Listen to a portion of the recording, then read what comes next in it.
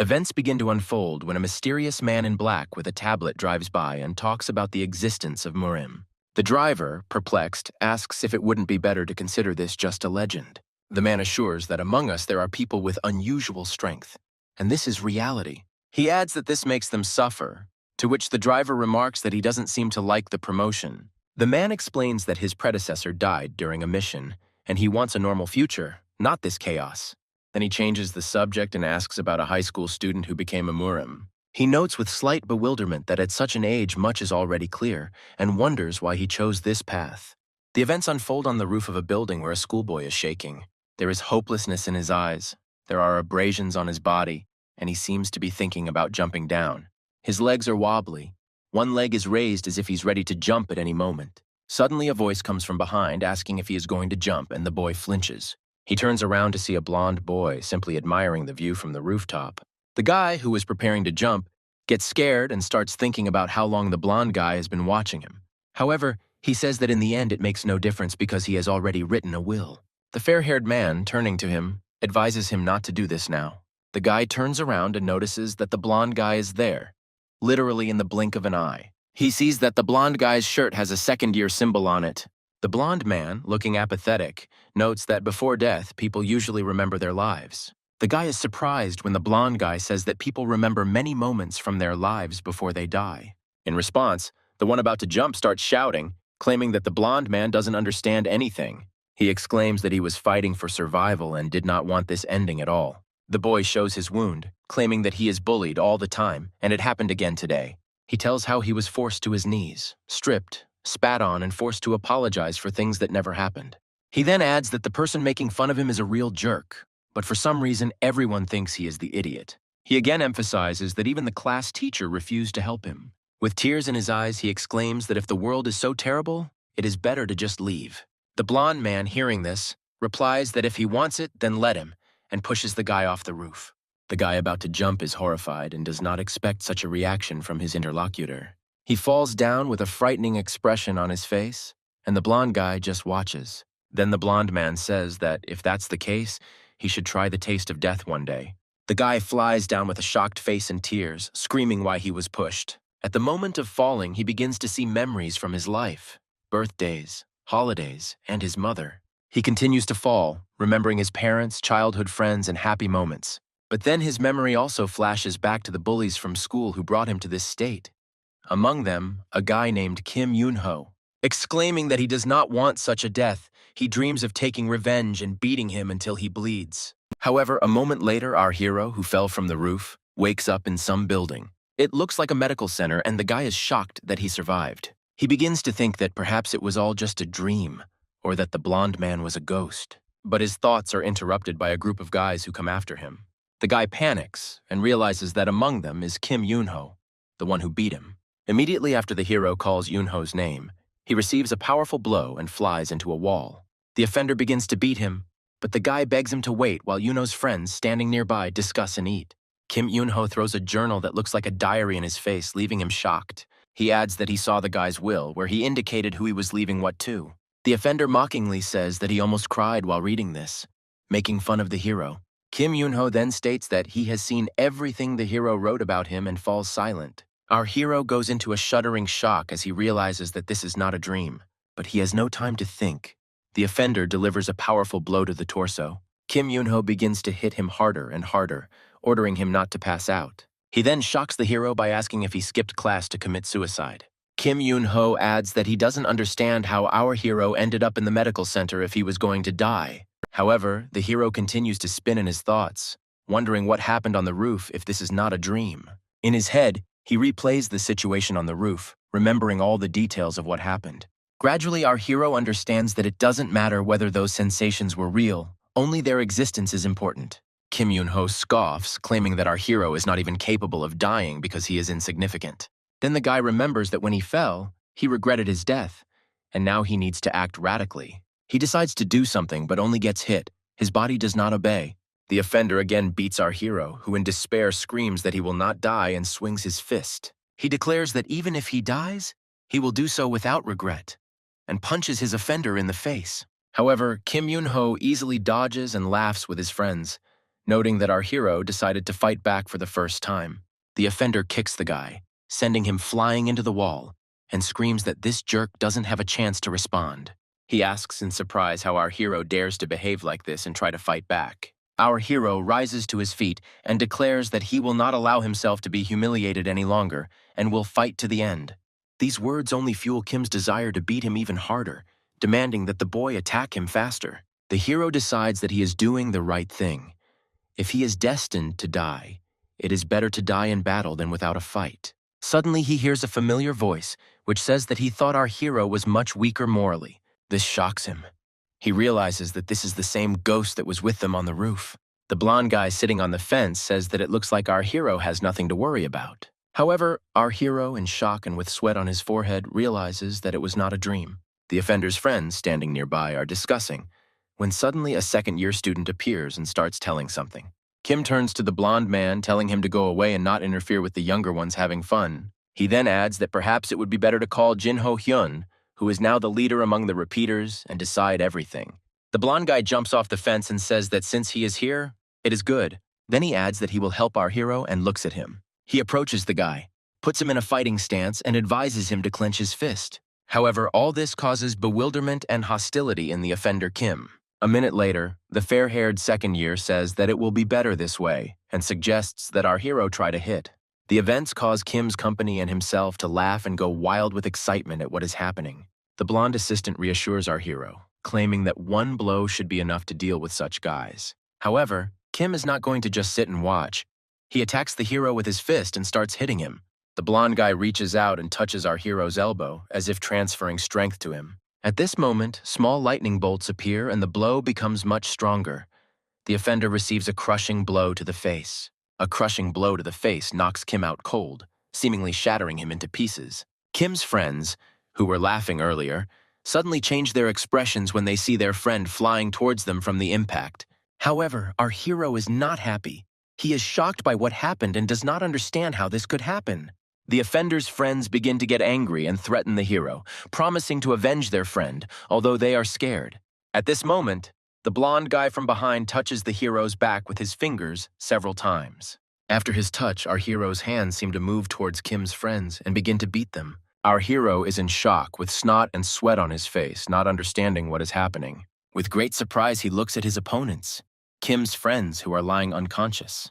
The blonde guy walks around them, saying that our hero turned out to be quite strong, since he dealt with them like that. He adds that with such skills, one should not be a target for attacks. With a cold face, the blonde man asks who our hero is with such powers. However, the guy is furious and shouts that it was the blonde guy who did all this and that he was the one who pushed him off the roof. But the blonde man only replies that our hero dealt with them himself, which only increases our hero's shock. Our hero starts yelling at the blonde guy, calling him an idiot for his antics. But with one movement of his hand, the blonde man puts the hero on the floor, stopping his actions. However, our hero continues, shouting questions about who this guy is, whether he is an alien or someone else. Looking at the nearest building, the blonde man replies that it doesn't matter. The main thing is that he helped our hero. To this, our hero only exclaims that now they will beat him even harder and there will be no help for him. He says that for these blows he will be beaten 10 times more. But the blonde man is not impressed. The fair-haired guy says that our hero, since he ran at him with his fists, was afraid of ordinary punks. He lets go of our hero's hand and remarks that now he doesn't have to apologize to those idiots. Our hero kneels down, lowers his hands, and begins to thank the blonde man for his help. Suddenly, he pays up, declaring that he doesn't care who the guy is, a ghost, a genius, or an esper. He swears that he will never forget the kindness of this man, and is glad that at least someone came to his aid, while the blonde man simply watches. The blonde guy notes that our hero seems to have some kind of bipolar disorder, since he says one thing and then another. On his knees, our hero begins to beg him to teach him how to become as strong. However, the blonde man replies that the hero doesn't even know him, and asks what kind of statements he's making to the stranger.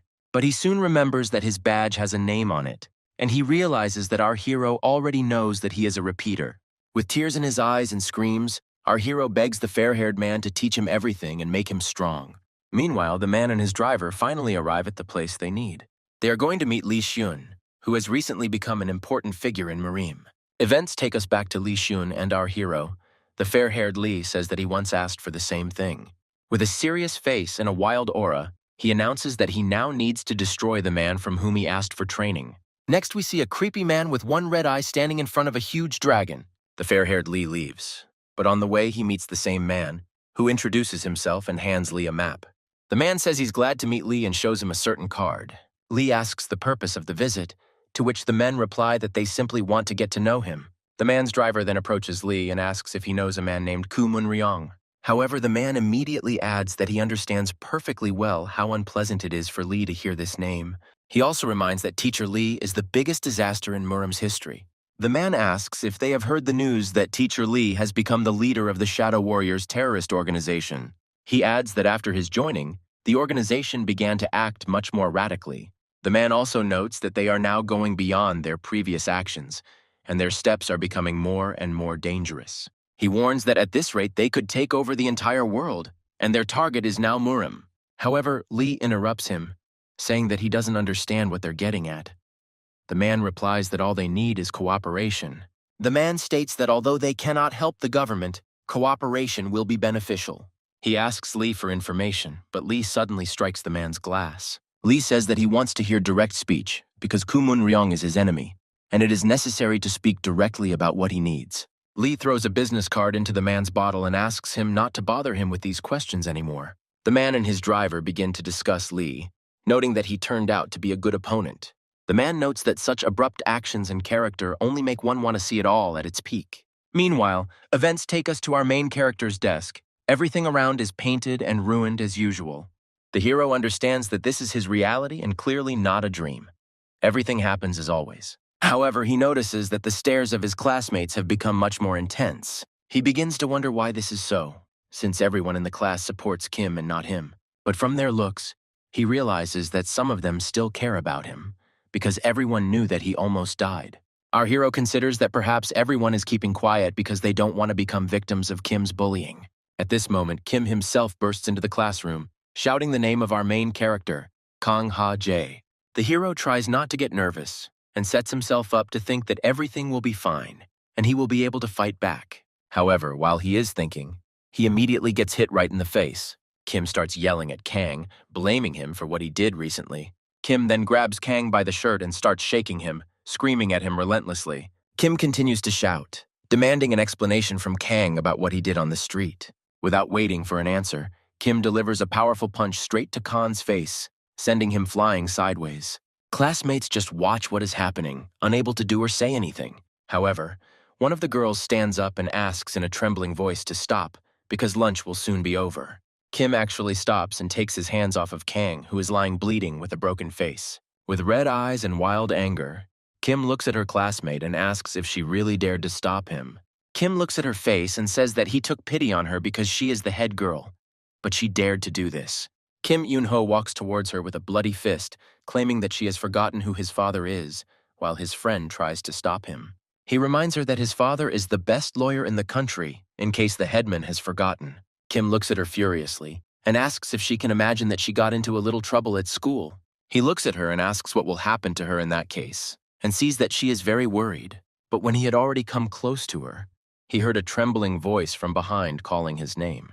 It was our protagonist Kang who tells Kim to look at him. After all, he is the enemy, not her. Kang recalls how it all began and how he once stood up for a student. He realizes that because of that act, he ruined his life for many years to come. Kim, unable to contain her rage, grabs the desk and shouts that now they will play with Kang for real, since he wants it so much. However, when Kim is about to deal with Kang, he is informed that he has an urgent call. Jin-ho Hyun appears on the line, and after a few lines, Kim asks how Jin-ho knows Kang Ha-jae. However, after a few sentences, Kim starts shouting into the phone, repeating the question, "Why? Why? Why?" To which the voice on the phone only responds with a loud shout that if it says "don't touch," then there's no need to touch, and calls Kim a bastard. Kim's friends are confused as to what just happened and why he is now calling asking them to stop. Kang himself watches all this with shock, while Kim does not understand how Jin-ho knows Kang and demands that he be left alone. Kim starts pointing at Kang, telling him to wait a little while and assures him that that will be enough for him. He promises that he will meet with Jin-ho, find out everything, and return to teach Kang a lesson. Kang can't understand what happened and why Kim just left after the call. He remembers that Jin-ho Hyun is a famous repeater bully and wonders why he suddenly started defending him. Kang also remembers hearing the name on the street and suggests that it may be his personal influence. While he is thinking about this, the class monitor comes up to him, holding out napkins, and asks him to wipe himself off because he is covered in blood. Kang wipes himself with napkins and asks the headman a personal question, which surprises her quite a bit. After some time, our hero enters a classroom and asks if Lee is there. People in the chat report that Lee is studying here and immediately ask what happened to Kang's face. Hearing this, Kang becomes happy and asks if he can see Lee. However, his classmates respond that Lee is not coming to class now, and even the class teacher does not know what is wrong with him. This makes Kang incredibly angry. He falls into despair and does not understand whether this guy is really an ordinary ghost. Meanwhile, several people sitting in the far corner of the classroom noticed Khan's dialogue and remembered it. Kang begins to wander down the hallway, thinking about everything that happened, and really considering the possibility that Lee is just a ghost. Kang tells himself that this simply can't be true, because he saw Lee with his own eyes. At this point, a huge man grabs Khan by the head and says that they have some interesting questions. The big guy leads Khan out of the school, assuring him that he shouldn't be afraid and will just tell him what he knows about Lee. However, their conversation is interrupted by the appearance of a girl who asks them to stop and talk. She looks at Khan and his badge, then asks what's going on here. This greatly confuses Kana, who is as shocked as the others, especially because of her question. However, the big guy asks the girl not to interfere and not to get involved in their affairs because these are their personal problems. She approaches them and asks what business such thugs could have with a beaten boy. The big guy replies that she has no brains at all, and the big guy's friends demand that she leave on good terms. She agrees to leave, but leaves the place and calls the police, reporting that there are several suspicious second years there. The big guy, indignant, exclaims what is happening and demands that the girl's phone be taken away immediately. The yellow-haired guy, a friend of the big guy, tries to attack her, but gets a powerful kick and crashes into the wall. Our protagonist watches what is happening with his mouth open, not believing his eyes. The big guy and his friend understand that this girl is clearly unusual. It's not for nothing that she behaves like this. She puts her leg back in place, having just knocked out a sophomore with one punch. Then she looks at our hero with a cold and interesting gaze, asking if he is Muriman. This question again shocks Khan, who already doesn't understand anything, and now he's being confused even more. We see her standing alone against several guys and Khan. After the question, she doesn't say anything strange. She just notes that this is an ordinary school and there's no point in making noise here. This makes the big guy's friend very angry, but he stops him, suggesting to wait and not to interfere now. The big guy says that in front of them, it looks like it's Kang Sera, the head of the clan that owns the entire school. Meanwhile, Kang doesn't understand what they are talking about. What clan and what is going on at all. The girl, named Kang Sera, states that since everyone knows about it, there is no point in hiding it, and invites Kang to follow her. She says she wants to hear more about what happened than they are telling here. However, she notices something purple rushing towards her from the side and turns sharply to look. Not immediately realizing what it is, she bats it away with her handbag, her face cold. But then there is an explosion blinding her and taking over the space around her, and all the students see it. Our hero, the beaten Khan, screams in shock that there was an explosion, and he has absolutely no idea what is happening.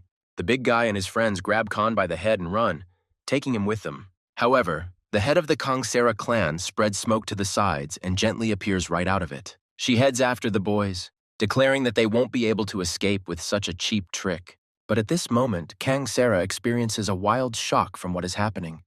She feels something unusual. She notices that the smokescreen carries a scent of soul enchantment that knocks her off her feet, an intoxicant. With flushed cheeks, she watches as Khan and the boys who captured him run away. When the scent wears off, she calls and reports that several people have escaped and that Kang Ha-jae is being held captive.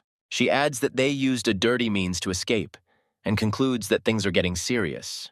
Then Kang Sera, looking at the school, says that they need to completely search it and the surrounding area and gather a group of people. Events take us to a strange place where a group of guys are discussing what happened. The leader among them, a big guy, claims that they need to get information from Khan. They look at the beaten Khan and say it's time to listen to him, even though he looks really bad. The big guy adds that if Khan saw Lee, he should tell right now where and how it happened. Khan, looking at the big guy's friends, asks why he needs information about Lee. To this, the big guy furiously replies that Kanu doesn't need to know anything. He just needs to be told. However, our hero decides to stand his ground and says that if that is the case, He will not say anything. With a strange expression on his face, Kan adds that guys are only interested in what benefits them. He offers to exchange information, but the big guy replies that he thought Kan didn't have the guts. After this phrase, a huge fist flies past Kan's face and crashes into the wall, breaking it and creating an explosive aura. With a very angry, beast-like face, the big guy states that he feels like Kanu wants to go to the other world. Kan replies that they will not hear anything from him and does not intend to die so easily. One of the big guy's friends asks him how long he will stand, because time is running out. The guy approaches Kang and asks what exactly he wants to know about Lee. Looking at them, Kang replies that he would like to know why they are pursuing Lee in the first place. The guy replies that the Sunu clan was sealed, but now the clan leader has taken action and they are looking for Lee. On Kan's face, one can read only bewilderment and rejection of what he just heard. He starts asking what kind of clan Sunu is and so on, to which the third guy points out that he is just an ordinary citizen and that he is talking about Kane. The guy then explains that Lee is a very important figure in Murim, so they are looking for him. Although Kan begins to understand more, he still asks what Murim is. The big guy angrily replies that they are not in class and that Kan has had enough of his questions. The boy explains that Murim is a society with different values, but Kan does not understand what these values are. This finally pisses the big guy off. He asks his friend to move over and goes straight to Kan. He grabs Kan by the shoulder and says that it is his turn now and demands that he tell him all the information he knows. With a very angry face and a gloomy aura, the big guy asks Kang where Lee Xiun is now. However, our hero begins to get very worried and tries to mumble something. But right at that moment, Lee himself appears behind the big guy and asks why they are looking for him. Such a sudden appearance confuses absolutely everyone, including the big guy who is in shock from what is happening. The big guy and all his friends quickly retreat back, and Kang is shocked at how Lee got there. Lee looks at the guys with a cold face and asks who they are and what they want. At this moment, Kan finally realizes that he did not dream anything. Lee really exists, and Lee himself goes to the guys. Lee then creates a powerful aura around himself and declares that he will not let anyone escape from here. The boys shout the word jump in unison and actually fly into the air, shocking Kan with their actions. Kang turns to Lee and asks if he saw those guys jump, but all that remains in Lee's place is a trail of air. The next second, as Lee jumps after them, they all fall down unconscious from the sky. Meanwhile, Lee descends with pathos, landing smoothly on the ground with his head down and his arms folded. Kang notices that the guys who fell are barely breathing, screaming and sweating, and Lee just watches this. All this leaves Kan in shock. He cannot understand what is happening around him and how they do all this. Kang looks at Lee again and again begins to think that Lee is just a ghost of this world.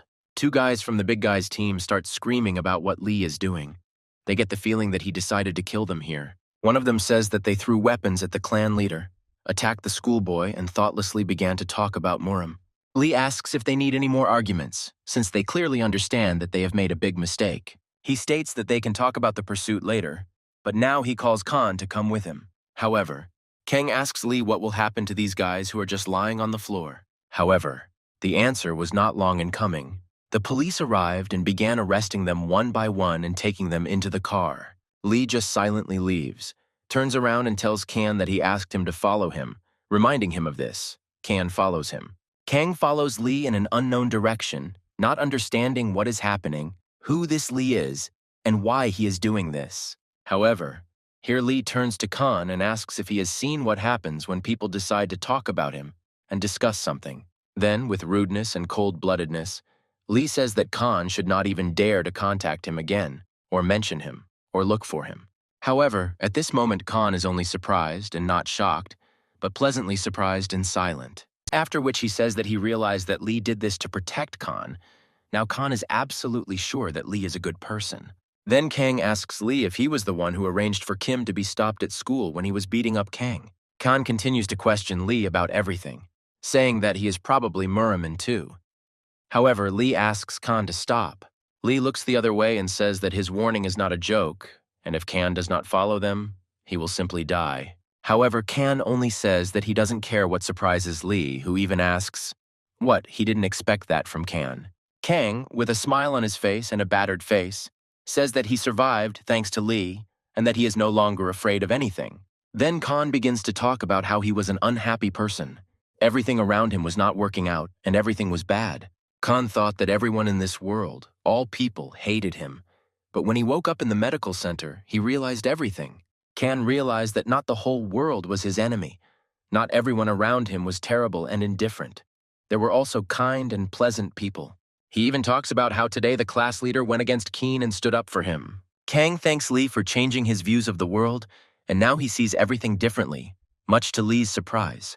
Kan says that if he had simply died without ever knowing the whole truth about this world, it would simply not have been fair. Surprised, Lee listens to all this and then says that the lesson has probably already started, and it's high time for Khan to go to school. Following this, Khan begins to bow, thank for everything, and say with a smile that he then went once already. About 15 seconds pass, but Lee notices that Kang still hasn't left and asks him why he's still there. However, Khan answers with a trembling voice, holding the phone in his hands, asking if Lee could dictate his phone number to him.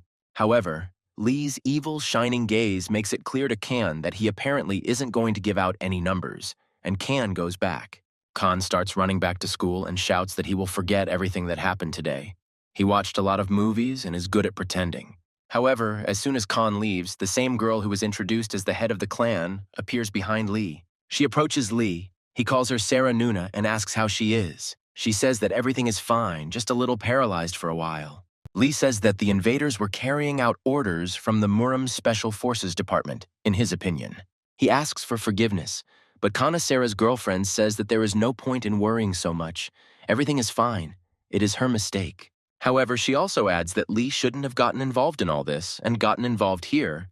Everything could have happened without him. Lee understands what he's talking about and asks if it bothers her that he helped that guy escape those bastards today. However, Kanasera's girlfriend only says that she understands perfectly well the feelings that Lee is experiencing and does not blame him for anything. Meanwhile, the events of the story take us to the school gates. Some brutal black car arrived at the school. We are shown some old man looking up and getting out of a car, saying that today is the day to meet the elder. The elder asks someone how the head of the Sunu clan is doing, and if everything is okay with her now. Kanasera meets this old man and talks to him, saying that the leader is having some problems, but he doesn't show it at all. Kanasera asks the elder if it is possible to perform the enhancement process when the circulation of ki in his body is disrupted. While walking and looking at the school, they discuss the fact that he has been wandering around the world in such a state for a long time. He would have died long ago. The elder says that he knows the head of the Sunu clan, and he is not that weak. He is just a monster, and very strong even before his first level. However, Kanasera says that from the point of view of common sense, but grandfather asks not to think about common sense, but to trust him. Walking towards the doors of the building, Kanasera and grandfather notice that they suddenly open and a certain silhouette is walking towards them. It turns out to be Lee, who says he is glad to see the elder here and greets him with his signature display. The elder passes by, pats Lee on the shoulder, and says that he has grown quite a bit since he last saw him. The elder comes inside and says, "Well, let's do some mischief today." He shocks Lee and Kanu Sarah with his words. Meanwhile, it's getting dark. We are shown a school where the last bells are ringing. The students are getting ready to go home. All the students are discussing where they will go after school today, and Kim looks at Kang, who is sitting in front of them. However, a disgruntled Kim and his friends simply leave. They don't bully Kong today, which is surprising. Kang slowly turns around and sees this. He is glad that today they will just leave and not bother him. Khan notices the fact that after meeting Chino, he clearly became very quiet. This indicates that something clearly happened. Khan says that in general this is understandable because if Lee says even a word, anyone will shit their pants just from his strong appearance. Meanwhile, Khan searches the internet for information about Murimin, but there are only books and music. Nothing useful among them. Here Khan also comes to the realization that he may never be able to meet Lee again. And what then? However, while Khan was Googling information and thinking about everything, he saw a pair of familiar sneakers next to him on the back of his phone. He looked up and saw Kim standing in front of him, but this time his friends were sweating behind him, although he himself was smiling. With a wild and angry look, he asks Khan if he really thought that he would just up and leave after everything. This scares Khan terribly, because he expected that he would have protection from this Kim for at least a couple of days, but apparently not. Meanwhile, the events of the story show us the face of Kana Sarah, who is very surprised by something. She stands next to that grandfather. He says that although there are a lot of needles, there is clearly nothing to worry about. Everything is fine. Then, with shock, she says that if she hadn't known that her grandfather was the best Dr. Marima, she wouldn't have understood that this was treatment. Grandfather, in turn, only washes his hands and later wipes them and laughs, saying that in general, she is even right. Grandfather looks at someone who is shining brightly, along with Kanasera, and says that if anyone finds out about this, they'll obviously think this is a strange treatment. Even for Morime, he says, looking at the guy's neck, which is pricked with needles. And then they show us the guy himself, who is completely pierced with needles. Almost all parts of his body are pierced by them, but an aura emanates. Meanwhile, the events of the story return us to our hero Khan, who is apparently being badly beaten now. Kim beats him up near the garbage dump, saying that he wants to know what kind of tricks this pathetic Kang pulled.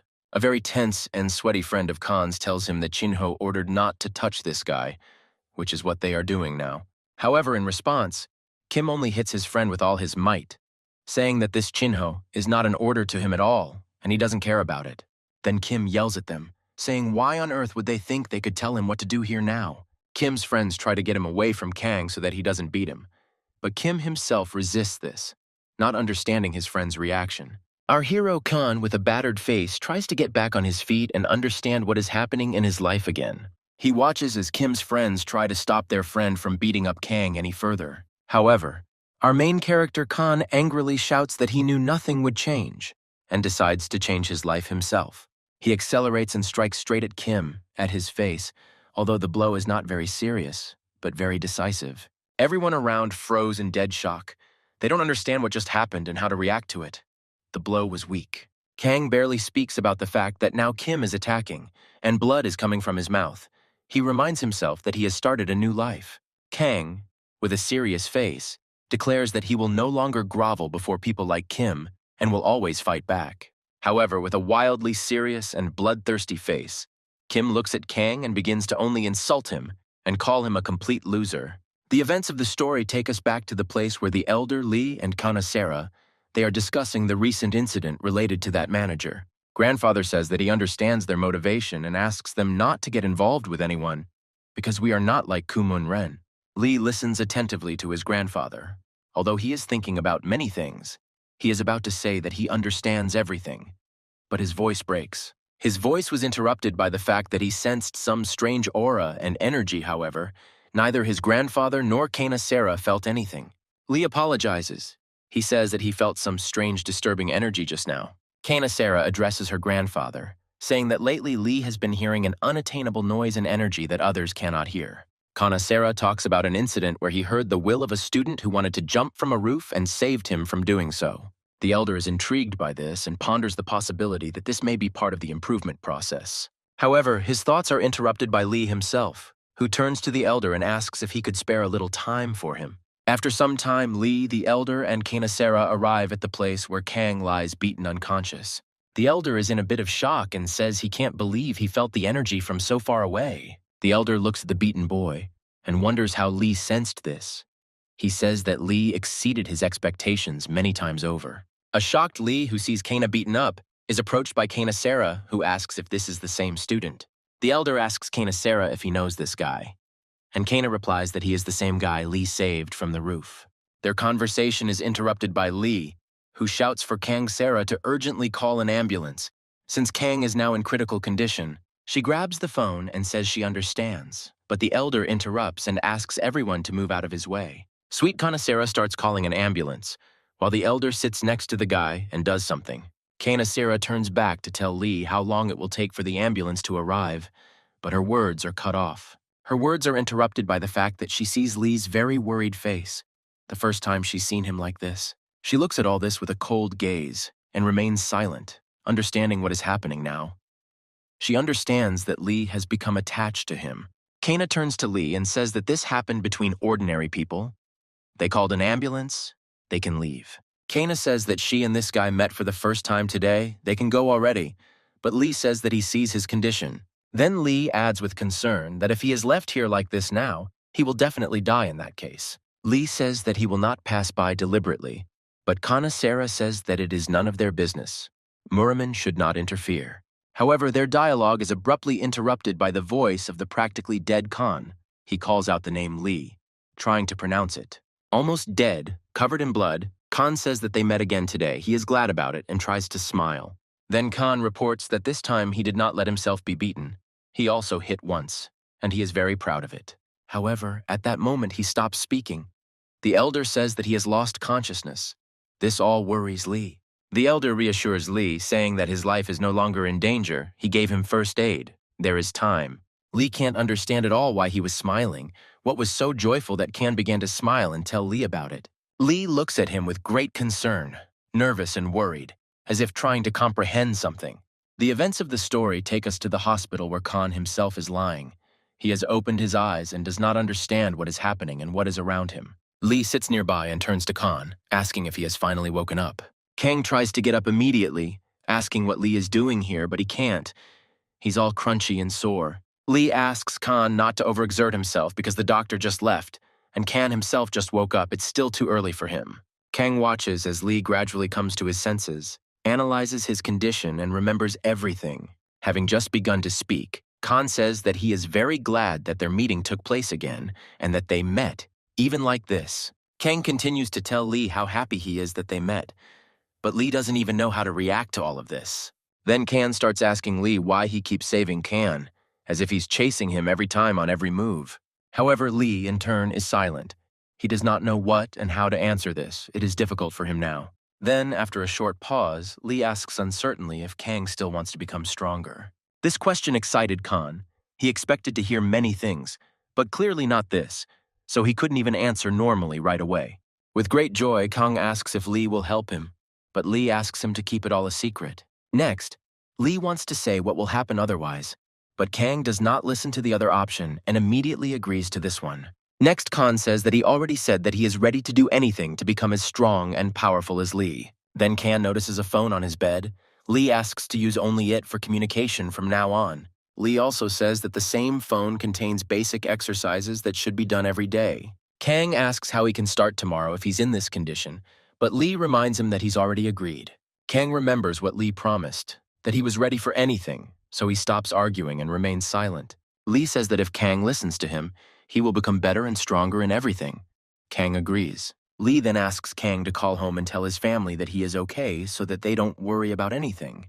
However, with a wide smile on his face, Kan replies that everything is fine and there is clearly no need to worry. After Lee leaves, Kang says that his mother often comes at night and does not check whether Kang is home at all. However, Kang tells Lee to do it anyway and call his family anyway. Lee leaves, and for a while Kan sits in shock from all this, silently, and thinks over various things in his head. He finds it hard to believe that he will actually become that strong if he just does the same things as Lee. Then Kan decides to see what kind of training and exercises await him every day now. Opening his phone and his daily exercise list, Kan is simply shocked by what he sees in front of him. His daily workouts are just hell.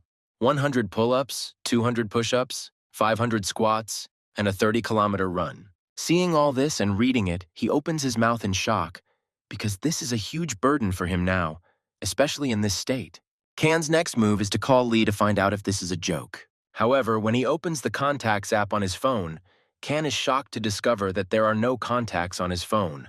He just falls on the bed and doesn't understand why everything today seems so unrealistic, like he's living in a cartoon. Kan falls asleep looking at the ceiling, praying that all these events will not turn out to be just a wonderful dream in the morning. Kan wakes up, goes to the wash basin in the ward, washes himself and asks himself if he is really not sleeping now. He looks in the mirror, takes off the bandages and stuff, and is amazed at how all the abrasions on his body have disappeared overnight. He walks around his room and looks around, not understanding where he is, and wonders how big the bill will be for all of this. From behind him, he hears a female voice, saying that Kanu shouldn't worry about all this at all. Turning around in front of him, he sees Kana Sarah, who is looking at him. He does not know her, so he is surprised by her appearance. Then, after carefully examining her face, he remembers that this is the same Nuna he saw yesterday at school. Kana Sarah in turn tied Kana by the chin and lifted it up, which began to surprise Kana very much. She looks at his face and says that the elder's skill is immediately visible even to the naked eye. Kan asks her again what she's talking about, but she says it is not important and suggests discussing some details. She says she heard about him being bullied at school and promises to resolve it right here and now. She says that they will appoint a special teacher who will monitor everything, and Kan will receive a scholarship and asks how he likes the conditions. He tells her that he doesn't need all this. which causes her rejection and even a little shock at his words. He says that in exchange, she will ask Khan not to cross paths with Lee again in that case. She was surprised at how quick-witted and understanding Lee was. He immediately figured out what was going on, and he made her remain silent. Then Kang says that he doesn't know what the reason is, but Kong Sarah clearly wants them to not see Lee anymore. Then she says that he is quite smart, puts down her bag and takes a strange stance. This causes Khan to be confused and shocked. Her hands move sharply and very quickly towards him. Within a second, Khan was in midair. She grabbed him and simply flipped him over in the air above her. She then threw him onto the bed and pinned him down with one foot in the chest and neck area. Then, with a large and cold-blooded look, she asks Khan how he likes this action on her part. She sits on him and chokes him a little, which clearly does not inspire confidence or a desire to cooperate. However, at some point, she begins to hear from Khan only laughter and attempts to laugh again, which drives her crazy. He says that given the method she uses, he is even less willing to agree to all of this. She then hits him and chokes him even harder, saying that Khan is mistaken if he perceives all this as a joke. She then starts yelling at him, saying that in 35 seconds, Khan will die right here. Squeezing the last of his strength out of himself, he says that she can do whatever she wants. Then he adds with a shout, saying that if it weren't for Lee, he would have been dead a long time ago. So death clearly doesn't frighten him. Finally, he shouts that he will never live under pressure from other people in this life again. This causes misunderstanding in Kong Sarah and sweat on her face. She releases him from her hands and allows him to breathe normally. She sits down on the other side of the bed and says that everything is clear to her, and Khan himself tries to catch his breath after everything.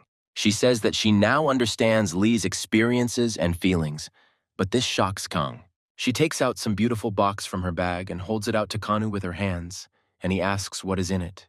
Kong Sarah says that there are food supplements for Kana, as well as a pass to the nearest fitness center in his house.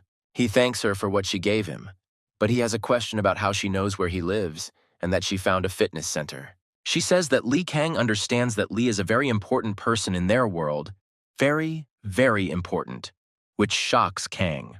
He asks her if by our world she means Murim, or if she means something completely different.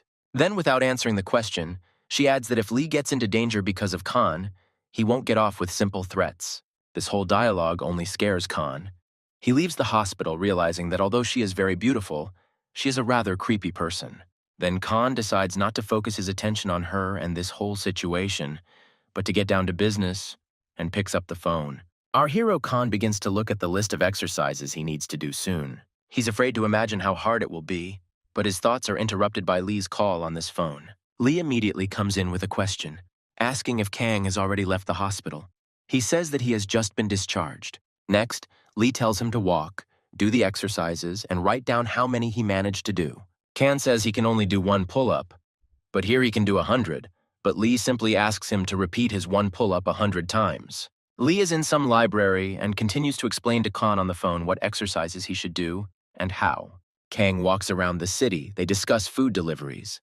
Lee asks him to use them every time after finishing training. Lee tells Khan that he has 2 weeks to learn how to do it all in one day, but Khan asks what happens if he can't. Lee says that then this will be the end of Kong and Lee's acquaintance, which simply shocks Kong to the point of horror.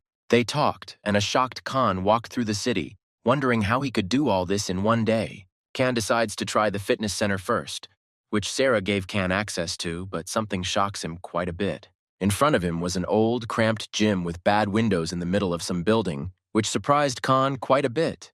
Khan goes up into the hall, and in front of him, there are many different bodybuilders who are clearly experienced and have been training here for more than one day. The atmosphere in the hall greatly surprises Khan, because he expected a modern gym, but here it is a basement for experienced bodybuilders. Khan is quite shy. He decides to find a secret, secluded place where he will train alone, away from everyone, so as not to disturb anyone. However, he is not very successful in this, because he immediately attracts the attention of all the local men who look at him. Some time passes. Our hero Khan trains and already does 70 push-ups from the floor, and many are watching him. Not having finished the 70th time, Khan falls to the floor and says that he simply can't do it anymore, being covered in sweat. A large, muscular man comes up to Khan and says that Khan has been doing push-ups for over an hour now. Is this really his first time here? Khan is back on track with the desire to continue what he started, because today he has to do 200 push-ups. The muscular man looks at him in surprise and tells Khan not to overdo it, because his muscles will hurt tomorrow. Khan thanks him for the advice, but adds that his teacher ordered him to do it 200 times today. The jock is shocked by how weird Khan's trainer is, but another guy in the gym asks him to stop pestering the guy. Another guy in the audience says that there is no point in pestering the kid. Tomorrow he will understand his mistake. And that's all. Some time passes, Khan returns home and, tired, simply falls onto his bed, abandoning everything else. Khan looks at his phone and says that he tried very hard but didn't even do half of it. This will disappoint him. Khan continues to look at his phone and his list of tasks, and understands that it's better to give up. It's unrealistic in half a month. However, right at the moment of these thoughts, Khan receives a message on his phone, most likely from Lee, which surprises Khan greatly. Lee asks how Kang's training was. Kang remembers that he promised Lee to write when he finished and is about to answer. Kang explains everything to Lee, and he understands that for the first day this is even very good, and then remembers about the nutritional supplements from Kang Sarah. He looks at the things in the box that Kana gave him. They look a little impressive even. Kana hasn't seen such things before. He decides to sniff it and smells some Chinese medicine and wonders if everything will be okay with him after this. However, Khan remembers that Lee himself told him to take them, which means there is nothing scary in them, so he decides to eat them. Khan swallows one of these pills and is immediately captivated by an unusual feeling and an aura of some new power. He immediately feels that as soon as he takes the pill, it immediately melts in his mouth, which is very unusual for pills. Khan remembers that it is already late, and it would be good to go wash up before going to bed and then go to bed. However, at the moment when he tries to get up, he seems to be stopped and burdened by some feeling unknown to him. Khan begins to experience a strange sensation, as if he's falling backwards, losing consciousness. His brain seems to be switching off every second. A moment after this, Khan simply falls onto the bed, not understanding what just happened to him, and passes out. At times he comes to his senses, but he is very hot.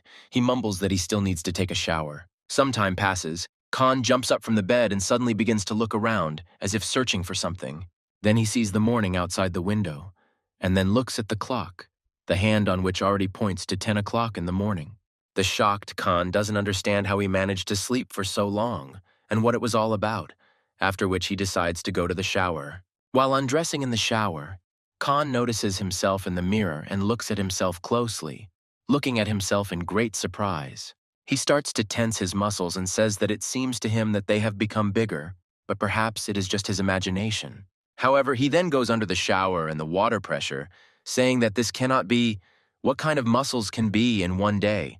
Some more time passes, and the events of the story return us to the gym where Khan is now training. And here is a new training day, already at the limit. He does 73 push-ups and still stays afloat. The guys in the hall look at Khan in shock, who seem to have left quite late yesterday, and today he has already returned so early and is training again. However, they are even more amazed by the fact that Khan has no pain after yesterday's strength training, which was not easy for him at all. However, while they were discussing this, Khan managed to fall to the ground completely without strength. They decided that the consequences would probably be felt tomorrow. A couple more days pass, the city of Kana greets us. It's morning and his familiar gym where he's training again. Those same guys watch Khan training again and are shocked at how well he can do it and why his whole body doesn't hurt. After some time, they discuss that 2 weeks have already passed, and it is strange that he is still training so hard and so well. They also notice that Khan's muscles have grown greatly and that he is now even stronger than he was recently. Half a month passes. They are wildly surprised by how Khan pumped up such muscles in just half a month. It's simply impossible. Evening comes, another powerless day. Khan is already just lying on the floor in the gym, but his body has clearly become much stronger than before. And then suddenly Khan shouts to the whole gym that he finally managed to do what he wanted for so long. He reached the norm. Khan finds it hard to believe that he has succeeded, and he decides to write and tell Lee about all his successes. Khan walks home with his phone around the city, realizing that he finally managed to do everything. But today he's very tired and exhausted. Khan receives a response from Lee.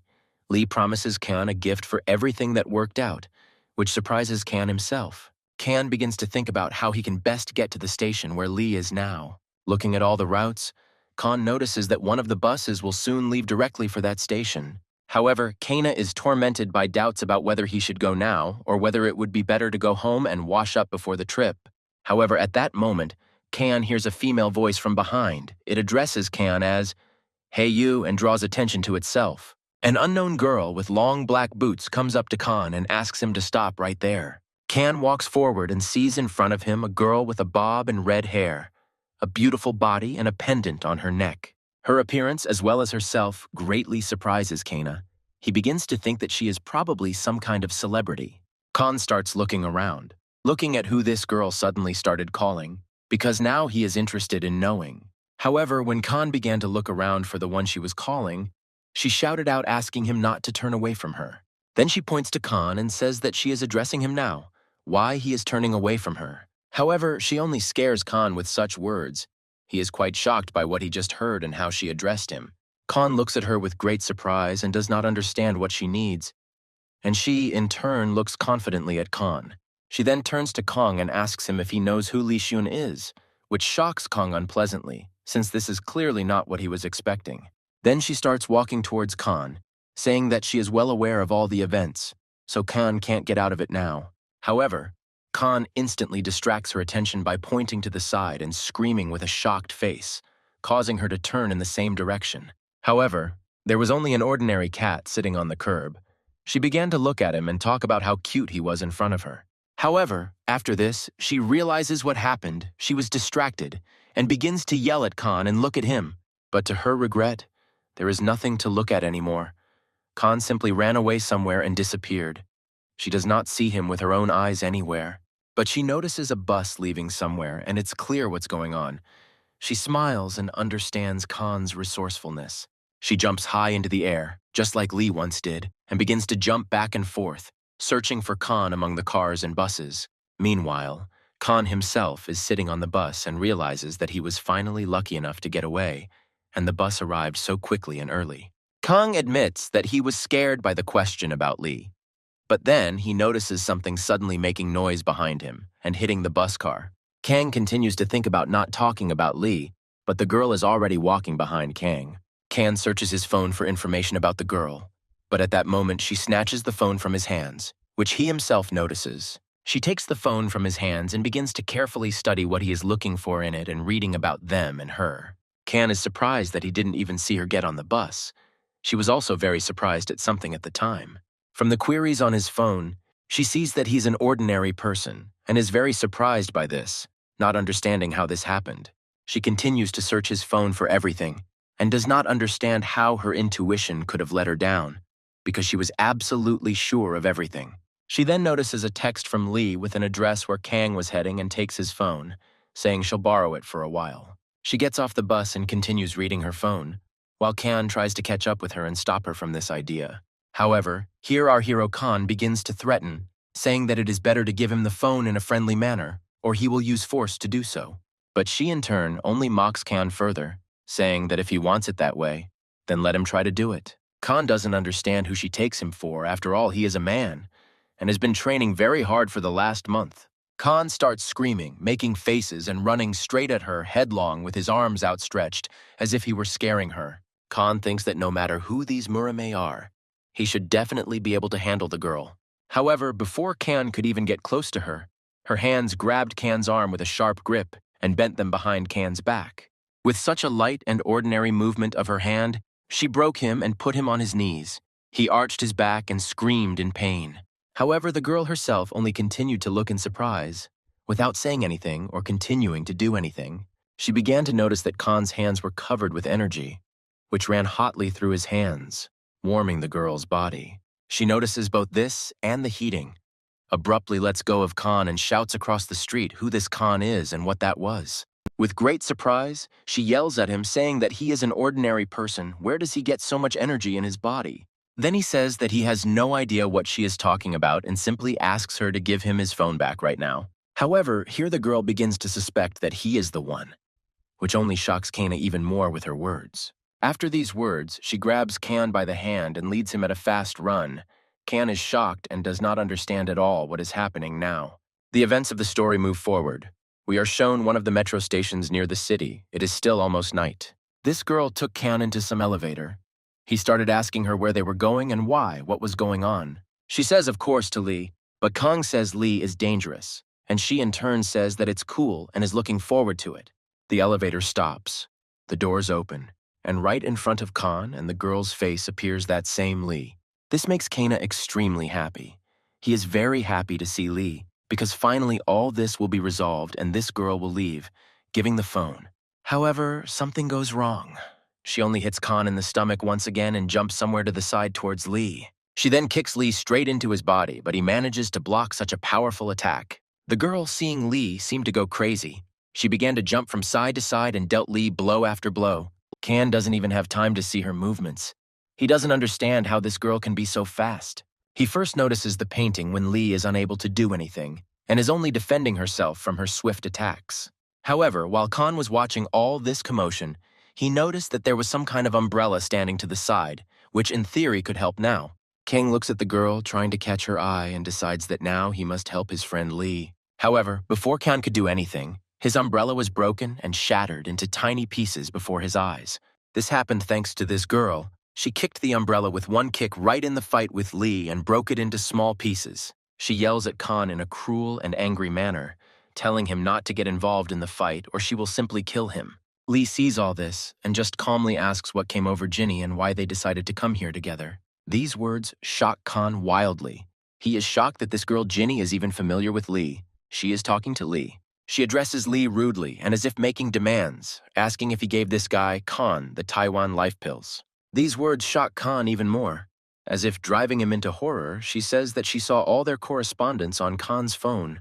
She starts yelling at Lee, saying that this medicine was meant for him. Why did he give it to this Kan? Lee sweetly says that he is ready to answer all questions from Ginny, but he will do it a little later, now he can't. Lee then adds that his guest Kan is now very uncomfortable with everything that happened, and that is bad. Ginny turns away angrily and says that okay, so be it. She agrees to talk a little later. Ginny is about to leave, but Kan stops her, awkwardly telling her to please give him his phone. Ginny is still angry, so she just takes Kan's phone and throws it right at him, almost killing Kan himself. Kan is shocked by her and doesn't understand that he didn't warn her before throwing her because she almost killed him with that phone. Ginny leaves, and Lee asks Kan if he was surprised by the sudden commotion that Ginny threw at him in the middle of the day. Kan is not sure.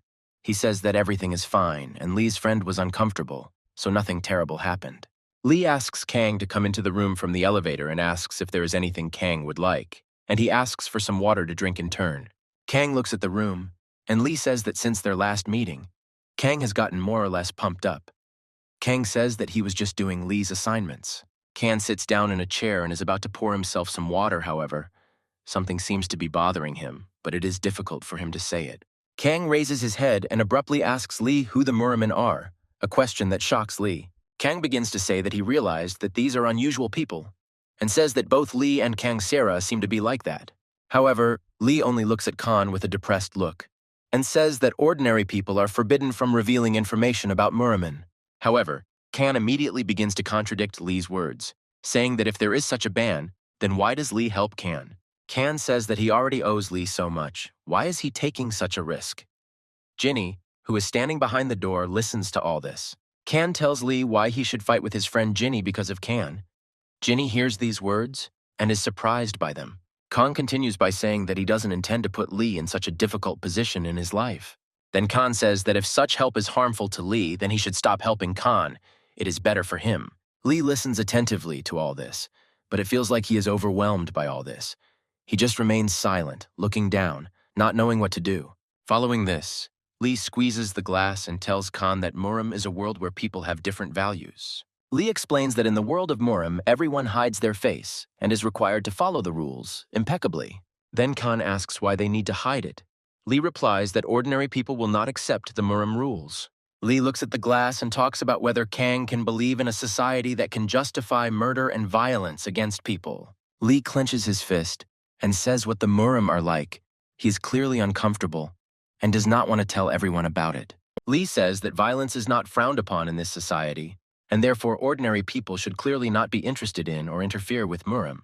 Seeing and hearing all this, in that moment, Kan simply shuddered from shock at everything that had just happened, and in general this evening. However, what shocks him most is not the truth about the Murim society, but the fact that Lee became covered in a creepy aura when he talked about them. Then Lee stands up and says that since we are done with talking, It is worth starting treatment today. Lee looks at the stairs and says that from the point of view of modern medicine, Khan is right. His life is not in danger. However, Lee then adds that after the treatment, Kang will find out what a decrepit body he has lived in his entire life. Kang takes off his shirt. Lee sits behind him. Lee starts doing strange techniques, asking Kang to breathe as he says. In his thoughts, Khan does not at all understand why he is doing this and for what purpose, because he does not clearly feel sick or strange. However, Lee holds his back and tells Khan not to dare to be distracted by any strange things and thoughts around him. Lee puts his hands on Khan's back, and then Khan begins to feel a strange body, a feeling as if he is now changing from the inside. Khan really likes this feeling. He says that it feels like warmth is going through his whole body, and he himself becomes much calmer. However, at that moment, Khan wakes up. He sees chains around him and everything is strange. He is shocked by all this. His neck is wrapped in chains. Some guy in a closed suit says that he will kill him right now and right here. However, all of this is interrupted by Ginny's voice. A couple more people in closed clothes are looking at her, and one of them is holding Khan. One of these people falls to the floor. There is some kind of white effect around him, and Ginny screams for them to immediately leave the exit. Ginny yells at them and insults them, asking what they are doing, with the person who is circulating energy now, and asking if they are really from Murim. All this shocks Khan to the point of horror. He does not understand what is happening and where Lee is, where he went. One of the people yells at Ginny to get out of the way, or he will break this guy's neck, referring to Khan. Here, Khan recalls Lee's words about what Murima is like, where murder and violence are not condemned. Khan tries to tell them not to rush to kill him, but it turns out clearly weak. He can't even shout a word during this time. One of these people, who is holding Khan with a chain, tells him not to dare do anything stupid or he will finish him off. However, Khan grabs the chain with his hands and seems to tear it, forcibly removing it from his face and screams in sweat about it. This greatly surprises Ginny and two other strange people in closed suits who are watching all this. Khan screams that he can't just go and die here, and then tears the chain apart with his bare hands. Right behind Khan, behind his back, a huge stream of fire seems to appear, and the chains in his hands become like weapons. However, the energy is then interrupted by Khan's thoughts about the steel chain he just broke with his bare hands. The man who held Khan with a chain began to ask how he did it, because he was an ordinary person.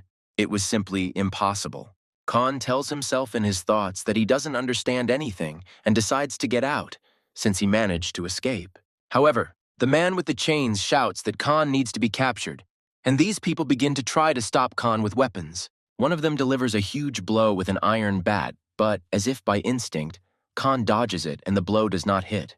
Khan himself is shocked by what just happened, but then another attack comes at him, this time from the one who was holding him. Khan seems to sense with his body what is about to happen, and breaks away from the spot, running forward, thereby overtaking their possible attack with his speed. Khan doesn't understand what's happening and how he predicts the strikes, but he already sees another kick coming straight at him. This blow is very close to the cannon. He understands that he will most likely not be able to dodge it like he did with the previous ones. However, here Ginny flies into the battle, deftly using her legs to block the attack that was heading straight for Khan. Khan is in complete shock from what happened and from the fact that Ginny just saved him, which is very strange. Then, blow after blow, she began to scatter these people in suits in different directions, not allowing them to get closer and strike. She jumps on one of them, and with a knee strike simply smashes his face into pieces, smashing everything that was there. A few more of these blows, and the group of masked men was completely eliminated by Ginny alone. Khan was shocked by what he just saw. He says that before he could even blink, Ginny had already taken out 3 guys at once. He looks at her and notices that she moved even faster this time than she did in the fight against Lee. She walks up to one of them, puts her foot on his face, and asks if they know where they are and who they even are. However, her discussion with this man is interrupted by Khan, who asks her to wait, but clearly does so very hesitantly. Khan starts talking about how if she worked on them all, then shouldn't they call the police, who will then decide everything. However, Ginny yells at Khan, saying that he doesn't even know the basics of the Murim world, and that they and ordinary people don't interfere in each other's affairs. One of them, who can still speak, turns to Ginny, saying that their clan is in such bad shape that the police are being talked about. These words make Ginny realize that these people didn't just break in and clearly have strange, evil intentions. They say that they just wanted to make sure that the clan leader wasn't here, But they didn't think that there would be anyone else here. This whole dialogue shocks Kang. In his head, he suspects that they may have Lee Suyin as the head of the clan. Jinny asks one last time who they are, but the guy only answers that the head of the Sunu clan will soon die, and this will be inevitable. These words shocked both Jinny and Kana. They don't even know how to react to this in this situation now. She puts her leg on him and says that he is talking like that. Couldn't he have come up with something smarter back then? However, Khan's thoughts were shocked. He only thought about these words. He couldn't believe that Lee could die. It made him angry. However, Khan's thoughts are interrupted by a sound in his head. He hears as if someone is very quickly climbing up the stairs of the building. Shocked by this, Khan shouts to Jinny about this, saying that someone is coming from below here very quickly. She starts asking him what he means, but he says that he himself doesn't understand and doesn't know who it is. He just feels it. Jinny points out that Khan has a pretty good skill for recognizing what's going on, just like Lee. The guy from the group says that everything is correct. Reinforcements of a couple dozen people are coming here after them. He then also addresses Jinny and Khan, saying that if they don't want to get hurt, then they better surrender right now. However, Jinny does not dare to listen to this nonsense and his stories any longer.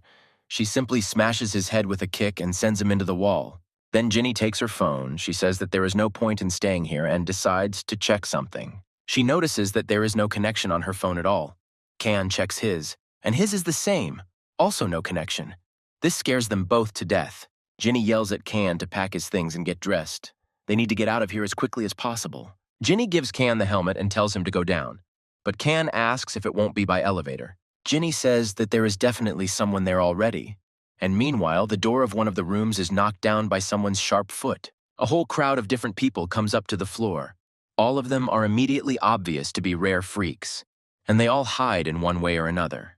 The main man among them asks his people to examine the bodies here in the room and find out what happened here. He then gives orders to his men that if their enemy is the Sunu clan, they cannot just let them up and leave. The men in this man's squad report finding an open emergency exit with a ladder leading down. Meanwhile, Jinny and Khan are running down the stairs. She asks him if the phone has a signal, but Khan says no. Jinny realizes that most likely all the repeaters were broken, and a shocked Khan asks her what is going on. Running down the building's stairs, Khan asks Jinny what happened, but she says she was just waiting for Khan to wake up, per Lee's orders. Later, she hands the phone to Khan, showing the number, saying that it is a clan member's number in case Khan manages to call before her. She says that she went to fill up her bike, and Khan needs to follow her down to the second floor of the parking lot as quickly as possible. She jumps down, and Khan doesn't understand why and what's happening if they can just go down together. Like a hare, she jumped wildly down the stairs floor by floor, shocking Kana, who thought that everyone in Murim was like that. Khan walks and realizes that something has changed since he woke up, because it wasn't just like that he was able to break the chain with his hands. Then he looks down at the stairs and wonders if he can do the same as she did. However, he only hears a scream from Jinny below. She asks what he is doing there. It is time for them to leave already. Khan shouts back to her that he is already running and goes down further at the usual pace like a human. Some time passes. Khan successfully goes down the stairs, however. Even after going down normally, he gets very tired. Khan opens the door to the parking lot, comes out and says with a smile that he apologizes for being late.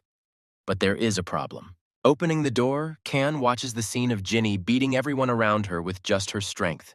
A crowd of guys trying to grab her. Khan sees that Jinny is surrounded. He is shocked by this and does not know what to do now. Sweat is running down his face. However, he tries to convince himself that everything is still more or less normal because Jinny is able to fight back. After a couple of minutes, she beats off the first part of the group of these guys and just stands there, as if she had just drunk coffee. Another group runs straight towards her, but she just looks at them and says that maybe that's enough. It's useless. She screams at them, asking if they really want to just die now since they are afraid of Jinny. Jinny is about to launch a counterattack on them, however. Something suddenly stops her. She looks scared. A huge knife suddenly appears right next to Jinny's neck, and she is shocked because she didn't notice how it was planted. A scary, ugly guy with a chain in his nose appears in front of her and asks her to repeat what she just said. He is many times bigger than Jinny and stands right above her, holding a knife to her neck, which has paralyzed her, mentally for sure. All this scares Khan to the point of horror. He doesn't know what he should do now, and all he sees is the death flag of his enemies. Khan begins to think about what actions he should take. He realizes that Marima is against him, and it will be very difficult. Khan thinks that perhaps he should try to escape from here, but he hears that people are already running down the stairs. Khan is confused. He does not understand what he should do in such a difficult situation, but he sees a hydrant near him.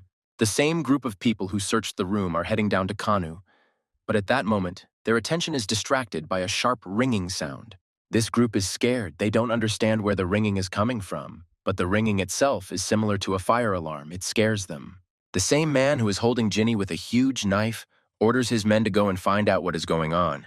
At this moment, Ginny herself more or less calmly observes the whole situation around her and tries to understand what is happening.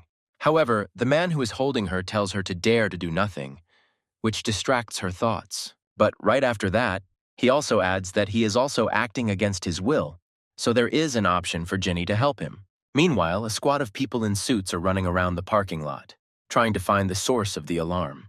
Meanwhile, our hero Khan is hiding behind cars, trying to break through little by little and get to Ginny. However, Kana is tormented by doubts about why he is helping and doing all this, if he could have simply run away a long time ago. However, in his head, he also remembers that no matter what, Ginny is very strong now. He remembers Ginny's power and realizes that if he can distract the man with the knife in his hand, then everything might be fine. Khan suddenly runs out from behind the cars, screaming and about to throw his motorcycle helmet right at the man. However, the man himself notices this. He is even a little surprised, because Khan behaves so uncertainly and cannot decide to throw. He sees Khan perfectly well and decides to ask who Khan is and what he is doing here, and why he is swinging. This question frightens Khan, because he was found out even before his grand plan against this man was carried out. The group of people in suits that had left earlier began to return after Khan was discovered. However, Khan decides to do something wild, and says that whatever happens, he will take the risk because he has changed his life. Khan throws the helmet with all his might right into the face of the guy with the knife holding Ginny. He laughs, saying that he can easily dodge something like that. However, this does not happen, and the helmet flies at great speed straight into his face, breaking his face and knocking out the guy himself. Everyone around is in wild shock from what is happening. They could not have expected such an outcome of events, and that Khan would knock out that guy. And Khan himself didn't expect anything like this. But now he watches as this guy is sent flying by one of his throws. Seeing all this, Khan is scared. He cannot understand what will happen now, because after this, clearly no one here will forgive him. At that moment, the guy who was hit by the helmet finally stops. He manages to stay on his feet before falling, but he is badly injured. This guy starts looking at Khan and insulting him, and later says something about his internal energy, although it is not clear what. Khan begins to realize and understand that he did the same thing back in the apartment when he broke the steel chain with his bare hands. While everyone stands in shock, Ginny jumps on the motorcycle and shouts at Khan to immediately jump on her and ride away with her. Khan jumps onto the bind, but can't figure out what he should hold on to keep from flying back when they take off. Khan is embarrassed, and Ginny screams for him to immediately grab her by the belt. Khan hugs Ginny, and together they begin to drive away. One of the commanders among the people in suits points at them and shouts that they need to be stopped immediately. Meanwhile, Ginny and a confused Khan rush on a motorcycle straight through them, overcoming one after another. A couple of dozen seconds later, Khan and Ginny break free from their hands and fly out of the building on a motorcycle, rushing forward. Confused and agitated, Khan shouts at Ginny to drive slower, not so fast. This is Khan's fear speaking. Ginny says they are being followed by one of the 4 stars, who is subordinate to the one who was supposed to have a meeting with Lee today. Here, Khan realizes that the words about Lee possibly dying today are true, which is why Ginny is in such a hurry. After a couple of dozen seconds, Ginny stops abruptly in one of the parking lots, saying that that's enough. They won't be found. Ginny says that they need to wait a little. Now she will call Lee and find out where he is so she can come there. Meanwhile, in an unknown location, Lee actually receives a call from Ginny, who is now calling him from the parking lot. Lee apologizes to someone, saying that he needs to go answer a call from Ginny. However, another group of men enter the office, ask Lee for the leader, and ask him to pass them the phone. Lee begins to understand what is going on and does not pick up the phone for now, but the phone continues to ring for him. Meanwhile, in the parking lot, Ginny says that no one is answering the phone. Khan suggests calling someone from the clan and asking where Lee is. However, his idea immediately falls apart when Ginny tells him that no one in the clan knows about it. Ginny and Khan walk through the parking lot together. Ginny says that it looks like Lee has decided to go it alone. Ginny says that it would be better for Khan not to interfere in all this, and then advises him to take a taxi and go home already. However, this idea does not please Kan very much. He shouts to Ginny that he is quite capable of helping her and Lee now. However, Ginny tells Kan that this is a Murim showdown, and Lee said not to involve Kan under any circumstances. Ginny then gets on her motorcycle and tells Kan that she is grateful to him for saving her in the parking lot. Then she adds that back then he looked cooler than many of the Murim, and with these words she shocks Kan. However, after that she also adds that today Kan was certainly lucky, but he should not interfere in Murim's affairs anymore. Shocked by all these words, Kan tries to shout at Ginny to stop, but it's hard for him to even say anything. However, Ginny does not wait for his answer and simply silently rides off on her motorcycle in an unknown direction. A shocked Kan looks at all this and says that in his opinion this is all a rather wrong decision. However, he then also adds that, on the other hand, he doesn't even know how he could help in such a situation. However, after a few seconds, Kan stops in shock. He sees that a group of all those people on bikes are heading towards Ginny. However, at that moment they stop, turn around and head straight towards Kan, shocking him even more. And then it dawns on Kan that this is apparently happening because of him. Now he understands that he has a huge cloud of problems now, and he cannot escape so easily, but he begins to run away. Their captain, that creepy guy, stops everyone and asks them to stand and wait for him here. He has business. Following this, with a creepy face, he says that it is not certain, but it seemed to him that out of the corner of his eye he saw that monster. Kan is hiding right in the alley where this guy is standing. He covers his mouth with his hands trying to contain his fear. A very creepy guy with a chain in his nose starts walking back and forth through the alley, as if looking for Kan here. At this time, Kan restrains himself and barely even breathes, so as not to give the slightest sign that he is here. However, it doesn't help. As he passes behind the trash cans, the creepy guy lowers his head and sees Kan in front of him. Kan looks at him with tears in his eyes and begins to understand that it seems that this is the end for him now. However, their captain began to leave, saying that he must have imagined it. Kan was extremely shocked, but happy with this outcome. The captain returns to his men and says that it doesn't matter at all. Apparently they missed them. It's time to leave. Kang is still hiding behind the trash can, and the creepy guy and his men are discussing Ginny and the Sunu clan in general. The creepy guy and all his men leave the place. Kan starts to walk away from the tank and looks to see if they really left. Immediately after this, Kan starts scratching his face in confusion at what just happened. How is this possible? Kan clearly saw that the guy was looking at him straight, but he pretended not to see him, which was very strange. Following this, Kang heard that he had just loudly told his guys the location of Lee, as if he had done it specifically for Kang to hear. Kan decides to call the number that Ginny gave him in order to inform everyone at the top of the Sunu clan about this. However, Kanu begins to think that all of this could be a huge trap by these guys. It can't be that simple. Kan walks down the street and thinks about what he should do, and he realizes that that very place is right nearby. This building is not far from here. Kan walks near him and understands well that most likely now he is running into some kind of trouble again. Most likely. However, he is well aware that this matter concerns Lee himself, so it would be good to check the words of that creepy guy. Kan approaches the building and starts to pull the handle, and realizes that the building is closed, which also shocks him quite a bit. Following this, some man blinds Kan with a flashlight and looking at him asks, "Who is there?" It turns out to be a local security guard. He looks at Kan and asks what he is doing here and what he is doing with the door. Kan says that he is looking for one person, but the guard asks who Kan could be looking for at such a late hour. Kan doesn't say it directly, but he describes some of Lee's external features, which surprises the guard quite a bit. The guard immediately asks directly if Kang is looking for Lee Shun, which shocks Kang, and Kang doesn't understand how the guard knows. Then the guard adds that if that's the case, then Kanu should come here and starts to accompany him, which surprises Kanu even more. Kan starts to follow the guard, but a second later the guard throws Kan to the ground and starts strangling his neck. The guard starts asking Kan who he is, what he's doing here, and how he knows about Lee. Kan starts to try to ask why he's being choked, but the guard says that Kan knows better why this is happening. The guard pins Kan against the wall and asks him over and over again how Kan knew about this place. Kan can no longer breathe at all because he is being strangled so hard and decides to grab the guard by the hand that is strangling him. As soon as Kan slightly squeezed the guard's hand with his hands, the guard's hand broke into pieces. The guard began to scream wildly in pain because Kan had broken his arm bone several times, and Kan himself was wildly shocked by this.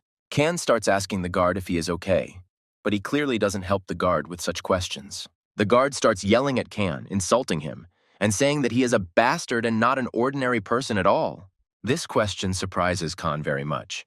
He understands that it turns out that this guard is also Muramen, and not an ordinary person. After this, Kan starts running away from the guard, surprising him, who is still sitting with a broken arm. Now Kan is absolutely sure that Lee is somewhere here, because there are so many guards, and that information, everything is starting to come together. Following this, Kang grabs his phone and decides that he needs to report to the entire Sunu clan immediately. It's important. However, the next moment, Kan's phone seems to explode. Something flies into it, and the phone splits into two. Kan is shocked and holds the phone in his hands, not understanding what is happening now, but he understands that he has lost his means of communication. Kan turns around and sees a man with metal objects, who says that the next one could be Kan's head. Shocked by all this, Kan does not know how to react and only asks the man who he is. However, the very next moment, the man appears behind Kan and asks who Kan is. After another moment, Kan's body seems to flip over and he finds himself upside down in the air. Kan falls face first into the concrete, causing part of his face to bleed, which is very painful, and he also gets hit in the legs. However, this man is surprised by this and asks Kan if he really doesn't even know how to fall properly. The two men discuss the fact that he may be a normal person, but remember how he broke the guard's arm. The man then adds that an ordinary person would have passed out long ago after such a blow, but Kan did not. Kan, with his face covered in blood, starts screaming, asking why they are doing this and who they are here anyway. However, in response, one of them simply presses his foot on Kan's face and begins to push, creating strong pressure. Then he begins to address Kan and say that if he wants to pretend to be an ordinary person, then he should at least hide his energy. Kan, covered in blood, begins to ask them what energy they are talking about and what they want from him. They start asking Kan again how he found this place, but he asks if Lee is here. Following this, with a pitiful face, Kang asks them if Lee is here. Then is everything okay with him and is he healthy? However, as expected, instead of an answer, Lee began to receive only blows to his face over and over again, harder and harder. One of the men continued to beat him, saying that he was asked to answer questions and not ask them here. They then grab Kan by the face and start slamming his face into the floor, breaking his face more and more. Kan no longer has the strength to endure all this. He shouts insults at them and is terribly angry about what is happening. However, someone quietly approaches these men from behind and sharply asks them to stop and stand still. This man turns out to be Lee himself. He comes up to him with an empty face as always and reports that Kang is with him. This turn of events surprises both Kan and the guards who smashed his face into the asphalt. Lee looks at Kang coolly and asks if he is okay and can move normally. However, Kang only sits with a broken face and looks at Lee, not answering, either from shock or surprise. Two men in black address Lee as Chief Sunwoo and ask why he is here when he should be at a meeting now. However, in response, Lee points to Kan and says that he would first like to know why his friend is in such a state. One of the men in black says that they were told that only the elder would be there. There was no word about this guy. However, Lee's response was to just get wildly angry, saying that they thought it was his fault that they just beat up his friend. Then Lee adds that, well, since he made a mistake, then no negotiations will take place. He then turns to Kan, who is sitting on the floor covered in blood, telling him to get up and suggests that he go from here. However, they are stopped by a guy in black. He says that this cannot be, because Lee himself made an appointment with the elder. He also adds in a shout that Lee himself called the elder here, and now he is going to just up and leave. However, in response to all his words, Lee only says that they are not afraid of the consequences for what they just did to his comrade. However, these guys in turn only say that Chief Sunwoo is very funny, holding back a smile. Next, one of the men says that he heard about Lee's toughness. However, at that moment, Kang hears a lot of footsteps getting closer and closer. Dozens of men in black appear from all sides, and he asks if Lee really considers himself equal to the elder. A terribly shocked Kan begins to question a terribly calm Lee about what is happening around them now. However, in turn, Lee, with a cold look, only says that nothing is impossible in this life. These guys start turning to Lee again and saying that enough is enough, asking him to return to the negotiating site right now. They threaten him that everything could end badly, but Lee says that he came here to negotiate and not to listen to threats addressed to him. Next, quite seriously and loudly, Lee says that if they run into a conflict, he will not shirk. Just as the fight was about to start, the elder of these guys appears from behind and walks towards them. An old, short, and bearded man, together with a tall and beautiful girl in glasses, are heading towards them. All these guys are shocked by what is happening. They start to cross their arms in a special sign and bow. And then everyone began to shout in one voice that they were greeting the elder and his majesty. Lee looks at all this, and the surprised Khan is covered in blood. He sees such a picture for the first time in his life. He then looks closely at the elder's face and realizes that this is the very man who was supposed to meet with Lee. In a rough voice, the elder addresses all these guys and asks them what all this means around them now. All the men in black began to talk as one, saying that the head of the Sunu clan, represented by Lee, began to talk about leaving the meeting. Khan is surprised by all this, because in appearance he is just an old, short uncle. What could be so dangerous about him? The elder then looks straight at Khan and asks his men who the guy next to Lee is. They say that Khan is his friend. However, the elder says that it is strange because Khan is emitting Muriman's energy, but it seems that he is a simple boy. Then the elder says that it is strange that the power of Muriman, which should be strictly guarded, has leaked to ordinary people. How did this happen? Lee is looking at all this and observing this. Khan is looking at Lee, but he doesn't understand at all what this old man is talking about. Then Khan thinks that the elder is saying this to Lee, and Khan thinks that he has put Lee in a very bad position, and then the elder turns to Khan. One of the elder's men in black approaches Kanu and tells him to follow them. They need to check something. However, a moment after this phrase, a huge blow is heard directly into the body of this man. The elder and his assistant notice this. The elder's face changes. He is very surprised by this blow. This blow was dealt by Lee, and then he dealt another blow, finishing off the man in black, causing a huge shock to everyone around. Khan and the entire crowd of men in black who were here were shocked to the point of horror by such actions on the part of Lee. Kang doesn't understand what Lee is doing, and the elder turns to Lee, asking what kind of tricks this is. The elder rudely yells at Lee, reminding him that he must remember who he is in front of now. The elder stops all his people, and he himself becomes extremely angry and asks Lee if he wanted to die by accident. Khan notices that he can't move from the spot, as if something is strongly constraining him from the inside now. All this silence and blows are interrupted by Lee himself. He turns sharply to the elder, which calms him down. Looking straight into the elder's eyes, Lee says that he came here at his request as a guest. Following this, Lee points to the man and asks if that is the case. Why did the elder's men beat up his friend? The elder says that this is strange and ridiculous nitpicking on Lee's part now. However, Lee adds that at the request of the elder, he came alone without his clan. But for some reason, the elder brought so many people here. Then Lee rudely and angrily asks if it was really the elder's plan to kidnap Lee here now. The elder's men began to shout in one voice that such words were outrageous and incorrect on Lee's part. However, the elder himself only remained silent, and Lee said that he saw that the elder had nothing to say to him this time. Lee begins to leave, saying that it looks like this time his expectations were not met at all, unfortunately. Lee passes by Khan and tells him very quietly that as soon as the fight starts, Khan needs to run away immediately. Lee tells Khan that he will try to get their attention, and Khan should run away and hide from them at that moment. Kang looks absent-mindedly into Lee's empty eyes, and in his mind he realizes that it seems like it's his fault for what's happening now. Kang turns around and sees a ton of people. Kang can't understand at all how Lee is going to face them all alone. All this is interrupted by the voice of the elder behind Lee. He laughs and says that, apparently, Lee has no small guts at all. The elder then turns to Lee, saying that there was a misunderstanding between them, and he offers forgiveness for it. The elder says that later he will ask his people about what happened, but now he leaves. His people are all shocked by such statements. His men try to stop him, but he in turn only shouts louder for everyone to leave here right now. As he was leaving, the elder told Lee to follow him.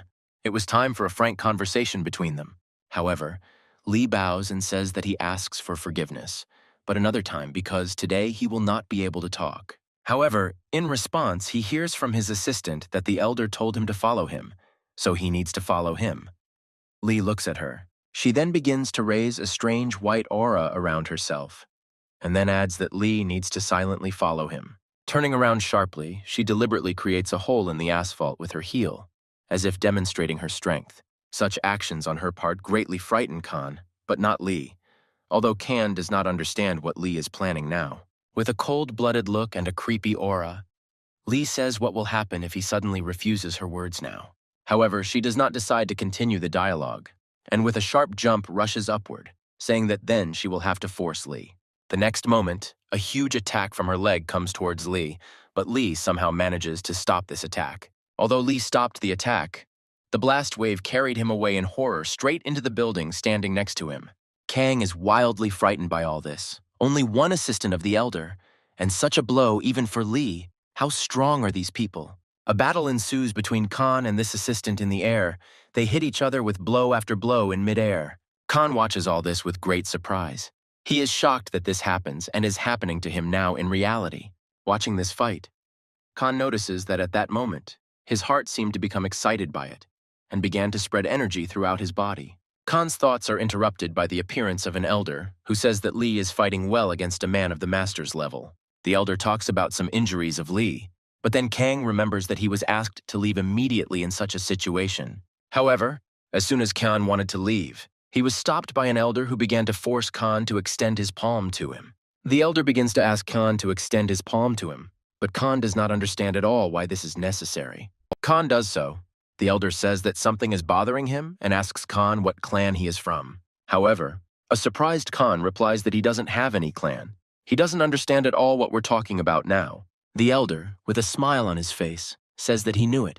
His predictions were correct. He saw everything earlier. He stabs Khan in the stomach and says that if he does, he will have to destroy the energy inside Khan. As he punched harder and harder, Khan's body seemed to be on fire, all of his veins bulging and his temperature rising.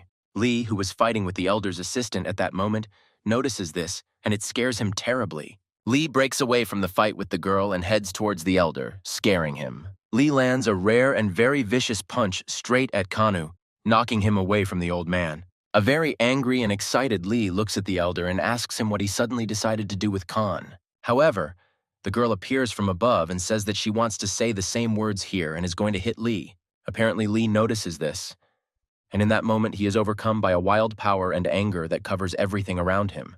Lee begins spinning wildly and launching cosmic strikes at everything he sees, as if destroying everything around him out of anger.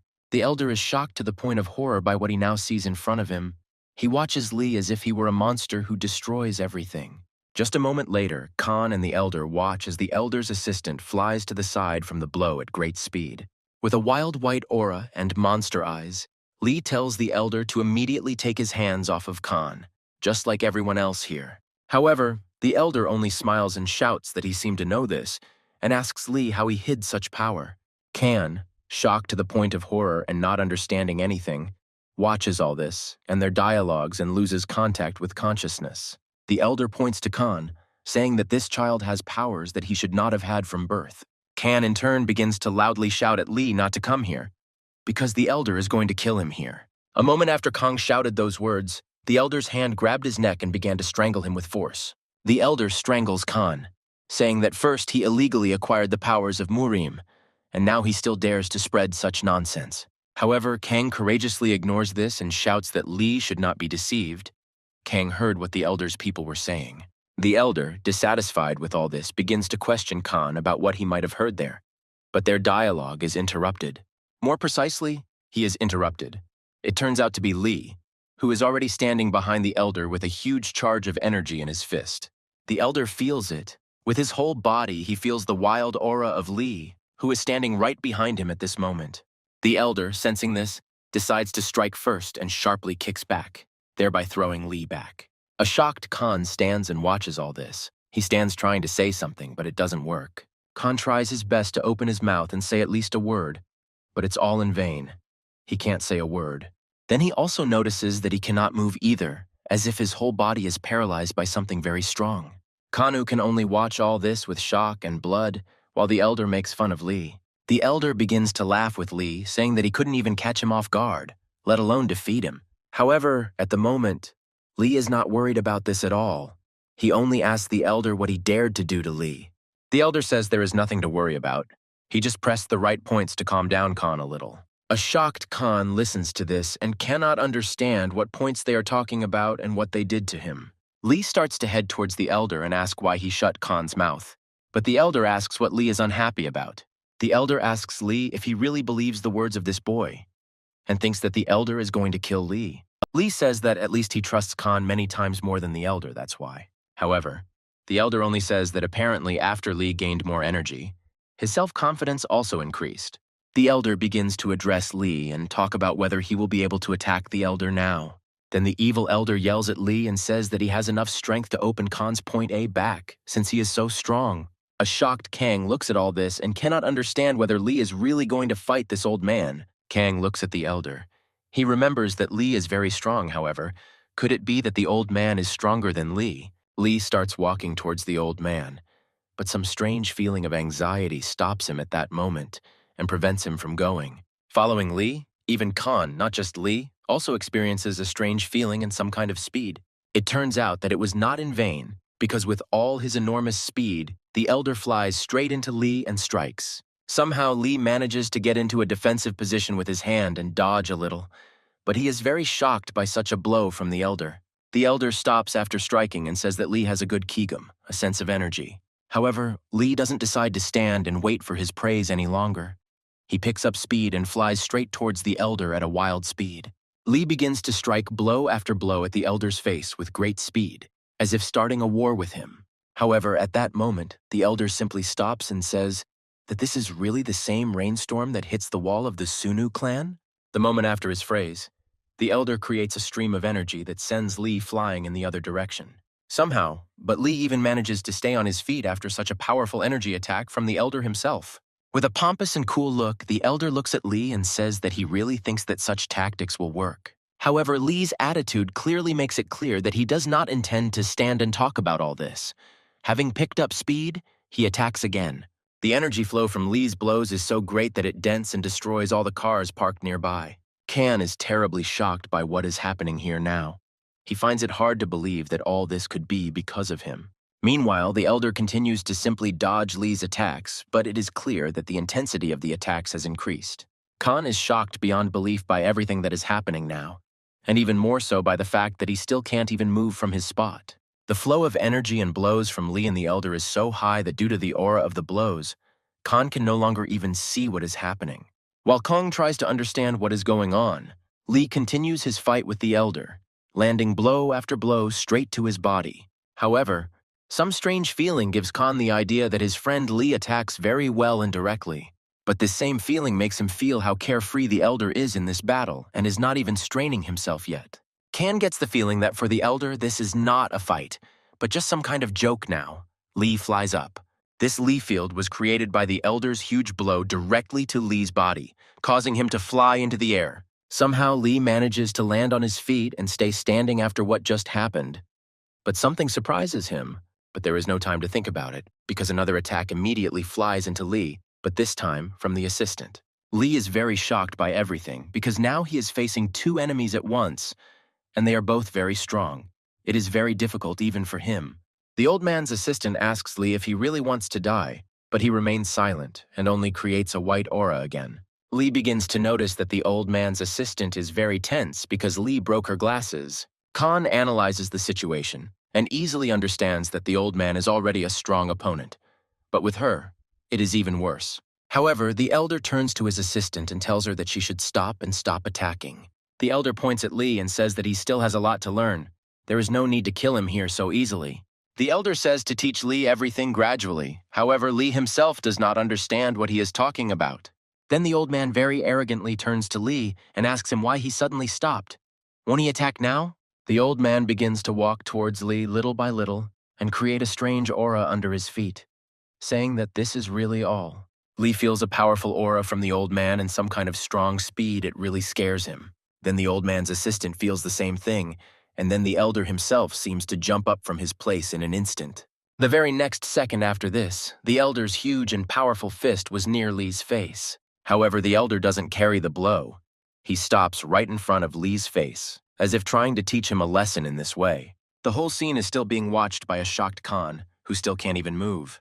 With a wild and furious face and a rough voice, the old man turns to Lee and asks if he's really afraid now. And already shocked, Khan is even more surprised. He finds it hard to believe that the old man moved from place to place. Only the old man's assistant understands everything that is happening. She clearly sees that this is the technique of the ghost's steps. The assistant says that if someone sees such an elder's technique for the first time, they might think it is magic. The elder's fist was still right next to Lee's face, But he wasn't that surprised by all of this anymore. The elder looks into Lee's face and eyes, noticing that he is still indifferent to all of this. Then the old man laughs a little, turns to Lee and asks if he realized that his power is simply a mirage. The old man then turns to Lee again, saying that judging by his fight, he only uses Sunu clan techniques.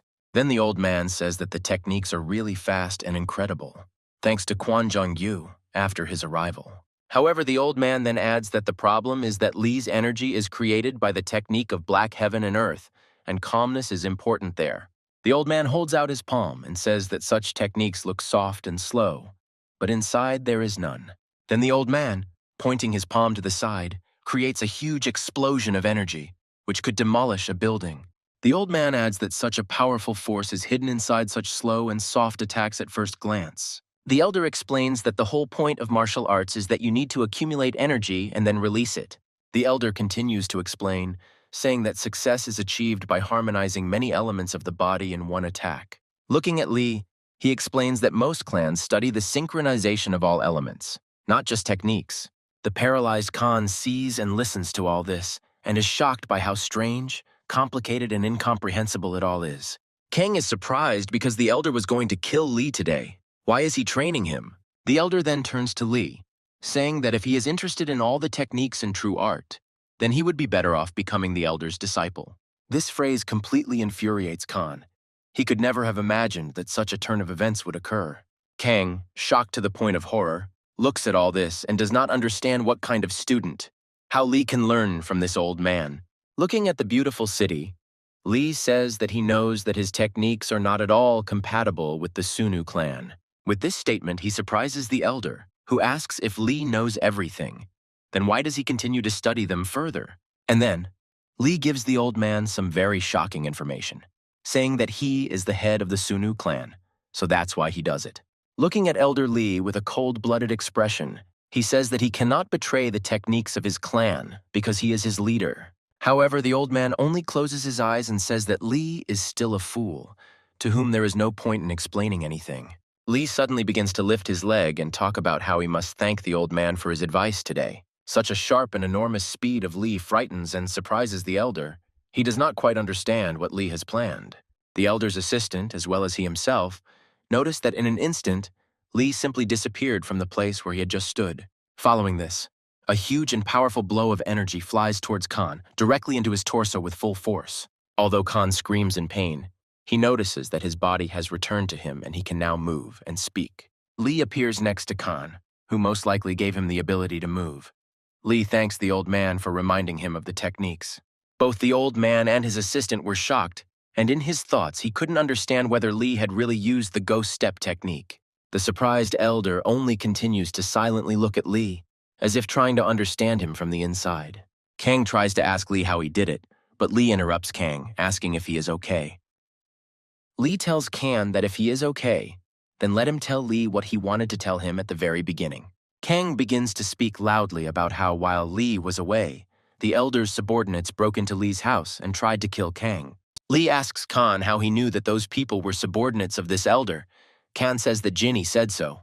Then Khan asks if Lee knows a man named Mamungi, and he puts a machete to Jinny's throat. Lee listens carefully to everything that Khan told him and begins to demand an explanation from the elder for all of this. Lee asks the elder rudely but confidently if his friend is telling him the truth now, but the old man only remains intelligently silent. However, the elder only smiles, saying that it is funny, first a child with the power of Murim, and now such accusations from him.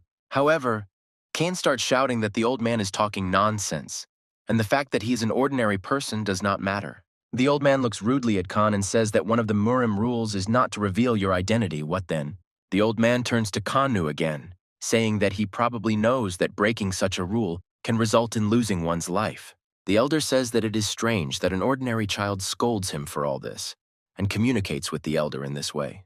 Khan begins to look at Lee and realize that Lee has gone for something serious, but he didn't think it was that serious. Continuing to look at Lee, Kang wonders if it was for nothing that he got involved in all this. In front of a shocked Khan, the old man turns to Lee, telling him that he must answer how Khan even had energy. Lee just remains silent with a cold-blooded look, and this infuriates the old man. He asks why Lee is just silent now. The old man turns to Lee, saying that if it turns out that this is his doing, then not only he will suffer, but the entire Sunu clan. Kang realizes that Lee is in huge trouble and something needs to be done. Kang decides to shout out asking the elder to wait. From behind Lee, Kang comes out and shouts that he has a question, which shocks both Lee, the assistant, and the old man. Khan turns to the elder, calls him grandfather, and asks if the whole problem is that he is an ordinary person. The elder is shocked that Khan called him grandfather, but says, "Let's assume that it is, so what now?" Khan puts his hand on himself and says that if all the problems come from this, then can he just become Murim, and then there will be no problems.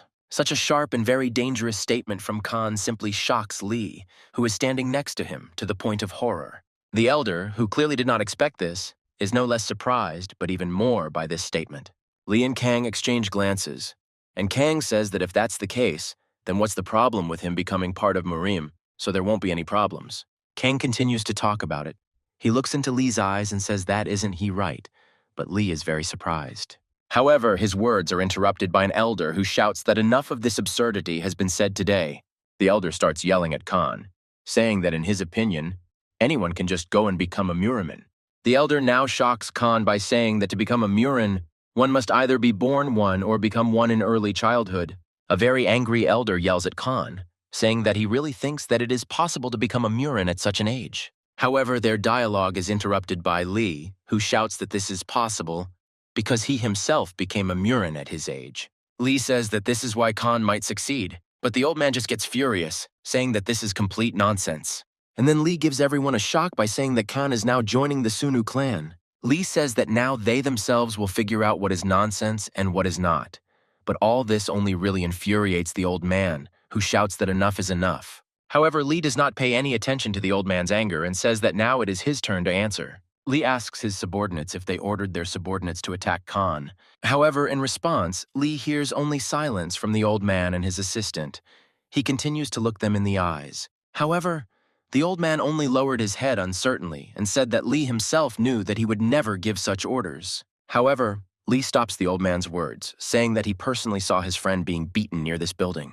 Lee continues to talk about how the elder's men attacked the man who came to meet them. Lee looks at the streets of the city, saying that he knows about their hatred towards the Sunu clan.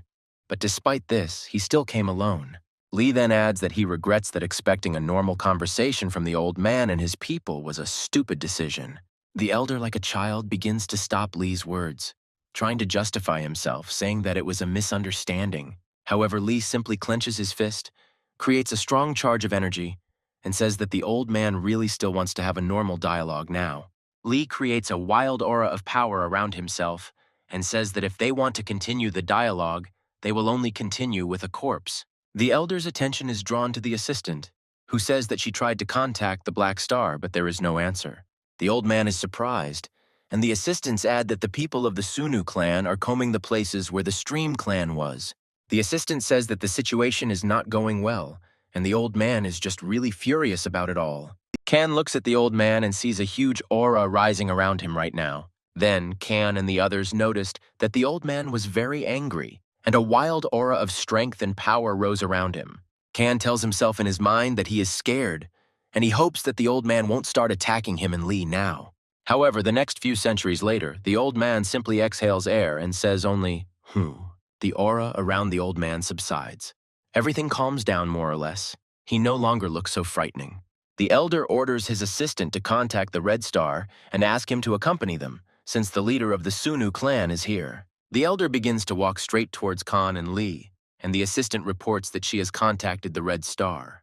The elder turned his gaze to Kang and began to ask what his name was. Unsure and terribly scared, Kang replied that his name was Kang Hajai, and the old man was just looking at Kang. The old man then began to leave, and only said that he would be glad to see how long Khan managed to stay in Murim. Such words scare Khan to death. He understands that he is in deep trouble, and now he will clearly have a lot of problems. However, at the moment when the old man was leaving, he began to say something about some kind of eternal energy. He says that Kumun Ryong is chasing after eternal energy, and these words terribly frighten and surprise Lee. He loses his composure. Then, standing with his back to Lee, the elder says that Lee didn't come here to find out this today. The old man immediately says that most likely, after Lee saw the news that Kumun Ryong had taken action, he became curious about why. Following this, Lee began to shout that the elder was really involved in the fact that people from a special mission visited him.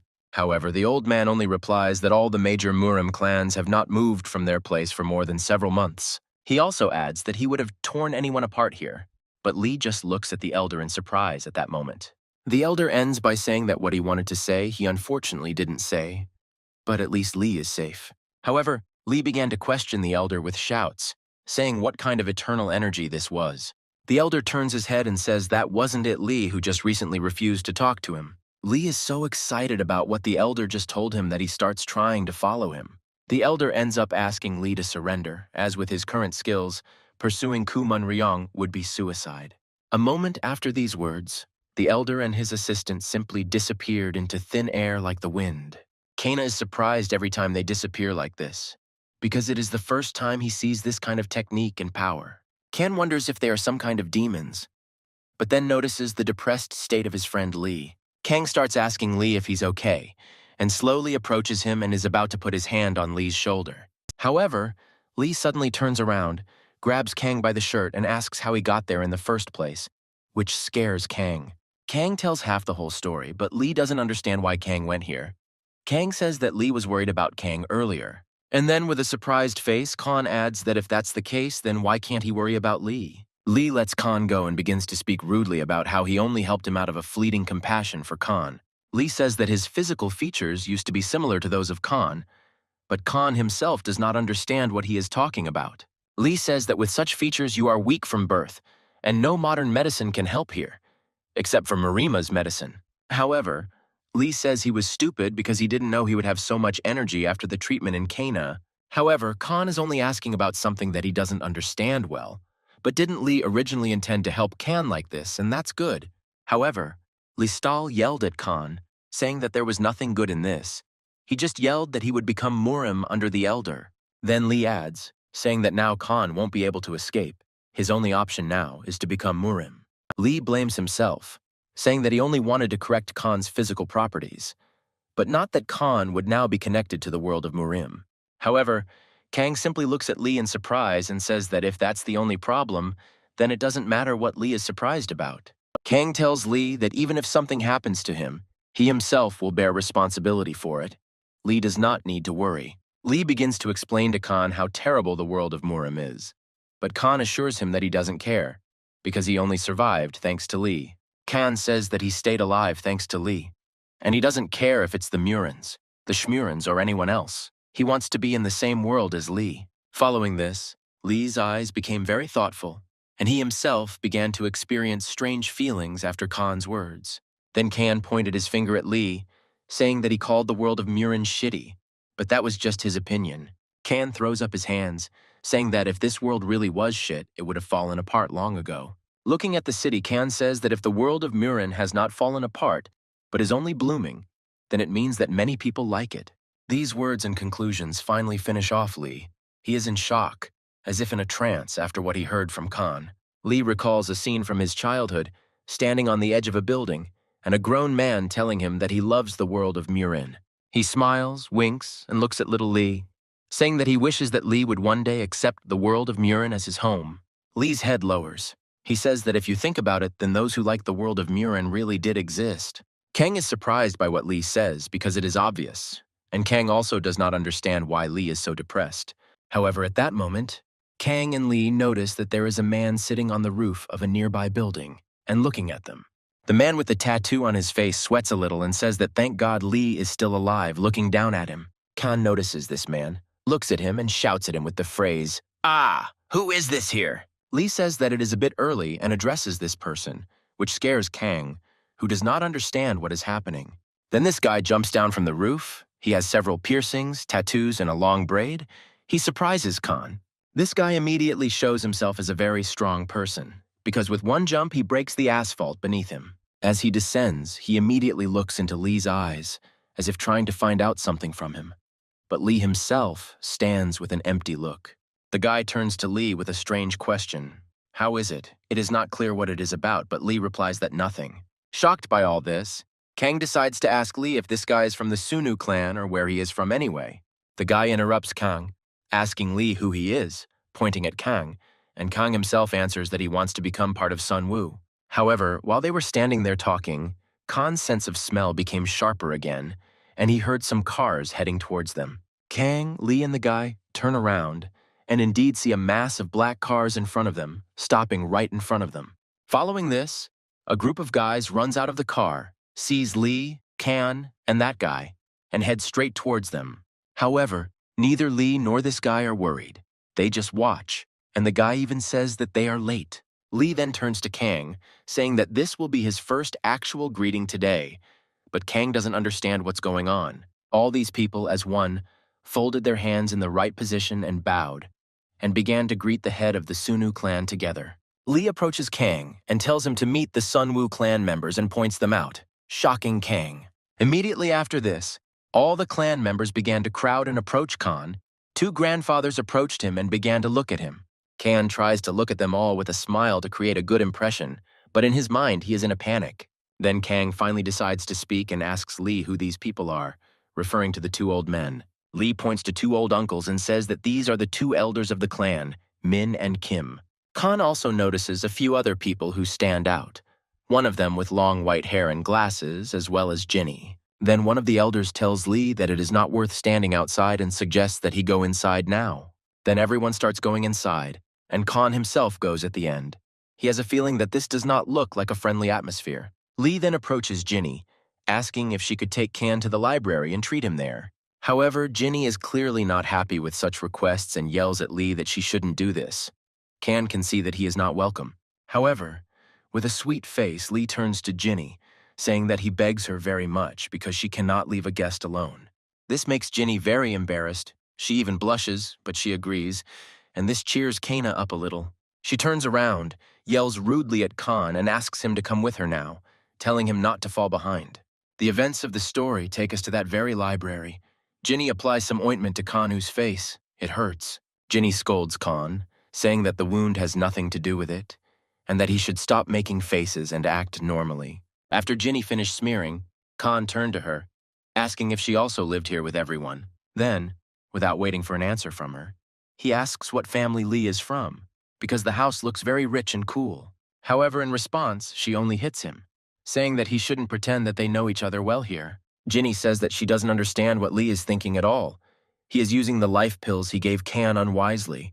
Khan asks Jinny if these pills were really that valuable. Jinny replies that Kan is listening to her with his backside, because she already said that. Then she comes closer to Khan and says that since she has healed him, she should tell him. But Khan does not understand what. She comes very close to him and asks him rather rudely how Khan managed to end up here with Lee now. Then Khan was very scared by Jinny's evil appearance, but decided to tell her and told her the whole story. Meanwhile, while Kan is talking to Jinny, Lee apologizes to the rest of the clan's tops for using the pills like that.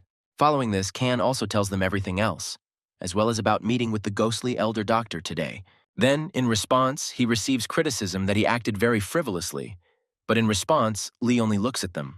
One of the clan members stands up and starts talking about how Lee should have consulted them before such a meeting. However, without listening to the end, Lee asks if they would give the go-ahead in such a case, and with his words, he stops the flow of this man's speech. Lee says that while he was in the hospital bed, he repeatedly asked for a meeting, but was ignored. Then he says that while this was happening, rumors began to spread throughout Marim that he was disabled, and with his words, he shocks the elders. Then, with a rather powerful aura, he says that, in their opinion, he should have stayed away and just watched all this. The same guy with the tattoo is also watching this whole dialogue. He notices that Lee has changed and become more serious. They then begin to discuss the fact that Kumun Ryan has reappeared among the Murime, which could lead to internal conflicts within the clan. Then, Lee tells the elders, with a very creepy aura, whether they still doubt about visiting Kang to Kumun Ryong or not. However, Elder Ming began to fill Lee in that he did not doubt it at all. He simply decided to describe the current situation. However, here Lee's outburst of hatred is interrupted by another elder, who says that Lee gave the precious medicine to the schoolboy. Then he asked this schoolboy to accept him into the clan, and now he talks about Kumun Ren, although he does not have the strength to defeat him. Lee says that it was simply his personal desire to help a friend. He understands perfectly well the responsibility for his Sunu clan. Then Lee says that he therefore wants to know everyone's opinion. If they are vehemently against it, he will destroy Khan's energy and take the medicine back. Such harsh and cruel words shocked everyone in the hall and that guy with the tattoo, because it was very strong. However, the guy with the tattoo is shocked by what Lee just said. He knows that it is terrible. He experienced it himself. Everyone is silent. No one gives any reaction to such a sharp statement by the head. But the elder asks if Khan is waiting in the library. Meanwhile, events return us to Khan and Ginny, who is sitting in a chair and yawning, listening to Khan's stories. She says that she knew everything. Khan doesn't understand what about. She explains that the guy with the machetes helped them because he knows Lee. Khan is a little shocked by what Ginny just told him, but he doesn't understand how he didn't dodge the helmet back then. Ginny began to scold Khan, saying that he should have informed the clan immediately, but he said that he was afraid because suddenly it was a trap. Then Khan adds that Jimmy should think about what this whole circus is for if they told him everything so easily. Ginny says that the guy with the machetes is just the old man's servant, and he's afraid to cross his path, but otherwise he's a good guy. Khan wanted to discuss the old man with Jimmy, but she reports that their meeting there is over and tells Khan to come with her. Khan, Ginny head towards this room. They open the door. Ginny lowers her head a little and goes in, and Khan is in shock. In front of him is a room with a creepy aura, where Lee, the elders, and other top officials of the Sunu clan are sitting. He is scared. Then one of the people present in the room shouts at Kanu his name, calling his name, asking if it is true, which shocks Kanu. It turns out to be one of the elders. He approaches Khan. Khan replies that everything is correct. That is exactly his name. The elder extends his hand and palm to Khan and loudly says that he is glad to welcome him to the Sunu clan. Kang is shocked but shakes his hand, and the grandfather introduces himself as an elder named Min. Then the second elder stands up and says that that's enough for today and decides that it's time for them to go already. The clan escorts the elders to their cars. Lee wishes them a pleasant journey, and the elders leave for home to attend to their own concerns. On the way home, the two elders discuss how the Lee clan leader has changed, but they don't know in what direction. One of the elders, on the trip home, assures another that for the better, he is no longer so radical and has become understanding. Then they began to discuss Khan, saying that he had been given the pills needed for Lee, but everything turned out well. Next, they discussed that through the handshake, they learned that Khan has single yin, but Lee has triple yin. Min tells the second elder the details of these meanings, and he is amazed at what he is now hearing from Min. Looking at the road, Elder Min tells the second elder that the guy Kang is not at all simple. He says that Khan is, in fact, a whole jackpot for the clan. If he is developed well, then everything will be very good. Meanwhile, we are brought back to the rest of the Sunu clan. Ginny asks Khan to speed up and decides to give him a ride home. Khan wants to refuse and begins to thank Ginny for making such a generous offer for him. However, at that moment, the guy with the tattoo quickly and sharply grabs Khan by the neck and pulls him towards himself, starting to strangle him. And then he whispers to him that if he dares to stick to Ginny, he will simply kill him right here. Meanwhile, the elders are still discussing Kang and Lee on the way home. Min says that Kang has the energy level of Dr. Tong. Min says that normally it takes 10 years to reach such a level, but because of the pills and Lee's energy, Kang's body reached such a level in 2 weeks. Then the second elder asks the first one, if Lee managed to make Kanu to such a level, then what level is Lee himself then? Elder Ming remembers Lee and says that his energy level has now reached twice the level it was before. Meanwhile, in the house of the head of the Sunu clan, Lee, all the clan members began to disperse to their own affairs. However, Lee then called out the name Gyubam, which belonged to one of the members of the Tut clan, a blonde guy with a short haircut. He turns to the head of the Lee clan, who in turn says that he could please give Gyubam a moment of his attention. Gyubam, of course, agrees to this and tells the rest of the Sunwoo clan that they can now go to their places. The same guy with tattoos also starts to leave with another guy from the clan, but looks back at Lee. In his head, this guy remembers the dialogue between Lee and the others tonight about accepting Kan, and the events of the story show it to us. Recalling the dialogue, he remembers how Lee promised in the office that if his friend Khan did not find a place in Murim, he himself would destroy his energy. The elder then turns to Lee, saying that it would not be easy for an ordinary person to become a Merino, let alone a member of the Sunu clan. The elder then turned to Lee, saying that they were not against him, but if there was no place for him, then Lee would personally take care of his energy. Then, in the office, the elders agreed that if Lee promised them that he himself would get rid of him if necessary, then they would not be against accepting him into the clan. Then this shocked Lee terribly, because he was glad to take his friend Khan into the clan, but he was also afraid to deprive him of energy with his own hands if something happened. That evening in the office, Lee thanked them all for agreeing to receive his friend on such terms. The guy with the tattoo and the guy with the long white hair discuss whether Lee was serious about promising to take such measures against Kian if anything happened.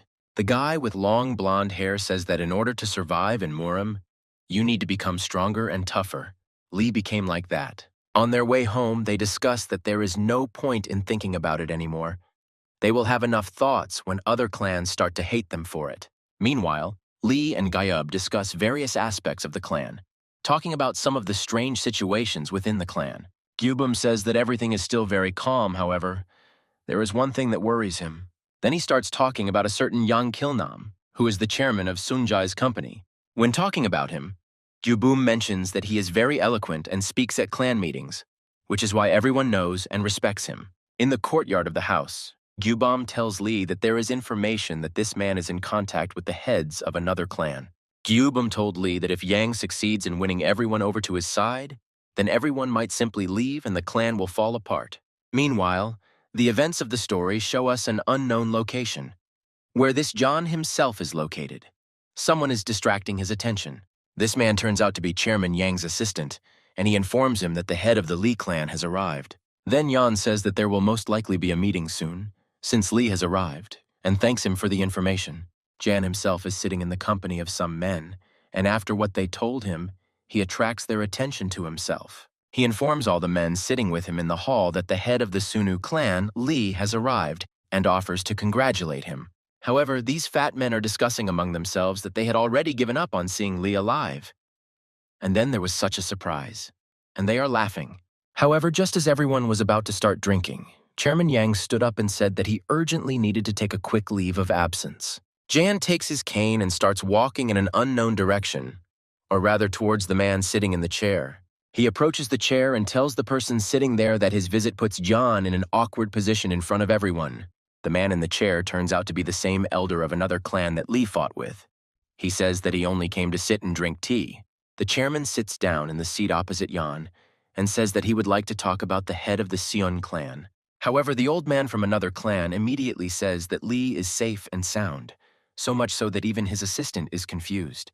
Chairman Yang, who is sitting opposite the old man, is a little surprised by this and doesn't even dare to respond. Together they look at the view of the city, and John says that it is strange.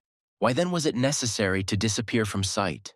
Chairman Yang then asks the old man from another clan if he has any information on Lee, such as his weak points. However, the old man only replies by saying that John is cruel and is climbing such a mountain of wealth that he might fall from it. However, Jan says that there is nothing wrong with that, and it is also beneficial for the old man if the Sunu clan falls apart. Then the old man says that he doesn't like people like John because he doesn't understand what's going on in their heads all the time. However, John says that what a coincidence, he has a dislike for the old man for the same reason. Then the old man breaks a cup of tea and says that Jan should pay attention to the guy Khan, who is hanging around Lee now. Meanwhile, the events of the story show us that Ginny and Khan went home, and Ginny drops Kan off near his house. Kan gets off his motorcycle but stops Ginny, asking her what he should do from tomorrow now that he is in the clan. Ginny replies that Kan should not leave home. A person should come to him who will take over his training now. Kan thought that Lee would teach him personally, however. Ginny says that after his return, he already has a lot of tasks. He will not have time for Lee. Lee then asks if the Sunu clan is really in any big trouble right now, but Ginny just remains silent. But later, she added that Khan didn't need to know anything like that now, and advised him to watch himself, which shocked Khan. Ginny tells Kan that after the treatment, some of Lee's power remained in him, and if something happens, Kan can use this incredible charge. Lee then asks what the downsides are, and Ginny says that, for example, Kan's body might not be able to withstand such force. Looking at the city, she's about to leave, and asks Khan not to overdo it, so that this energy itself is not used. Khan comes home and jumps on his bed. He is tired and says that today was just a killer day. He begins to remember everything that happened to him today, and to talk about how in the morning he literally did not know about the existence of another world. Kan also has different moments in his head. He remembers how cool Lee fought, and Kan seemed to feel him at that moment. Kan almost falls asleep, and wonders if he too could become that strong if he learned the Sunu clan's techniques. The sun is shining through Kan's window. He wakes up and immediately says that he slept very well today. Walking through the kitchen, he stretches and immediately realizes that his body feels lighter and all the pain has already gone away. However, here Khan falls into shock and confusion because he remembers that he doesn't have a phone now. It was blown up back then. Khan's bell rings, he opens it. There are two people in black suits in front of him. These are people from the Sunu clan. Khan understands what is happening. Khan runs back to the apartment and asks these guys to wait a couple of minutes because now he will change his clothes and go with them.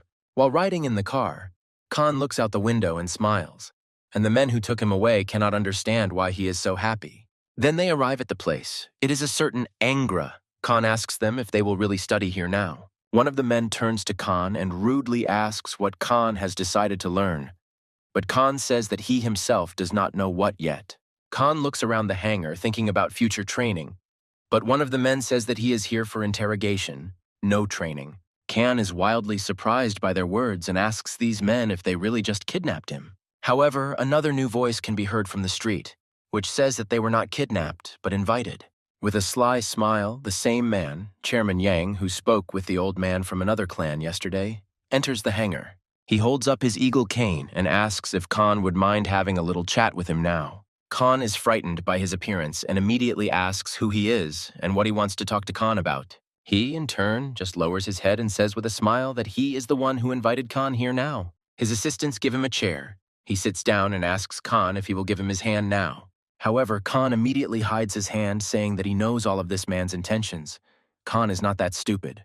Chairman Yang says that there really is no point in just wasting time. He hands Khan a lot of money, which surprises Khan.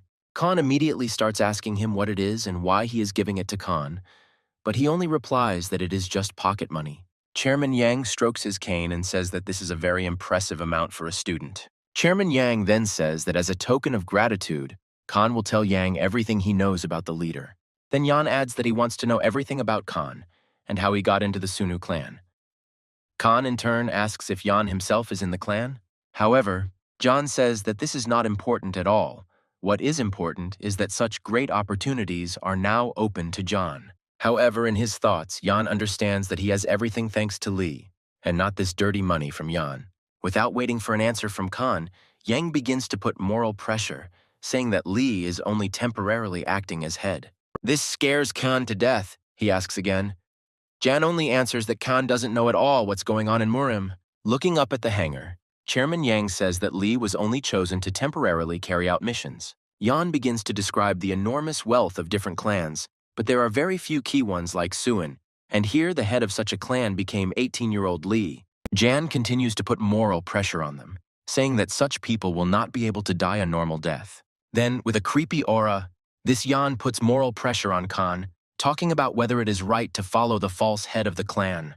At this point, Khan lowered his head, put his hand on his neck and began to scratch it, saying that he now understood why Lee was so worried. However, Khan then turns around and with a sweet smile says that he is not very smart and does not really understand what they are talking about. Then Yan hands the money back to Yan and tells them to take it and just let Khan go back. However, at this moment, Chairman Yang only begins to smile and say that if that's the case, then that's good. He snaps his finger and says that since it is already like this, he will pose the question in a completely different way than he does now. Chairman Yan's man opens a huge case behind him with a lot of money. There are millions in it.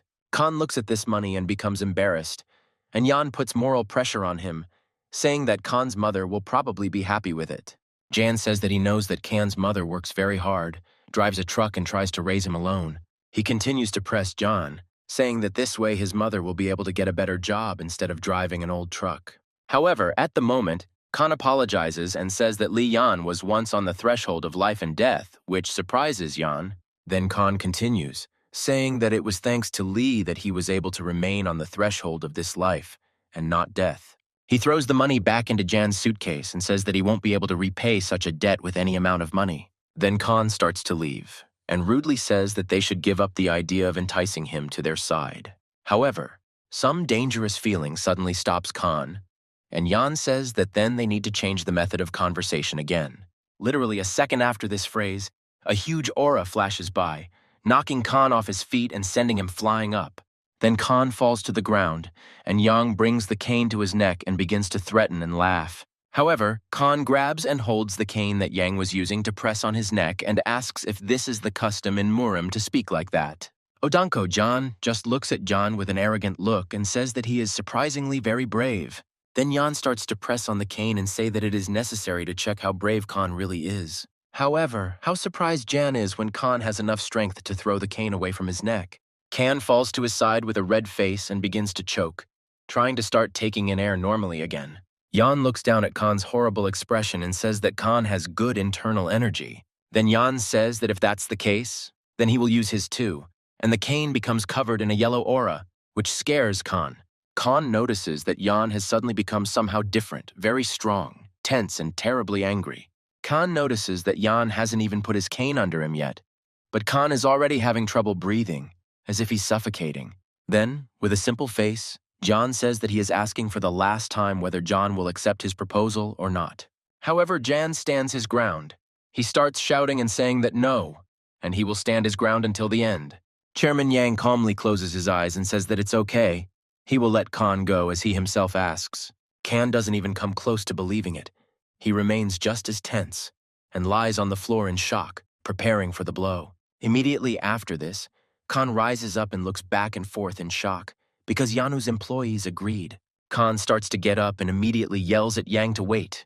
He doesn't understand what this all means, but Yang only offers Khan advice. Chairman Yang turns to Khan and says that his advice to Khan is to not get close to the leader if Khan wants to die a normal death. After some time, the two men bring Khan back home. But before leaving, they say that if the rumors spread, they will kill Khan themselves. Then, before leaving, they throw a wad of money to Khan and say that it is for Khan's pocket money from Chairman Yan. They start to drive away, but Khan runs after them in an attempt to stop the car and them from driving away. Khan takes this money and throws it down on the floor, saying that he didn't ask to give it to him for expenses. However, at the last moment, he does not dare to throw the money on the floor, under the pretext that they are not guilty of anything. Now alone, Khan can finally think things through, and he begins to wonder what problems Lee might have. However, the events of the story show us Lee asking Chairman Yang what he means now. Chairman Yang himself is at this moment standing directly in front of Khan and looking him in the eyes. Lee and his assistant, with whom they discussed Yan yesterday, are sitting here opposite Yan and talking about something. Yan, in turn, asks not to make a fool of him, and says that before coming to Lee, he met with Khan. Chairman Yang says he was impressed because Khan's energy was incredible. Chairman Yang suddenly looks straight at Lee and says that he wants to know his intentions. Lee says that it's all true. He gave Khan the medicine and allowed him to join the Sunu clan. However, immediately after his words, Lee rudely and coldly asks what happens now that he did this. Afterwards, Yan is silent for a while, but then looks at Lee and says that many in the clan are now expressing complaints. Jan says that many now remain loyal to the clan only because the elders are strong leaders. Then, with the most terrible aura and smile, Yan says that Lee is just a fake, and not the leader of such a powerful clan as Sunu. Assistant Lee is sweating and trying to stop Chairman Yang from thinking and saying such things, but he is interrupted by Lee himself, who says that Chairman Yang said everything correctly. Lee says that he will not stay in this place for long. Lee adds that he used to think that way, but then he learned that the previous elders thought much more highly of him, so he decided to stay. He remembers their faces in his head and says that it is for them that he remained in this position and will continue to do so. Then quite rudely, clearly, and coldly, he says that no matter what Yang's words, Lee's will is unshakable. Lee rudely says that he will not give up his responsibility for anything, even if he dies fighting for it. Chairman Lee creates his own creepy and wild aura around himself and asks Lee if he has the ability to speak his mind. However, Lee in turn also raises his powerful aura and says that they can check it out. However, the events of the story move us to Kanu, who is walking along some streets, but he walks as if he is looking for something. However, even walking along ordinary streets, Khan complains that he feels somehow uneasy here. Around one of the street turns, he notices a familiar car and realizes that this is really the same car. Then he notices people coming out of it. Khan knew it was Chairman Yang's people in their car. Khan doesn't have time to hide, but he manages to see Ginny, who is racing next to him on a motorcycle. Khan starts screaming her name for help. However, she doesn't hear him, and Yan's men grab Khan's hands. One of them starts to cover Kanu's mouth with his hand, showing his strength, but Yang bites his hand.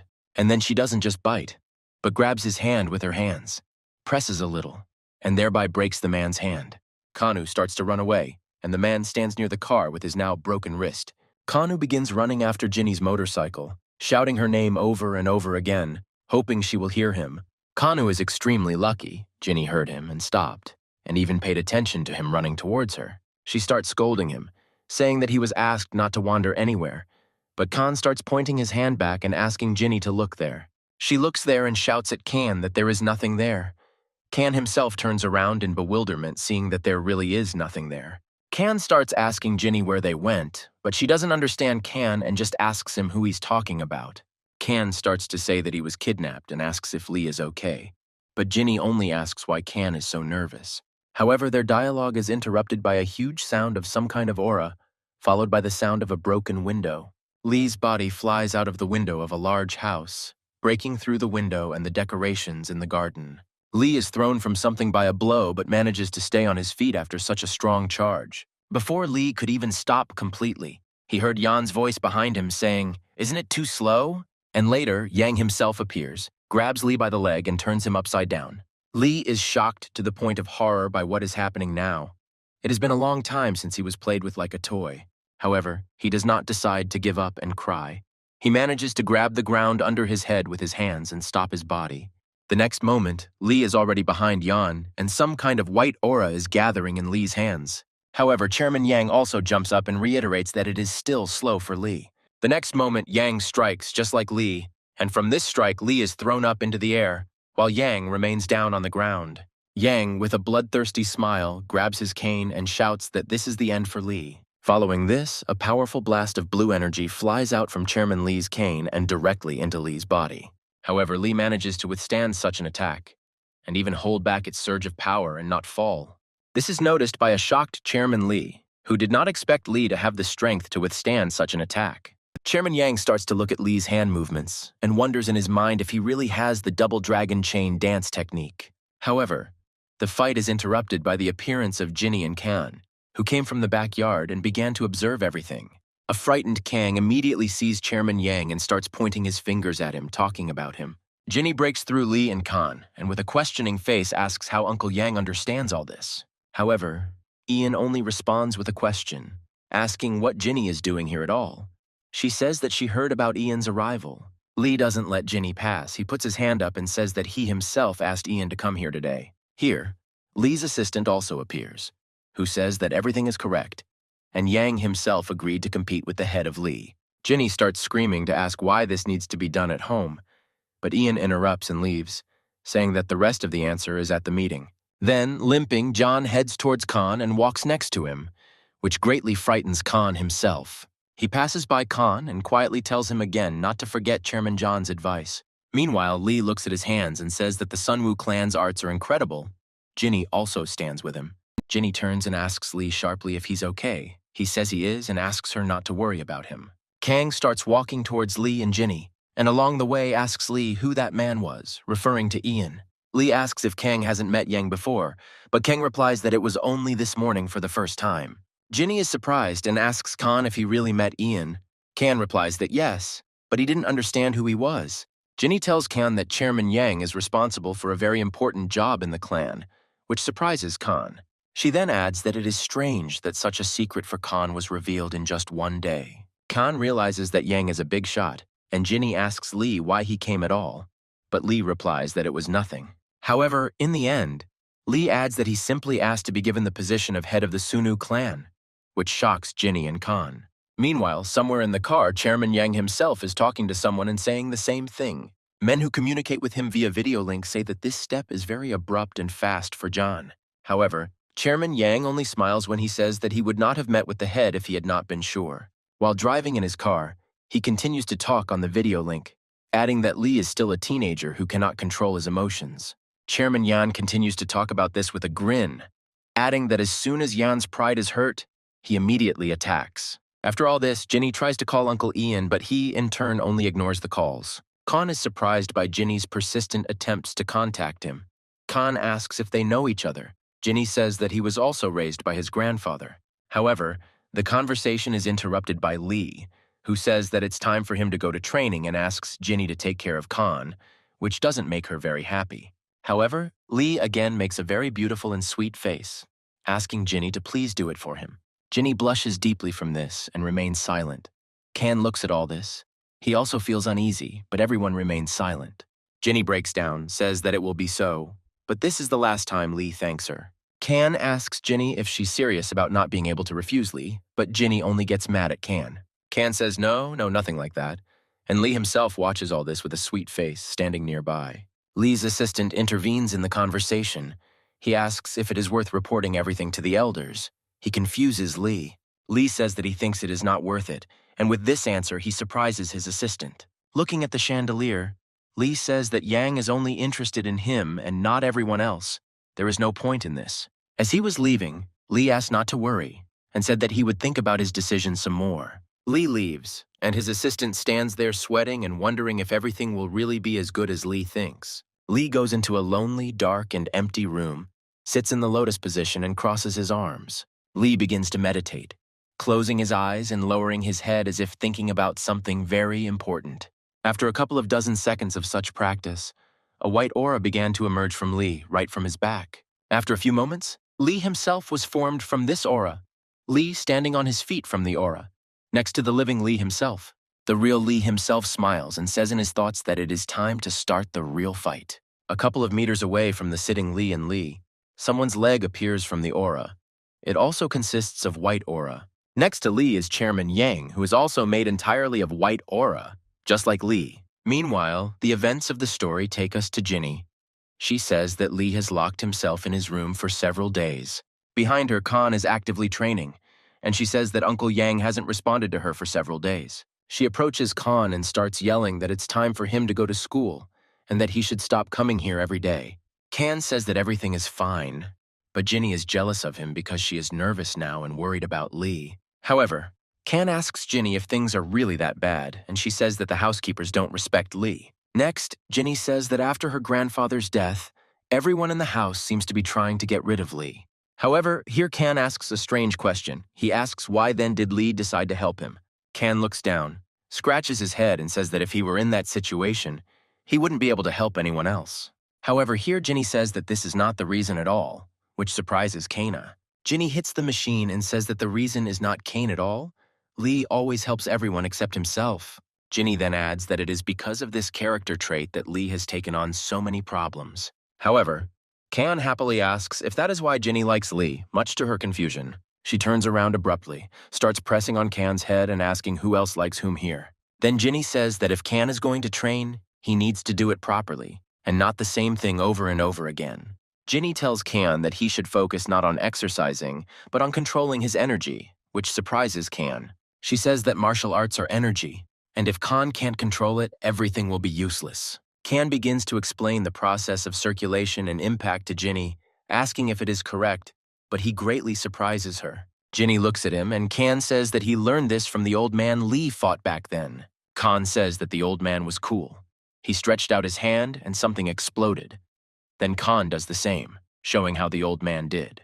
Ginny squeezes Kan's head again, saying that that grandfather is our enemy. Kan agrees, but says that he is still strong. Then Ginny starts talking about how they also had a master who was among the top 10 strongest. She then looks at Kan and asks him if she should show him the abilities he had. Immediately after that, Ginny clenches her fist and gathers energy in it, putting her hand in a strong punching pose. She asks Kan to watch carefully, but he is already crazy about the sight. Sparks coming from Ginny's hand. Ginny then jumps and hits the training board straight on, breaking it into pieces. Kan is in complete shock. He is crazy about what Ginny just did. He finds it hard to believe in such power. Ginny not only destroyed the stand with one blow, but also left a mark and created a powerful charge of energy around it. A shocked Kan begins to ask how she managed to do this, but she says it was a complete failure. Ginny says that it was a pathetic parody that couldn't compare to Grandpa's punch, his thunderstrike technique. Kan says that how is that possible if the stand was destroyed, but Ginny says that with real technology, there wouldn't even be a sliver left of the stand. However, Kan runs up to the strong Jinna and starts asking if he can learn this and do it like she does now. However, Ginny stops Kan, telling him to work on energy circulation and learn basic techniques and concepts. Meanwhile, the events of the story show us Lee talking to someone and saying that he will wait at the meeting. An assistant approaches Yang and asks if it was the elders. Lee replies that yes, they learned everything from Yang. The assistant asks Lee if he is sure that everything will be okay, since he even rejected the help of the elders. Lee says that he can't be sure until the end because Yan is very strong as it turns out, the results are unknown. Meanwhile, the events of the story show us Chairman Yan himself, who is being told something. He sits at a table with some men and tells them that the head of the Lee clan has just refused the help of the elders. Everyone in the hall at the table began to discuss the head of the Sunu clan and laugh at how stupid he had become. With a smile on his face, Chairman Yang places his glass on the table and says that everything is going perfectly according to plan. Chairman Yang looks into his glass and says that at this rate, the point over Lee can be put to rest at the next meeting. Meanwhile, the events of the story return us to Kanu, who is lying on the floor near the dumbbells, tired. Barely. But Khan manages to stand up and sit up.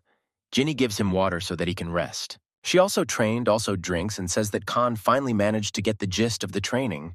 Ginny looks at the sky and tells Khan that it's late. It's time for him to go home. They say goodbye. However, right before leaving, Khan begins asking Ginny to teach him the thunderstrike technique, much to her shock. Ginny is shocked, laughs, hits Khan and says he's crazy, looking at the building nearby with a smile. A little time passes. Our hero Khan somehow makes his way home, very tired, and says that he is going to die now. However, a car passes by, the window of which begins to open, and from there a question is heard as to whether Khan is going home. It turns out that Chairman Yang is asking this question, which shocks Khan wildly again today. He says that he heard that Khan is training with Ginny, and it looks like they're done for the day. Khan is shocked by this. Yang and Kang discuss training for a bit, and then Yang asks if Kang has thought about his offer. However, Khan only calls Yan very persistent and says that he has already responded to him several times. Yang asks Kang if he knows about the Sunu clan meeting today. Kang says he heard it out of the corner of his ear. Then Jan shows Khan to the seat and asks him to sit down, under the pretext of giving him a lift to the meeting. Meanwhile, the events of the story show us some apartments where many people are drinking. They are informed that the leader has arrived, and Lee and several members of the Sunu clan emerge from the elevator. Everyone as one began to bow and say that they welcome the head of the Sunu clan here. Lee also bows, thanks, and says he is glad to meet him. And the clan members look at everyone who is here. The guy with the tattoo next to Lee turns his attention to the group of fat men who are grinning slyly at all of this. The guy with the tattoo notices that they are standing away from everyone, and the atmosphere there is somehow strange, which is not very good. Lee's assistant asks him to come to the table, but Lee's attention is distracted by something and he turns around. Lee watches Yan walking to a meeting, and Yan himself says that he apologizes. He was a little late for the meeting. Then, with a strange and sarcastic look, Yan looks straight into Lee's eyes, who in turn also looks at Yan. However, Ginny's attentiveness allows her to see a familiar face among Ian's people in the crowd. It turns out to be Khan, who clearly stands out with his clothes, and Ginny is shocked to see him among Ian's men. Ginny points her finger at him, screaming at him about what he even dared to do here, especially with Ian. Khan says that he found out about the meeting, but Ginny replies that only important members of the Sunwoo clan should be at the meeting. Kang tries to ask Yang what this means, but Yang grabs Kang by the shoulder and loudly says that Kang is a new member of the Sunu clan. In front of the entire audience, Yang says that until recently, Kang was just a schoolboy, but now he is part of Sunwoo. Yan looks into Lee's eyes and in front of everyone says that the leader can answer how the student became part of Sunu. These words frighten and confuse Khan greatly, and he asks Chairman Yang what he is doing now. Khan starts yelling at Ian, saying that they really kidnapped him again, but Ian just laughs in response to Khan. Jan puts his hand on Khan's shoulder and asks what he is talking about, since Khan himself came here at Jan's invitation. However, Khan is extremely angry. He suddenly and energetically removes Jan's hand with his own and shouts at him not to do that again. Khan gathers all his strength into a fist and begins to ask Yan who he suddenly takes him for. However, Chairman Yang's men simply grab Khan by the neck and hold him down with their hands. One of Jan's men tells Khan to shut up before he breaks his neck for his broken wrist. Ginny starts yelling at Ian's men, saying what they dared to do to Khan now. Yan starts talking loudly about how Lee is a terrible leader. He gave the clan's treasure to a schoolboy, and his assistants hand Yan the papers. Yang takes out and shows everyone an envelope with papers, saying that he and several other people are demanding that Lee be removed from his post as head. He also says that if the document is not accepted, he will leave the Sunu clan. Everyone in the hall is shocked. Ginny looks around. Ginny starts screaming at Ian about how this can even be understood. One of the fat guys from his group starts asking Ginny to shut up and not get involved, being so rude. He calls Ginny simply a small piece of trash. as well as the head of the clan, asking her to shut her mouth and not open it again. Then a guy with tattoos appears and shouts that if anyone didn't like what Ginny said, they should come forward and show themselves. Then the guy with the tattoo shouts that he will demonstratively break all of this man's bones right here. Such harsh words and statements frighten a group of fat uncles, but then a harsh voice and words are heard. Enough. It turns out to be one of the elders, he says.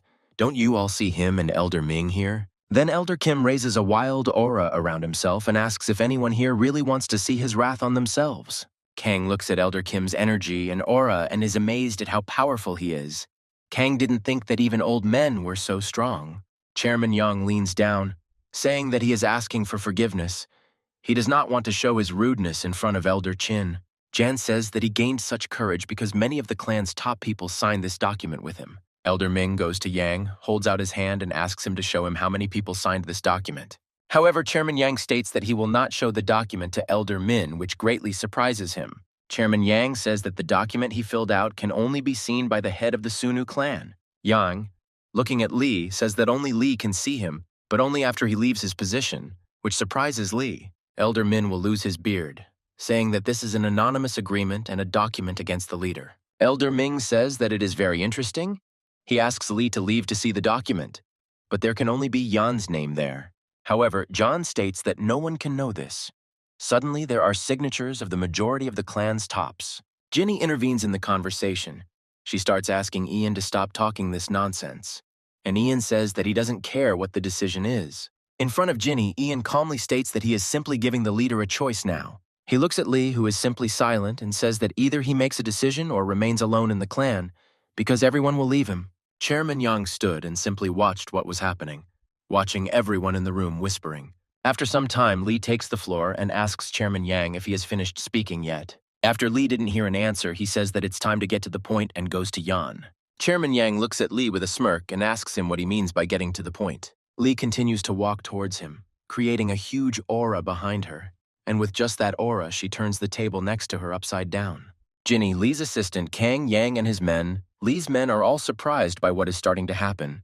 Yan silently begins to walk further towards Chairman Yan, demolishing everything in his path with his eerie aura. Kan watches this as Yang gets closer and closer to him. He is shocked by his friend's actions. Then even the elders get scared. Lee says the dragon chain technique, and even Yang is surprised. Lee looks Chairman Yang in the eye and says that shouldn't they, the Murans, handle matters as they are supposed to.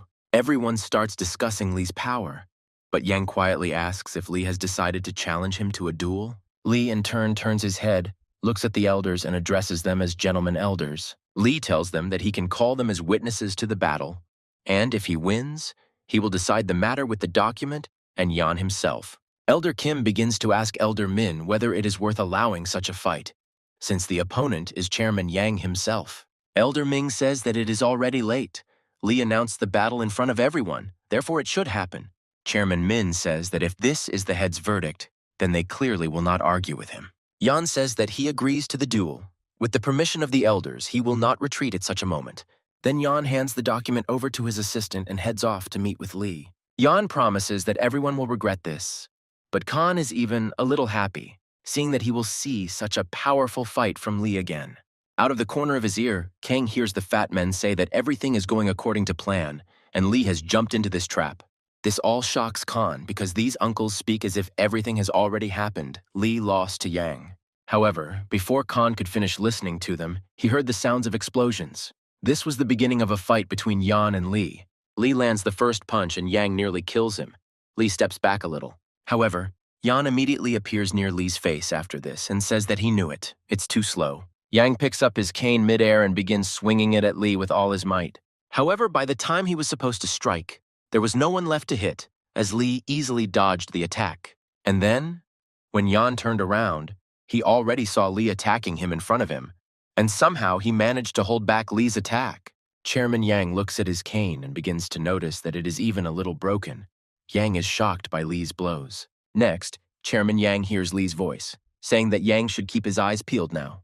With a wild aura rising behind him, Lee says that he is going to fight seriously. Yan should be more careful. Meanwhile, Lee's arms, legs, and body begin to boil with energy and seem to be covered with it from above. However, Ian puts one foot back and says that this is great. A blue aura comes from his eyes. This whole process is a wild shock to Khan, who is still being held by the throat by Yan's men.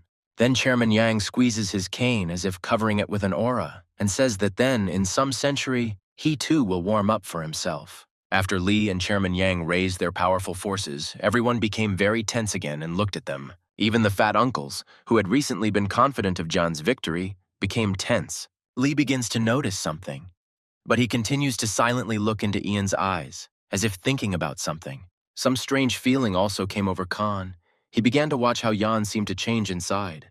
Then Khan looks at Li and thinks that a serious fight will probably begin between them now. All this is also observed by Li's assistant, who remembers that as a child, everyone thought that Yang would surpass everyone in the clan in strength.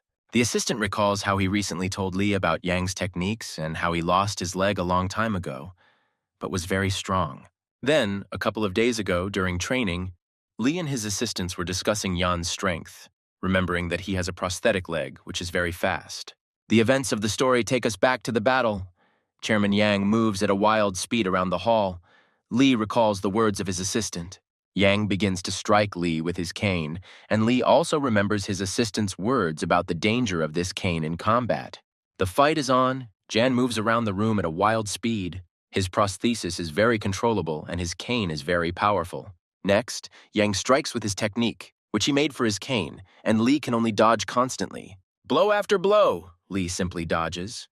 As soon as he wants to attack, Chairman Li's cane immediately stops him. While Li was still pondering his actions, fighting Yan became much more difficult than before. Next, Li recalls the words of his assistant, who revealed to Li all the features and strength of Yang's cane and leg. Li remembers very well everything his assistant said, and is now thinking about how he can do this in battle. However, for Khan, who doesn't know or understand anything yet, this is all very surprising, because just recently John was limping. Then Khan also notices that those same fat uncles are still laughing and discussing Yan's imminent victory in this battle. Khan understands that all these fat men are starting to irritate him. He doesn't understand why they are so confident in Yan's victory. Meanwhile, while Khan was looking at them, Li delivered a crushing blow to Yang, who could barely stop him. This makes Khan very happy.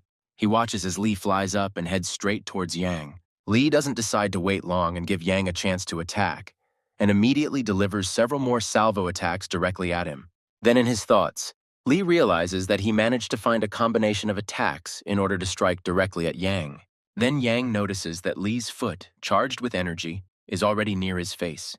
He understands that Li wants to finish the fight with one attack. Yan says that Li has good tricks for his age, but it's still not enough and stops his attack with a cane. With his cane, Yang throws Li straight up and says that Li is not as simple an opponent as he seems. Li does not dare to retreat. He runs towards Yan again along the walls of the room, however. At that moment, something distracts his attention. It turns out to be Chairman Yang's cane, which is already near Li's face. Chairman Yang himself is also already right in front of Li's face. Li himself did not even remotely expect such speed. Chairman Yang then shouts that he and Chief Li should end the fight here and strikes. Ginny screams Li's name, and everyone in the hall starts running in different directions as parts of the building start falling down onto the floor. The fat men began to rejoice and praise Yan, because the victory was now obvious to everyone. However, this does not happen. With a deft move, Li escapes right from the trap that Yang has set for him. Ian pretends it's no big deal to him, but everyone is surprised.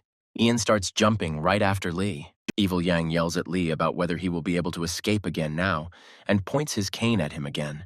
However, Li acts unusually. He jumps back. Instead of running away, he grabs Yan's cane in midair. Yan himself sees this. He is shocked by such actions on the part of Li, because he was preparing to attack the fleeing man. Li grabs Yang's cane, thus depriving him of his source of weapons, and swings his leg upward to strike. Somehow, Chairman Yang manages to dodge this attack. However, Yang's cane remains in Li's hands. Kong is wildly shocked by Li's skill, while Yang and Li stand on the floor on two different sides of each other.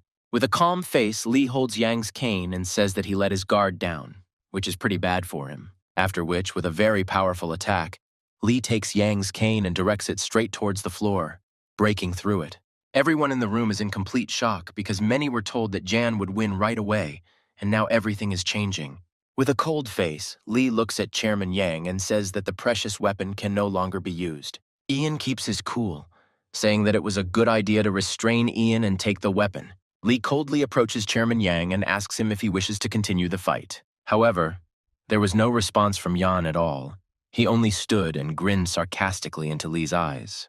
A moment after his smile, Yang appeared at Lee's side and launched a blast of energy straight into Lee's body. Kan looks at this. His mouth opens in surprise, because he didn't expect that Yang would continue to attack after all this. Yang decides to take action further. He strikes again, sending Lee lying in the rocks. Following this, Chairman Yang charges his prosthetic with energy. It glows, and he flies straight into Lee's face with his knee. However, he doesn't manage to fly straight into the face, because Lee managed to dodge his attack, and is very scared by this. Ginny watches all this with shock the whole time. She is very scared because she sees that Ian is seriously trying to kill Lee. The elders are discussing the same issue among themselves. They find it hard to believe that Yang is trying to kill Lee here. After Lee dodges, Yang addresses him, saying that his cane is not really a weapon, and then Jan removes the energy and stone fragments from his prosthesis, showing it to everyone. He slams his prosthetic on the floor and talks about how the cane is a kind of limiter for his iron thunderleg technique. Chairman Yang looks at Lee with a smile and says that he tried to restrain himself, but now everything will be different. Our main character, Kan, continues to watch all this in shock, believing that Yan is some kind of cyborg. Ginny and the guy with the tattoos are also watching the fight, and Ian asks if Lee wants to continue fighting him now. Shocked by all this, Ginny tries to hesitantly shout, "No," but her words are interrupted, and Lee interrupts her with a soft smile on his face, saying that he can't wait for this. The fight continues, but now it is gaining new momentum because both opponents will be acting at their limits. Chairman Yang only stamps his foot for a moment, but immediately disappears from sight, shocking Lee. In an instant after that, Yan's body flies past L at great speed, but Lee dodges. Kan sees this and opens his mouth in shock, but he doesn't understand why Yang didn't strike Lee back then. However, Lee understands that the blow was one of the most powerful techniques of the Sunu clan. The technique, illusion of afterimage. And here comes the blow itself. A huge surge of blue energy from Chairman Yang reaches Lee. The technique works like an illusion. Sweat is pouring down Kan's body. He can no longer hold back his scream because attack after attack, Yang shocks everyone in the hall with his strength. Kan sees that some huge energy is pressing on Lee over and over again, but it is difficult for him to even see what is happening. A group of fat men begin to doubt Yan. They discuss the fact that Yan had to use such a technique against Lee. They say that this way Yan will reveal all his cards while Lee continues to evade attacks. They look at a rather tired Jan and discuss a possible defeat. One of them says that it's all nonsense and that Yang is no less skilled than some kid, although the others say that Lee is still fighting. They begin to argue about how Lee was able to stand firm when the chairman had already revealed all his cards. Next, they discuss that if Chairman Yang is defeated, the document that his assistant has will end up in Lee's hands. However, one of these uncles says that this will never happen, which shocks everyone else in the group. He says that he gave the chairman the same envelope, but with an empty piece of paper inside. Then he adds, saying that while they are busy with the fight, they can simply replace the envelopes. Next, one of the men asks how they can do this, but the other man remains silent and only shows a like with his hand. That same assistant notices such a signal from the man and shows him the same like. This amazes all the men in the group. They are delighted with how thoughtful and savvy their partner is. However, everything is not as simple and easy as it seems at first. Kan notices that something is wrong in the group of these men. And then Kan watches as one of them approaches him and does something behind his back, as if something was happening to me. Kan takes a closer look and sees that the man is hiding one of the envelopes that Yang showed him at the beginning in his bag. Then Kan notices that after changing the envelopes, this guy with the bag simply started leaving. Kan starts shouting for everyone to wait and saying that something happened there while looking at him. Kan starts shouting that they just switched the envelope, but the guard tries to shut Kan up. Here, Ginny and the guy with the tattoo were distracted from the fight by Kan, and Ginny began to shout with requests to let Kan go quickly. However, they responded to Ginny by telling her that if she came, they would break Kan's arms, but at that moment, Kan decided to run away. Yan's guards noticed this and restrained Kan, pressing him with their bodies. However, Kan does not decide to tolerate this. He breaks away from them with a charge of energy and screams to be let go. Ginny and the guy with the tattoo are shocked by how radical Kan is acting, but also shocked that he was being held down this whole time.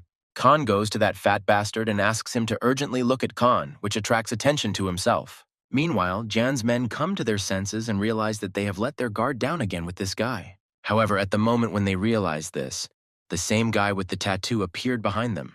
He squeezes their necks and says that the head of the clan is currently in a fight. Why the hell did they dare to clownish around here?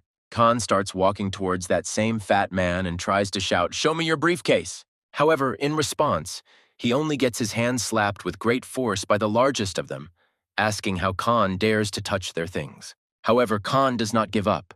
He loudly shouts to everyone that he and Yan are on the same page. He was watching them. Then Khan gets into a fighting stance, raising his fists. He asks them to step aside, otherwise he will not be responsible for himself. However, the largest of them only laughs at Khan and distorts him, suggesting that he attack and show his strength.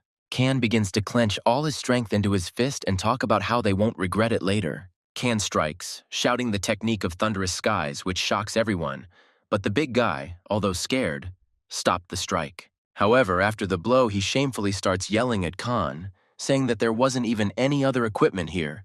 What a ripoff. However, Khan himself only turns away and begins to shout Ginny's name, begging her to help him. And literally the next moment, after Khan called Ginny to help, she appeared with that very technique. She applied this technique directly to the body of a huge, healthy man, which greatly delighted everyone, and threw him aside. Everyone around them opened their mouths in shock. They can't believe that Ginny just used a heaven-shaking strike. Even after the blow, they don't believe that this is Elder Kwan's technique, and that Ginny's skills are already so high for such techniques. However, even after such a powerful blow, Ginny blows into her fist and says that unfortunately she failed again. Meanwhile, Khan immediately runs up and grabs the briefcase that was standing next to the man. However, the attention of Khan with the briefcase and Ginny is interrupted by sharp screams behind them, as if in pain. Turning around, they see Chairman Yang once again launch a stream of energy straight at Lee, thereby throwing him back. The chairman shouts that it is time to end everything that is happening here. Lee is shocked by all of this. Immediately after this, another attack comes to Lee, which makes a lot of wounds on his body. Lee sees that Yan's attacks have increased several times. Immediately after this attack, Lee notices that Chairman Yang is about to attack again and picks up speed under his foot. The next moment after this, the chairman's foot lands right in front of Lee's face, who looks on in shock. Lee is in such a wild shock for the first time. He understands that it is simply almost impossible to contain the chairman's attacks. After this attack, the chairman returns to his seat, and Lee's body is thrown far into the air by a huge wave. Everyone is in complete shock from this, both the people from the clan and Khan and Ginny, who are very worried about Lee. The elders also look and understand that this could be the end already because the attack was very strong. Chairman Yang turns his head and looks up with a sly smile, saying that he warned that it would be very dangerous. However, here Lee appears. He is standing on the wall of the building. There is fire under his feet, and there are traces of blood in many places on his body. Chairman Yang looks at all this with surprise and even fear, having never imagined that such a thing would happen. Behind the monster's eyes, as if in berserker mode, Lee looks at Chairman Yang in a wild rage and prepares to attack. Lee shouts that he will now be feared, and with great speed, he breaks away from the spot, heading to Chairman Yang's place. Chairman Yang stands alone like a cornered dog and sees Lee flying towards him from above with wild energy. At the moment, it is not even close to known how this will end, because Lee, in a wild rage, continues to fight for his clan. Yan starts shaking just from the aura. He understands that it is too late for him to dodge, and he cannot back down. Following this, the chairman also begins to cover his body with aura, realizing that he only has time to take the blow. With wild speed in the air, Lee and Yan's fists collided in a blow, two strong energies against each other. The outcome would be powerful. Everyone around was shocked by the wild aura they had spread around, because this aura had created a whole powerful dome. Everyone around began to be amazed by the effects of their collision, so much so that people could not see anything except their hands next to them. Everyone is shocked by this. They look around trying to understand what happened, but the attack is over. Both sides retreat to their positions. A pleased Ian shouts that this is a mistake for the leader. He puts his hand behind him in a punching stance, and then he takes off from the spot at great speed, carrying himself and his blow towards the head of Lee. Surprised, Lee looks at Yan, however. He is surprised, not scared. He noticed something strange. And this strange thing is in John's prosthesis because it sparkles as if it is about to explode. Jan himself, and everyone in the hall, including our hero Khan, notices this with fear. Lee decides not to act for now and steps back with a sharp movement of his leg to give Yang time. Chairman Yang just walks, but his prosthesis starts to creak and later even starts to smoke. Even a group of men pay attention to this. They are shocked to realize that most likely he broke down. And then Lee turns to Yan, saying that the information that the Thunder Leg cannot be used for a long time turned out to be true. After which, rudely and persistently, Lee turns to Chairman Yang, asking if he is ready to continue the fight. Lee says that he is personally ready. Everyone in the hall began to discuss this shortcoming of John and his technique. They say that they also do not remember John having very long fights. However, Chairman Yang himself is silent, looking at Lee with empty eyes, his face covered in blood. The male accomplices also look at their accomplice John with fear, as if they are afraid to hear the cherished words from him. Jan lowers his head, looks down with empty eyes, and says that this is enough for this fight already. Yang says that Lee used the true Thunder Fist from the previous chapter, and no leg can withstand it. Lee throws down his cane. And then, closing his eyes, he says that he has lost and admits defeat to the leader. A group of men who were really looking forward to Jan's victory immediately started shouting that this was really the case, calling for Chairman John. Elder Ming asks Chairman Yang if he is sure he will admit defeat, since Lee will then decide what to do with him. However, just by lowering his head and smiling a little, John says that he understands everything perfectly well himself. The elder then announces that the document must now be handed over to Lee, and this attracts Khan's attention. Kang shouts to the entire room to get attention. He holds up the envelope in his hands and tells Lee to look at this one too. Khan puts him down and states that he took him and Ginny from that group of men when they tried to replace him. Ginny says she doesn't know which one is real, but if you compare them, I think it will become clear. In the hands of the beaten Lee, there are two documents at once. He holds them as if looking into the future, which will decide everything. Lee approaches Chairman Yang asking if he will accept any decision Lee makes. Yang says yes. Without looking at the documents, Lee approaches Yan, offering him to become an elder and help Lee with everything in the future. Everyone in the hall began to discuss Lee's words and check whether they had misheard what the head of the Lee clan had just said. Chairman Yang looks at Lee in shock and asks again if he really heard Lee's words. However, Lee doesn't answer. He just silently starts tearing the envelopes with paper in half. This decision shocks Khan, Chairman Yang, and everyone else in the room. Kang tries to ask Lee what he is doing, but Lee only calls his assistant to come to him. Then, the bloody Lee hands these papers into the hands of his assistant and asks him to go and burn them right now. Lee addresses everyone and says that he promised that he would sort out the documents and everything as he decides necessary in case of victory. Lee then asks if anyone has any questions about his decision. Everyone starts talking, and a shocked Kang and Yang just look at Lee. Ginny starts yelling at Lee, telling him what he's doing, because he's burning the list of traitors to the Sunu clan. However, Lee tells Ginny that there are no traitors in the Sunwoo clan, which shocks her to the point that she simply falls silent. Lee speaks loudly and to the entire room about how conflicts happen everywhere, but everyone here is family. Lee continues speaking and says that Ian is right. Lee is only temporarily taking over as the clan leader, which shocks Ginny even more. Next, Lee says that he knows that many people are unhappy with him and his decisions, and that this is just his mistake. He says that he lacks experience, his age is still young. Yan is shocked and looks at Lee. He says that, however, he still holds this post precisely because the members of the Sunu clan believe in him. Then he says that it is quite possible that he will disappoint the members of the Sunu clan more than once, however. At this point, Lee bows and asks Elder Yang to guide him and help him to prevent this from happening, surprising Yang. And not only Yana, but almost everyone in this room was surprised by Lee's wise and powerful word. Only Ginny intervenes in the dialogue again. She tries to say that he doesn't want much from the traitor Ian. However, her words are interrupted by the loud clapping of the Sunu clan members, who stand and rejoice at having a leader like Lee. Elders Min and Kim are also surprised by Lee's words, but are happy because Lee is already quite successful in managing the clan alone and without them. However, despite all this, the elder says that this is still only the beginning of the journey. However, the events of the story show us some strange man in the crowd. He takes out a strange device from his jacket. It turns out to be a small hidden camera, with the help of which he begins to take pictures of what is happening. After which, the events of the story also show a room in which a certain man sits and watches the situation in the hall through cameras. Afterwards, they show the man again sitting in a chair. He smiles bloodthirstily and laughs. He looks at Lee through the camera, raises his glass and says he's glad to see the Dragon Slayers return. And then, while sipping whiskey, he says that soon the news about the return of the head of the Sunu clan will spread throughout all of Marimu. The events of the story take us back, showing one of the group of men who supported Ian.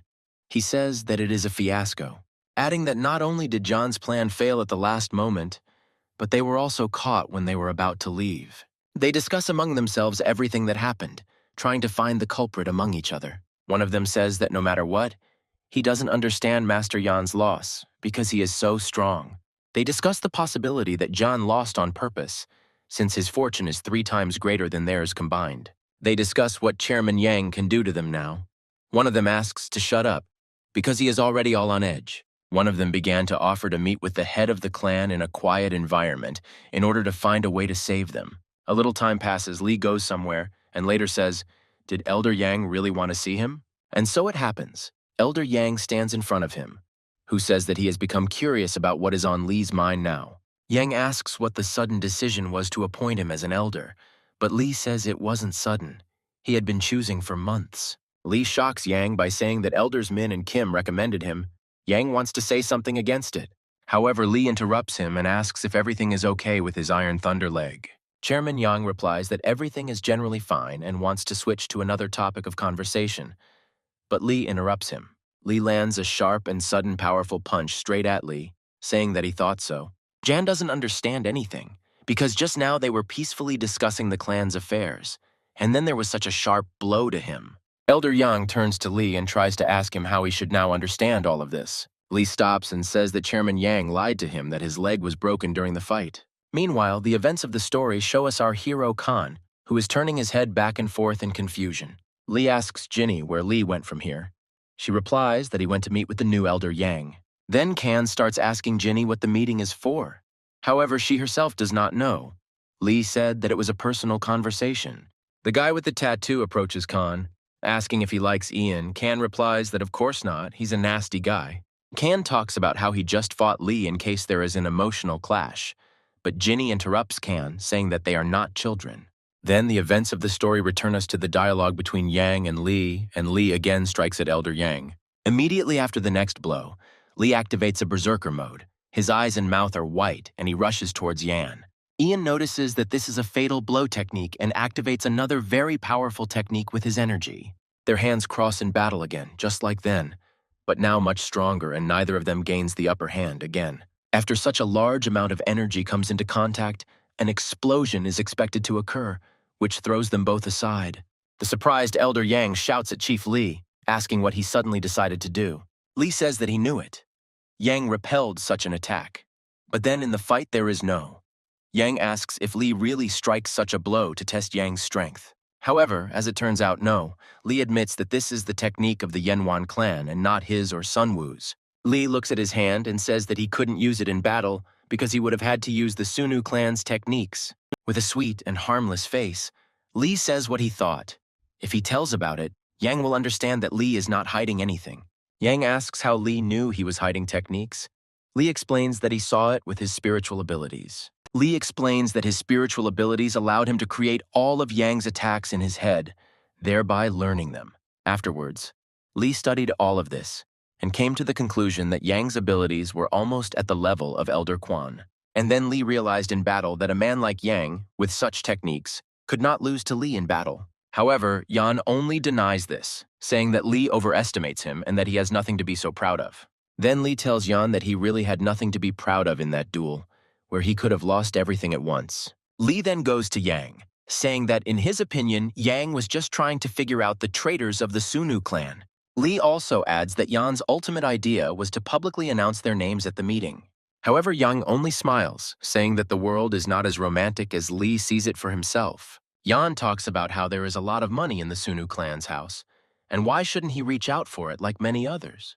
However, Lee only responds to Yang by saying that from the other 2 elders, he learned something valuable about Yang. Lee says that he knows that Yang grew up in the house of Old Man Quan, and that he was like a father to Yang. Then Lee adds, saying that it is impossible for such a person to betray the Sunu clan because of some money. Elder Yang stops making excuses and asks Lee why he tore up and burned the papers back then.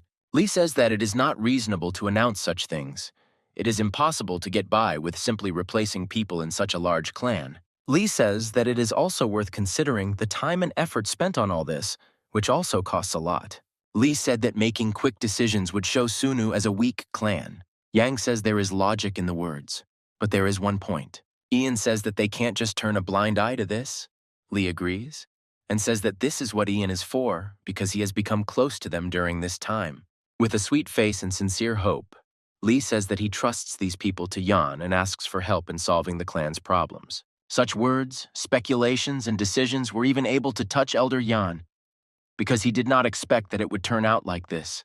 After all this, Yan asks Lee if he really came up with all this himself, or if someone is helping him with this. Lee admits honestly that he has an advisor, but then Yang tenses up and says that everything is clear. Yan says that it is obvious that the advisor is Kana Sera from the Milyan clan, who Lee has been communicating with.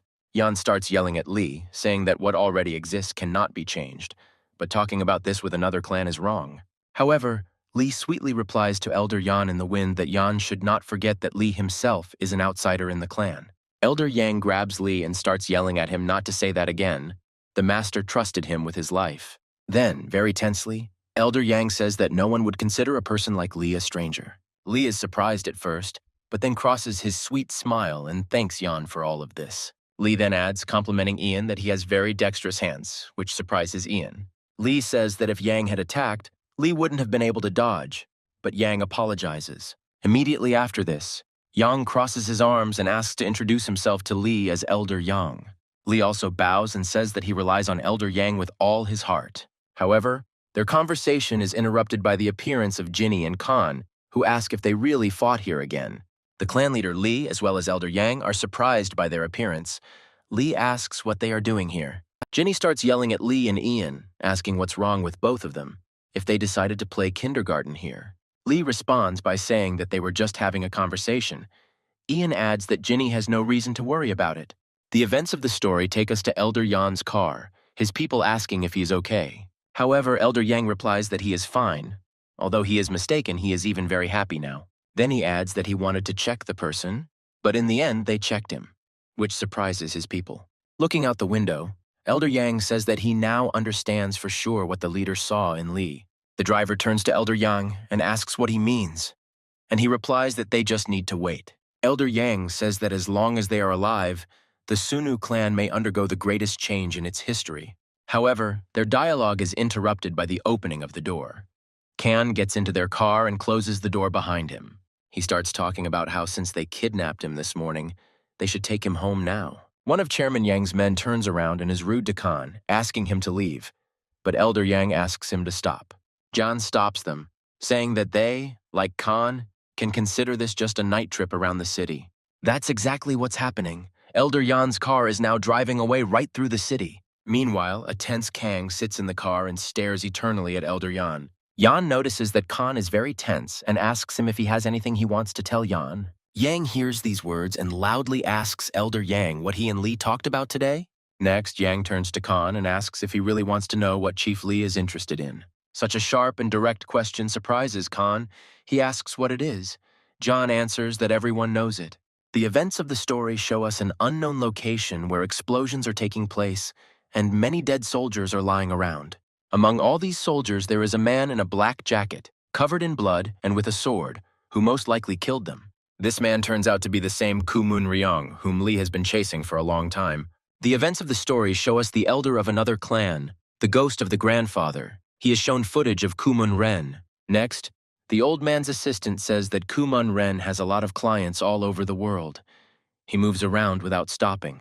Next, the old man asks his men if Kumun Ren left any clues, and his assistants say that there is nothing. However, they say that the Shadow Warriors group he is in already has a significant international force. The old man's assistants say that he already has international agreements, and it is difficult to investigate something like that. The old man looks up and doesn't even know how to react, because it's very difficult to fight against someone like that. The assistants say that the Murims must intervene, or the barrier between them and the ordinary world will be destroyed. However, the old man puts down his tea and says that there is no need to worry, because there is a union for that. Now the old man is talking to that same manager. He asks if the old man is by any chance connected to the Sunu clan. The manager says that the Sunu clan has been very aggressive lately and may not form an alliance with everyone. However, the old man says that there is no need to worry. He knows Chief Lee well and Elder Yan even more so. Meanwhile, the events of the story return us to Elder Yan, who talks about the clan's profit for the year. Lee asks in front of all the elders why the Heijun Company's profit is so low, even compared to last year. Elder Yang says that Lee missed the point about overseas investment, which is also very important. Lee and Elder Yang continue to discuss economics, but then a voice interrupts them, asking for forgiveness, and they pay attention. This is Elder Ming. He says that 2 hours have already passed. Lee says that everything is correct. It's time to finish. Lee thanks everyone and says that they will see each other again in 2 days because there is a lot to discuss. Together with his assistant, the head of the Lee clan began to leave, and the elders looked after him. Yang tells the other elders that he is surprised that Lee was familiar with everything, even the numbers. However, Elder Ming says that the leader is simply in a hopeless situation, which surprises Yan. Elder Min says that previously all the affairs were on them, and the leader tried to return to normal life. Then Min adds that, however, now the head has taken over everything, and now everything is much more difficult. He studies until night. This explains a lot to John. It was unexpected for him that such a young guy understands everything so well. Next, Min says that after studying, Chief Lee devotes himself to practicing martial arts and endurance until night. Afterwards, a very surprised Yan asks when he already sleeps. But Min replies that according to his assistant, he hardly sleeps. Elder Ming says that he spoke with Chief Lee and his assistant, but he doesn't want to listen at all. Elder Ming adds that he thinks the leader is working very hard, which gives Yan a lot to think about. Meanwhile, our main character Kang lies tired on the floor, saying that he wishes he were Kumun Ren. Ginny says that Kan has completely lost his mind. It's a shame that she felt sorry for him today during training. She shouldn't have done that. Kang says that he meant that he just wanted to see Lee, but he is only interested in this Kumun Ren. However, Ginny only hits Kan and tells him not to do that, because Kumun Ren is the enemy of Lee and the entire Sunu clan. Kan says that they haven't seen Lee for a long time. Since Ginny isn't interested in what's wrong with him, she says no. However, their dialogue is interrupted by a rough male voice, which says that he is now interested in this. It turns out to be Elder Yang, who says that he heard that Ginny and Kang train hard every day. Although this makes them both happy, Kang asks with a little apprehension what Elder Yang is doing here. However, he says with a smile that he would simply like to reward them for such great efforts. This makes both Kana and Ginny very happy, but it also surprises them quite a bit, because this is the first time this has happened. Some time passes, we are shown the head of the Sunu clan. Lee, he is distracted by his assistant.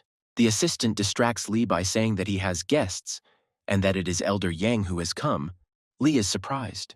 The door opens, and Elder Yang stands there, along with Kan and Ginny, who are very pleased to see Lee. Lee is quite surprised to see Yan and such guests, and even together, and asks what is going on.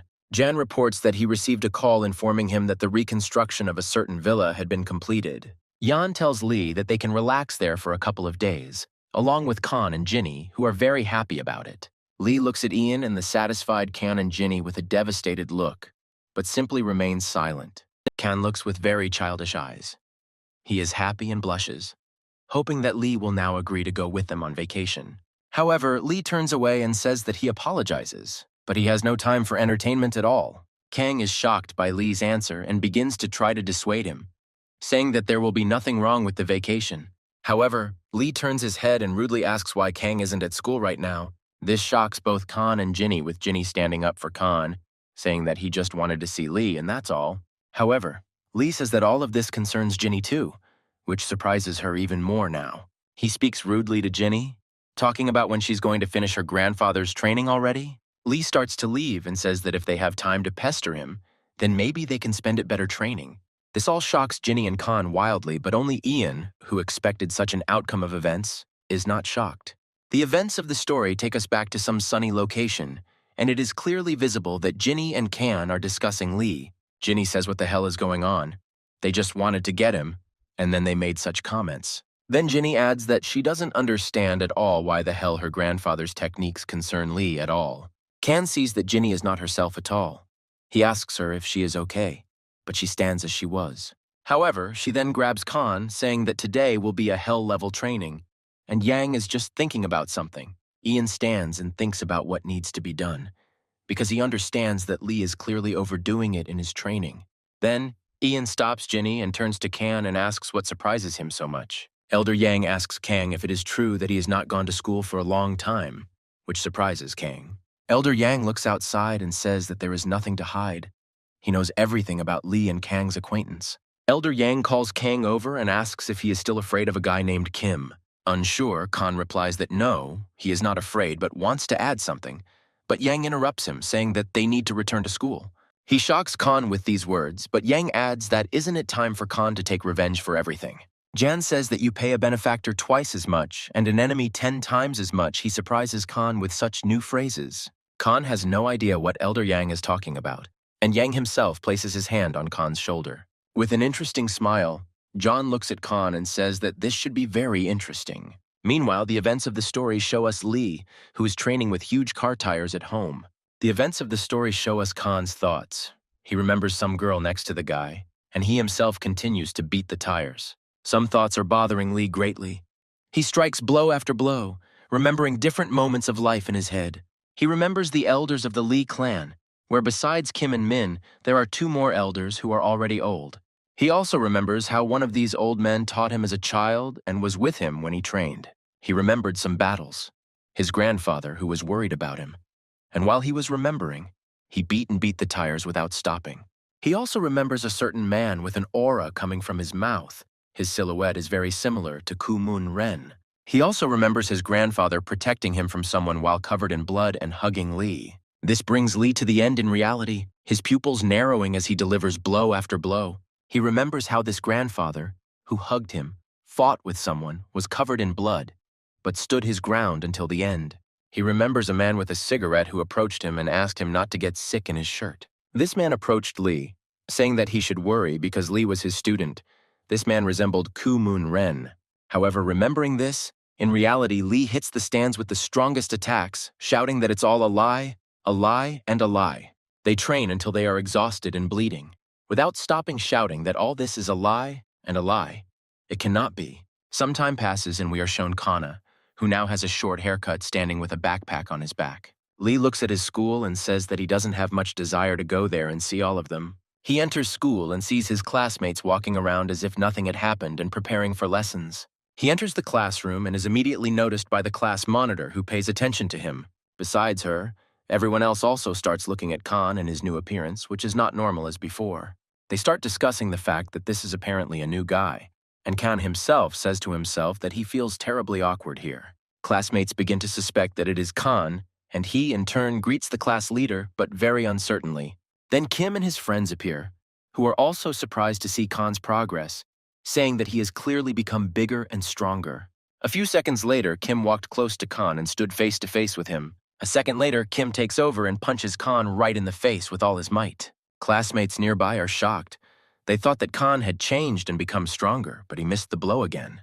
Kim looks at Kang with a sinister and bloodthirsty face and says that he is the same idiot as he was before. However, just a second after Kim said this, his face suddenly became surprised. He was in shock. From his blow, only Kan's cheek turned red.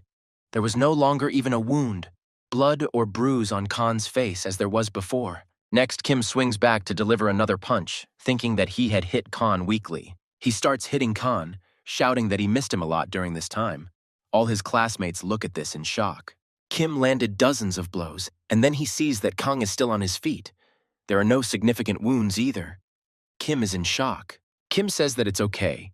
Now Kim will only have more fun beating up Kang and his friends, but Kang just laughs in his face. Kan smiles, feels the place of the blow, and says that he was really afraid to go to school day after day because of such trifles. Kim turns around, looks at Kang in surprise, and asks him again what he just told him. Then Kang raises his energy, charges for a blow, and says, was he really afraid of such a worthless person like Kim? Kim sees this, shouting at Kang that he really wanted to die, and grabs a chair, swinging it at Kang. However, before Kim can even land a blow, Kang sends Kim flying into his friends in the chair with a powerful charge of his blow. The impact was so strong that Kim's fall turned the chairs and desk into splinters from how strong he was. Kim's friends are shocked by what is happening. They see for the first time that their friend was treated like this, and Kang did the same. Everyone around looks at this in shock, but Kang only yells at Kim, calling her a scumbag and asking her to stand up right now. Kang charges up more energy and shouts that now Kim will receive tens of times more than Kang did then. A little time passes. We are shown some girl. She screams that Kang is just a monster. She points at Kang and yells at the school principal that her son Kim now has 4 weeks to recover because of him. Kang sits and looks at everything sadly, knowing that this is how it will be, however. He is glad that he was able to teach Kim a lesson after everything Kim did to him. However, Khan remembers in his thoughts how he was sitting in Yan's car, and Yan offered him to go fight. Then in the car, Khan said that Murim shouldn't hit ordinary people. Yan said that everything was right. One wrong blow, and that's it, it's all over. However, back in the car, Elder Yang told Khan that this ban only applied to masters. Yan then said that if Khan did all this, then it would be okay. No one would understand or notice anything. Now Khan sits at school and understands that, of course, trusting John was not a very good decision once again. Here, Kang hears that Kim's mother is asking the principal to expel Kang or transfer him to another school immediately. Here, Kang intervened in the dialogue, saying that he had not even been heard yet. But Kim's mother said that she was not obliged to listen to Kang. The director is afraid and asks Kim's mother to calm down, but she threatens to pass everything on to the media and make it public for everyone. The director asks Kim's mother to calm down. He called a certain guardian Kang here, but Kim's mother does not understand what kind of guardian he is. Kang lives with his mother. The door to the classroom opens. A rough male voice asks for forgiveness, and the face of the principal and Kim's mother is very surprised. Yang appears in the office with his security. He turns to Kim's mother and asks if she is his mother. Kim's mother, very surprised and uncertain, asks him who he is, and the director adjusts his glasses in shock. Elder Yang declares that he is Kang's guardian, surprising the director and Kim's mother, as well as Kang himself. The director starts to double-check the data, and Kim's mother starts shouting that if she understood correctly, then Yang is the father of this child, meaning Kang. Kim's mother says that because of Kang, her son is in a terrible state, but Yang interrupts him and says that her son always beat Kang up before. She starts yelling at John, saying that she is the injured party here, but John interrupts her, asking the secretary to give her the documents. Yang shows Kim's mother documents from the hospital where Kang was seen more than once after her son beat him. She starts screaming that she's being taken for a fool. Where is the evidence that this is her son? But John again simply calls his secretary. The secretary shows her old videos of Kim and her friends beating up Kang behind the school every day. Jan begins to talk about how the injuries that day were so serious that Khan could have been fatal. Yang provides further evidence by saying that Kim also used a bladed weapon against Kang. However, in response, Kim's mother only screams that Yang really wants to say that Kang is right and Kim is to blame for everything. However, immediately after her words, she began to point her fingers at Jan, asking if he knew who her husband was. Jan says that she knows more than anything because her husband is a lawyer in Jan's company, so he knows everything well. These words of Elder Yan frighten Kim's mother to death. She doesn't know what to say and only asks again. Young forgot that he forgot to introduce himself. He says his name and says that he is the head of Sungjae's company. The shocked director immediately began to suck up to Yan, and Kim's mother stands in shock at what is happening now. All this also shocks Khan, because the director says that he saw John on the covers of a magazine. Khan did not know that John was really a businessman. Yan puts his hand on Khan's shoulder and says loudly in front of everyone that he and Khan are one family. Ian continues by saying that when he found out about everything that was happening, he decided to personally visit the school and resolve everything. Then Yang says that their first demand is an apology from Kim himself to Kang. Such words of Yang shock Kang. Then Yan says that their second demand is to transfer Kim to another school, because Khan might not be happy to be in the same class with him.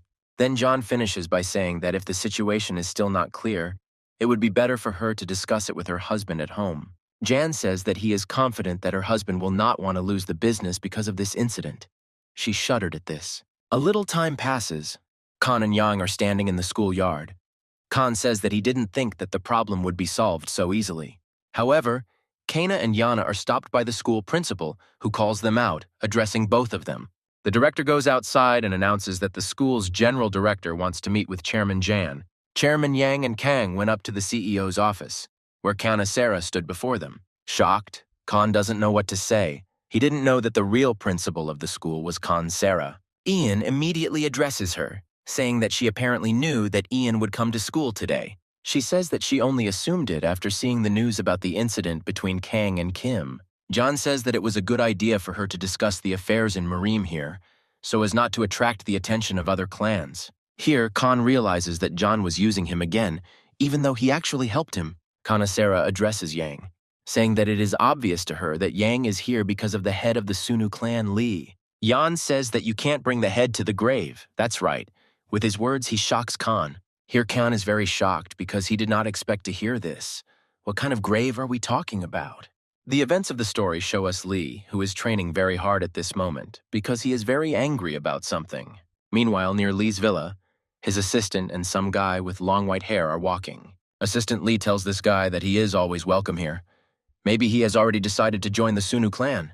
However, he says that he is more comfortable alone. The assistant points him to the house where Li trains. He thanks him for this.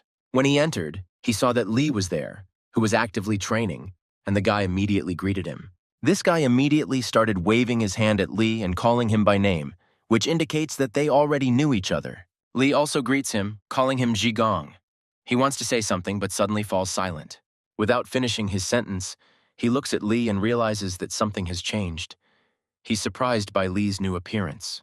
The guy turns to Li, asking why he invited him and to such a very large mansion. He doesn't give direct answers to the guy's questions, and only says that the sword and uniform are in the next room, which surprises him. The guy yells at Li, saying that he was only hoping to hang out with Li and that red-haired girl, meaning Ginny. Li smiles and asks him to be his friend and help Li as he is currently practicing a new technique. This surprises this guy very much. He did not expect that Li would have such requests for him. He turns to Li, saying that so be it, he will help, but he will not spare, and immediately warns Li about this. Meanwhile, we are taken back to Khan and the situation at school. Khan is still in shock from what Yang just said. With his shock, he interrupted Yan, who made a remark, saying that now he was talking with Kanasera, and Kana was interrupting them. Elder Yang asks Khan to be careful because in Marim this could cause great anger among many. However, Kanasera says that she also doesn't really understand what Elder Yang means now. Kanasera looks at her office and says that she rarely sees Li lately, and only calls him. However, Elder Yang says that Li trains to the point of exhaustion, and then does paperwork. Next, Li says that recently he has been practicing the Yvonne clan's soul source technique for days on end. Jan says that Kanasera has learned this herself, and knows how much energy it takes for the body. He turns to Kana, looking at her, and says that what kind of body can withstand such training when he hardly even sleeps. Yan says that Chief Yan is not okay, and if he continues this kind of training, then we can prepare for the worst. Kanasera says that in this case, Li will either die or make his body disabled. Her words scare Kan to death. He didn't know about this at all, and about how hard Li was trying. Sitting in the office, Jan says that everything is correct, which is why he decided to contact Kanasera for this. Li turns to Kanasera, saying that he knows she was the one who helped Li with his treatment from the doctor and learning the technique. Then, looking at her, Elder Yang says that she won't be able to convince the head of such training then. She looks into her coffee and says she would be glad if that could be done and Li wouldn't be so serious. Meanwhile, Li and his partner are in a tough fight. They clash in a training fight. Li's friend understands in his head that he was actually joking about not showing mercy. But Li has become so strong. Li's friend sees that Li seems to be losing touch with reality. His attacks are getting stronger and stronger. He is simply shocked by this. Meanwhile, in Kanasera's office, Ian asks her if she doesn't know what they should do too. However, Kanasera says that this technique is of course very powerful, but it does not need to take so much energy. Kana continues and says that if it makes sense for him to exhaust himself like that, perhaps it's not all for the sake of some technique. Jan asks Kanasera if she really means that this technique does not require such efforts. She says that it does. However, she still says that no matter what, Li became very attached to this technique. As the events of the story show us Li and his friends fight, Kanasera asks if Yang has any thoughts. Meanwhile, during the fight with Li, his friend asks him to take it easy or something will happen. However, Li's friend notices that after another blow, everything was only covered in an aura, and Li himself was not visible. The next take of the story shows us the eyes of Li's friend, who is very surprised. Meanwhile, we are shown Kanasera, who says that perhaps Li is not interested in technology at all. Meanwhile, Li himself is also shown, almost completely covered in a dark aura. However, Elder Yang does not understand what exactly Kanasera means and asks her about it. She says that perhaps Li is trying to become the strong one he knows and remembers very well. Ian is shocked to the point of horror by what Kanasera just said, because everything came together in his thoughts. Sweating profusely with a terrible face, Yan looks at Kanasera and says that apparently Chief Lee has made up his mind. As they speak, the fight between Lee and his friend continues, with Lee throwing his friend back blow after blow. His friend no longer knows what to do, because Lee attacks him with great speed. Then, remembering the wild Lee, Yan asks if he really decided to become Kumun Ren. Then Lee's friend notices that Lee's eyes began to change, and blood began to flow from his eyes, and Lee himself began to sweat profusely. Lee's friend began to try to stop him, saying that he needed to stop, that this was just training, not a fight. Lee's friend asks if Lee has decided to kill him, and with his words, he brings Lee back to reality, because he is very strong. Meanwhile, the dialogue between Kanasera and Ian continues. She says that Lee is still trying to pull everything off by himself. Kana talks about how he tortures himself because of his sense of responsibility, which Kang points out. Elder Yang says that everything is much more critical than he thought, and that things cannot be left like this. However, their dialogue is interrupted by Khan. He asks for forgiveness and says that he has one question. Kang asks Kanasera and Yan that if the problems are so serious, why not tell Lee's parents? However, this question partially surprises Yan and Kanusera, because they just look at Kanu and remain silent. Khan notices that their reaction is somehow very strange and incomprehensible. He asks, "What's wrong?" With a very serious and cold face, Yang turns to Khan and asks if he didn't know about something. However, in the meantime, the events of the story show us Lee's friend, who after the fight decided to drink an energy drink. He finishes drinking it, sweating, and says that he finally feels alive now. Then he offers Lee an energy drink and starts asking him what kind of terrible technique Lee had during the fight. However, Lee says that it was nothing like that. He just got carried away during such a powerful workout. Immediately after this, Lee's friend asks him if he is feeling better, which greatly frightens Lee. Following in the wind, Lee's friend says that he is very sorry for what happened to Lee's mother. Lee heartlessly holds the leaf, twists it, and listens to his friend. And the events of the story tell us that Lee's mother recently died. Meanwhile, Kanu is told about this in Kanusera's office, which leaves him in shock. Next, Kanasera says that Kang hardly knows that she died because of Kumun Ren. Kanasera reveals that his men attacked Lee's mother in order to provoke Lee himself. Kanasera says that she died in the hospital. Kang yells at John because he told him something completely different. Kang started yelling at Yan, saying that he had lied to him because he had said that Kumun Ren was Lee's teacher. Chairman Yang says that he did not lie to Khan at the time. However, he left out one point. Yan says that Kumun Ren is the enemy of everyone in the clan, and in general the person who can create the collapse of Morimin. Yang also says that in addition to Lee's mother, he killed Jinny's grandfather, Old Man Quan, which completely shocks Kang and horrifies him. And then Kang remembers Jinny's angry reaction when he said that he wanted to be Kumun Ren. Yan addresses Khan, saying that he follows the leader so well, but didn't even know about his worst enemies. Yan says that Khan knows about Lee only from a few words from other people. These words infuriate Khan, but he understands everything. And then Khan realizes that he really never thought about Lee's feelings, but simply wanted to be there as a sign of gratitude. Then Yan says that by standing like this, Khan is interfering with the conversation between Kanasera and Yan and can think everything over in the corridor. This, of course, really irritates Khan. He tries to answer, but doesn't dare to do so. Yang turns to him again, asking if Khan really wants to tell them anything else. However, Khan only stated that no, he understood everything and would not say anything. Kang leaves. Yang watches this, but he is distracted by Kanasera, who says that it is clear that Yang is very worried about the head. Elder Yang says that he has very high hopes for Chief Lee, which is why he is so worried. Next, Yan explains that Khan was the first person Lee attracted to the clan. Therefore, Yan cares about him too. Khan walks down the hallway and realizes that now that he knows everything, he feels very ashamed in front of Jinny for his words. Looking out the window, he thinks that this is of course not so important. What is much more important is how Lee is doing now. Meanwhile, Lee and his friend are discussing on a bench about some work abroad, where Lee's close childhood friend is now. Lee's friend notices that Lee himself is depressed and asks him if he is worried that something will happen to her there. Lee's friend asks him how she is now, but Lee says he doesn't know. She has other contacts that he doesn't know. He then asks Lee if he doesn't plan to meet her, but Lee says that he does someday. Lee then states that he will meet with her only after he destroys Kumun Ren. Next, Lee states that they have passed this topic and asks his friend if he found out what Lee asked for. Meanwhile, we are shown a dialogue between John and Kanasera.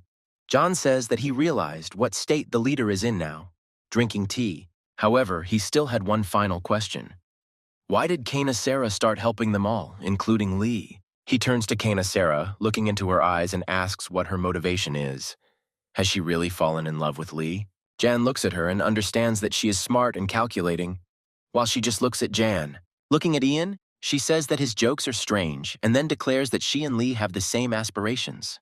Yang asks if she means revenge on Kumun Ren, but she says that their common goal is to protect this world, shocking Yang. She looks silently at Jan, who is very perplexed by what he just heard, and looks silently at her. Ian starts to smile, look at Kana and say that he is very surprised by such an answer from her. Kanasara replies that after Kumun Ren's last attack, his number of allies has certainly increased several times. She says that in unions there is also talk about finances, influences, and connections.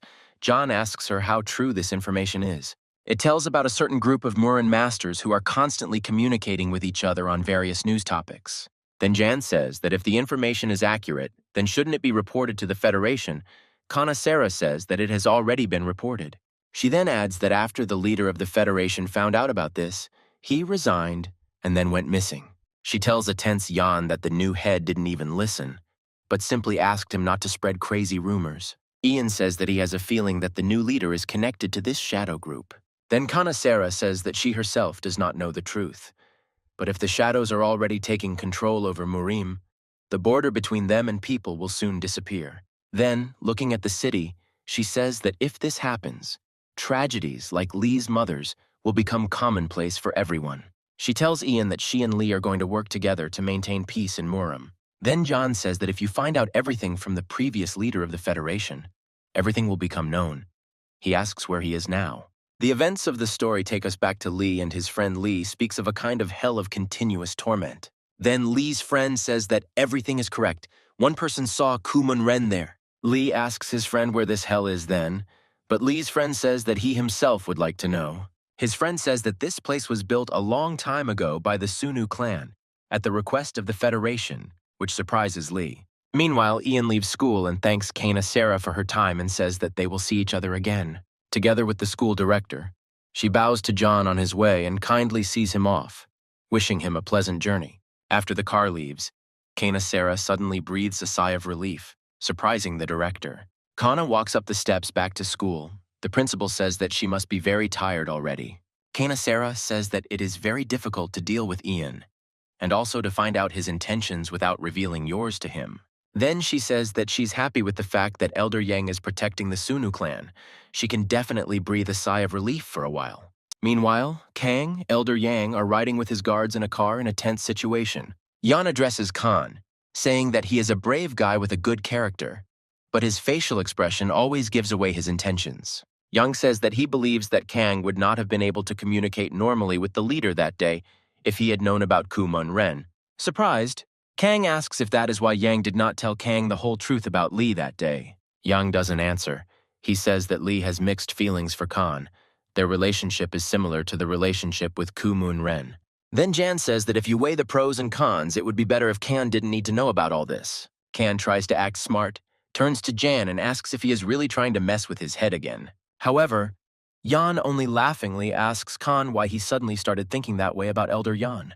Elder Yang approaches Khan, saying that he has one advantage, which surprises Khan. John tells Khan that the association still doesn't know about him, and usually the higher-ups immediately find out about all new Muramans. Khan tries to object, but holds back, and Yang says that he would like to ask Khan for one request. Then Yan says that in exchange for this request, he is ready to teach Khan martial arts, as he has long wanted. Elder Yang looks at Kang with a sincere smile and says that he has a hidden talent that can be revealed.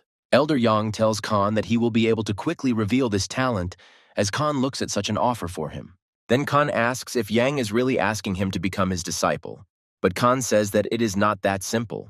It is not that easy to become a disciple. Yan says that he will become something like a tutor. Khan already agrees to this, and they ride together in the car. Next, Khan turns to Yang, saying that the matter is about finding one necessary person.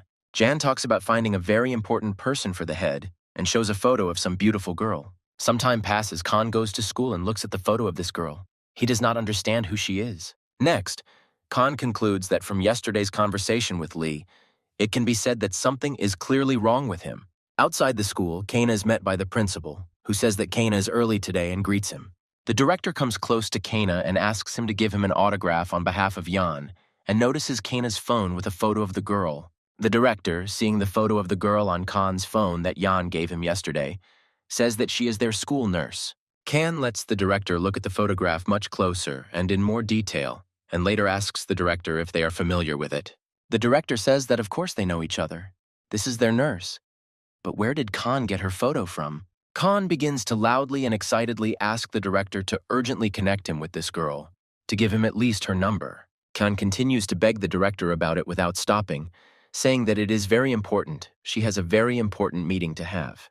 Meanwhile, the head of the Sunu clan, Lee, is sitting in the training hall and again practicing the same technique with soul energy. As Lee practices, he remembers a conversation he had yesterday with a friend who asked him for something, even though he knows it's not very good. Lee further recalls their conversation yesterday.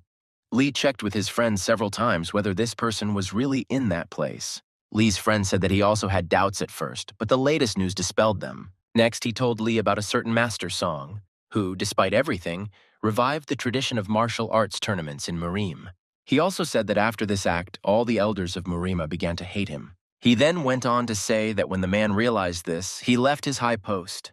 And then, after some time, this post was taken by Wanju Vetra, the same old man with whom Lee had fought long ago. His friend also told how Lee himself already knows. After all this, the topic of opening the tournament came up. And then Lee put together the facts in his head that there could be a strong person like Kuman Ren in this tournament. Lee's memories from yesterday end, and the events of the story show us Lee's assistant drinking coffee and sitting on his phone.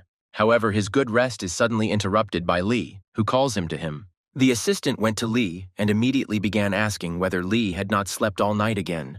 However, without answering this question, Lee surprises the assistant by asking if he knows where the hell of continuous torment is.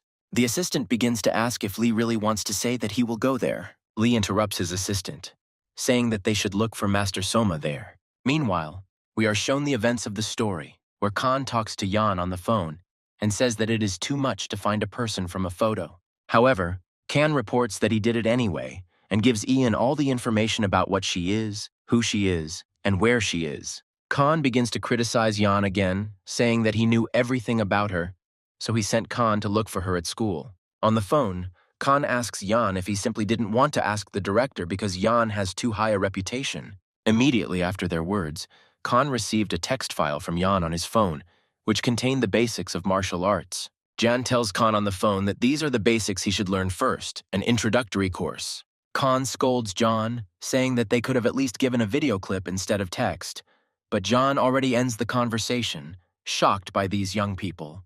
Meanwhile, Yang arrives at the meeting with Lee and the other elders, asking for forgiveness for being late. They called Yan because Elder Ming said there was an urgent matter. Yan was wondering what happened. The elders inform Yan that Lee is inquiring about the Sunu clan's hell of continuous torment. Lee confirms this, saying that he asked his assistant, but he said that it was classified information and that he needed to contact the elders. Elder Yang apparently understands what is going on. He looks wisely at Lee and the others and simply remains silent for now. Yang then asks if Lee really wants to know about this place since Master Song is imprisoned there, which surprises Lee. This surprises even Elder Min, who asks how this is possible. Yang says that he learned this from Kanasera by accident. Jan reports that Kanasera said that the Federation has allied itself with the shadows, which poses a great danger. Yang tells everything he knows about this place. Lee reacts strangely. He asks if the Shin Hyup clan is involved here. Yan says that perhaps other clans or shadows are trying to find out information about the hell of continuous torment. This needs to be stopped. Elder Yang says that this place is teeming with monsters and criminals who can break chains with their bare hands.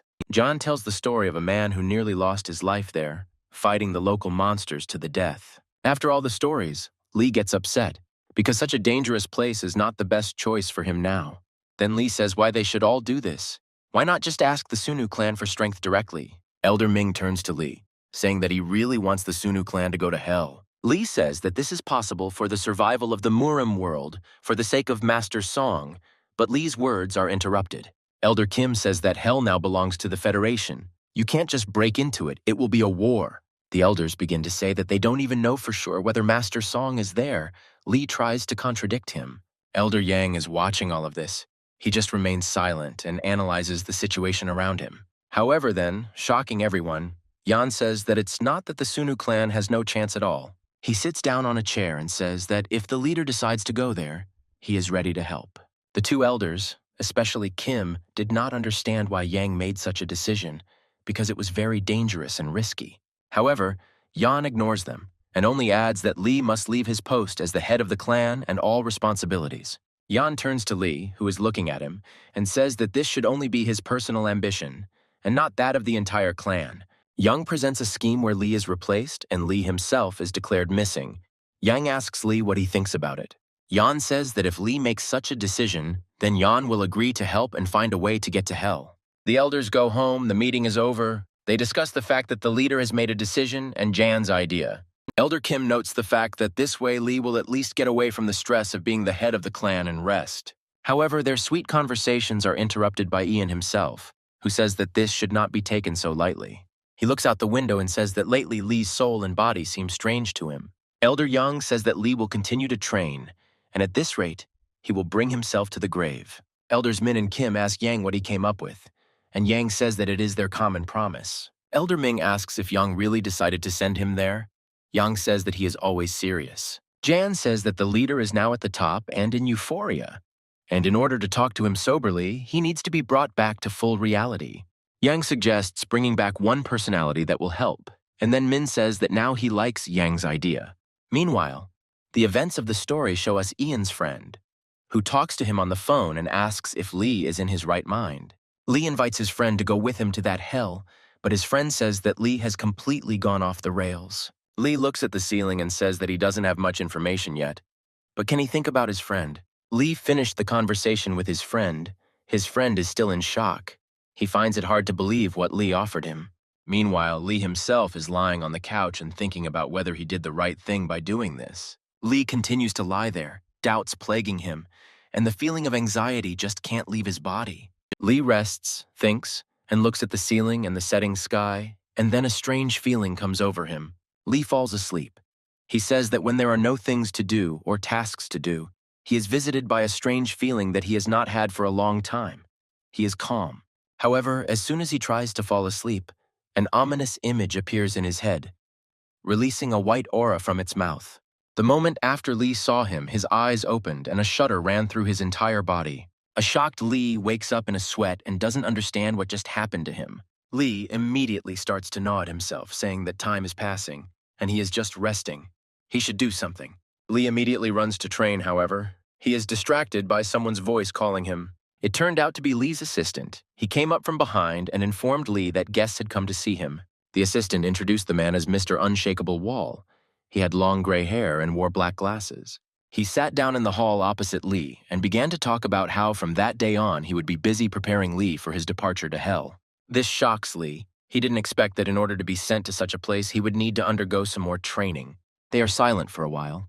Then the gentleman apologizes, saying that he has no talent for making beautiful speeches. He starts to leave, saying that their conversation would obviously go better in practice. Already at sunset, this gentleman together with Lee come to the training hall. He asks Lee to try to attack him. He stands in front of Lee and says that only after he sees the blow and Lee's abilities will he be able to decide what to do. Lee says that he did not think at all that this gentleman would offer him a duel first. Before all this started, the master asks Lee if he is going to go there because of Kumun Ren. Then he tells everything that John did, as if he himself had been present at the meeting. Then the gentleman adds that Lee really thinks that in this way, he will get information about Kumun Ren. Lee wants to start talking, but the gentleman interrupts him, saying that he doesn't care what goal Lee is pursuing. He talks about how he received an order not to let unknown individuals into hell, and this is what the check is based on. Looking at the gym, he says that if Lee can defeat him here and now, then he will go to hell without any problems. And then he adds that otherwise Lee will face a boring educational process. Lee is silent at first, and then says that it is good that he understood the words of this gentleman. A second after that, Lee releases an aura and takes off. He attacks the master, but he overtakes him. Lee sees that he managed to repel all of Lee's attacks at once, and he didn't even dodge them once. He looks at his back and thinks about whether this man is really as impenetrable as he looks. Lee says that since things are already like this, then he just needs to be stronger, and decides to strike. However, Lee's tactics do not last long. In just a few moments, this gentleman throws Lee into the air with a direct blow. Lee was terribly shocked by what just happened. He didn't expect such an outcome at all. Lee flips in the air and lands on his feet. At least he manages to do that without any problems. Lee looks at him and realizes that he was wrong, that because of his large frame, he would be slow, but no. Lee begins to understand very well that if he continues to fight like this, nothing will come of it.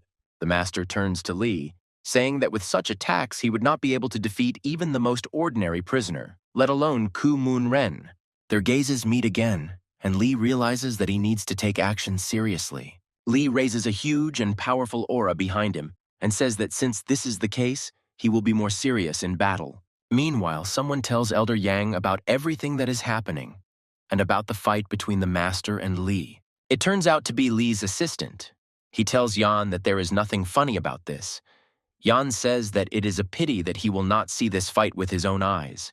The assistant stands on the street and informs Jan on the phone that the sounds of impacts have become more and more powerful. Elder Yang is going to some meeting, and at the same time he is communicating with his assistant, finding out the situation. Yang turns to Lee's assistant and tells him not to worry. Lee will not lose, just like Mr. Steele. Meanwhile, they are still fighting. Mr. Steele says that the stronger the attack, the more acute the despair from it. Lee is shocked during the entire fight.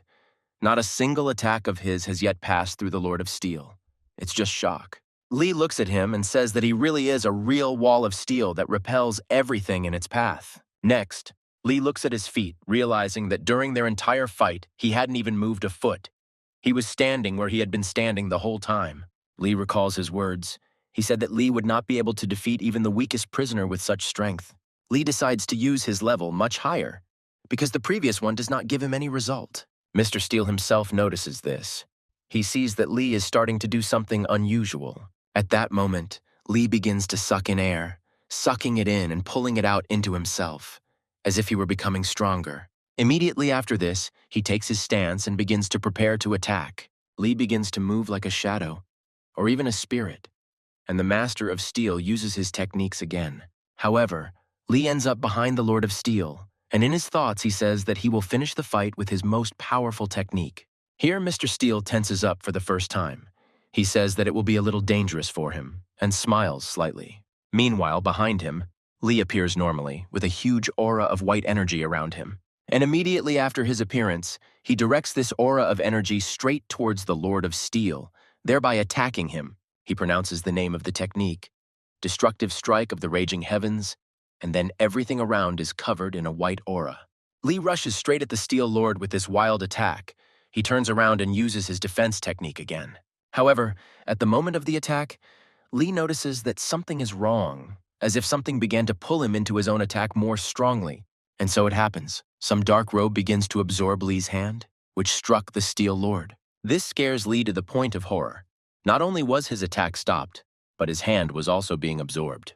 However, at that moment, someone's hands appear from this dark aura and restrain Lee's technique. This shocks Lee even more as he looks at the face of his opponent, the Lord of Steel. The aura effects disappear, and Lee then realizes that it was the hands of the Lord of Steel who stopped an attack of that level from Lee.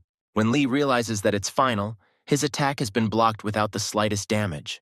He goes into wild shock. However, Lee then begins to notice that many places in the training hall have begun to explode on the sides of him.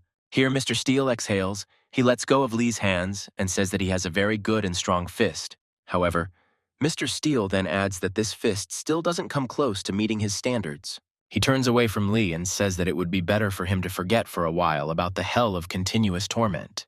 Mr. Steele starts to leave, but Lee stops him and asks what technique he just used. Mr. Steele says that this is just a modified technique of the Sunu clan and nothing more. Lee is shocked. He doesn't believe it.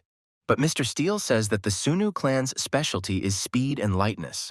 Mr. Steele explains to Lee the technique and what exactly he changed in it to make it what it is now. Next, he turns to Lee, saying that if he wants, he can teach him this technique. Mr. Steele assures that there is nothing special about it, but Lee says that such techniques are prized in Murim, as he knows. Mr. Steele says that all the techniques of the Sunu clan belong to its leader, and then Lee says that he wants to learn right now. However, the Steel gentleman shocks Lee because he says that the first thing he needs to do is go wash up and sleep. Looking at the dumbbells in the gym, Lee says how he can go to sleep when they are training now. However, Mr. Steele says that he is tired and anxious, and that training cannot be carried out in such a state. Then the Steele gentleman says that the first step for Lee will be a regular shower and sleep. Meanwhile, we are shown our main character, Kana, reading about the energy points of the body on a bench. However, suddenly Kana Sarah appears here, passing by and asking what Kang is doing at such a late hour. Kana Sarah tells Kang to just head home. It's already late. We can talk tomorrow. However, Kang turns to her and tells her that she needs to look at the person who is close to Lee. Khan tells Kana Sarah that he himself knows little about her and shows a photo of the girl, which shocks Kana Sarah. She remains silent at first, and then tells Kan that it was obviously Yang who gave him information about her, which surprised Kan. She turns to Khan and tells him that she congratulates him on his position as the Sunu clan elder's puppet. Then Khan turns to her and says that they have an exchange with Yan, and he will teach him in exchange for this. Here Khan shouts that he just really wants to help Lee. To do this, he needs to become stronger, and Yang can help here. Then he says that he doesn't want to make excuses and will just leave when he finds out more than he brings to Kana Sarah's attention. She just looks at him, turns around and exhales, saying that Khan hasn't figured it all out yet. She turns to Kan, saying that this task is for her and not Kan, shocking him. Looking at the building nearby, she says that Yan is thus giving hints to her through Khan. After a while, she turns to Khan, saying that if he received an answer to his question, then he can go. However, he runs to her and says that there is one more thing and a question for her. She speaks rudely to Khan, saying that they are not close enough to exchange information. He shows her the text of the technique and says that he doesn't understand anything about it, and Kana froze in shock when she saw it. A shocked Kana Sarah addresses Kana, saying that this is the Sunwoo clan's book, and if she reads it, she will become an enemy of the clan. Kan says that he will then ask the most interesting question, and tells Kanya about the technique, which surprises her.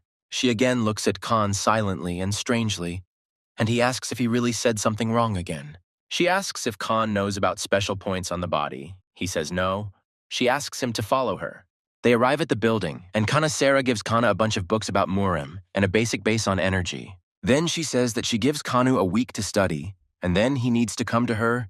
She will check his knowledge. Kan says he wanted to know a couple of things, but she says it's the basis for everyone. He needs to know it.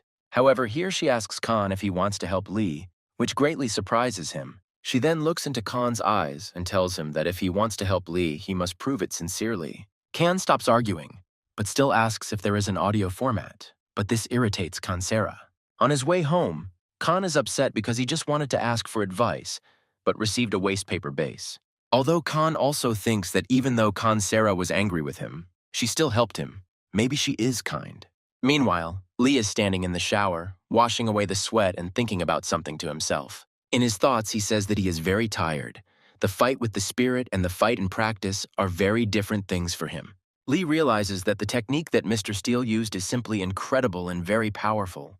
Lee still can't understand how he managed to reflect his Black Heaven Strike technique, because it is one of Lee's strongest. While pouring water on himself, Lee wonders if he will be able to use this technique in the battle with Kumun Ren. However, here Lee again breaks down. He begins to get out of the shower, saying that he urgently needs to do meditation. Meanwhile, Ian is talking to someone on the phone and thanks them for being able to dissuade Lee from his strange ideas. However, Mr. Steele turns to Yan and says that he failed a little. The leader went to meditate again. However, Elder Yang says that this is already good, because it will definitely not be possible to change completely at once. Then Elder Yang tells Mr. Steele to keep trying, and he says that he understands everything. Lee's assistant looks at the house and says that he remembers how after Yang's last visit, Lee immediately learned his technique and was able to repeat it. Assistant Lee says that perhaps he is worrying in vain, but if this happens again, and with the master's equipment, it will become a disaster. Then the assistant adds, looking at Mr. Steele, that if Lee copies his technique, then even Steele won't be able to stop him. Mr. Steele looks at his hand and says that it is possible that Assistant Lee is right. He looks at his wounded palm and says that today he was already at his limit. Meanwhile, Lee is talking about something with an old man from another clan and his assistant. Among themselves, Elder Yang and that ghost old man discuss the rumors about Master Song being imprisoned in hell. The old man says that it would never have occurred to him to go and save Master Sun, as everyone else is saying. But Yan simply remains silent. Jan also talks to the old man about the group of news from the new Murim, but the old man only says that it is a group of blockheads. Putting down his tea, the old man says that there are many problems in the Union, and the shadows have become active. Murima is terribly unstable. Elder Yang tells the old man that he can't ignore any rumors now, as these teenagers are the future of Murima. Looking at the old man, John suggests sending several young Murim to this hell, which shocks the old man to the point of horror. Jan says that this way they themselves will understand that their theories about Sun's whereabouts there may be a lie. The old man loudly hits the chair with his hand, saying that hell is like some kind of museum for John, because they can destroy his power. However, Jan tells the old man that their clan, like no one else, knows the importance of this place, because they built it. Looking at the old man, Yang says that the current hell is built on the sacrifices of the Sunu clan, as if hinting to the old man about their strength. However, the old man only looks at John, saying that he must have had to quarrel, since he is stirring up the past so much. Ian stands up and starts to leave, saying that he generally understood the position of the old man and his clan. Leaning on his cane, Jan leaves, thanking the old man for spending so much time with him. As soon as Jan leaves, the old man's assistant asks him if Jan was able to guess something. The old man does not answer, but only stands up, asking if there was any more news from the hell of continuous torment. The old man's assistant assures him that there has been no news or strange movements from hell lately. The old man stands by the window, looking at the city. He scratches his beard and seems to be thinking about something very important for the clan. The assistant suggests sending a few more people to hell to suffer if the old man is so worried. But he says that is not the issue. Looking at the city, the old man says that if someone suspects something, then they will clearly be able to start acting. The assistant says that there are already rumors, but the old man says that she shouldn't worry so much about it. The old man remembers in his head some guy tied up in chains and says that he can't get out of there. Jan drives somewhere and talks to someone on the phone, saying that he didn't find out much, but that checking was clearly not unnecessary. Jan talks to Elder Ming, who says that the old man is quite a sly one and that he shouldn't forget about it. Driving through the city, Yang and Min decide that it is better not to let the leader into that hell for now, because it is very dangerous for him. With a smile on his face, Yang tells Elder Ming that he doesn't have to worry about this at all. Yan says that Mr. Steele is now with the head, and they in turn are training. Although it is not easy to call it training, because Lee created his spirit with the help of energy and fought with it. Lee looks out the window and realizes that there is no need to rush, because from today on, Mr. Steele will train him. Lee goes downstairs and meets an assistant who shouts at him that nothing will work. Lee tells him how this won't work. The assistant replies that it's because Lee again ignored the advice and didn't sleep all night. The assistant reports that Mr. Steele said to rest for a few more days, but Lee shouts that he is perfectly fine. However, as Lee was saying this, he noticed that his nose was starting to bleed, which scared him. Lee goes to the mirror. He doesn't understand what happened to him. He's a little tired, of course. But this has never happened before. Lee's assistant comes into the bathroom and asks Lee if he is okay now. Lee says everything is fine, but the assistant argues, saying that a master like Lee should not have health problems. Lee tells his assistant that he cannot sleep, because he immediately remembers Ku Mun Ren and wakes up. In addition to this, Lee realizes that there has been a lot of news about him lately, and he himself has become much stronger. Lee remembers some fragment in his head and says that he wants to become stronger so that it doesn't happen again. And he remembers his fight with Ku Mun Ren when Lee easily lost to him, and Ku Mun Ren dropped him headfirst to the floor. Lee says that this should never happen again, that he needs to become stronger, and the assistant listens to him attentively. Looking at the dawn from the window, the assistant says that he understands everything, but Lee is in too much of a hurry. This can't be done. He turns to Lee, looking at him and saying that his desire to learn could cost him his sanity. The assistant yells at Lee, telling him that he needs to give himself a chance to rest immediately. Lee goes to his room, lies down on his bed, and tells himself that he understands everything perfectly well and knows the risks of such training. His thoughts are distracted by a message on his phone. He pays attention to it and starts reading. It was Khan. He was telling Lee everything, saying what he was doing now and sending Lee photos.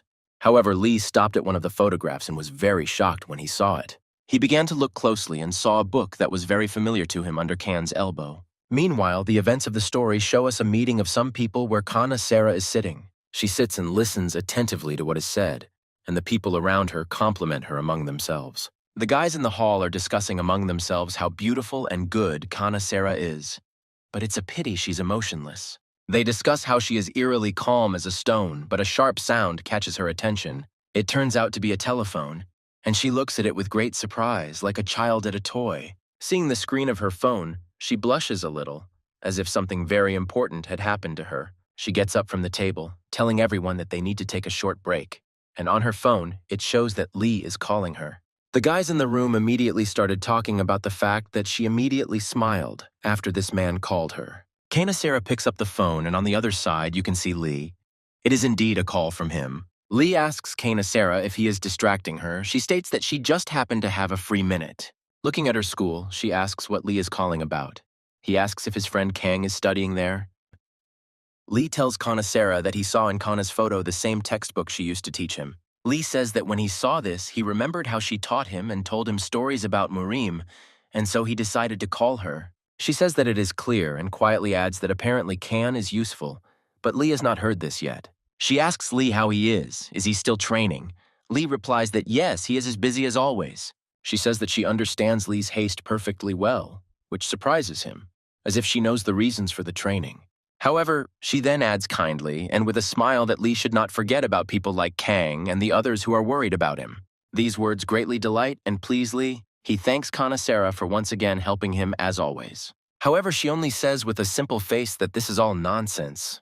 There is nothing special here. She then adds that she would like to meet when it is convenient for Lee, saying that there is much to discuss, which surprises Lee. Quite quickly and abruptly, Lee says that she likes the idea of meeting right now then.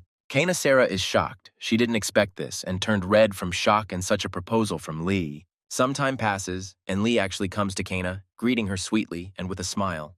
Kana goes to meet him, saying that he really came here as he promised. He says everything is fine, and then asks if he interrupted Sarah from her work, surprising her to the point of blushing. She turns away a little and says hesitantly that no, she just got free. Kana's assistant says that she has a meeting soon. He annoys her with this. Realizing this, he offers to reschedule. Lee says that Kana's assistant is a very capable man, but she says that he has no intelligence at all. Some time passes. Lee sits with Kana. Lee says that she wanted to tell him something then. Kana says that in truth, she has received information about the infinite energy that Kumun Ren is looking for. A shocked Lee turns to Kana, asking why she didn't contact him right away. Sarah says that this is not the kind of information that should be conveyed so urgently to Lee. Sarah tells Lee about the story of the villainous mortal demon lord who was very popular in Murim, describing him. She tells us that at that time, the inhabitants of all of Murima tried to catch him together with all their might. However, despite their efforts and a lot of strong people, all their attempts were very unsuccessful. Kana explains that he was called the immortal demon due to his immense regeneration and great strength. Lee says that he remembered well who we were talking about after Sarah's words. Lee asks how this is related to energy. Kana says that he immediately remembered his story when he heard about it. She has studied all the information about him and shows Kanu an excerpt from some of his books. Lee reads this with horror and sees that it speaks of infinite power and energy in the records of this demon. Sarah says that, judging by the records, he never got tired of battles, and all his fatal wounds healed immediately. Lee asks if the energy Kumun Ren is looking for belongs to this demon. Kana says she is not exactly sure. Looking at the interior of the cafe, Kana says that initially such energy was just legends that reflected people's dreams. She says that the Murims were no exception, and their dream has always been the endless energy that is being discussed. A very surprised Lee began to ask Sarah what had happened to this demon, whether he was still alive. Lee's attention is sharply drawn to Kana, who says that the book described the last moments of their lives. Sarah said that the followers escaped, and he, covering them, died in a trap from other Murim. Lee asks if there are any more books left of him. Sarah says that all books related to him or other demons were destroyed in Murim. She talks about how the materials she managed to obtain were miraculously preserved by someone. Lee is surprised, he asks, but why was it necessary to destroy all the valuable materials then? Kana explains to Lee that they carried great power and many wanted to get it, so they got rid of them, which upsets Lee a little. At the end, Sarah says that she is afraid that her stories will increase Lee's anxiety.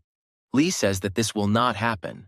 Lee thanks Seru because he now knows that the eternal energy that he thought was a fantasy actually existed. However, an upset Kana says that if this is all true, then the information could fall into the hands of Kumun Ren. Lee adds that then, an already very strong enemy will become a completely unkillable monster with infinite power. Kana admits that this is true. In the worst-case scenario, everything will turn out something like this. Lee imagines Kumun Ren in his head and the fire behind him, realizing that the world will be in the hands of the demon then. The events of the story show us Kumun-ren himself. He turns to someone and asks if he knows him. A fat old man comes out, shouting that he is glad that Kumun-ren has arrived and stands with a weapon looking at him. Kumun-ren turns to the old man and asks that everything is true. But why did this fat cook drag him here? This fat old man began to smile and talk about what was, of course, in order to kill here. The old man simply looks at Kumun-ren, and he looks at him with a rather empty look, not really understanding everything. Then the fat old man began to jump from wall to wall along the burning building, going behind Kumun-ren. Finally, after about 10 seconds of jumping, the fat old man lands powerfully next to Kumun-ren. The fat old man points a weapon at Kumun-ren and shouts that he has nowhere to run from here. However, he does not frighten or surprise Kumun-ren at all, who stands with a cigarette and looks soullessly at the fat old man. The fat old man starts yelling wildly at Kumun-ren, telling him to attack or go to hell right now. However, the old man is distracted by something, namely a voice that calls him grandfather and talks about eternal energy. The old man looks at some guy, and he in turn tells the surprised old man something about killing the boss. The guy starts asking the old man to put down those huge knives, but before he can finish, they are aimed at him. The old man deals a huge blow with his weapon, knocking down everything in his path and screaming, turning everything into ruins. However, the guy just calmly jumped up and turned over, calling the fat old man very strange. The fat old man starts yelling at him, calling him a brat and saying that he is still trying to fool the old man. Then the old man shouts at Kumun-ren, saying that he really thought that the old man would not find out about their intrigues. The old man says that Kumun-ren knows very well that they have been looking for the eternal energy of the cult leader for a long time, but for some reason, he decided to intervene. The old man says that this is why they asked the shadows for help and money, but they only decided to remove them in the end. Isn't he right? However, in response to all the old man's words, Kumun-ren only remains silent, and the old man says that he knew it and begins to threaten him with death. However, in the next moment, Kumun-ren appeared behind the old man and said one simple thing: "Shut up." The shocked fat old man with the gun just started shaking and asking, When? Meanwhile, dozens of cuts appeared on his stomach, as well as on his arms and other parts of his body. Kumun-ren just smoked a cigarette watching this, and the old man's blood rushed up behind his back. However, the whole process and Kumun-ren's enjoyment was interrupted by other people. They began to call him boss. It was a guy and some girl. They both asked Kumun-ren why he killed that old man right away. The girl began to scream, saying that 60 years had passed. There were almost no followers of the demon left, and Kumun-ren was killing them like this. The girl's name was Sophia. Meanwhile, the events of the story show us a cute girl who is sitting at home in the city and doing something on her laptop. She transmits information to Kumun-ren via earpiece about where there are other followers. There are 3 of them in Korea. Kumun-ren asks to organize a vacation for them all for the next week. Sophia asks if they are really going to Korea again. Kumun-ren answers that yes. Evil Kumun-ren says that there are 3 people there. 1 or 2 can be finished off. Meanwhile, we are shown Lee and his assistant. His assistant says that dating is good for Lee, but Lee says it's just a meeting. The assistant then asks Lee what interesting thing they talked about for so long, which surprises Lee. At first, Lee simply remains silent. But in his thoughts, he remembers Kanu-sera and their entire dialogue today. Without waiting for anything, Lee asks his assistant where he thinks the demon's followers might have gone. This question terribly surprises the assistant, because he does not understand what kind of demon is being discussed. Lee tells the assistant about the demon, but the assistant says that it is difficult to even imagine. Such people have a different way of thinking. The assistant's words greatly surprise Lee, and in his head, he plays the word criminals, because that's what his assistant called them. He recalls the words of the Master of Steel that all the main criminals of Muramin are gathered in that hell. The story moves forward, and we are shown Lee telling his friend that he is indeed going to hell. Lee's friend asks him what he expects to find there, but their conversation is interrupted by a man. It turns out to be some girl with something in her hands and glasses. She looks at Lee with a smile and red cheeks. Lee's friend approaches her and thanks her for the coffee with a smile, which takes her attention away from Lee. And then, winking at her, he says that she could leave him and Lee alone here to talk. She confuses Lee and his friend, and says that she has completely lost her mind. And of course, she will hurry to go and leave them to communicate. Lee's friend tells him that people like her are rarely lucky enough to see people like Lee, so she is shocked. Lee's friend looks around the room and says that he should have given notice before he came, and Lee apologizes for not doing so. Then Lee's friend suggests returning to the conversation and says that Lee said that he was going to find something in hell. Lee says that he is going to find information about the demon, and Lee's friend even choked on his coffee from shock when he heard this. Lee's friend says that he had a stroke from what Lee had just told him, and he didn't even try to hide it. Everyone around started looking at Lee in shock. Lee's friend said that some topics in Murim should be raised very carefully. Lee tells everything he knows about hell and the demon, and Lee's friend even clutches his head in surprise at such information. Friend Lee says that ordinary Murim are taught from childhood that it is forbidden to even ask about this demon. Lee's friend explains that everyone in Murimia has experienced dozens of deaths in their families because of this demon. It has become a taboo subject. Lee's friend says that Lee brought up this topic so easily now and surprised everyone with it. And then Lee realized what the problem was. Then, Lee asks in surprise if his friend's relatives know anything about the demon. He says no.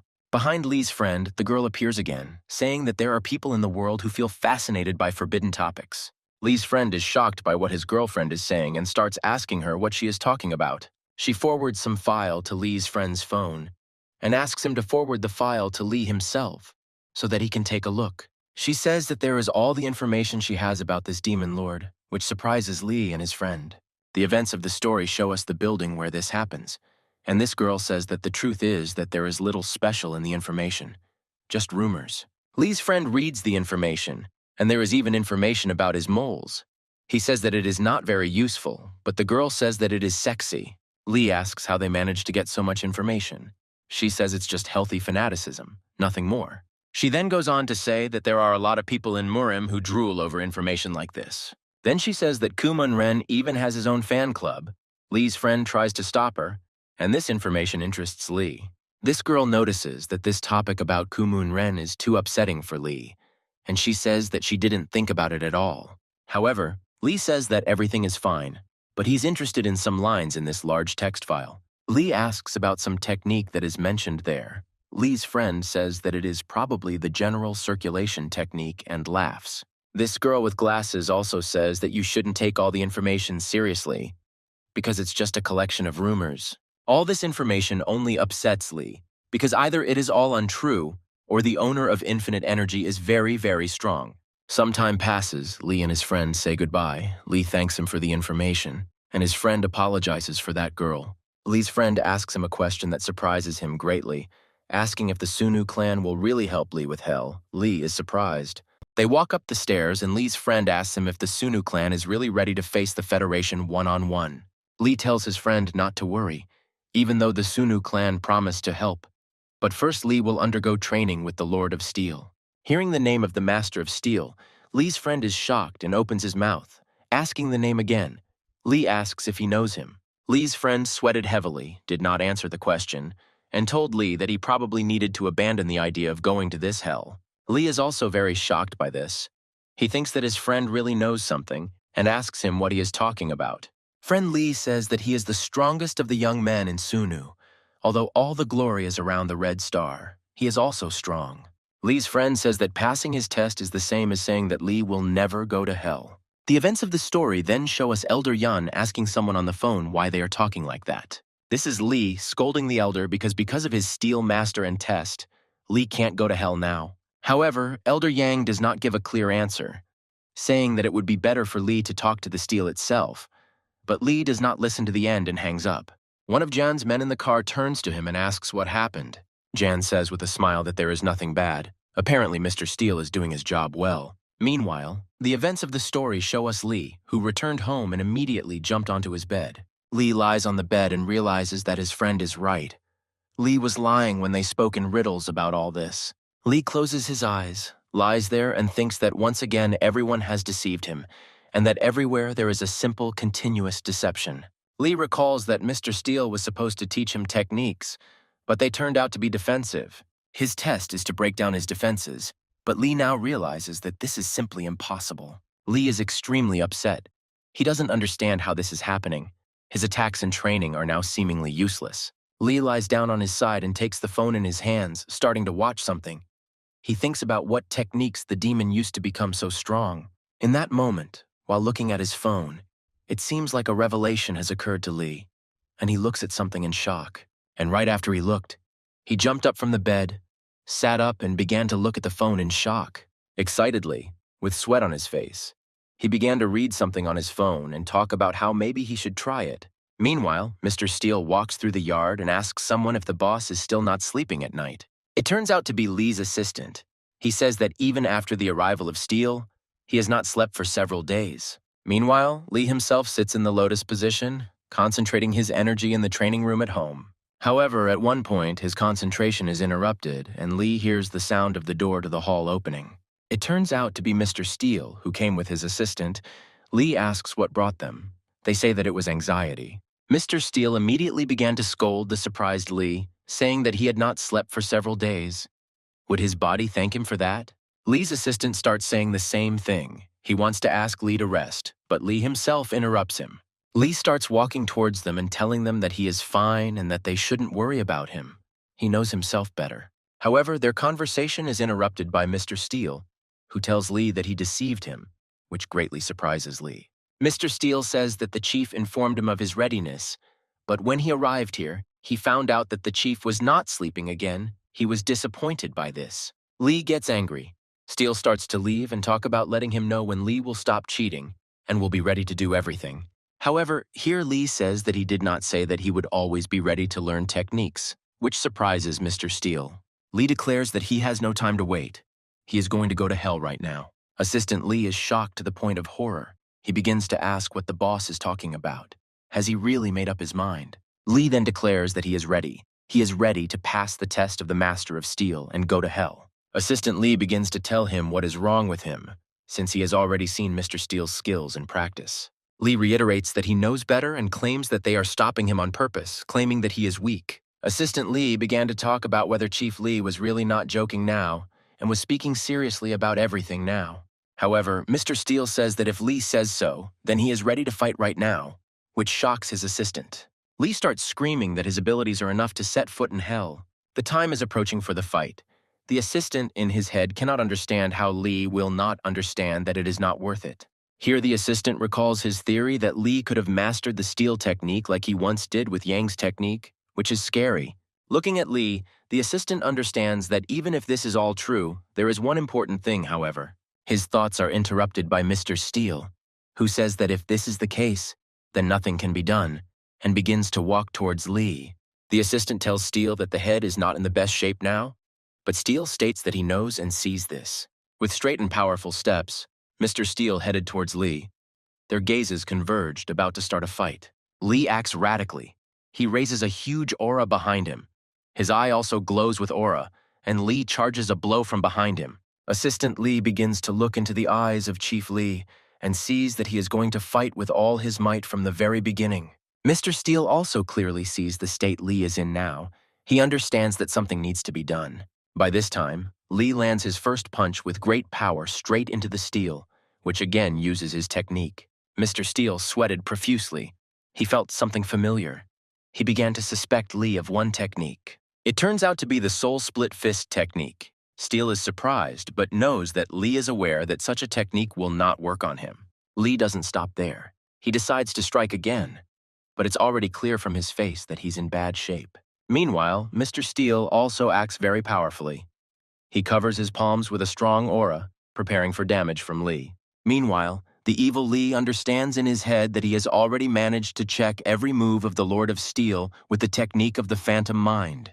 Lee recalls that before it seemed to him that Mr. Steele was simply taking such powerful attacks from him. But now Lee realizes that he is simply reducing the impulses in the attack. And after Lee begins to deliver a huge and powerful blow to the steel again. That's why Sunu and Uncle Kwan's techniques didn't go through the Lord of Steel, because he simply smashed them to the sides. Hitting him one blow after another, Lee realizes that something is strange. No matter how much he hits, all the attacks do not have much effect. Lee's frightened assistant watches all this silently, and Lee himself has a not very good feeling. A very angry Lee realizes that mere speed or strength is not enough to break through the Lord of Steel's defense. Lee then decides that he will combine all of his techniques into one in order to accurately deliver a powerful blow and pierce through Mr. Steele. Lee's assistant notices with horror what Lee himself is doing, and his mouth drops in shock as he is using a lot of energy. From this attack, the gentleman's glasses began to crack and wounds began to appear on his body. He was shocked by Lee's strength. The shocked Mr. Steele does not understand how he is being penetrated. And in the meantime, Lee covered everything with an aura of energy so that nothing around can be seen. Lee's assistant is very worried about him and starts yelling at Lee to stop immediately. He looks at it all, the effects of explosions, impacts, and blood, and asks Lee to stop. It's too dangerous for him. Lee is already at the limit of his strength and reminds himself in his head that there is still not much left. He looks at Mr. Steele, whom he has almost defeated, and reminds himself that there is still a little left to win.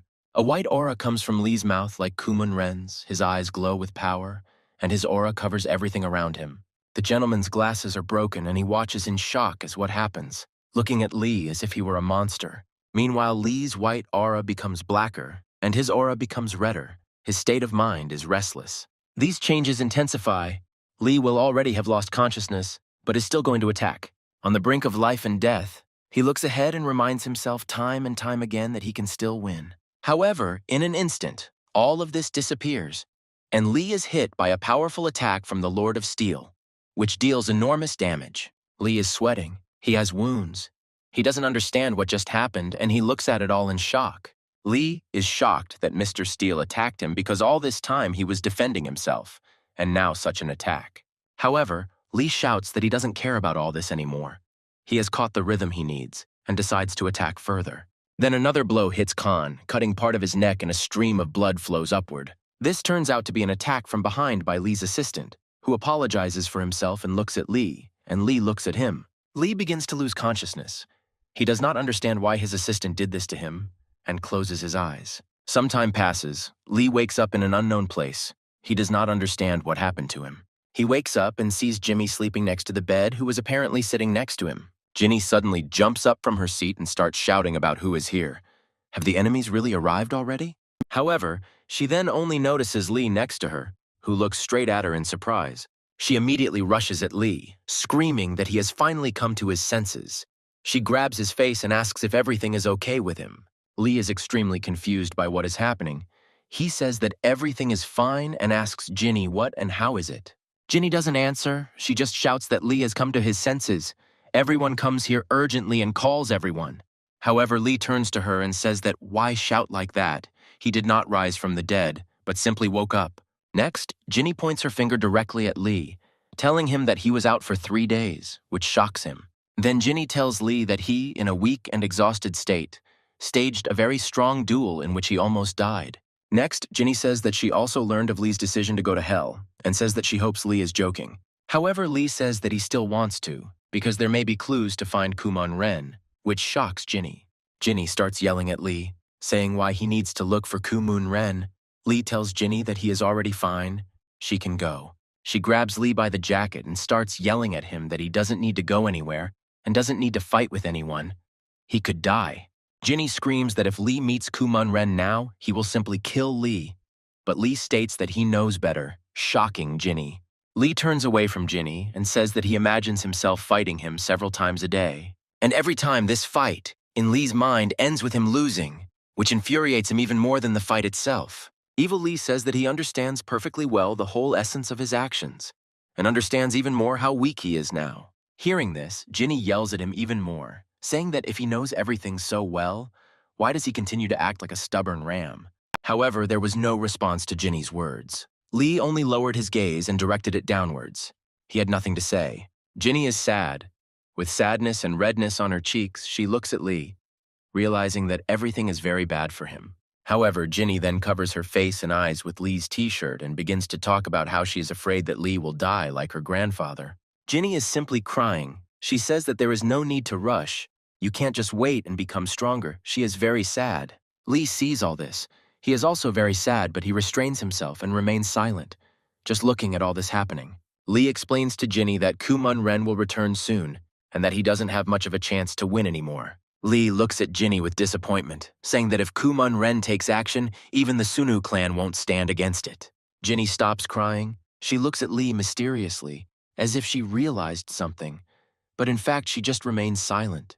Then Ginny steps away and is very surprised. She asks if Lee really means a certain Sosul. Lee lowers her head and looks down and says that she means it. Now, Kumun Ren is helping her with the treatment, Lee says that Kumun Ren would not help her just like that, and the events of the story show us a little girl with steel hair. Lee says that if Kumun Ren's plan succeeds, then the Sun Clan will have nothing to compare it to. But Ginny starts to give the example of her grandfather. However, Lee responds to Ginny by saying that reality, unfortunately, is not what everyone wants to see. Lee says that supporters of Kumun Ren have already begun to appear in the clan, referring to those same fat men who were in cahoots. Lee says that they are all here watching Lee, waiting for him to make a wrong move, which is very good for Kumun Ren. Lee and Ginny start discussing what happened to Lee recently. Lee insists that everyone around him is deliberately preventing him from going to hell. However, at that moment, the door opens and Mr. Steele himself enters, asking for forgiveness and entering the room.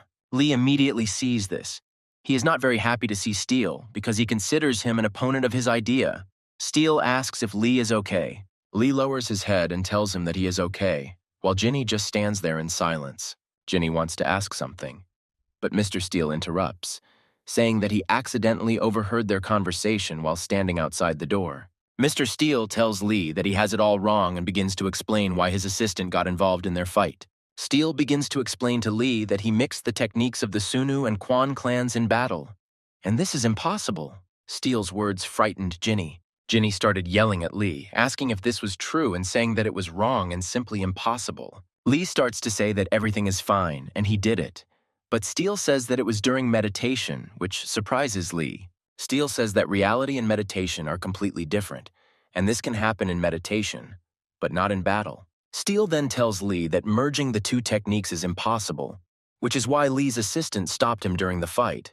Lee began to understand why Mr. Steele had been on the defensive the entire fight, and after this merger, he had suddenly attacked Lee. Ginny started pointing at Lee and saying that she didn't know everything, but Mr. Steele was completely right in his words. However, Lee says that he heard that the same demon with infinite energy did this. Ginny ran up to Lee and started yelling at him and poking him, saying that she would also tell him the truth, that it was all fiction.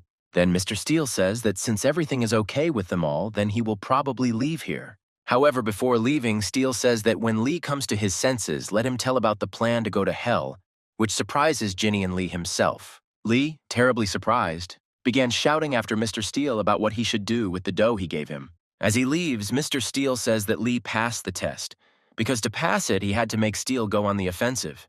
Lee is shocked by this, and Steele adds that despite the whole incident, he still struck Lee, which means the test is passed. Steele leaves the office and closes the door, but it is clear that Mr. Steele still doubts his decision. Assistant Lee sees this and asks the Lord of Steel if he is sure that the leader is now ready to go to hell. However, Mr. Steele asks Assistant Lee if Lady Susul orders to help Kumun Ren for the sake of Chief Lee.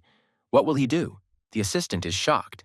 Mr. Steele starts to leave, and the assistant says that he is talking nonsense because why should Mrs. Susul do this at all? Mr. Steele interrupts him and says that apparently the assistant did not even consider such an outcome of events. Mr. Steele says that he doesn't think about what will happen next. Now it's important for him to help the leader, and then we'll find out what will happen. Mr. Steele says that this will be a sign of respect for Elder Quan, since it was he who recognized Chief Lee at the time. Some time passes. The events of the story show us Elder Ming, who clarifies whether the Steele agreed to take Lee to hell. Elder Kim confirms this. Yang says that he is also not surprised at all by such a decision on the part of the Master of Steel. Elder Yang began to apologize to the other elders, saying that he did not expect Lee to succeed in all this. Altogether, the elders began to look for a way to get to hell, because now it is in the hands of the Federation and nothing will work out that easily. Elder Kim turns to Yang, saying that if he is not mistaken, Yang was looking for someone to lead. However, Jan says that he is not at all pleased with the skills of his friend, to whom he entrusted this matter, and looks at his phone. The events of the story then show us Khan talking to someone on the phone, saying that his words are hurting Khan. Sarah talks to him on the phone. Khan complains to her that he has no time at all and is busy with everything. She says that it is his choice to help Lee. The event of the story shows us some beautiful apartments, and Sarah tells Kana on the phone that he must find a certain elder. The task that Sarah gave to Kanu was to find out information about a certain elder and not to reveal himself as Murim. Sarah asks Kana 100 times to be more careful. He says that he understood everything and already understood and will do everything. Sarah ends the conversation with Kang. She is simply shocked at how annoying Kang is. If it weren't for Lee, she wouldn't work with him. Khan has the same opinion about her. She repeats everything to him as if he were a child. She takes him for an ordinary little boy. A girl from his school, the class president, comes up to Khan and asks him sweetly who Khan was just talking to. Khan asks what the matter is. She says that Khan was asked to help with the garden, actually. Khan goes with the headman. She says that the people here consider Khan weak and think that he can only cope with the vegetable garden. The headman tells Khan that she is looking at him and remembers Khan before, and it is as if there are two different people in front of her now, surprising Khan. She asks how Khan managed to improve himself and his body so quickly, and in general he became a different person. Khan is pleased to hear this. Then the elder asks Khan how he even found out that there were volunteers here. He said that it all happened by chance. However, at that moment their dialogue is interrupted. Khan feels something approaching him from above. It is a vase with a flower falling. Seeing this, Khan suddenly grabs the headman and starts pulling her towards himself, which frightens her greatly. The next moment, the flower falls and breaks, and the headman and Khan himself are shocked by all this. Khan starts asking her if she is okay and if everything is all right. She tells Khan that she is fine, although she is scared. Khan looks up, saying that this is really unexpected, and tries to figure out where it fell from in the first place. Khan suddenly stops looking. He notices a strange man ahead with a wild aura of power around him. This is shown by Ku Moon Ren, who passes by smoking his cigarette. The evil aura of power around him is immediately visible. Lee is in wild shock when he sees him, although he doesn't know who it is. But a wild aura of power covers everything around.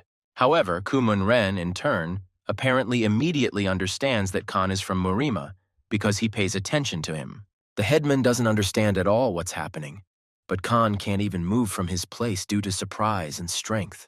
A calm Ku Moon Ren with a cigarette in his mouth passes by and continues walking, thinking about something in his head, and Kang says that he can't breathe. At that moment, Ku Moon Ren stops next to Khan and looks straight at him, which scares Khan to the point of horror. Shocked, Khan doesn't know what to do or how to react. He even has trouble breathing. He's all sweaty. Ku Moon Ren's gaze fell on Khan's clothes, and he noticed a school badge that reads, Ku Ren. Ku Moon Ren starts to speak, causing Khan to flinch in shock. He asks Khan, Ku Ren's school? However, without waiting for any reaction or response from Khan and Strosta, Ku Moon Ren simply goes further along his path. Khan looks after him. The feeling of shock and fear does not leave him. It is difficult for him to understand who it was at all. Khan continues to watch him closely and think about what this strange feeling was, because it was not only fear that visited Khan. The headman began to ask Khan if he knew this man, but Khan said no. Everything was fine. On the way, Khan discusses the garden with the headman. Khan remembers that he cannot reveal the fact that he belongs to Murin. Time passes. The events of the story show us a tired Khan, who is digging a vegetable garden in some old man's yard. Khan asks his grandfather why they are digging this hole at all, and his grandfather replies that it's simple, for fertilizer. While Khan was digging, he discovered something inside the hole, and his grandfather asked him to take it out and check what was there. While Khan was getting it out, his grandfather asked him where he was from. Khan replied that he was from the Ku Ren school. Then the grandfather asks if this is really the school that the clan runs. Without thinking, Khan answers that it seems to be as he was told. Immediately, Khan notices that some hand is flying towards him. It is the hand of this grandfather. It is approaching at high speed. Grandfather became much stronger and bigger, and with a huge, powerful blow sent Khan's head into the ground, pinning him with the earth. Khan started screaming about what was going on and trying to cough up his throat after taking such a strong blow to his body. However, when he opened his eyes, he saw how this grandfather's large cane was already approaching his face at great speed. Grandfather began to tell Khan that he was already convinced that he was Muriman and asked what Khan was doing here in such a remote place. Khan immediately asks his grandfather if he really did throw that pot on his head when he was standing with the headman. Grandfather smiles and says that Khan is very smart. This irritates Khan to the point of dread. He is very angry about all this. Khan starts screaming that it is very dangerous, because the pot could have fallen right on their heads and killed them. However, Khan's dialogue is interrupted by the fact that he sees an old broken skull in the ground to the side of him, which frightens him greatly. Khan tearfully screams that, oh no, there are human remains here, and starts jerking back and forth non-stop. However, in response, the grandfather only hits Khan on the head with his cane and asks him to shut up immediately, calling him a bastard. Grandfather presses down on Khan with a shovel and says that it is enough to build a Najinka and asks him to urgently tell who he is. Grandfather says that he knows that those guys from Milyan followed Khan, and they are not from Milyan at all. There are no such professionals there. Khan is surprised. Khan doesn't really understand what his grandfather is talking about, but he thinks he means that strange man with a cigarette. Khan starts yelling at his grandfather that he shouldn't be killed and starts telling him why, but here Khan realizes that he shouldn't tell this grandfather everything, because this is clearly not the first time he's done this. Khan looks at the skull next to him and understands that even if he told the truth, there is no guarantee that this grandfather will not finish him off here. Looking at the cane above his head, Khan understands perfectly well that he will now have to get out of this on his own. Khan begins to ask himself to think faster with his brain and think things through, since Jinny taught him many forms of combat. While Khan was thinking, his grandfather decided to ask him himself, saying, "You are from the Shadow Warrior clan," which shocked Khan to the point of horror. Without waiting for an answer from Khan, the grandfather says that he knew it. That is why Khan did not want to reveal himself, the grandfather says. Grandfather talks about how his comrades stopped communicating when they contacted the shadows. He assumed that they would come for him too. Grandfather begins to lean towards Kanu and talk about how he will find with the shadows what they came for, because it is in the demon's grave. Our hero Khan does not understand at all what is being discussed. What kind of grave of the immortal Lord of Demons is this? He also does not understand.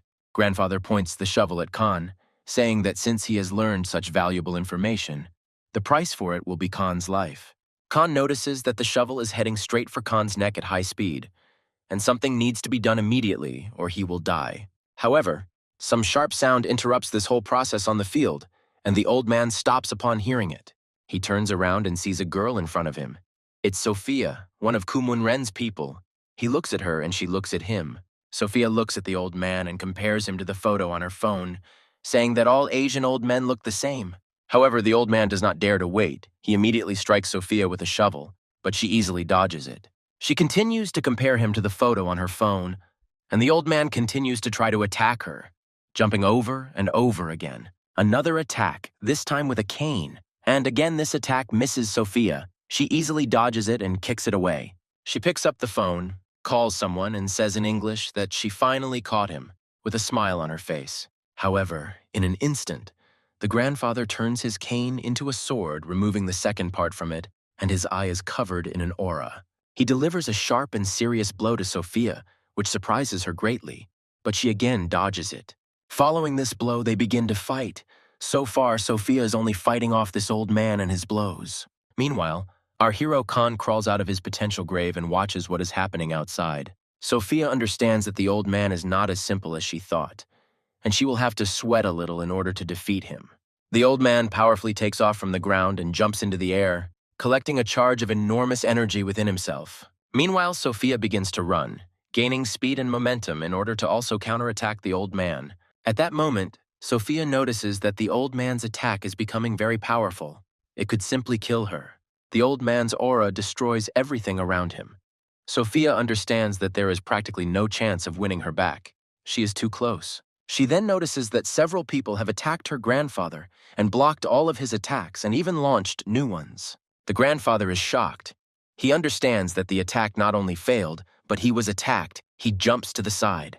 Here comes the guy who fought the fat old man with Kumun-Ren back then.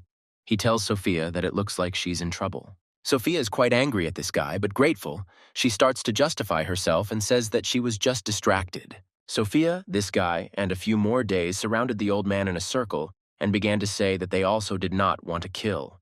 The old man's attention shifted to Khan, who at that moment began to climb out of the pit and leave. A shocked Khan starts to run, because he realized that he was distracted by the fight again, and here are the problems. However, the grandfather sees everything. He jumps towards Kanu, grabs him and puts the sword to his face, saying that he will kill Kanu. He begins to threaten to kill Sophia and the guys next to her, but they do not understand what the threats actually are. Meanwhile, Khan is very worried. Besides this old man, he is now surrounded by other Murim. It's just a shock. In his thoughts, Khan remembers Jinny, who taught him different techniques for different situations and ways to escape. Meanwhile, the grandfather shouts to everyone, asking if they have gone deaf, and Khan prepares to make a surprise attack on the grandfather. And it's not in vain that he prepares, because the very next moment the grandfather gets punched in the face, and then Kan throws him over his shoulder. The shadow fighters around Sophia notice this and are surprised because it was done by Kan, who looks like a schoolboy. Kan starts screaming that they really think he will allow himself to be beaten. You can see the energy in his eyes. The guy in glasses is a little surprised by this. He asks Sophia where this guy came from. She screams that how could she even know this? And first, we need to grab the old man already, to hell with the schoolboy. Sophia, along with the others, heads towards her grandfather, and he says something about some kind of hide and seek, that he should stop hiding. An old man with blood on his face and strange eyes says that they saw what they are going to find here. However, Sophia and the others do not understand what he is saying at all, because they communicate in English, and the grandfather in Korean. Then the grandfather shouts that now he will show everything so that they can see it before they set off on their final journey. A powerful energy began to flow from the grandfather. It was of different colors and strangely spread everywhere. Grandfather began to glow and say that the power of the demon lord is eternal, and he himself is immortal. Grandfather began to grow muscles and strange wounds all over his body, and his eyes turned purple. Sophia's group of guys, like Kan, stand in shock watching all this. They cannot understand what is happening to their grandfather. One of them shouts that standing still is clearly not an option and jumps on the old man, saying that he urgently needs to be tied up. By this point, the old man seemed to have turned into a strong zombie, and with one swing of his bare hand, he throws the guy away. The old man looks at everyone else with a bloodthirsty smile and says that the first one has already gone. One of the guys also runs towards the old man and strikes him in the head with his hand. However, the old man dodges it. After the guy realized that he missed, he takes a defensive pose. And even though he is such a big guy, he is scared to death of the old man. The old man says that the second one is gone, and Sophia and the others understand that this is already dangerous and jump back immediately. The guy with the glasses takes action.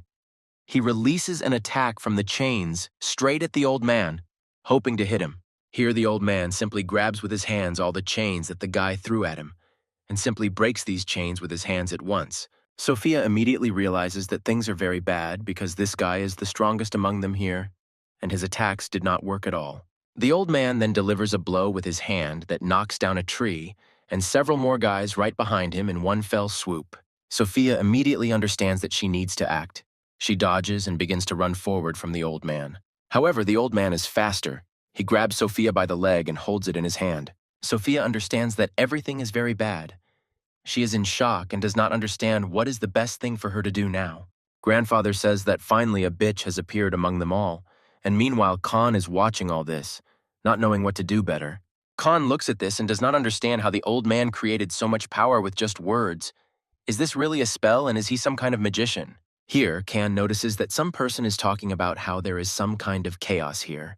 Kan is immediately surprised by this. Here Kan notices that this is the same man, and we know that this is our Kumun Ren, who is walking straight here. This is noticed by the old man, who turns his head and sees Kumun Ren standing behind him and looking at him. Kumun Ren says that he sent his group to catch one old man. Can't they do that already? The guy with glasses smiles and rejoices, saying that the boss has finally arrived, looking at Kumun Ren. The old man and Kan see Kumun Ren and look at him just silently, and he doesn't try very hard to speak. The old man turns to Kumun Ren, saying that he has finally arrived, and the old man throws Sophia right at him. However, she doesn't fly far because Kumun Ren easily grabs Sophia and stops her possible blow. Then Kang notices that the old man is flying straight at Kumun Ren with a huge blow. Kang shouts about it. Kumun Ren is strong. He immediately jumps up and does not allow the old man to hit him directly, and takes Sophia with him. During his jump, he also managed to kick the old man directly, sending him to rest upside down. Although the old man received a strong blow directly to himself and began to retreat back, it is surprising that he got to his feet at all. Kumun Ren then lands and calmly tells his grandfather to follow him and that he won't repeat it twice. Then grandfather swings his hand and wants to attack Kumun Ren, saying that he became arrogant from one blow. Then the grandfather looks at Kumun Ren and says that if he had already fought at full strength, then Kumun Ren would not have had a chance. Then Kumun Ren just stretches out his hand and releases a bunch of energy at his grandfather, scaring him with it. Kumun Ren doesn't wait for anything. He takes one step and simply ends up on the other side, behind his grandfather, and strikes him in the head. Kang looks at this in shock. He doesn't understand how this is even possible and looks at Kumun Ren and his grandfather. Meanwhile, the old man jumps up and runs across the floor straight towards Kumon Ren, saying that he has already predicted all of his actions. The old man puts his hand forward and says that the time has finally come to show all his power, and then smiles. However, without waiting for what the old man would do, Kumon Ren jumps on his head with his foot and crushes his head. The next moment, Kumon Ren hits the old man in the head, smashing him right into the asphalt with his foot. Kumon Ren just looks at him blankly, saying that even here the old people don't shut their mouths at all. The old man lies unconscious, he does not move, and Kumon Ren orders his assistants to take him away immediately. They carry out the order. Kang looks at all this with wild shock. He cannot understand how Kumon Ren knocked him into the ground with such force with one blow. Kang watches as Kumon Ren and his men take their grandfather and try to recover from the blows they were dealt. Khan still can't get over the shock. He thought that after seeing Lee's fights, he saw the full potential of Murima. But this Kumon Ren surprised him. Kang watches this with shock, playing it all over in his head. Just from Kumon Ren's aura, he already feels sick. Meanwhile, Kumon Ren's people turn to him, saying that it seems like his grandfather has begun to regain consciousness. The grandfather began to talk about how he remembered the times when he fought with the demon, and the whole world was under his feet. However, everything that grandfather says now does not surprise Kumon Ren, but it definitely touches his attention. Grandfather continues to talk about remembering his old times, recalling them further in his head. However, at that moment, Kumon Ren begins to feel something. It surprises him wildly. He looks at the old man. Meanwhile, the old man himself began to rise from his feet, scream, and everything around began to be immersed in his powerful aura. Kumon Ren shouts at his boys to get away from their grandfather immediately and urgently. The old man raises a huge aura around himself. His body seems to be burning, taking everything around him with it. He screams wildly. This scares Kana to tears. He runs away and screams that this is really a real fire. And the old man screams wildly alive. Kumon Ren's people began to run towards him and ask him what was happening and ask why there was a fire burning around him.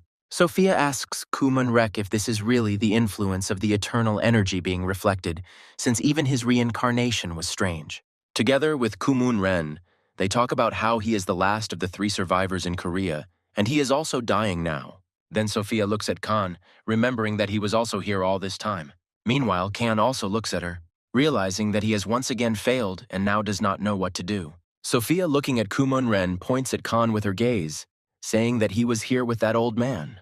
Kumon Ren starts looking at Khan. It is not clear what is in Kumon Ren's head now, but his look is clearly not kind. Khan sees this, and Kumon Ren's huge aura. He is wildly scared and does not know what he has to do now. Meanwhile, the events of the story move us to Lee, who is conducting training together with Mr. Steele. It is very difficult for Lee to train with him because his overpunches are too strong for him, but Mr. Steele praises Lee for his efforts. Lee thanks Mr. Steele for the praise, and then asks him how he should deal with opponents using defensive techniques. However, Mr. Steele replies that he is showing a technique not for defeating the enemy, but for survival, which surprises Lee. Mr. Steele explains to Lee that in hell he will become just food for many, so the first thing he needs to do is defend himself. Lee is upset. Mr. Steele says that if Lee has fights there, his main goal is not to win, but to survive. This is important to remember. Lee says he understands this, but their conversation is interrupted by Lee's assistant, who says it's time to go to a meeting. Arriving at the conference hall, Lee communicates via video link with 3 elders, who say they have wonderful news. They proudly inform Lee that in the near future he will be able to enter the hell of continuous torment. They shock Lee by saying that they have visited over 20 Federation clans and have managed to change their positions. Lee says that they don't like the Sunwoo clan, but Yang replies that's why they used Lee's name and the Shinhyup clan. Yang says that through the Federation's good treatment of the Shinhyup clan, they were able to change their minds. Lee says, won't they find out about it? Driving somewhere in the forest, Jan says that he tried to resolve all such misunderstandings on their part. Jan says that although the head of the Federation is stubborn, one of the advisors says that the issue can be considered resolved already. Jan's dialogue with Lee and other elders is interrupted by his assistant, who says that Jan is receiving a call. Jan informs Lee that the Murim Special Forces just contacted them and offered to meet anonymously. Although Lee is very surprised by this, Jan says that Lee should not worry because it is unlikely that there will be anything serious there. After some time, the events of the story show us Jan and the people from this squad, who criticize Lee's decisions to go to hell because things are not calm as they are. John tells them that he didn't expect to hear the teachings of Murim from people who came out of the government, which surprises one of them. John turns to him, saying that they have forgotten that Murim and the government do not touch each other. The second member of this squad says that this is obviously true, but the hell of continuous torment is a completely different matter. Looking at the interior of the bar where they met, he says that if all the criminals get out of there, wild chaos will begin in the world. While stirring his cocktail, he adds that the Sunu clan is currently reaching for a huge bomb, and they don't approve of it. However, at one point someone interrupts him, saying that it is they who should stop in this situation, which surprises them both. It turns out that it was Lee who came here. He says that they only listened to the Federation's side, so they accepted it, and there is also the Sunu clan. The people from the squad are shocked by Lee's appearance. Yan is also surprised, but bows and greets the head of the Sunu clan, Lee. One of the squad says that Jan likes to make noise. They offered to meet together, and he called the leader. However, Lee replies that he came here because he had to, which surprises the man from the squad.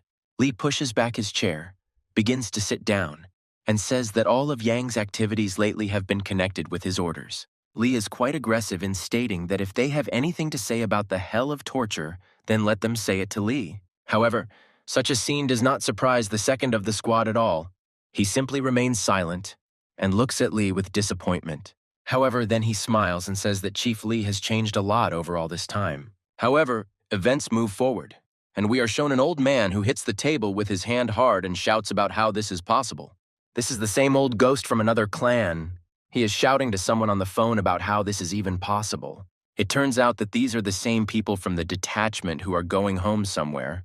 They say that they decided that this would be the right thing to do. He tells the old man that he has learned a lot of new things, and that his clan always neglects many things, which surprises the old man. This man tells the old man that much of it was thought out by Lee and Yan themselves, and it is hard to fight against them.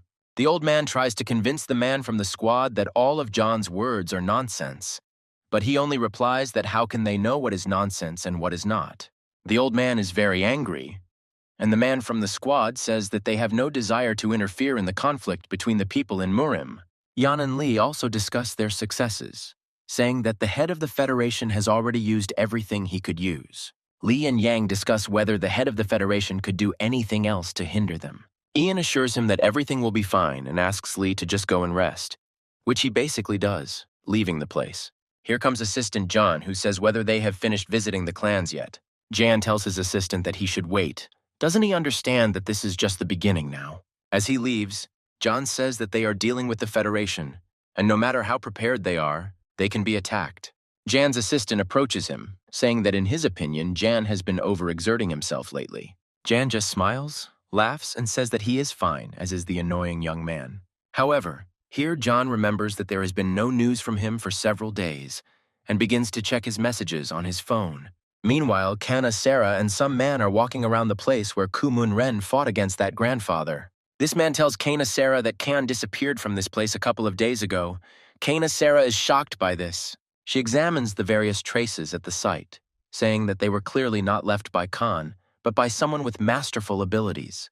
Kana Sarah continues to survey the area, and anxiously wonders if he has gotten into a fight with someone. Then, standing in the wind, she says that she knew he could create problems for her, but not on such a scale.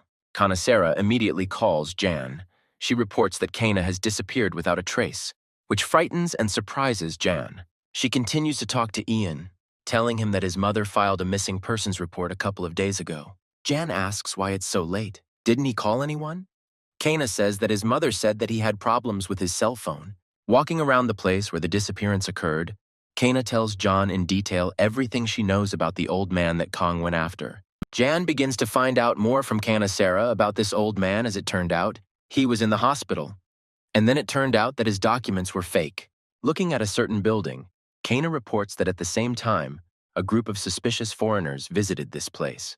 Kana Sarah tells Jan that they were not caught on any camera, only local residents saw them here. Jan asks if these foreigners could have been following the old man.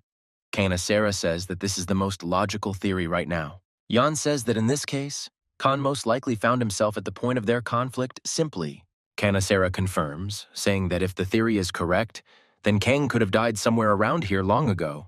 Meanwhile, we are shown Kumun Ren, who rudely asks someone if he is tired of living already. It turns out that this is our main character, Kang, who looks at Kumun Ren in shock and scratches the back of his head. Kumun Ren stands and explains to Khan about breathing practices and asks what the problem is in just doing them right now. Next, Kumun Ren puts out his hand and tells Khan that he just needs to repeat and gather all his energy.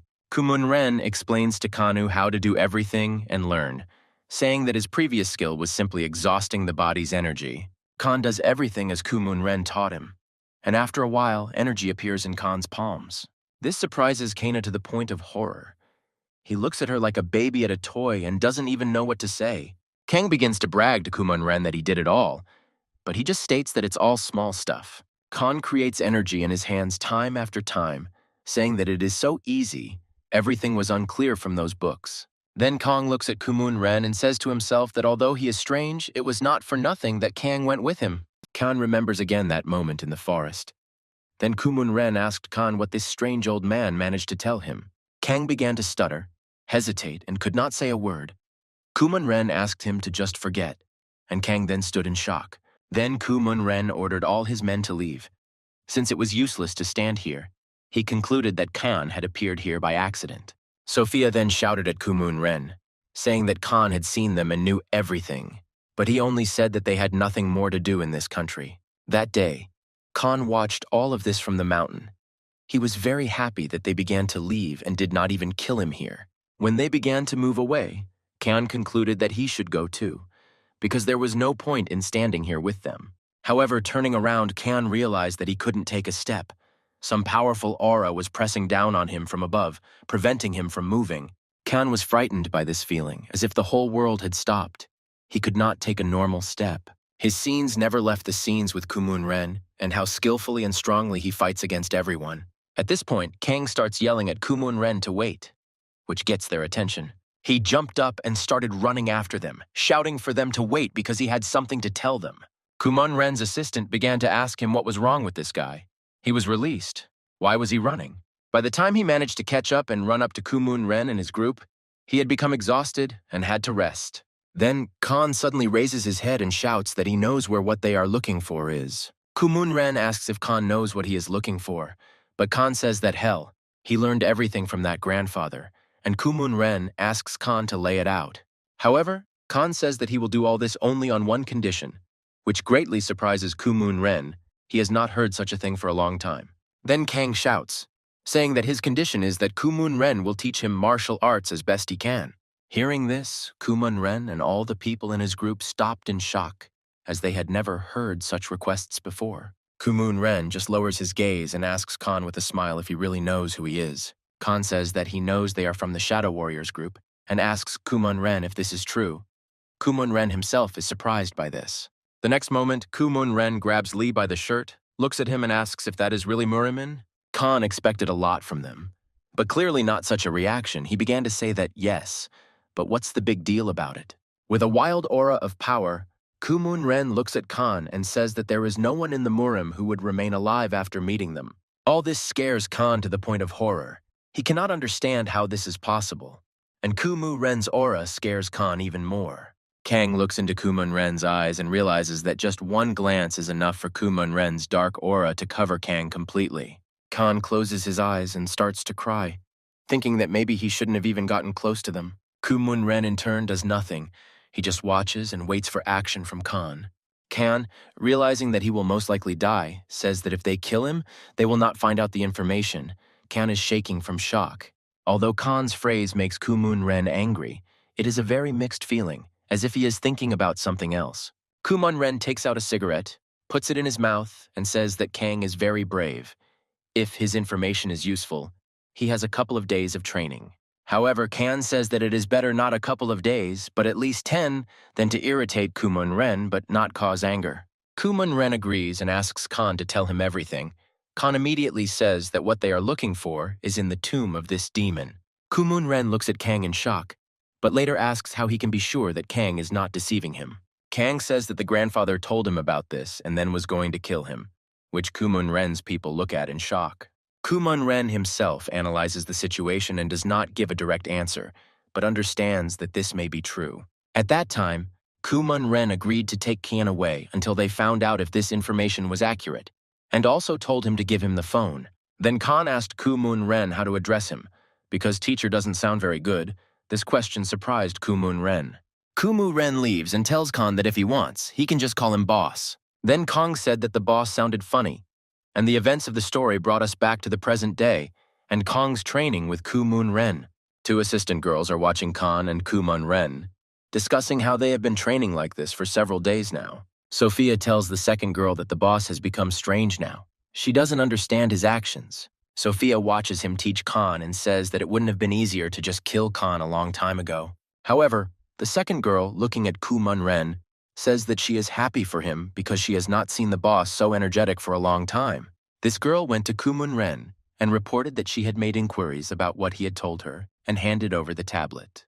Mun-ren looks at the tablet, and the girl says that apparently Kang did not lie to them about what he said. She says that it all turned out very funny, but Mun-ren points to something and asks what it is. She says that apparently there are those who have the same goal as them, to find infinite energy. Meanwhile, we are shown Lee and Yan discussing how the alliance has given them little strength and only for a couple of days. Next, Lee says that he also asked another clan for 10 more people, which they agreed to give him. However, a female voice interrupts the dialogue between Yan and Lee and surprises the assistant. The female voice says, 8.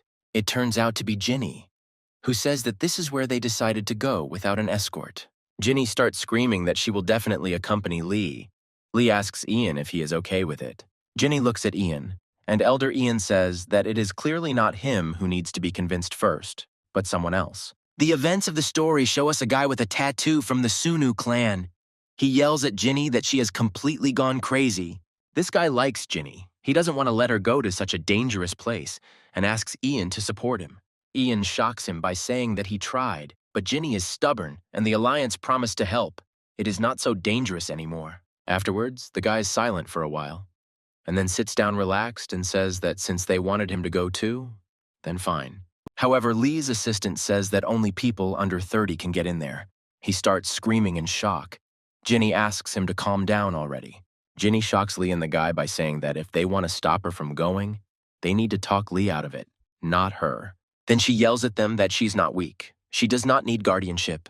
She is the granddaughter of an outstanding person. She shocks the guy with this. He just looks at her silently and a little upset without saying anything. Some time passes, Lee and Ginny get into the car, Lee bows and announces that they are leaving. The elder, this guy and Lee's assistant bow to him, asking him to be careful and safe. Lee and Ginny get on the bus and it starts to drive away, and Ian and the others just watch them go. Ian puts his hand on the guy's shoulder, telling him not to worry. He says he wasn't afraid at all. This guy walks, looks at the sky and talks about how sad it is to see how the one you raised for so long has already grown up. Meanwhile, on the bus, they collect everyone's phones and say that they are leaving, and then they will have to walk another 10 kilometers. The man who said this began to walk away, and Ginny, instead of Lee, heard a familiar voice from behind. It turned out to be Lee's friend and the girl with glasses. Lee's friend approached Ginny and started offering her some chips. This girl immediately began to pester Ginny, asking if she was the same Ginny Kwan from the Four Talents. Ginny says that yes, it was her, and this shocked the girl. She began to pester Ginny even more. Lee is surprised by how a girl named Choa just pesters Ginny and doesn't care about where they are going now. Lee turns to his friend, saying that apparently he is also completely relaxed. He says that he has nothing to fear. However, he then turns to Lee, saying that not everyone here is as relaxed as he and Choa. The events of the story show us a guy in a latex suit who is also riding. His name is Seo Jian Woo from the Chungha clan. Next, we are also shown Lee Junyoung of the Yeonam clan, who is meditating for a bit. Next, they also show a girl with blonde hair sitting and sewing. Her name is Kim Byung-gi from Jonghwa Garden. And also a guy named Shin Ujik from the Halim clan, who is big and wearing a hat and looks out the window. They also show a guy named Ha Dong-chul from the Samho clan, with long white hair and huge mice. And also watching all this is a guy with long brown hair named Kim Jae-ho from Shimsu High School. Lee notices that this Kim Jae-ho is looking at him strangely. Lee memorizes his face while looking at him. A guy with a hat looks out of the window. She thoughtfully sees something and tries to understand what. It turns out to be some kind of huge drone that flies behind the bus and monitors something. Meanwhile, the events of the story show us the old ghost and his assistant, who informs us that they have already left. They are in their clan's building, apparently, saying that there is apparently no need to worry. Grandfather begins to tell his assistants that first the rumors about Master Sonia, then what happened to the young man, it's strange. Looking out from his building onto the river, the old man says that after many years in Murim, you begin to doubt everything. The old man scratches his beard, saying that he really wants to believe that no discord will occur and that everything will be fine. Meanwhile, a police car drives past the bus, overtakes it, and stops it. Everyone in the salon is in shock at what is happening, because why should the police catch them near the exit already? The man who is in charge of all this looks out of the window and asks what happened. The police walk towards him, their heads down, and ask him if he could get out of the car now. He looks at the police in surprise and asks them to show him their documents and the reason for the stop. However, the very next second, a policeman's gun is placed to the head of the male organizer. The policeman looks at him with wild eyes and says that it's enough chatter and asks him to get out quickly. Everyone started to approach the exit of the bus to understand what was happening. Lee's friend asks to be quiet. The organizers all raised their hands and began to gradually get out of the car. The policeman continued to threaten. Lee starts to angrily ask if anyone else has ever seen such angry police officers. The guy with long brown hair started asking why Lee was using the informal form of address with him. The guy in the hat sees that another car has arrived from behind and reports this, saying that they are apparently not alone. Dozens of masked men with weapons ran out of the car and began approaching the bus. The policeman tells the driver that he gives him 10 more seconds to open the door quickly. Ginny tries to move forward to see for herself what's going on, but Lee stops her. Lee and his friend discuss what they should do now and what they can do against them. However, Lee's attention is drawn to some strange feeling, as if he senses another person. Lee is terribly surprised and tells his friend that he felt the energy of a person he knew. Meanwhile, on the road to all this, someone is rushing with great speed and a wild aura, saying, 7. This unknown person approaches the car and the bus, and when they are already close to them, he says, 8. The next moment, he found himself behind a group of masked men and said, 9. And just 1 second later, he kicks the policeman's face, saying simply, 10. Some guy with black hair and a white suit knocks the police off their feet and seems to fly over everyone. It turns out to be a young boy named Hyuk Seo-chan. He is the heir of the Jungdo clan. The other guys in the car also recognize him and are very surprised, asking what he is even doing there. Lee, seeing all this, confirms his doubts, saying that he knew it, because it was his energy that he felt. The police officer started yelling at the guy, pointing at the driver and threatening to kill him if the guy moved.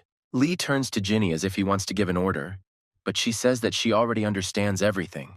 Meanwhile, this guy knocks down this policeman with a deft kick and throws him to the side away from himself. This all angers the group of people in masks. Seeing all this, they point guns at him and start insulting him. However, they don't have time to fire a shot, and this guy already overtakes them and knocks them completely off their feet. Then he stops, telling everyone that if they don't want to make the situation worse, then they should just close down. However, the group of masked men do not listen to him. They decide to go on the offensive against him altogether. However, with just one charge of energy downwards, he scatters them all in different directions, and then he instantly rushed forward, tearing them all off in his path in different directions. Meanwhile, all the guys on the bus just watched what was happening and watched his battles with bated breath. They are very surprised that this guy dealt with everyone in no time. It turns out the rumors about him were not lying. Meanwhile, Lee's friend's girlfriend looks at him with loving eyes, saying that he is simply beautiful. But Lee's friend coughs and asks her to wake up and come to her senses from what she just saw. Meanwhile, this guy approaches one of the group and says that he won't talk much and asks who they are. Having learned everything, he calls the old ghost and tells him that these are people from the Blessing cult. The old man says that he has heard of such people. The guy adds that their leader is now also in hell of continuous torment. The old ghost says that these guys are complete idiots. Stealing a police car to rescue their leader is stupid. However, the guy on the other end of the line surprises the old man by saying that the question is different. How did they get the information? The guy tells the old man that he assured him that the event would be held in secret. But then there is such news. Meanwhile, our heroes, who were riding the bus to hell, are discussing why this guy is helping them at all.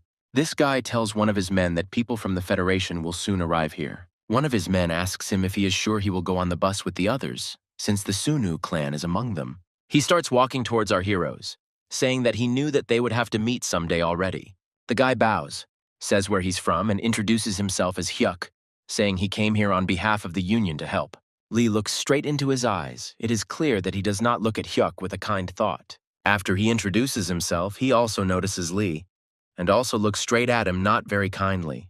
Lee's friend says that they understand everything, but he doesn't think that it's necessary to start with an explanation rather than an introduction. This whole dialogue is interrupted by Ginny. Standing behind her, she starts shouting about how to even understand this now. Looking at him, she says that his clan should have been closed after one incident. Why did he show up here? He tells that the old ghost sent him here to help because there was bad news. He points to those guys, saying that they wanted to take you prisoner to exchange you later in hell. He helped decide that. The guy in the hat asks about the drones above the bus. Hyun says they wanted to protect you until the very end of the journey. However, Ginny yells at him, saying that they are helping them because their student and elder killed an elder from the Sunu clan. He says that they didn't even think about it. But on the contrary, they feel guilty for what they did and apologize in this way. He then bows and apologizes on behalf of the entire clan for what happened to the Sunu clan elder back then.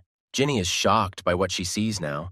She didn't expect his reaction and response to be like this. Although this apology surprised her, she still turned away and did not want to listen to him any further. Here Lee entered the conversation.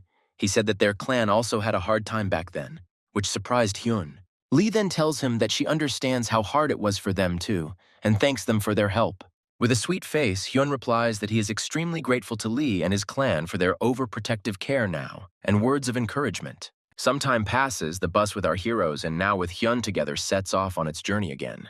A guy with long brown hair approaches Hyun and tells him that he forgot to greet him back then. Hen also greets him and addresses him by name, which surprises everyone on the bus, including the guy himself. The brown-haired guy and Hyun decide to have a conversation, which attracts Choa's attention as always. She jumps up and happily says that she will join in then too, but Lee's friend stops her. Lee's friend tells her that it would be better if they travel in silence, but she doesn't understand why. Meanwhile, one of the organizers reports that the route is almost complete, and the bus will soon be at its destination. The bus arrives, and the organizers announce that a special group of people will then take them to their destination. However, the leader of this group of people shouts for them all to leave. There will be no visitation today. All our heroes who arrived after everything and hear this are clearly very unhappy with this turn of events. Lee's friend starts arguing with them, saying that this is all nonsense, and they say that due to the recent escape, visits are closed. Hyun says that they were told from above to go through, but this guard is loudly and wildly shouting for them to get lost, because no means no. He starts looking at them and screaming that this place is dangerous, and that suckers like them shouldn't be allowed in there. The guy with brown hair says that the heir to the Kyeondoman clan is in front of them. What kind of rudeness is this in front of him? These words greatly change the guard's facial expression. He is no longer so confident in himself and does not shout anything, saying that he did not recognize it right away. Then, angrily, he says that if that's what they want, then he'll let them in now. However, he then furiously warns that in the future, they themselves are responsible for their lives and actions. Hen turns away from him, turns to the group and asks them what they say, whether they agree to go. They all agree, which surprises the guard, who ignores it and asks if everyone knows the light step technique, after which a group of guards jumps up and asks everyone else to repeat and keep up with them. Ginny now realizes that this whole show was just to undermine their spirit and morale. However, Lee interrupts her, saying that he thinks there is more to it than that, which surprises Ginny. She turns to him and, looking at him in surprise, asks what he means by saying that now. Lee looks at the mountains and asks Ginny if she feels some kind of powerful energy coming from behind those mountains. Meanwhile, the same security guard who had first been rude to them and then behaved normally jumped up and turned around. Turning around, he saw that all the people from the bus easily repeated his technique and jumped up. Seeing all this, the guard and his men decide that they better speed up in this case, which surprises our group. One of the chief guard's subordinates addresses him, saying that this way they really won't be able to catch up with them. However, how angry and shocked the head guard was when he saw that they all caught up with him with ease. Locking himself in with anger and shock, he ordered his men to speed up even more, twice as fast, which surprised them. After some time, the guard and his entire group got to the top. They were terribly shocked, because everyone had been waiting for them here for a long time. A guy with long brown hair started asking where the entrance was. However, Lee was restless. He looked at everyone without understanding whether he was the only one who felt this strange feeling. Looking at Hyun, Lee realizes that he is not the only one. Hyun also began to feel it while being here. The wind began to rise stronger. Standing on the top of Mount Lee looked at them all and realized what was waiting for them ahead. Looking ahead at the mountains, Lee felt a fierce energy flow, thus realizing that the entrance to hell was there. A friend of Lee's approached him and asked him what he was staring at. Lee pointed to the mountain and asked if he felt it was strange. The friend clarified what exactly, and Lee, pointing to the mountains, spoke about the strong energy that emanated from there. As always, Choa joined the conversation and began to talk about how the mountain landscape looked like a dragon's lair. Jinny looks at Choa and asks again. Choa says that this is a place where the energy of heaven and earth gathers. While Choa was telling everyone what it meant, a familiar voice was heard, one that spoke of carefree chatter. It turns out to be a group of guards who say that it is time for everyone to set off again after their rest. After some time, our group and a group of guards come to a certain place, which is the entrance. The guards perform some actions, after which the cave opens and everyone starts going down there. Lee walks along as well, but he is worried that with every step the energy he feels is becoming denser and denser. Hyun asks Lee if he's worried. Lee says no, but there have been various incidents and he should be careful. Looking at the group of people going down, Hyun says that Lee shouldn't worry. Everything should be safe. The brown-haired boy intervenes again, asking Hyun to go ahead and calling him to follow. This irritates Jinny because she doesn't understand why he's being so clingy, but Lee tells Jinny to calm down. Jinny asks how Lee hasn't killed him yet, but Lee says there's no point in creating conflict now. Looking at them all, Lee quietly tells Jinny that he is not the only one who has a negative attitude towards them here. Jinny looks at them all, and with a dissatisfied face says that it looks like Lee is right after all. Lee's friend intervenes in the conversation and says that Hyun is a star in Marim, an idol of sorts, so to speak. Lee's friend also adds that everyone here is quite strong, and Lee, without his status as the leader, now means nothing to them. Meanwhile, while they were all talking, both the guards and our group approached some iron doors. The head guard says that everyone should be very careful. Now he will open the doors there. A second after he opened it, a large hand flies with energy right in front of his face. He manages to dodge. The shocked guard, Hyun and the others look on as a man comes out to meet them. The head guard immediately started shouting that they had a fugitive here and asking everyone to attack him and detain him urgently. However, in response, he only throws up his hands and shouts that they are really going to catch him now. A second after his words, he had two guards in his hands, and he grabbed them by the heads. The next moment, he began to crush their faces until they bled, saying that with such skills, they would not be able to do anything. The head guard took a club and went to help his people. Our guys also decided to help. This prisoner continued to crush their heads and draw blood, saying, "Does anyone want to join in?" Then this sick prisoner took the body of one of the guards and threw it into the hands of the head guard. The criminal then jumps on the main guard, but Hyun intervenes and strikes him from above. Our group from the bus is watching this whole situation, shocked at how suddenly it all started. The sick prisoner begins to praise Hyun for such powerful energy, saying that if he had hit him, he would have killed him already. The sick man then throws the head guard's body at Hyun, shouting that this is his reward. The sick criminal then began to raise his hand and begin to create a charge of energy, declaring Hyun as his target. However, Lee intervenes in all this. A second later, he appears next to him and begins to strike him directly in the arm. His arm breaks completely. He starts screaming in pain and blaming Lee for it all, which is generally true. This sick criminal looks straight at Lee and says, "Who the hell is this?" Lee follows up with another punch and flips him upside down, sending him flying straight into the floor with the attack. Then the body of this sick criminal bounces off the floor and flies off in the other direction. Hyun and the head guard watch all this. The head guard is shocked by what he sees. The whole group is shocked by all this, especially the guy with long brown hair. Meanwhile, this sick criminal lies unconscious near the entrance gate and does not move. Lee looks at him and the gate, as if wondering if this is all worth it and his future efforts. Lee, with shock, feels something and begins to direct his gaze towards the gate. He is shocked and surprised by this. Everyone hears the sound of someone's feet and sees the silhouette of a man in a suit coming out of the darkness. An elderly, gray-haired man in a suit comes out and says that they will apparently reduce his troubles today. Everyone shouts, "Mr. Kansen." The whole group looks at all this in shock and says that this really is that same Mr. Kansen. The head guard immediately folds his hands into the correct position and bows, greeting Mr. Kansen. Everyone else in our group began to do the same, bowing and greeting this man. Immediately after this, Mr. Kansen also began to greet them and say that he was glad to see everyone and thank them for the journey they had made. He says that he learned about his arrival from a letter from Tanju.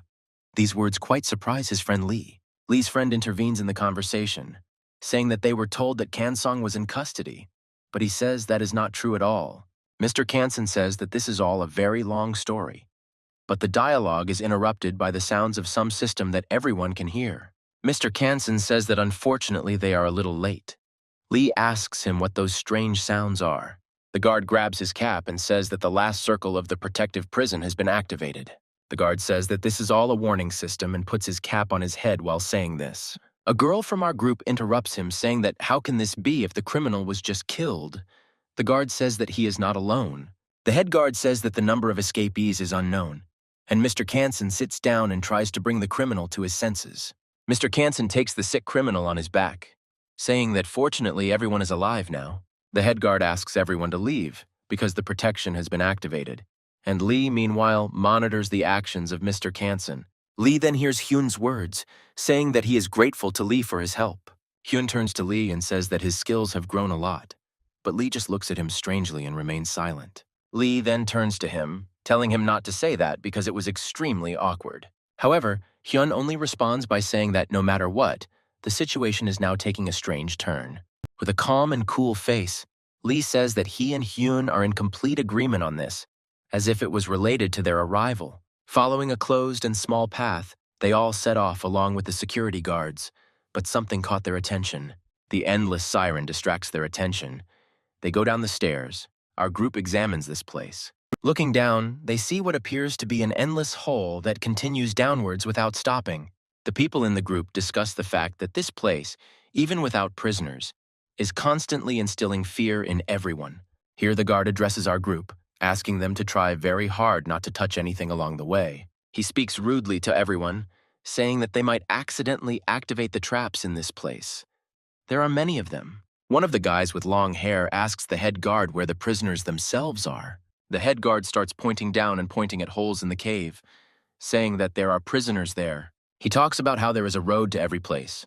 Jinny and Lee walk and watch carefully, listening to his stories. Jinny goes and complains that they are making so much noise for no apparent reason. It's infuriating. Lee looks at everything here, but then he hears some unknown voice calling Kansen and looks there. It turns out to be another security guard who calls Kansen, saying that they are already waiting for him. Mr. Kansen raises his head, looks at them, and talks about what has already happened to them here. He reports that the prisoner has opened Block 14, which surprises his friend Lee and Choa now. The guard points to the passage and says that there is an urgent need to hurry before it is too late. The guy in the hat asks the guy with brown hair what it means. He says he doesn't know, but it's clearly bad. Kang Sung tells the guard that he understands everything, but asks the guard who he is, which surprises him greatly. Mr. Kansen, with a wild aura, says that he wants to know who this guard is because he sees him for the first time. Here this guard starts shouting that unfortunately their surprise attack failed and asks someone to come out. Immediately after his words, dozens of steps were heard from the dark corridor, which began to come closer and closer. From below, where the guard was standing, some people started walking straight towards Kansen and a group of people. The same thing happens on the other side, where Lee and Jinny are standing at the end, and people with reinforcement bars in their hands are also walking towards them on the stairs. Our group of people are scared out of their wits about what is happening.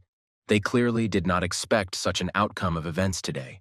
That same guard began to take off his uniform and say that he was glad to see Kuman Kansen and his skill. Then, looking into his face, the guard says that he became very interested in how he would behave in such a situation.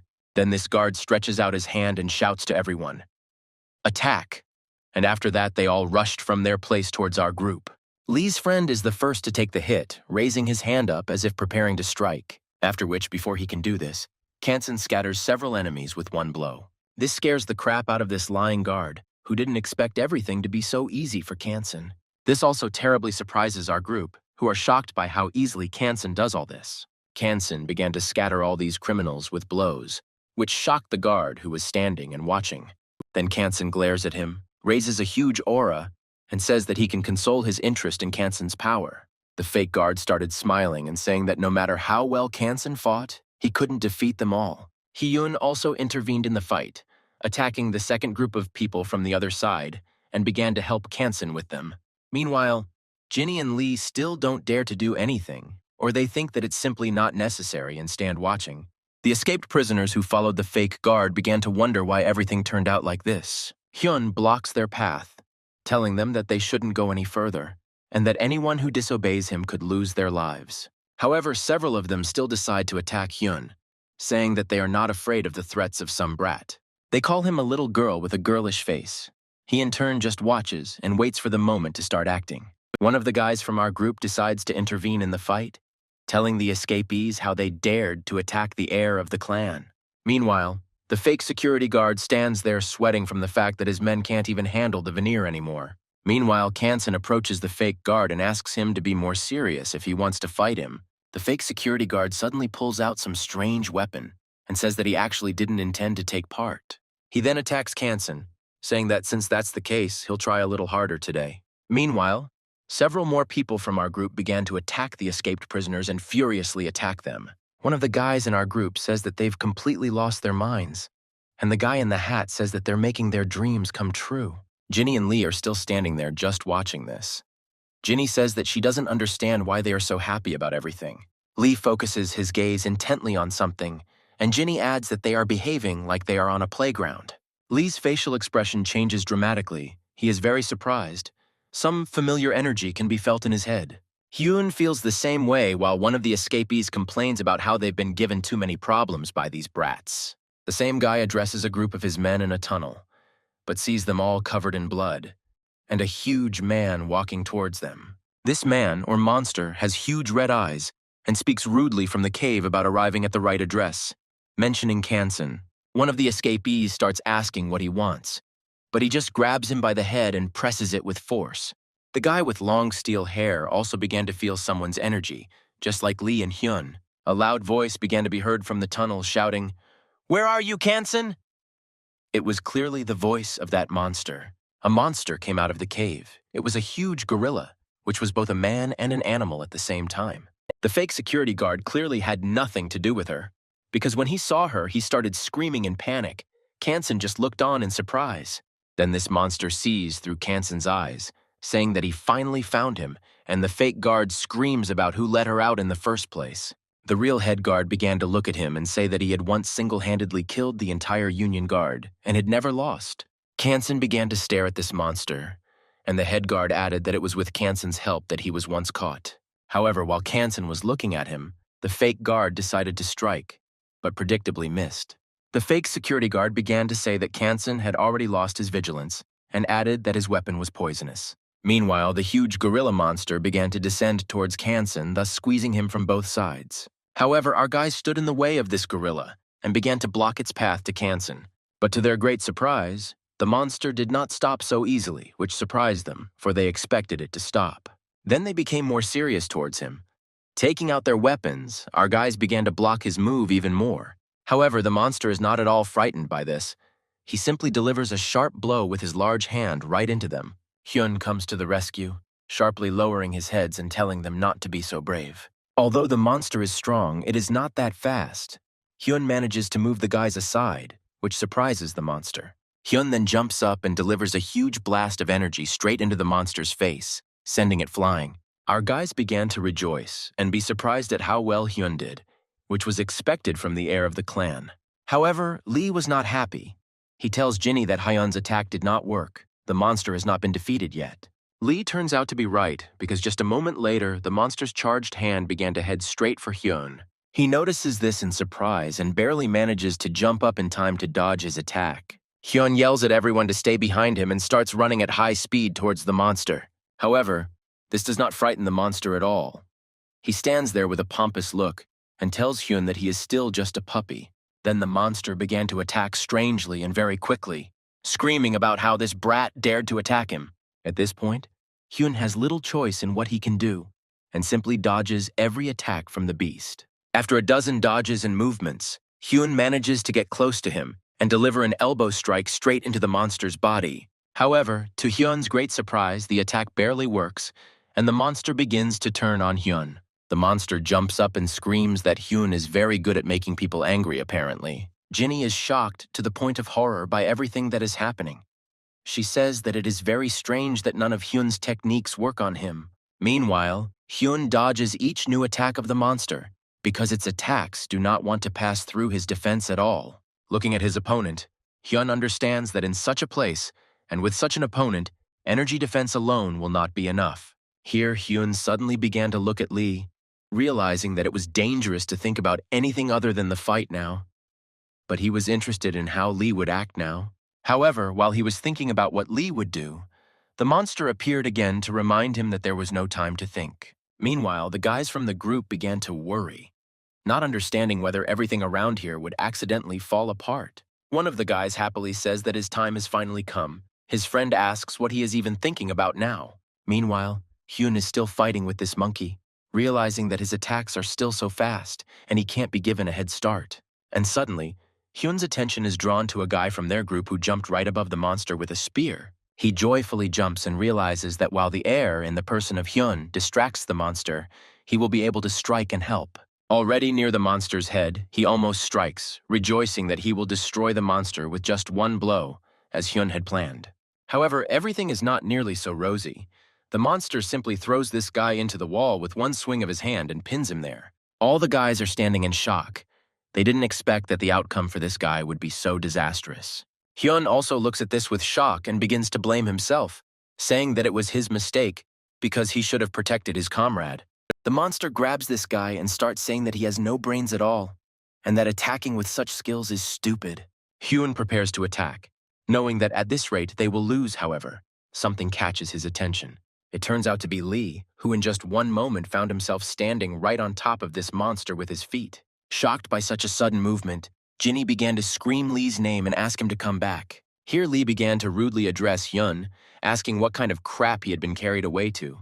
What was surprising him? And then he calmly and coolly asks Hyun if he was always so weak. Lee began to press the monkey's body with his foot, and it began to scream in pain and raise its hands in order to grab Lee right now. However, her pathetic attempts to grab Lee failed, as a huge charge of his energy began to press on her body from above. Hyun, like everyone else who was there at that moment, was very surprised, because they simply could not have expected such an outcome. Lee's energy charge was so powerful that it not only broke the monster but also the stairs underneath it, causing it to fall. Jinny started yelling at Lee, telling him that he needed to get out of there immediately, because the stairs were falling under him. However, Lee certainly felt it. He was not that weak. He continued to crush the monster with an indifferent look. Lee began to fall down after the monster, and Jinny, of course, went with him, starting to jump down after Lee. Lee's friends started shouting at them about where they were going, whether they had really decided to go crazy en masse and simply run away from here. Meanwhile, Kansan continued to fight the fake guard, dodging his attacks time after time. The fake security guard understands that the rumors about Kansan were not a lie. He is strong, but the guard is infuriated that Kansan even has time to see what is happening behind him. This makes the guard incredibly angry. He jumps up and shouts that Kansan has lost his vigilance again and will pay for it. The fake guard touches Kansan, who holds back the attack, but the guard is overjoyed. He laughs and shouts that it's all over for Kansan, but then he notices something. Kansan's hand, his fist, blocks the fake guard's hands, preventing him from striking, but he is calm because the weapon is poisonous. However, in the next moment, Kansan launches some unknown attack, breaking the fake guard's arms and weapon. This scares him to death.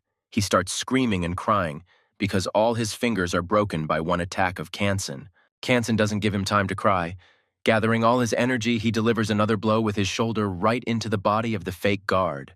The other fugitives are in shock because their leader did not land even one blow on Kansan the entire time, and he himself ended up in the wall. Then Kansan pompously addresses all the fugitives, saying that there is no time, so if they can, then let them attack in a group. However, they all just run away, and the main real guard turns to Kansan. Kansan turns around. The head security guard says that there are already 2 victims among the young people who arrived. Kansan orders everyone to help, which they do, and also to contact headquarters and move them to another location. Meanwhile, while all this is happening, Hyun simply looks down with great surprise and silence. He remembers in his mind Lee, who without any hesitation simply jumped down after that monster after the attack. Hyun ponders the fact that Lee hasn't changed much since their last meeting, still acting strangely. Meanwhile, Jinny also flies down to Lee because she is very worried and concerned about him. Taking one leap after another, she descends lower and lower along this huge dark abyss. She keeps looking around because she can't understand where Lee disappeared to, or if he really fell to the very bottom. However, Lee's voice can be heard from the side, shouting Ginny's first and last name, which of course attracts her attention. It turns out to be Lee, standing near one of the prison's passages, and informs Ginny that he is here. She greets him joyfully and immediately asks him if he is safe and okay after the fight. He tells Ginny with a smile that he is okay. He came down here specifically to study something here. Lee points to some tunnel to Ginny. She says that aren't they here because of Kansen. Lee says that another case has come up. Lee tells Ginny that there is some strange energy coming from here, and then Lee hears a familiar voice from behind. It turns out to be that same monster.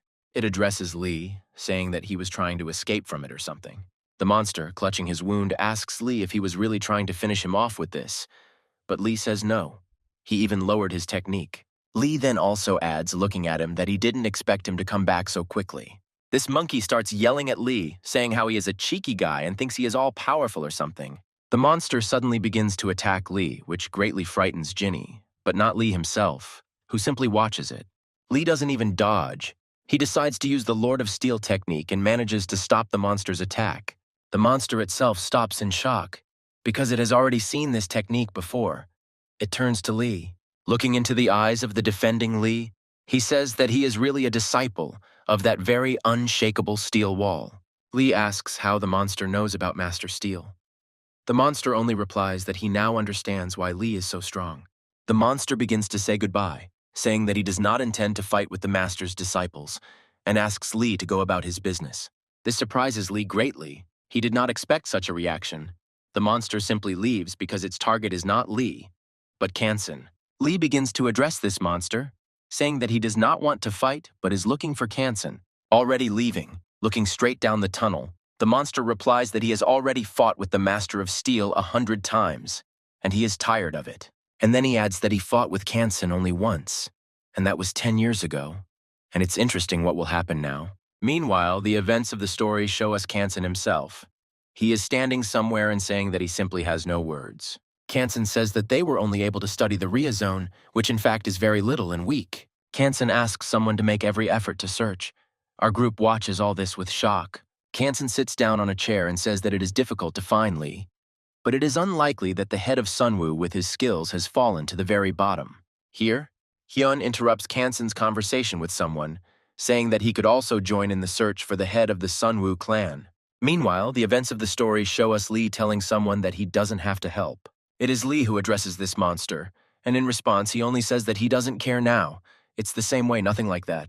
And he also adds that he is glad to help the student of the Master of Steel. Ginny says that apparently Uncle Style is very popular here. The monster then points to some kind of tunnel descent in the wall, saying that Lee should go down there further. However, the monster looks at Lee and says that he does not advise doing this. There is a real cave there. There is no light and no paths. However, Lee addresses the monster, saying that according to him, there is no one there. But Lee feels human energy in the cave. Lee then points to some boxes and wires, surprising the monkey herself, who was not expecting this. A man with an eye patch comes out of this cave and addresses the monster, asking what brought him here and who are the two young girls nearby. The monster turns to him and says that he has the same question. What is he doing here and what kind of a mess is he making up there?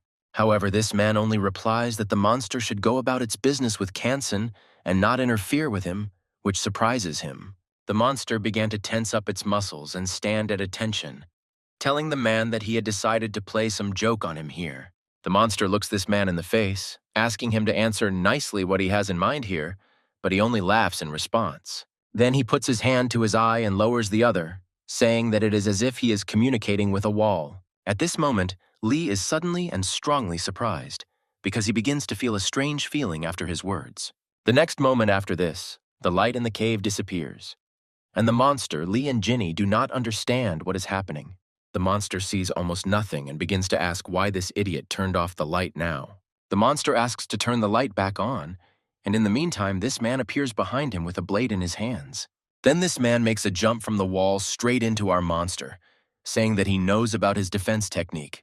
Then he starts to strike and shout that he also knows that to do this, he needs to see his opponent in the face. However, nothing happens. There is no blow, the light appears, and Lee stands with some kind of device in his hands. And right at Lee's feet lies that same man, who, having hit his head on the floor, lies unconscious. Lee tells Ginny and the monster that he noticed the man moving the bandage to attack us. Lee then adds that he has been in a similar situation once before, so he knows perfectly well how to act. The monster grabbed the man and began to crush his head, asking who he was trying to fool and what his plan was. This man screams that he is not guilty of anything. His job was only to serve Baek Seong-ho's orders. The monster asks the guy again if he's talking about Peng Seong-go, who is the leader of the blessing cult. Ginny turns to Lee, saying that these are the same guys who attacked the bus. Lee says that there is definitely something fishy here.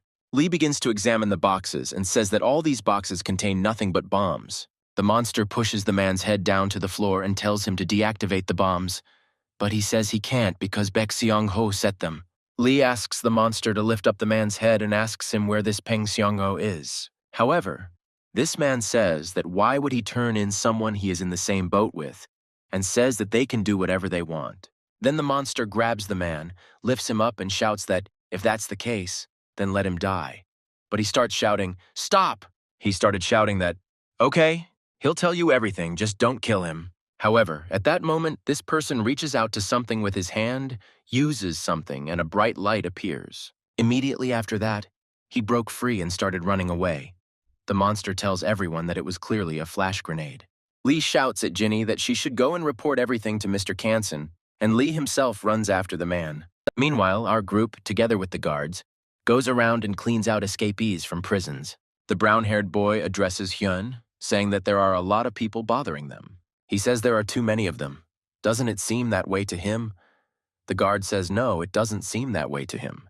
The guard looks at Hyun and says that there shouldn't be any prisoners here at all, and he has no idea why there are so many of them today.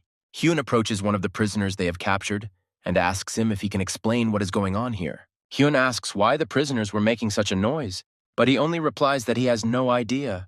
The prisoner continues, saying that he is simply obeying the head of the cult. He does not know all this. Hearing this, Hyun tells the head guard that he needs to step away for a few minutes. The guard says okay. Hyun heads to the phone. He calls Kansen and says that he has one question that has come up.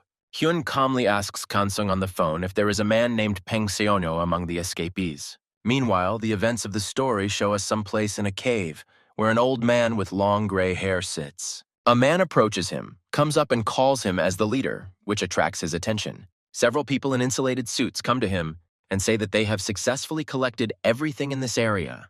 This man stands up, picks up a book, and says that if that's the case, then it's time to move on. Here, a man appears from a tunnel in the cave, runs to meet the leader and shouts that the monster saw the bombs. This cult leader looks into the eyes of the man with the blindfold and asks who it is. He names the name of the gorilla monster. But the head says that he is not talking about this, but about the kid he dragged here with him.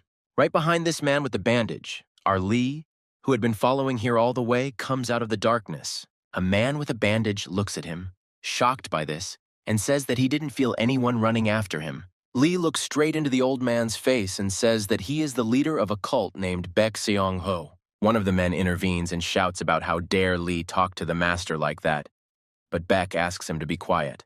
Baek Seong-ho approaches Lee, saying that if he knows him, he might as well introduce himself. Lee says that he is Lee Seun of the Sunwoo clan. The head of the clan looks into Lee's eyes and says, "Is this really the head of the clan? What a meeting." The leader asks what brought him here. Lee said that a disturbing flow of energy directed him here. Lee rudely addresses him, asking if he set up the escape in order to divert attention and energy so that others would not feel it. Lee asks him to explain what is going on, but he in turn only turns to his man, saying that all the blame is now on him. The head of the cult turns to Lee, and when he asks what he is doing here, he shows him a flask with some kind of stone inside. Lee is very surprised when he sees this flask, and only wants to ask him if this is really it. But he is interrupted. The head of the cult holds his subordinate by the head and says that they should better skip the boring explanations. Immediately after his words, he opens the flask and throws this blue stone straight into the mouth of his subordinate. Lee looks at everything that is happening with shock, as if he felt something strange. Immediately after that, this subordinate fell to his knees and began to cough loudly, and the head of the cult laughed and said, "Feel it for yourself." The subordinate's face seemed to swell. He began to try to spit it out in shock. His face was covered in veins. Immediately after this began to happen, the head of the cult shouted loudly, "Here it is, the power of eternal energy." which shocked Lee to the point of horror. Here, Lee calms himself down a little and clearly asks the head of the cult if this is the energy that is associated with the demon. The cult leader, as well as the cultist behind him, are very surprised by Lee's question, while the subordinate is still coughing. The cult leader looks at Lee strangely and says that he is very surprised that someone else knows about the eternal energy and the demon. Lee asks what she is, however, the cult leader does not give a clear answer, but only looks at his subordinate. He, in turn, immediately stops coughing, exhales, and screams that he feels really awesome. The cult leader says that the circulation process is apparently complete. He just orders his subordinate to kill Lee and go after him. The cult leader begins to laugh, turns to Lee and says that if he is interested in eternal energy, he can fight his subordinate. Then the head of the cult adds that it is time for him to go and begins to leave. Lee shouting after him, asking him to stop. However, his requests are abruptly interrupted by the appearance of the same subordinate who began to attack Lee. He starts to destroy everything around him, attack Lee, and talk about how the power is pouring out of him like a bucket. At the moment, Lee only dodges his attacks. He cannot understand what kind of strange feeling does not leave his body. He looks at this cultist and wonders if this power is the infinite energy that Kumun-ren needs. Then Lee sharply attacks his subordinate and says that if that's all, then he doesn't see any particular strength here. However, in the next moment, Lee's attack was repelled. It was done by this subordinate. Lee was surprised by this. Lee looks straight at him and can't understand how this is possible, since he just directly attacked him. Meanwhile, the cultist with a bloody nose looks at Lee and asks if he thinks that was a blow. Then he starts to attack Lee dozens of times, saying that this is how a blow should be and not like Lee's. Lee does not decide to stand and wait. Charging his leg with energy, he again powerfully attacks this cultist right in the body. Shocked by all this, the cultist is wildly angry at Lee. He shouts that he is a rat who only dodges all the time. This cultist breaks out and starts attacking Lee non-stop, shouting that now they will find out how strong Lee is. Meanwhile, the events of the story show us the monster and Ginny. Together with him, she is looking for a working phone in the cave. However, to her regret, none of these phones work. She complains about all of them. Ginny suggests that the monster go find Kansen and report to him about the bombs, and she in turn looks for Lee. The monster points to himself, saying what Ginny is thinking, what she is talking about, why the guards will believe him. The monster suggests doing it this way. He will go looking for Lee, and Ginny will run upstairs to look for Kansen. Ginny is surprised. Meanwhile, Lee is fighting with that cultist. He is destroying everything around him and asks Lee why he is not having fun too. He looks at Lee and shouts that he won't be able to fight him so easily anymore. Now he can beat anyone. However, this whole scene does not surprise Lee at all. He turns to him and says that enough is enough. The cultist, in turn, only smiles bloodthirstily with blood on his face, saying that Lee was afraid of him. Lee looks at him and tells him to look at his hands. Blood is oozing out of them. He looks at them in surprise. Lee looks at him calmly and adds that this happens when the energy vessel is overfilled. He starts looking at his hands in shock, and Lee adds that this happens when the energy is higher than the body's strength. The cultist looks at his hand and says that this is the only sad consequence in exchange for such power. Lee begins to advise him on what to do, however. He does not listen and only jumps on Lee with a fist to attack. Lee is disappointed. He didn't think that this cultist was that stupid.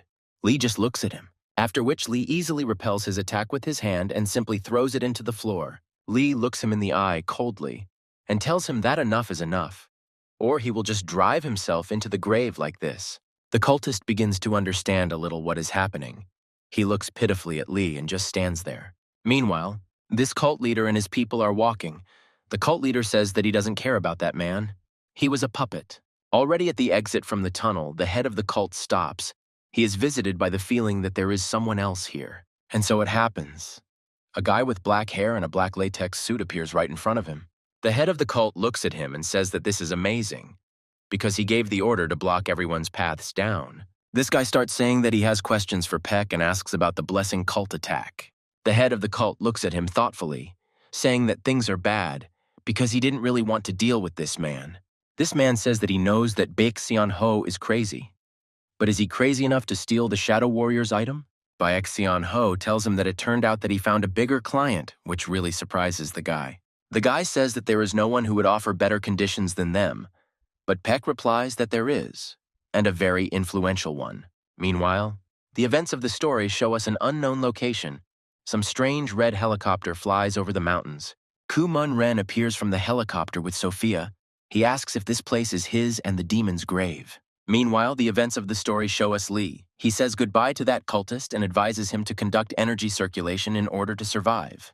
The cultist began to look at his hands again and realized that he could really be in much worse shape. However, neither these thoughts nor Lee's words apparently stopped him, because he shouts to Lee where he is going. And right after I shouted this, I jumped on Lee with an energy strike, which Lee dodged. Lee began to dodge again and shout at him that he was not lying to him and that he really could die soon. However, in response, Lee heard that he didn't care. He felt strong for the first time. He was ready to die. These words surprised Lee. He rushes towards Lee again, repeating that with such gigantic strength, he does not intend to stop. He adds that he would rather die in battle with Murami than give up such gigantic power. These words surprise Lee, but he remains silent. Lee quietly says that what a difficult concept Muram is. Hearing this, he suddenly stopped and did not attack Lee. Here Lee decided to attack him, saying that since it was already so, then so be it, and attacked with a charge of energy. Lee's energy charge was very strong. It blew away everything around and seemed to burn through the body of this cultist.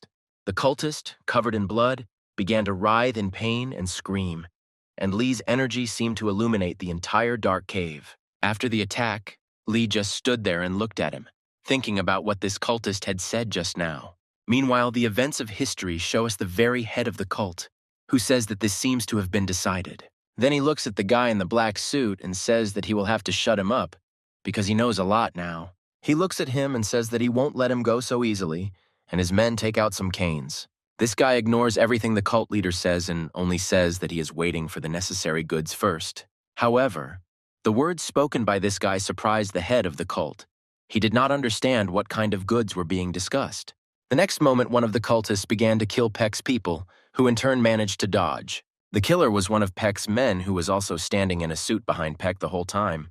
Then this man pointed to the boxes with the cane and said that they had already received all the goods. The head of the cult began to shout at him, telling him at what point he managed to contact the Shadow Warriors. However, the guy in the black suit standing behind stated that he was originally in their row. The cult trader began to talk about how Peck shouldn't have lied, no matter who his new big and influential customer was. Here, the head of the cult abruptly says that his buyer is Kumon Ren, which scares the guy in the suit, who says that Kumon Ren is part of the Shadow Warriors. The head of the cult began to talk about how it was impossible to kill the dragon in the pond, and to say that Kumon Ren's influence was already far above the Shadow Warriors. Then the events of the story show us Kumon Ren again, and the head of the cult says that he's already heading here for eternal energy. Then the head of the cult says that in his opinion, with renewed vigor, Kumon Ren will stroke the Shadow Warriors and ask this guy to join them. However, this guy only replies that the main cultist is a fanatic and is talking nonsense, and asks to finish him off. After these words, a skirmish began between the head of the cult and the guy in the suit. The head of the cult began to say that it was very difficult with them. Then, the head of the cult takes out some kind of ball and says that if they don't want it the good way, it will be the bad way. Immediately after these words, everything around began to be covered in strange smoke, including the hand of the cultist leader. The next moment, with that hand, he grabbed the very man who had gone against him. Immediately after he touched it, the man's hand began to be covered in blue energy and seemed to dissolve. The cult leader says he was forced to use force and continues to squeeze the man's hand. Immediately after that, the guy in the suit began to attack again and again. The head of the cult dodged several. The head of the cult also deals damage to him with this energy. However, in response, he receives a weapon to the face. The cult leader begins to try to examine the guy's face, realizing whether he launched an attack or not. However, at that moment, the head of the cult realizes that his enemy is not so simple and decides that the best solution now is to simply run away from this place. He runs away and his energy began to go away from them. They ask each other if they are okay. Both are okay. Then the same guy in the suit says that since this is the case, there is no point in hiding. He says that this bad disguise can be removed, after which a woman's breasts immediately appear. By removing many details, this guy turns into a girl, or rather he was one, and she simply hid behind the guy. The guy in the suit turns to her, saying that if he told the truth, then Kumon Ren might give chase to them in that case. She says that then, the situation could become more complicated, because it would not be so easy to hide from Kumon Ren. The guy in the suit places the goods and says that Lee Suyin, Kumon Ren's enemy, is in these caves. This guy in the suit goes on to say that if they fight, There will be extra time, and then he freezes in shock. He looks at the girl next to him and says with shock that just recently there was a guy in front of him. However, the events of the story move forward, and we are transported to Ginny, who is running through one of the caves. However, at one point she stops, because her attention was distracted by something, and she looks straight there. She sees in front of her a group of some men who look like prisoners. They are standing sadly near the telephone. Ginny stands quietly behind them, trying to figure out who they are and what they are doing here. They're standing by the phone, waiting for a call, and then Ginny notices that they're saying, "Meet the founder!" And she's all ears. Immediately after these words, she sees in front of them the gray-haired grandfather, the very head of the cult. They all bow to him. One of the prisoners asks the head of the cult where everyone else is. He says that they betrayed us and disappeared. Then the head of the cult asks if there has been another call from Kumun Ren. They say no, and this greatly surprises Ginny. Ginny hides behind the wall in shock and doesn't know what to do. The head of the cult says that 2 people should stay here. The rest should go upstairs. The head of the cult also says that there are only Qinzhao's minions below, so if anything happens, they can be attacked and taken prisoner. One of the prisoners assigns 2 people to watch here and tells them to wait carefully for a call from Kumun Ren. Everyone gradually leaves. The 2 guys who remain discuss the fact that the cult traitor has apparently gone completely crazy. As soon as the cult leader and most of the people left, Ginny appeared from behind, jumped on them, and hit one of them. She practically knocked the first one's head off with one kick, and the second one stands there in shock and watches all this. After which Ginny jumps up again and delivers another blow, this time to the second guy, but he holds her blow. Although he manages to hold back the blow, he looks at it in shock and cannot understand who Ginny is. However, Ginny in turn does not dare to just stand. She grabs his neck with her thighs and squeezes it with her legs. She squeezes his neck tighter and tighter, telling him that now he will have to answer questions. Ginny squeezes him and asks what's going on, who the old man is, and why he's waiting for Kumun Ren. The guy in turn remains silent and begins to take a knife out of his pocket in order to attack Ginny. He suddenly takes out a knife, practically plunges it into Ginny's neck and asks her who she is. Ginny manages to dodge the attack. Immediately after that, silently, she simply takes his body and jumps with him, doing a somersault in the air. She makes sure his head lands right on the asphalt and shatters, holding him down. Although it's a pity that the guy didn't give an answer, Ginny goes to the phone and wants to dial Kanson's number in order to tell him everything. However, at the moment when she wants to pick up the phone, it starts ringing loudly. The moment she picks up the phone, the person on the other end starts shouting questions about why they haven't picked up for so long. She is told on the phone that Kumun Ren has already arrived. She is shocked and quickly hangs up in panic. Her hands are shaking wildly. She doesn't know what to do because Lee's strongest enemy is already here. She tries to come to her senses and think everything over, but the thought that it was Kumun Ren who killed her grandfather does not leave her head. Ginny thinks that this place is perfect for fighting him, and there are a lot of explosives here now, but she remembers something. Namely, that if Lee finds out about this now, he will immediately go into battle with him, and most likely lose and die. She decides that information about Kumun Ren's arrival should not reach Lee, so she will ask Kansong to decide everything. Meanwhile, Kumun Ren watches what is happening with an incomprehensible face, because they were supposed to receive an answer over the phone. The man at the door is shaking in fear and says that it looks like there is a problem and the door will be opened soon. However, one of Kumun Ren's men suddenly jumps and simply silently breaks down the huge door. Then Kumun Ren turns to the guy on the phone and asks him to accompany them. He, of course, agrees. Sophia asks Kumun Ren, saying that everything is going very strangely. It could be a trap. Kumun Ren asks her to forget about it. Kumun Ren says that he is more concerned about the interesting energy in this place. They may see something interesting today. Meanwhile, the events of the story show us Lee, who is still messing around with that guy, trying to restore his energy. The guy is shocked that Lee is helping him and treating him, but Lee says that their fight is not important now. The main thing for him is to survive.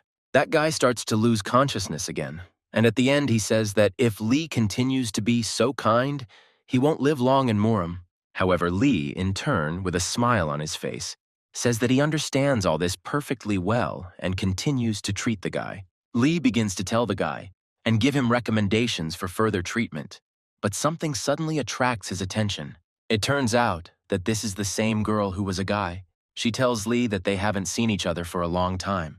Lee is shocked, as is the sick boy, but it feels like Lee already knows her well. Lee looks at her and says that it is not by chance that she is Chan Myungrar from a certain squad. She in turn looks sweetly at Lee and says that he is a clever boy, because he was even able to remember her name. He interrupts her and immediately says that everything is as he thought. What happened in this place is connected with Kumun Ren. She laughingly tells Lee that he has great wits, and Lee in turn angrily asks her where Kumun Ren is now. She starts to smile slyly after the question and asks Lee if he really decided to meet him here. She turns away, but turning her head adds that he should give up this idea. His mood is weak for Kumun Ren. She starts to leave, and as she leaves, she says that next time she wants to see a stronger version of Lee. However, a sharp sense of danger stops her in her tracks. She feels a strong energy behind her. It turns out to be Lee. He charges up a lot of energy and delivers a sharp blow to her, but she dodges it. She was very surprised by what she just saw, because she didn't expect such a strong blow from Lee. She continues to look at Lee with great surprise, and he in turn says that he can show her the best version of himself.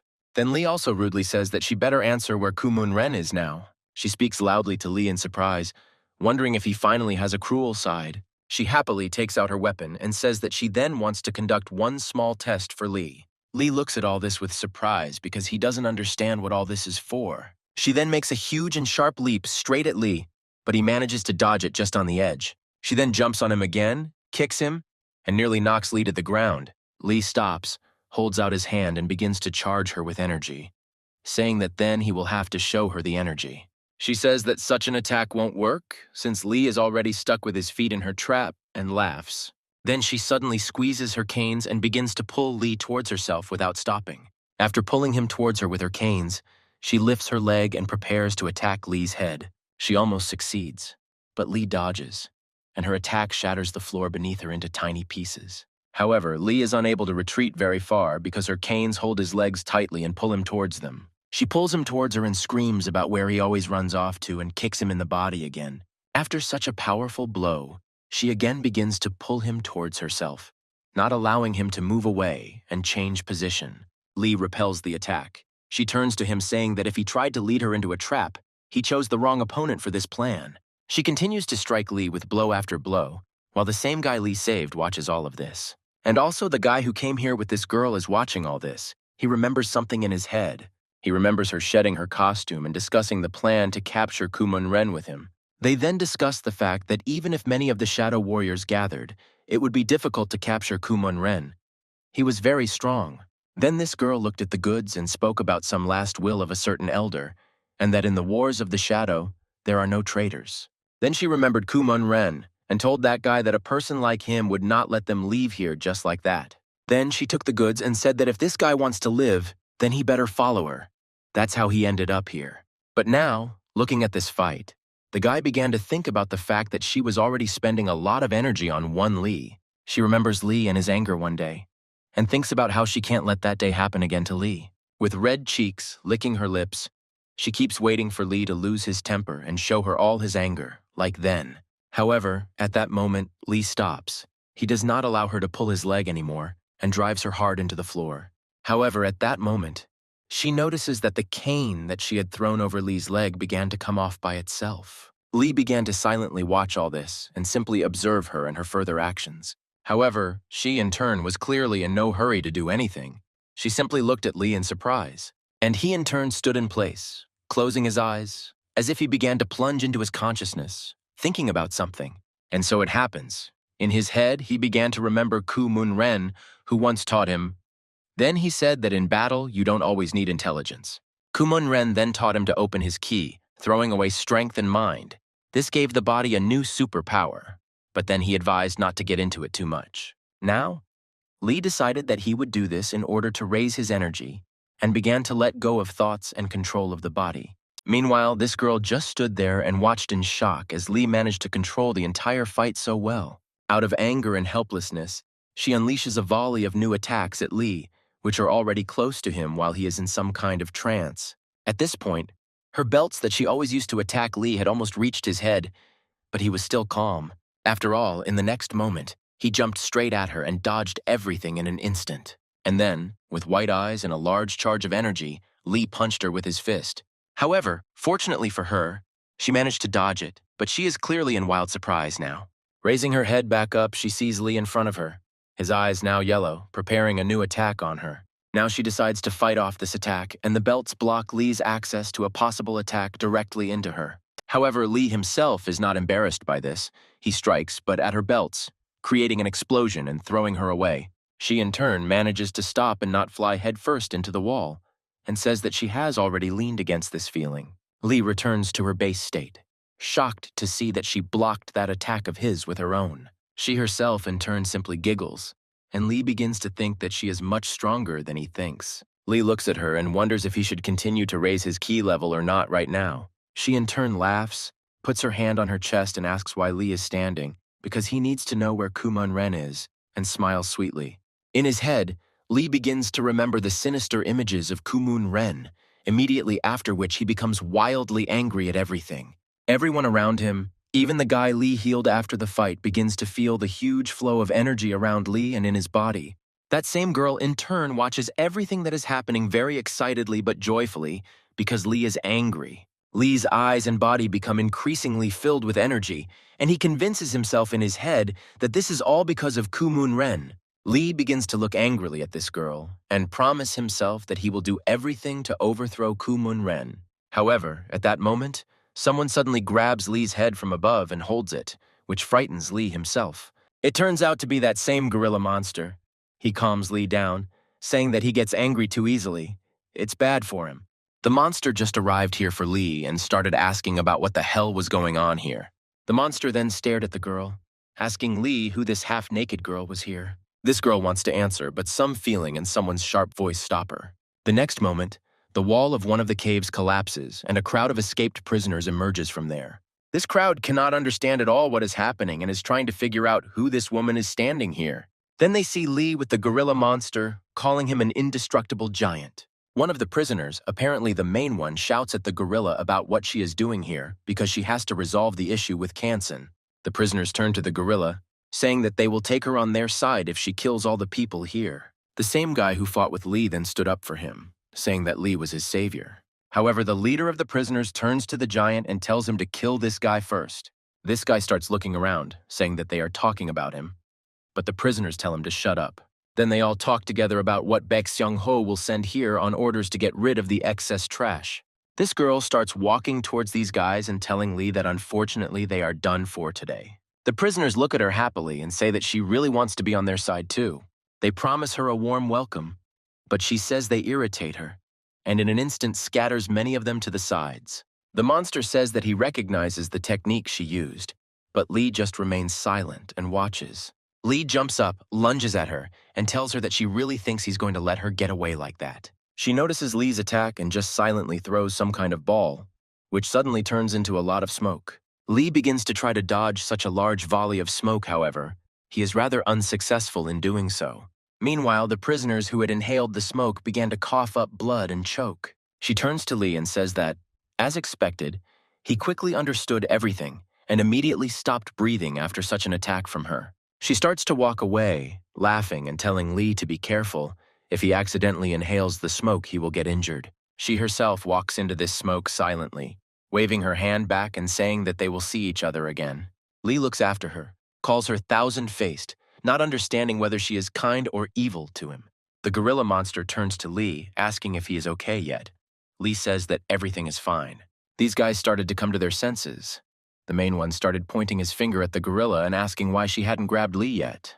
They say that they need to find out what kind of relationship Lee has with Kumon Ren and ask the gorilla why she is standing, but she only remains silent in response. The leader among them began to shout louder and say that this gorilla really wanted to go to the light already. Meanwhile, the events of the story show us Hyun asking someone on the phone if this is really true. Kansen speaks to him on the phone and says that yes, this is true because Jinny confirmed it to him.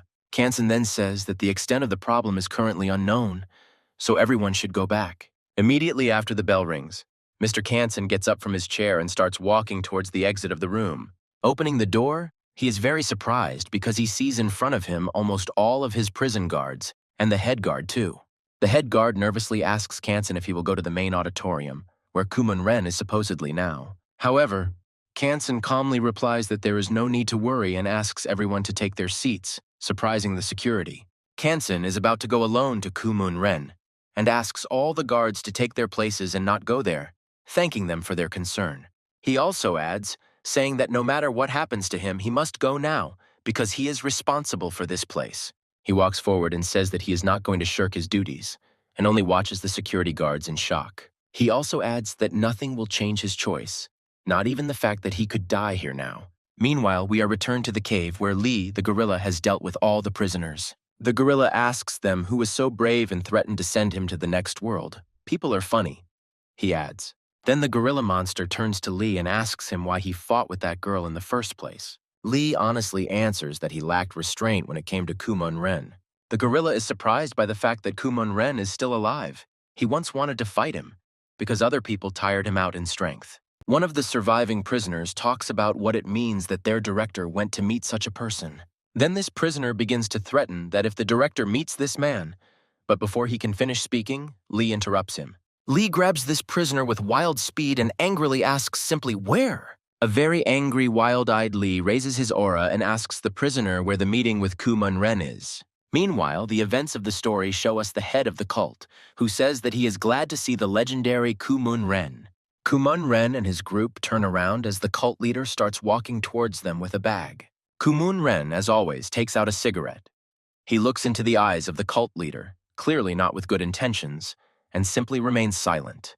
The head of the cult approaches Kumon Ren, asking him what brought him here. Kumon Ren looks at the head of the cult and says that he didn't call him here to give him the necessary item. Here the cult leader addresses Kumon Ren, saying that it will not be easy to get rid of his past client. Then the head of the cult says that while he was getting here, he lost a significant amount of eternal energy. Afterwards, Kumon Ren silently looks at the cult leader and then asks if he really called him here to deal with them. The head of the cult was suddenly frightened by Kumon Ren's aura and looked at him trembling, saying that this was not at all the case. Then, the head of the cult says that he has already sent out his people, so there is no need to worry. Kumon Ren's people are surprised and silent. The head of the cult goes to Kumon Ren and says that he called him here to establish a relationship of trust with him. The cult leader points Kumon Ren down to the prison and tells him that the demon's grave is located on the site of the Alliance prison. Kumon Ren looks at him a little surprised, smokes a cigarette, and just remains silent, looking into his eyes. Meanwhile, the guy Lee fought. Lee himself and the gorilla run upstairs, discussing the demon's grave. The guy Lee was fighting started telling about how the best Murim of that time were sent here to kill the demon. He then goes on to say that in this way they hid the demon here and destroyed all information about him in Murim. Then the gorilla approaches the guy and says that Baek Sion-ho is looking for the remains of this demon here for some reason. This guy is saying that Baek Sion-ho was asked to find this eternal energy. That's why they got involved with it. Lee interrupts the guy and tells him to tell more about this energy. The guy talks about that very flask. Peng Siongo turned the energy here into the remains of this demon, thus making energy. Meanwhile, Baek Sion-ho shows Kumon Ryong this very flask and tells him about it and the possibilities of energy. The head of the cult is worried about all this. He asks about Kumon Ren, whether all this will upset the balance of the world. Kumon Ren turns to the head of the cult, gives him the flask, and says that it is simply insignificant. He called him in vain. The head of the cult is silent and looks into Kumon Ren's eyes and simply thinks about what could happen now. The cult leader approaches Kumon Ren, saying that if it is worthless, he can try it himself, which surprises him. The cult leader says that he would be very interested to know why Kumon Ren refuses the power of a first-class master. Kumon Ren just looks at him, unable to understand why the cult leader is asking him so hard to use the energy. However, at that moment, something catches Kumon Ren's attention. He gets distracted and looks at the door to the room. Sophia sees that Kumon Ren is distracted by something and asks him what is going on. Other people of Kumon Ren also notice that there are sharp steps outside the door. Following this, the door opens and a blue aura comes out of it, as if a powerful charge of some kind of energy is coming. Kumon Ren's men realize that someone very powerful may appear now, and they all grab their weapons. The cult leader and Kumon Ren look towards the door, and a voice is heard from there, saying that they have met again in this place. Then Kumon Ren starts to smile, saying that he really hasn't died yet and came out here again. Here Kang Song appears, coming out from behind the door and looking straight into Kumon Ren's eyes. Kumon Ren's people are very surprised to see Kang Song, and even scared in some way when they see him. Kansen goes to Kumon Ren, saying that their relationship is so strong, but it will have to be destroyed soon. Kumun Ren looks straight into Kansong's eyes and just remains silent, his gaze now more angry than at the beginning after Kansong's words. Kanson looks straight into Kumun Ren's face and begins to raise his aura, and senses Kumun Ren's aura is very powerful. Kumun Ren suddenly takes out his cigarette and loudly says that Kanson really wants to die here already. Kumun Ren hides the flask with energy in his jacket and says that if Kanson wants to die, then so be it. Kumun Ren raises a huge dark aura and says that so be it. If Kanson wants to die so much, he will help him with this. Next, Kanson smiles, raises his hands and gets into a stance, saying that he won't be as easy to kill as Kumun Ren thinks. Immediately after that, they looked at each other, and Kansong notices that an attack from Kumun Ren's fist is flying towards him. The events of the story show us Lee and that guy. After Kumun Ren's blow, a huge charge of energy scattered everywhere. Lee begins to feel something. He stands in shock and looks at the floor in surprise, as if he senses Kumun Ren's aura. Lee starts looking up, sweating and wondering if he's just letting this feeling down on him. Lee tells the guy and the gorilla that he feels Kumun Ren's internal energy. Apparently he is fighting someone. Gorilla turns to Lee and says that who can fight Kumun Ren? Could it really be Kanson? Our group of guys, led by Hyun, stands at the guard who tells them that Kanson went to Kumun Ren. Hyun screams that he can't just stand here. He needs to find out where Kanson personally is and go to him. The guards approach Hyun, saying that he doesn't understand the fact that Kansong didn't make a request, but an order to be here. Hyun doesn't believe what the guard is saying that Kansong couldn't give such an order. He wouldn't do that. Hyun threatens the clan and union's relations if the guards don't tell him honestly where Kansong is now.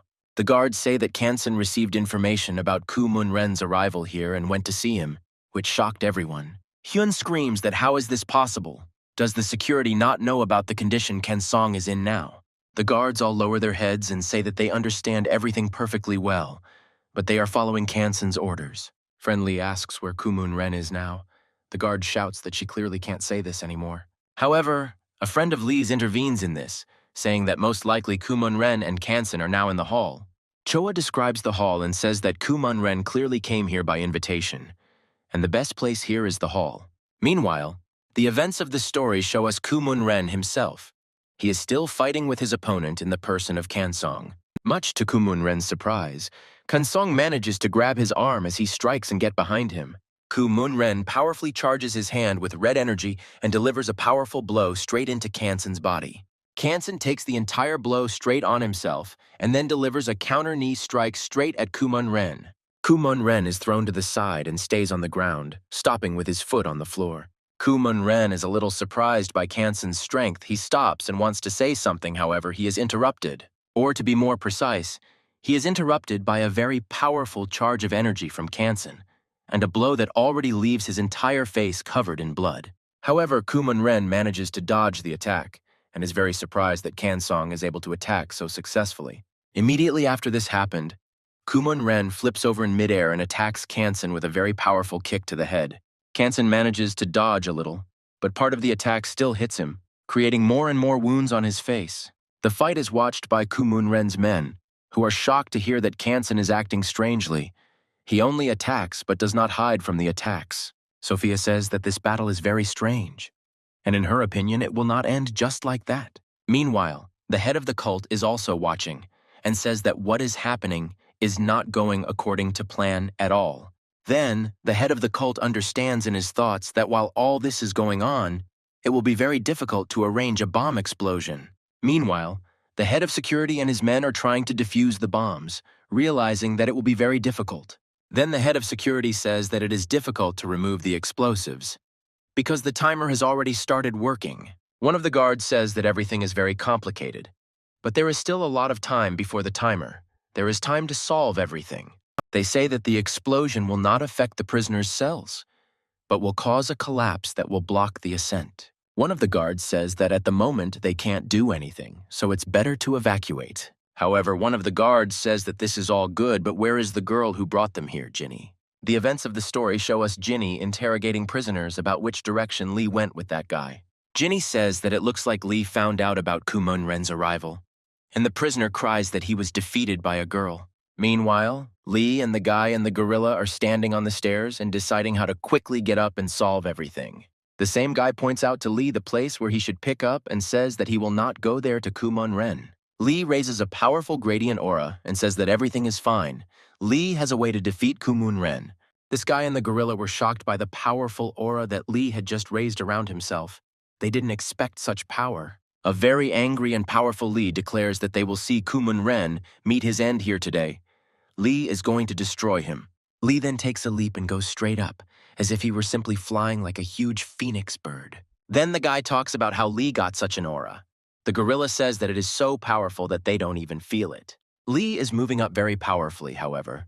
The gorilla says that he thinks that Lee is well aware that he cannot handle him alone. Lee climbs up again and again and thinks that despite Kansong's words, he will intervene in the battle against Kumun Ren. Meanwhile, the events of the story show us Kumun Ren telling Kansong that he is using dirty tricks against him. Meanwhile, Kanson himself is already exhausted. He stands in blood and wounds but still stands in his stance and does not retreat from Kumun Ren.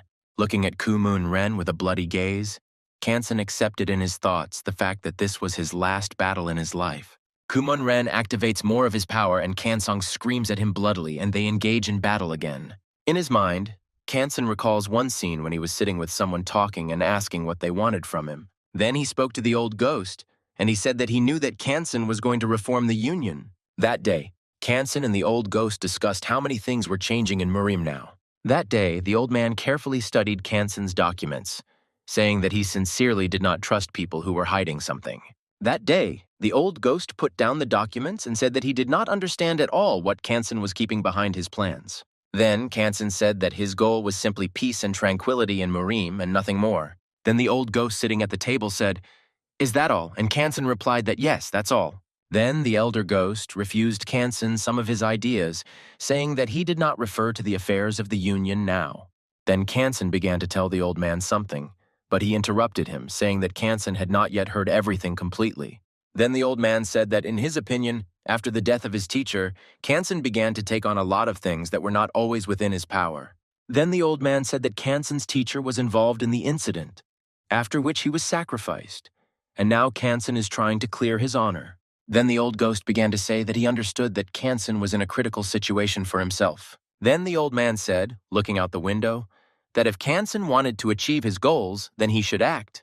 The events of the story brought us back to the fight between Kumun Ren and Kansong.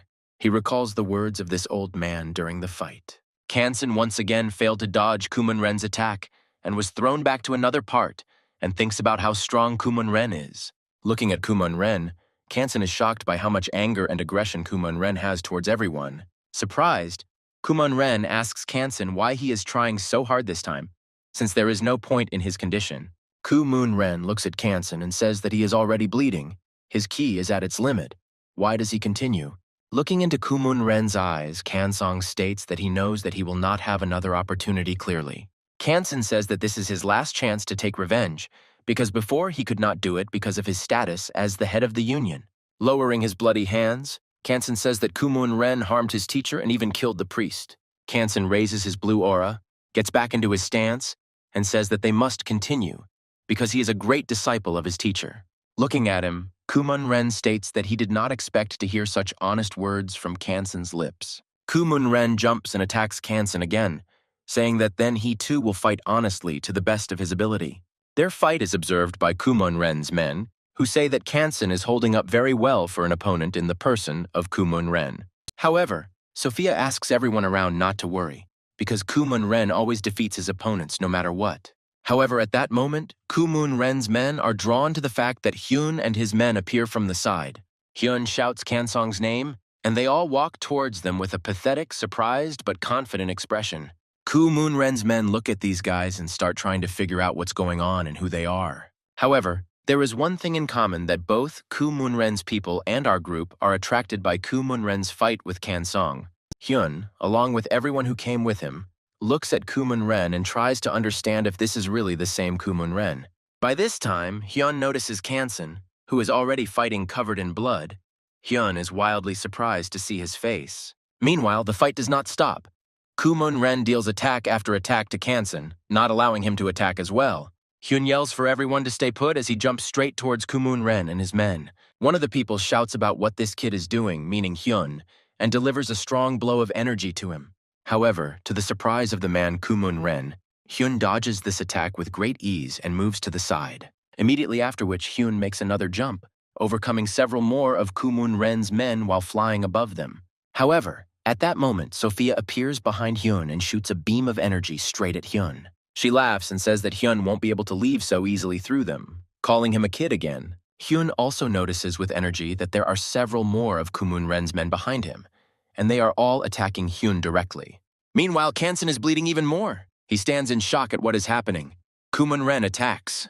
Kumun Ren realizes that Hyun's appearance makes things difficult and decides to make the final move and kill Kansong right here.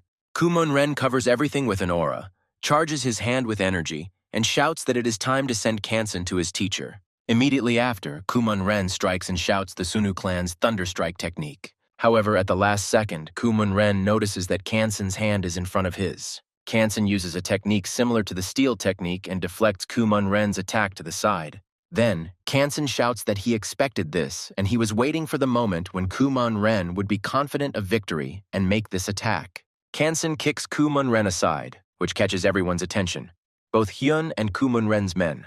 Kumun Ren is shocked by everything that is happening. He did not expect that Kansong would act so cleverly against him. Kansan covers his shoulder with energy and attacks straight at Kumun Ren, who in turn decides to defend himself. He is terribly surprised. With practically dead, already empty eyes, Kansan says that he is proposing to Kumun Ren to end their relationship here. He begins to push his opponent Kumun Ren even further into the wall, but he only holds back the attack. Kumun Ren's men look straight at this, and they are shocked, as is Hyun, because he did not expect such power from Kansong in such a state. The most unusual thing is that a cry of pain comes from Kumun Ren's mouth. He is shocked that he was pierced. The debris falls behind Kansan, and he continues to press. He is clearly no longer at his limit. By exerting his strength, he manages to break through the wall with Kumun Ren's back and throw him into the space behind the wall. Kansan and Kumun Ren fly into the abyss. All this is noticed by Lee, who is already on his way up. Kumun Ren has a little blood coming from his mouth, as his body had just been smashed through the wall. Kansan and Kumun Ren are already flying down. Kansan extends his hand with energy and says that Kumun Ren will go to the bottom with him. Kumun Ren sees Kansong's hand moving in front of him. Kansong uses the metal hand technique. Kansona directs bolts of energy directly into the body of the falling Kumun Ren in order to accurately send him straight down. Kansong's powerful energy pushes Kumun Ren down even further, and he is shocked beyond belief by what Kansong manages to do. Kumun Ren, falling down, screams in pain, because such a strong charge of energy and injuries have weight even on Kumun Ren's strength. Kumun Ren looks straight into Kansan's face and cannot understand what he is doing and why he needs all this, because he will also die. Kumun Ren and Kansan fly down at high speed, and Kansan holds Kumun Ren by his clothes, preventing him from leaving. Falling down, Kumun Ren puts his hand on Kansan's hand and realizes that Kansan's powers are leaking out. What is he even doing? Kumun Ren watches Kansan's body falling down in front of him, which has practically nothing in common with a living person. As Kumun Ren falls down, he bursts into anger, as Kansan's technique allows him to hold Kumun Ren even after death. Kumun Ren tries to break free and reflects on how Kansong dislikes this world so much that he is willing to take such actions. Kumun Ren breaks free and pushes Kansan down with his foot, saying that he will then go down himself if he doesn't like this world. Lee is watching all this, and he already feels what is happening, because it is a huge aura. Kumun Ren stops on one of the protruding rocks, saying that it was good that he managed to escape from that crazy Kansan. He looks down at Kansan falling, realizing that it was very dangerous, but it was good that his strength was running out at the end already. However, at that moment, a feeling of some very familiar aura begins to attract Kansan's attention. It turns out to be Lee, who is rushing at great speed straight along the wall towards Kansan. Kumun Ren understands perfectly well that this is Lee Hyun, but he does not understand what he is suddenly doing here and why he came at all. The old man, the head of the cult, shouts to Kumun Ren, asking him to go up quickly, because there is a bomb below that will soon explode. This also surprises Kumun Ren, because what kind of time bomb is there somewhere in the caves and what is it for? However, Kumun Ren simply completely ignores the words of the cult leader and silently jumps down. Apparently, he is interested in Lee Hyun. The head of the cult shouts after him. Doesn't he understand that there is a lot of powerful explosives there? Meanwhile, Lee jumps away from the wall and grabs Kansan's body, trying to save him so that he doesn't fall down into the abyss. Much to Lee and Kanson's luck, he manages to grab Kanson's body out of the air as it was falling. However, what Lee fails to do is grab back onto the rocks in the cave. Now he simply flies down along with Kanson's body. However, someone's hairy and bloody hand suddenly grabs Lee and saves him from the fate of falling down. It turns out that it was our old good friend, the monster gorilla, who stood on the stairs and grabbed Lee with Kanson in his hands. He holds Lee down and asks him if he is okay and if he can hold on here any longer and not fall down. Lee replies that everything is great with him. But what is more important is what is happening with Kanson now. But Lee is still surprised by something. Or to be more precise, he is surprised by what he sees behind the gorilla, namely Ku Moon Ren standing on a stone. Ku Moon Ren doesn't do anything. He just stands there and just looks at Lee, Kanson, and the monster. Lee looks up at Ku Moon Ren, and the monster asks Lee if this is the man he spoke of. Ku Moon Ren still stands there and silently watches this, feeling like he's just trying to find out someone in Lee. However, Lee in turn clearly does not intend to simply stand. He raises a huge aura of fire and power around himself. Ku Moon Ren, seeing this, smiles, saying that it means he was not mistaken, and this is really that same Lee. However, Lee does not give Ku Moon Ren time to stand and think, but immediately jumps on him and strikes. Ku Moon Ren dodges. Ku Moon Ren looks at Lee's face and says that he must have recovered from his injuries. But Lee just looks at him and gets angry. Ku Moon Ren continues to look at Lee and says that if Lee wants to live a long life, he shouldn't hang around in places like this. Ku Moon Ren begins to walk away, jumping up, telling Lee to try harder to stay out of his sight if he wants to live longer. He says that Lee irritates him. If he sees him again, he might kill him. But then Ku Moon Ren suddenly feels something. It turns out to be Lee, who is able to literally rise above Ku Moon Ren in an instant and charge his blow with energy. With great anger, but excitement, Lee shouts that Ku Moon Ren really thinks that he will be able to escape after everything. Lee delivers a very powerful blast of energy straight at him, which sends him flying backwards. However, Ku Moon Ren is also strong. Although he was thrown down, he managed to block the blow, thanks to which he survived. Not only does Ku Moon Ren manage to survive, he also steps on a rock, allowing him to take a break and catch his breath. However, this pause is interrupted by Lee, who flies straight at Ku Moon Ren with a huge attack and delivers another attack from above. However, such an attack does not frighten Ku Moon Ren. He puts his hand forward and says some technique. This is seen by a surprised Lee, whose attack apparently did not work on Ku Moon Ren, since he attacks him. The huge stream of energy that Ku Moon Ren launched straight at Lee knocks him off his feet and sends him flying downwards. Thanks to the energy, Lee somehow tries to stop himself on the rock so as not to fall even lower. Standing above, Ku Moon Ren addresses Lee, shouting that he has managed to improve his skills. Lee is wildly infuriated by his phrase. However, the bloody Ku Moon Ren then says that with such skills, Lee won't even be able to reach his ankle. Lee, in turn, simply shouts out Ku Moon Ren's name and jumps up again in order to attack him again. Ku Moon Ren scoffs, telling Lee that he is already here, as if he is just playing some kind of game with Lee, like tag. Ku Moon Ren yells at the boy to try and catch up with him and jumps up, running away from Lee. Meanwhile, our gorilla friend stands and does not understand what is happening. He says that why is this Ku Moon Ren simply playing with Lee? Next, the gorilla also turns his attention to Kanson, who simply lies unconscious, not understanding what to do with him now. The gorilla pokes him, asking if he is still unconscious and trying to find out how to revive him. The gorilla takes Kanson's hand and realizes that there is no energy left in his body, so it is not just a fainting spell. The gorilla notices the elixir with the same energy stone. Kanson tore it out along with part of Ku Moon Ren's clothes during the battle. The gorilla takes it out and begins to examine it, not understanding why Kanson carries it with him. Maybe it helps him. The gorilla tries to ask Kanson if it can be used on him, but Kanson himself, of course, cannot answer. The gorilla says that there is no choice anyway. Either Kanson will die, so he opens the test tube with the stone. Meanwhile, our group is standing above in the hall. They are discussing the question of whether everything is okay with Kanson. They conclude that Kanson is still fighting, while Ku Moon Ren's men surround Hyun. Hyun can't decide what he should do. Rush into the cave after Kanson, or protect the guys here from Ku Moon Ren's men. Meanwhile, Ku Moon Ren's men discuss the fact that their boss still hasn't gotten up, thinking that something might have happened. Sophia yells at the guy with glasses, telling him that instead of the boss, he should think about Hyuna in front of him. The same old man, the head of the cult, approaches Sophia and says that in any case it would be better to go down and visit Ku Moon Ren. The cult leader adds that there is a time bomb at the bottom of the cave. With these words, he greatly shocks Sophia. The head of the cult says that there are only minutes left before the explosion, and Sophia declares that a stupid explosion is clearly not a hindrance to Kumun Ren. However, she also says that it is not worth the risk, asks them all to stay here, and she herself goes to help Kumun Ren. Immediately after these words, she picks up speed and jumps down to find her boss, Kumun Ren. Although she is confident in Kumun Ren's strength, as she flies down, she realizes that he has never spent so much time fighting anyone before. Flying down, she sees Kumun Ren in front of her below, who lifts her up. However, right below Kumun Ren, she also notices Lee, who is rushing right behind Kumun Ren, which shocks her. Looking at Lee, she remembers his energy image, and remembers that he fought with Kumun Ren before at Namsan Tower. Flying upward, Kumun Ren feels a sharp rise in aura power behind him, which of course he pays attention to. This is Lee's effect. The power of his aura seems to burn the body both from the inside and outside. He is like a phoenix covered in flames.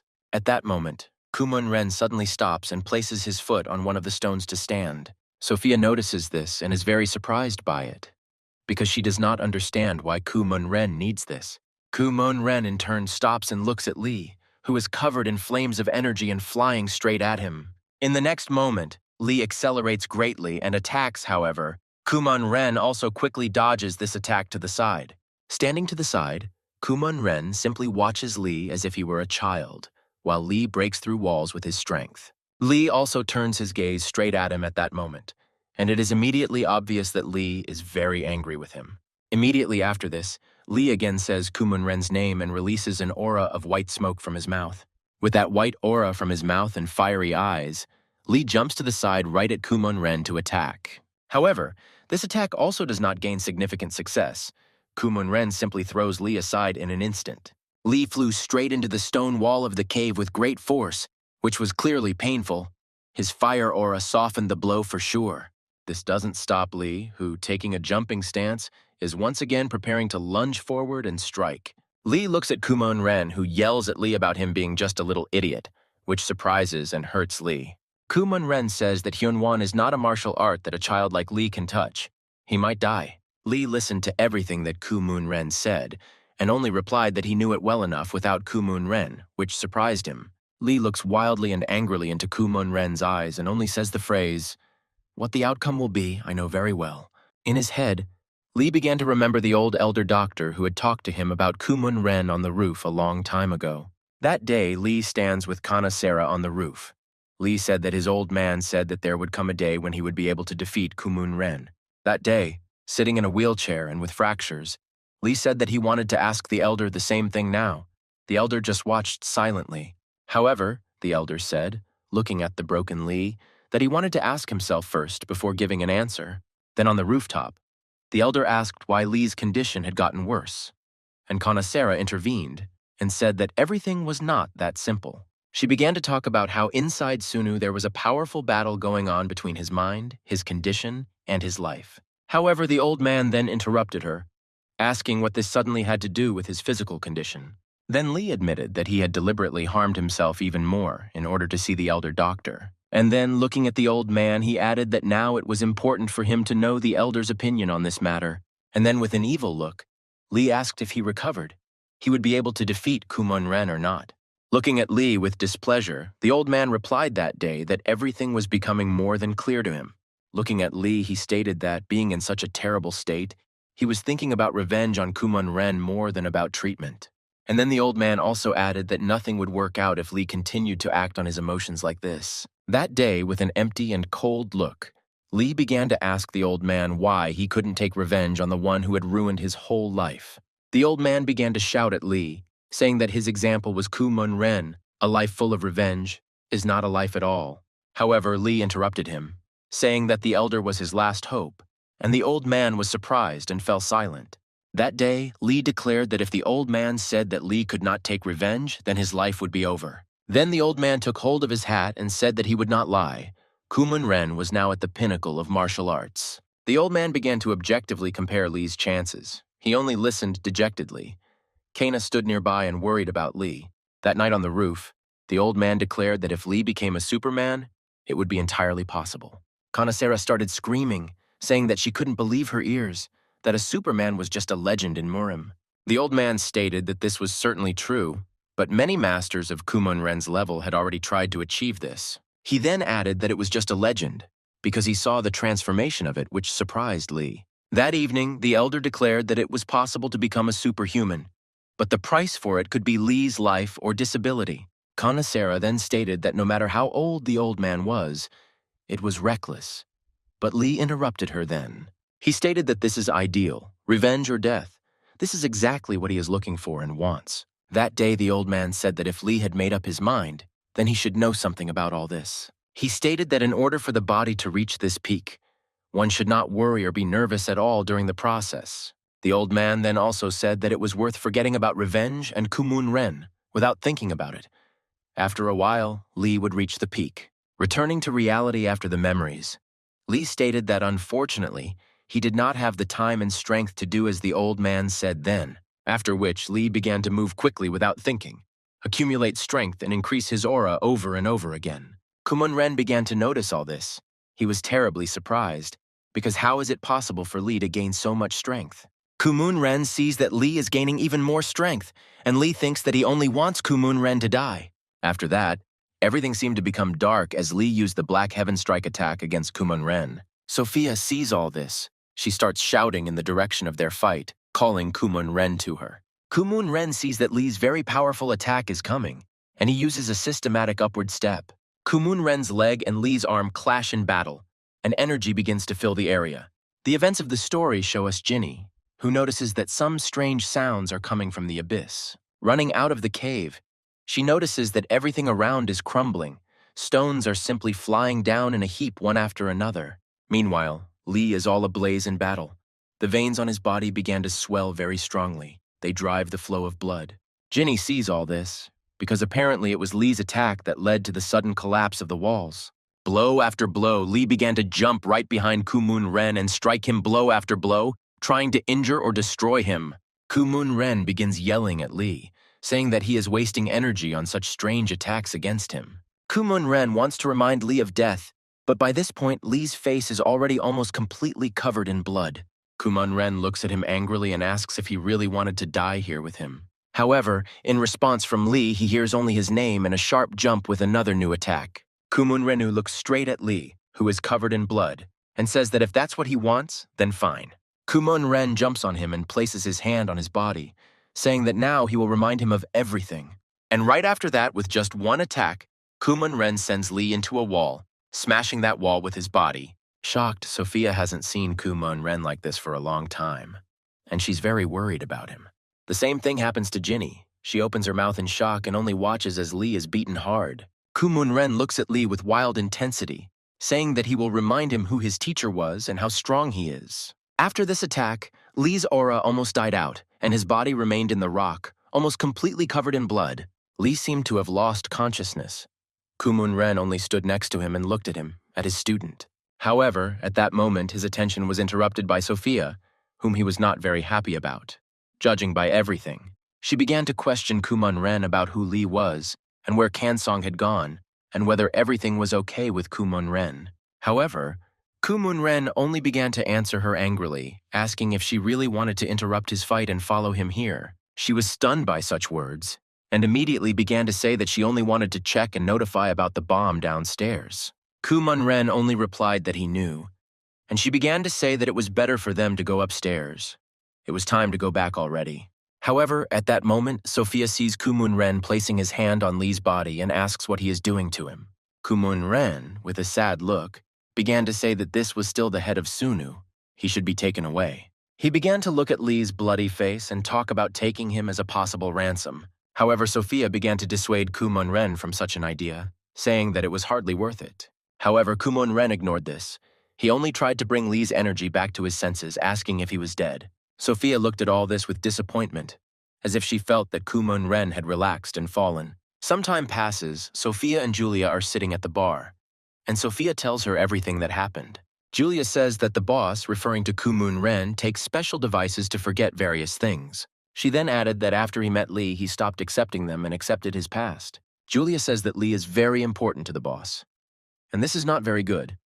Emotions can play a cruel joke in battle. Sophia just watches all this, and in her head she begins to remember everything in detail that day in the cave. Then in the cave, at the moment when Kumon-ren activated Lee, he suddenly woke up, which surprised him and Sophia. And of course, right after he woke up, he launched a huge attack at Kumon-ren, which he dodged.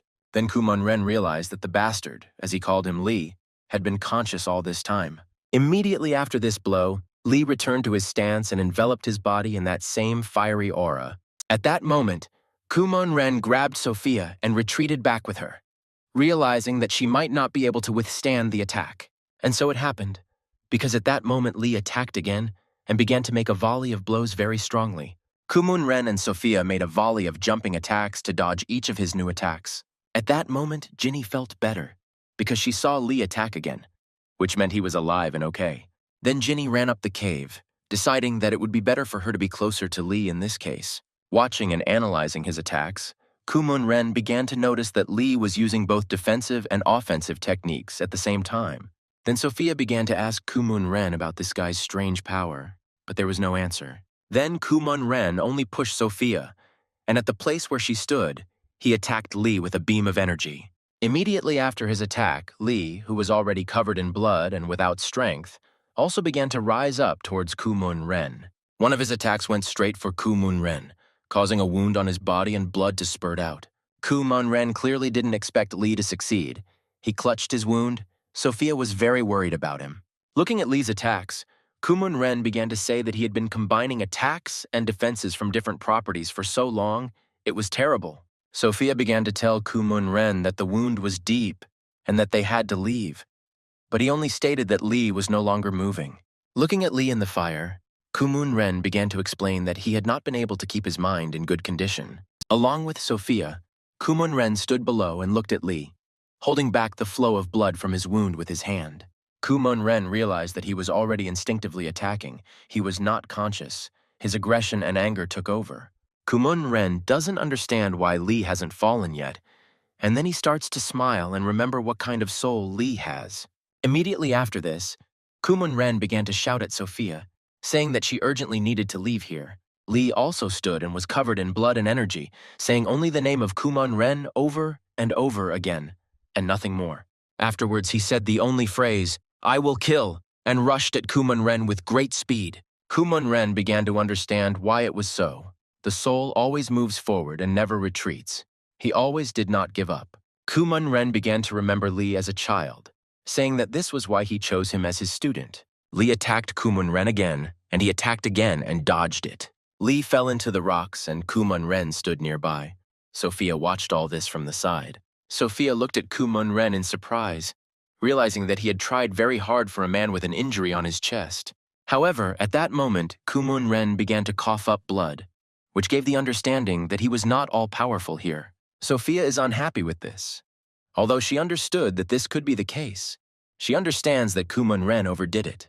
However, her attention and Kumon-ren's attention goes up. One of his men, a guy with glasses, flies down. Kumon-ren decides to help. He runs up and jumps up towards him in a terrible state.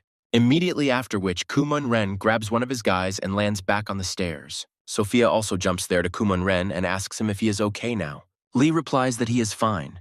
He just passed out for a while now. It will pass, and he will be fine. Sophia replies that she is not worried about him, but about Kumon-ren, who in turn looks up. At the top stands Hyun, the very same heir of the clan. Apparently, the guy in glasses from Kumon-ren's people fought with him. Kumon-ren looks at him and smiles, saying that he is also here, naming his clan and name. Kumon-ren turns to Sophia and asks her to bring that guy with glasses to his senses and bring the head of the Sunu clan, Lee, with her. Sophia asks Kumon-ren if he suddenly decided to fight Hyun, since his condition is clearly not the best right now. However, Kumon-ren only smiles, saying that if it weren't for his condition, this guy wouldn't even have attacked him. However, Hyun, who is standing above, only looks down and tries to find Kansong, whom he is worried about, among them all. However, at the moment Hyun shouts for everyone to immediately retreat back, there is some sudden influx of energy from below. Immediately after this, all the people in the group turned around to see what had happened. A bloody Kumon-ren appeared in the hall again, saying how good it was that everyone was here. Kumon-ren's people began to rejoice that he had finally arrived back, albeit in such a state. He begins to address everyone, saying that he has terrible information for them. Then he says that if someone wants to kill him, then it's time to be in this state. But if you attack, be prepared to die here. Sophia senses Kumunren's aura and realizes that he is going overboard right now, which is not like him. She goes down to Lee, looks at him, and realizes that he is the boss's weak point. Sophia starts heading towards Lee, and then she sees something suddenly heading towards her from below. It turns out to be Ginny, who strikes and screams at her to leave Lee immediately. Ginny knocks Sophia aside and heads towards Lee to jump and help him. Arriving at Lee's, Ginny tries to pull him out of the cave to help him while Sophia falls down. With great effort, Ginny pulls with all her might on Lee to break him free from the stones. She succeeds. She gets Lee out of the rocks and throws him onto the stairs to help him. However, at that moment, she notices that someone's sword is piercing Lee's body and creating a hole in it. Ginny sees this with wild shock. It's hard for her to contain her emotions. She screams Lee's name and thinks about how to help. Sophia jumps right at Ginny, saying that leaving the enemy out of sight was a very stupid decision. Sophia jumps near Lee and pulls her blade out of him, which she had thrown at him.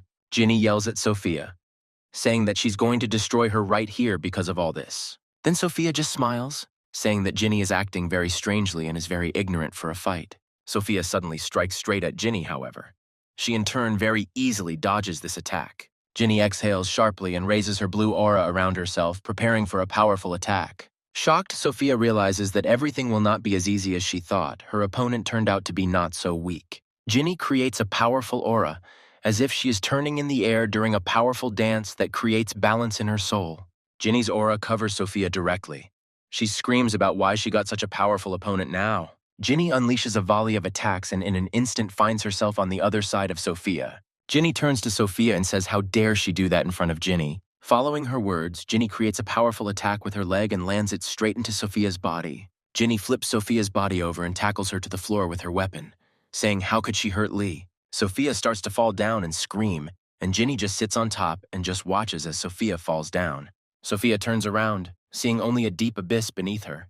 She understands that this is how one can die. However, she is prevented from falling by a sharp chain, which flies straight at her and grabs Sophia's hand. Ginny is shocked. She hoped to get rid of this girl, but someone is saving her with chains, now pulling her up. It turns out to be the same guy with glasses. He asks Sophia if she is okay and pulls her up. However, Ginny is not going to just sit and watch all this. She jumps straight to the chain and Sophia's hand. However, Sophia manages to dodge. She kicks the stones nearby and jumps up in this way. And after a few more jumps, she falls straight up, where that guy in glasses is already waiting for her. The guy looks at Ginny and asks Sophia who she is, but Sophia says she doesn't have time to explain. Then Sophia jumps down and screams that she will leave this Ginny for him for a while, meaning the guy with glasses. This really pisses Ginny off, this weird attitude. She jumps up to her and yells at her to wait. However, she can't jump very far, because one of the guy's chains flies straight into Ginny's face. Ginny manages to dodge the chain by jumping right onto it, but it's still terrible that Sophia is leaving. Wrapping this chain around her leg, Ginny jumps so that she wraps the chain around the guy's arm. Meanwhile, Sophia finds Lee unconscious and approaches him again with her katana. Then she swings, saying that she will solve everything here with one blow now and prepares to strike. However, right above her at that moment, Ginny appears, kicking her in the head and knocking her away from Lee. Ginny is very angry. It is clearly felt in her blows, because blow after blow she throws Sophia away from Lee. Sophia is also irritated by all this. She doesn't understand how that bespectacled idiot didn't figure out how to deal with Ginny with his chains. Ginny decides not to give her much time to think, and immediately rushes in to deliver another knee strike. However, this time Ginny's luck failed her. She was grabbed by the back of her leg with chains just a moment before being hit in the face by Sophia. Ginny falls to the floor, screaming in pain as the guy's chains pull her towards him as fast as possible. Sophia angrily yells at him, saying that if she had been there a little longer, he could have suffered from her blows. The boy, meanwhile, apologized with a smile, saying that he didn't expect Ginny to be so fast. Sophia pulls the katana towards Ginny's face, saying that her skills are certainly very good, but today she met the wrong person. Ginny just sits and thinks about what she can do against two people at once in this situation. However, at that moment, Ginny feels behind her a wild aura of flame that kills with just its presence. It turns out to be Lee, who has regained semi-consciousness and stood up, and has once again raised his powerful aura. Sophia and Ginny can only watch this, although Sophia will most likely have a hard time right now. He once again releases a white aura from his mouth, Still covered in blood, with wild eyes, he only says Kumun-ren's name, saying that he will not let him go. Sophia trembles just at the sight of him, especially when he is covered in blood after so many wounds, and now stands in front of her. Meanwhile, up in the hall, an active battle is taking place between Kumun-ren and Hyun. Hyun analyzes and looks closely at every attack of Kumun-ren, saying that he has clearly lost his strength. Hyun realizes that even without his powers, Kumun-ren is a very strong opponent for him. So Hyun decides to activate the technique. Hyun says that he has been training since their last meeting. Kumun-ren is surprised, and Hyun delivers a powerful blow to him. However, even after such a powerful explosion of energy, Kumun-ren stands on his feet, having stopped such a flow with his own hands. Kumun-ren just laughs and says that Hyun has really changed a lot since they last saw each other. Hyun then says that if this is the case, he will act very strongly towards Kumun-ren. Meanwhile, Sophia and Jinny watch how powerful and strong Lee is now standing in front of them. Looking at his body, which is already in a terrible state, Sophia says that this idiot Lee is really immortal. However, she then discards all these thoughts and tries to convince herself that he can be killed. His body is already badly wounded. Sophia takes out her sword and says that she will then finish him off right here so that he will never bother Kumun-ren again. Jinny is yelling excitedly from behind her, asking her to stop and make it stop already. Jinny tries to break away to protect Lee, but the guy with glasses still holds her on a chain. Meanwhile, Sophia is already approaching Lee's body, and Jinny screams his name to get his attention and bring him back to consciousness. The events of the story show us the fight between Kumun-ren and Hyun, but it stops. Something brightly blinds them. This light blinds everyone, even our group of guys, because it goes everywhere, covering everyone's eyes like a huge flash bomb. Then, from the lower part of the caves, huge explosions are heard, and inside everything is on fire and exploding. The explosion is followed by an earthquake. Everything begins to crumble, the stairs fall, the stones too, all the caves and buildings shake. We are shown the same guy who was in the cult and fought with Lee. He is lying among the stones and says that he almost died. He looks back and says that he doesn't understand how it happened, because the explosion was too strong for the bomb they planted here. The head of the cult silently watches everything, and Kumun-ren's people discuss the fact that this old man may be involved in the explosions, and their friends are down there. Kumun-ren interrupts his fight with Hyun, saying that he is very lucky because he has a case that deserves much more attention. He turns to Hyun once again, telling him that if he wants to stay alive, he can leave for today. Kumun-ren raises a powerful aura and says that we will see how they will wriggle here. Meanwhile, the events of the story show us Sophia. She is lying on the rocks and has just come to her senses, not understanding what happened. She looks at Lee, who stands in front of her. He is just a dark-faced man covered in blood, without an aura and with torn clothes, standing silently. His face is empty. There is no look, no aura or strength, just blood flowing and hair lying around. The stairs on which Lee stands and Sophia lies begin to fall down after a powerful explosion along with the stones. The guy who was holding Jinny with chains also lost consciousness. She began to break the chains and scream Lee's name. However, Lee, in the meantime, simply flies down like an object, along with the debris of bridges, stairs, and stones. Sophia calmly closes her eyes and says that it's finally all over. She's convinced that he's already dead. Our friend the gorilla monster appears from one of the caves, complaining that he almost died from the explosion of this. Then he lays Kanson's body on the stairs, which is still there, and begins to look at what is happening from the explosion. However, among all that is falling, the gorilla notices Lee's body flying down, which does not move and does nothing. The gorilla looks down, screams his name, but realizes that she can't reach him. She doesn't know what to do in such a situation. However, here comes the brave Jinny. She raises her powerful aura and flies straight down after Lee's body. However, the gorilla monster jumps behind the rocks and grabs Jinny, who jumped to help Lee, and does not allow her to fly down further. She starts yelling at the gorilla, asking what he suddenly started doing and why he is stopping her. Even though the gorilla says that Jinny might die, she only yells in response that it doesn't matter. Right now, it's more important to save Lee. The gorilla holds Jinny, saying that if she goes there, it's too late anyway, and Lee's body is still falling down. Jinny is constantly trying to get out of the gorilla's hands, calling her names and getting very angry, but the gorilla still won't let Jinny go. Jinny understands that now Lee can most likely simply die and cries wildly, screaming his name over and over again. Lee, meanwhile, falling down, falls into some lake or river, very deep, and simply continues to the bottom. Lee continues to drown, not breathing or regaining consciousness, the shackles of water pulling him to the bottom. However, at the moment Lee opens his eyes and looks up, he regains consciousness.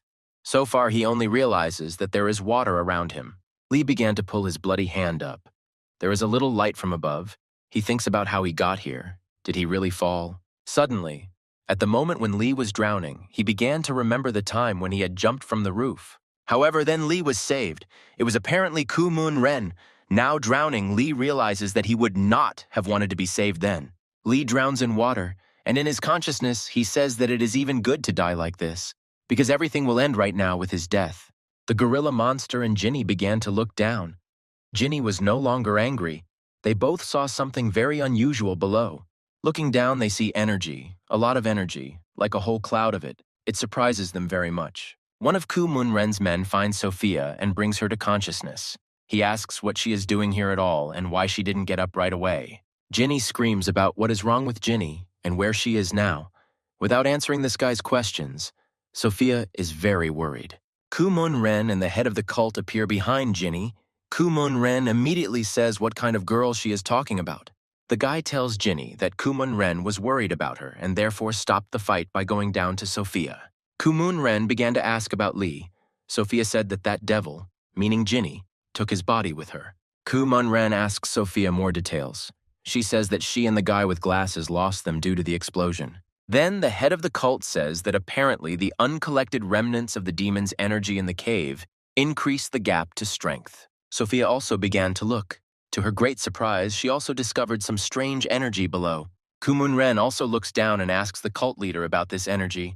He says that it is condensation from the energy. It will disappear soon. The events of the story show us Lee, who is still sinking down, and the head of the cult tells Koo-moon Ren information about the demon.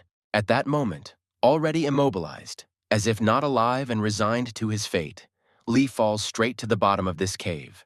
At that moment, Lee comes to his senses and sits up. The water seems to have disappeared, and he himself is lying at the bottom of the stones of this cave. At that moment, Lee feels and sees something. It hits him to the depths of his soul. He is very shocked, and the voice says, "Finally, you have appeared." There is a man standing in the stones. Powerful energy is coming from him, and he just sits and speaks looking at Lee, the descendant of a demon. Meanwhile, the events of the story show us one of Koo-moon Ren's guys. He reports that the helicopter will arrive soon. He tells Koo-moon Ren and everyone else that they need to hurry. The helicopter won't wait long for them. They leave the cave. Sophia complains to Koo-moon Ren that today they only suffered. They received nothing, and blames the head of the cult for this. The cult leader begins to apologize, saying that he did not expect such actions from his previous client. At that moment, with a dark aura, Koo-moon Ren addresses him, saying that they have had enough of the shock. The cult leader should start telling the truth. Koo-moon Ren begins to threaten that if he does not find out the whole truth about that stone, he will cut off the head of the cult and send it to the client. The head of the cult begins to hastily justify himself, saying that this piece of stone is still important, but the work is not finished. Then the old man takes out some book, shows it to Koo-moon Ren and says that all the secrets of the demon are described here. Following this, with a sly smile looking into Koo-moon Ren's eyes, the head of the cult says that none of the demon's followers know about this book. However, in the meantime, the events of history show us some very hairy and bearded man. He sits in the cell below and says that, as expected, even that explosion did not affect him here. The prison guards go around the buildings, calling on the phone and saying that everything is normal and under control. The other part of the guards, together with the main guard, are catching the escapees. The main guard asks to be more careful there. The guards tell them that everything will be fine. But at that moment, a strong explosion occurs, which throws the guards off. The explosion resembles a stream of energy that destroys everything in its path, sweeping everything into pieces with energy. The same man, prisoner number 1401, appears from the explosion and addresses the guards, saying that he has one question for them. He asks them about the explosion, but the security guards only take out their guns and start threatening him with them. Then the prisoner said that he just wanted to know how things were going in Murim, but these pistols were making him nervous. Then, looking towards the security, he asks why they have all gathered here, which wildly surprises them with his question. Behind the guards, there is a group of people who bow to him and call him president. One of these people in the crowd says that he apologizes for breaking the president's words, but an anomaly was found in the energy. Without paying any attention to the guards, he says that he felt it too, saying that they are probably worried about it too. He and his men decide to go to a certain sanctuary, however. His way is blocked by a guard with a gun. The guard looks at him wildly and angrily and starts shouting that now he will kill everyone here and that's it. However, before he could finish threatening, all the guards lost the ability to move and control their bodies. This guy, with a calm face, as if nothing happened, starts walking forward and ignoring everyone in his path. At that moment, the guard begins to threaten again. But this time in response, the energy that was holding back their bodies began to twist their arms. Then, in addition to their hands, other organs began to break, causing all the guards to fall to the floor and scream. And that man, in turn, just calmly walked forward, saying that the young guys had no manners at all anymore. One of this man's men asks him if this is the ability to become immortal. He replies that it is just a step towards it. Then, looking forward, he quietly says that it seems he saw the shadow of his own teacher. Meanwhile, Ginny and the gorilla are going down. The gorilla says that it is better to wait for help, but Ginny confidently goes down, saying that there is no time. The gorilla says that he has already seen bodies fall there. They look just awful. He offends Ginny with this. Ginny abruptly asks the gorilla to just shut up, which surprises him greatly, and she herself is surprised. Ginny starts crying again and says that she doesn't care what Lee looks like. She just wants to know what's wrong with him. The gorilla says that the energy is fading and that he can wait and see for a while, but Ginny just ignores him and jumps down. The monster gorilla begins to cover his face with his hands, talking about how he managed to contact children who don't understand anything. Meanwhile, Ginny flies straight down. With her energy, she slightly develops the condensate of the other's energy and heads down. She overcomes the energy condensate, and then the familiar cave awaits her, through which she jumps down. At one point, a very tired Ginny finally reaches the bottom and stops to catch her breath and breathe. She holds her chest and says that the atmosphere here is pressing heavily on her. It's even hard for her to breathe here. She begins to look around, and in a moment notices Lee's body, which lies to her right on the stones, covered in blood.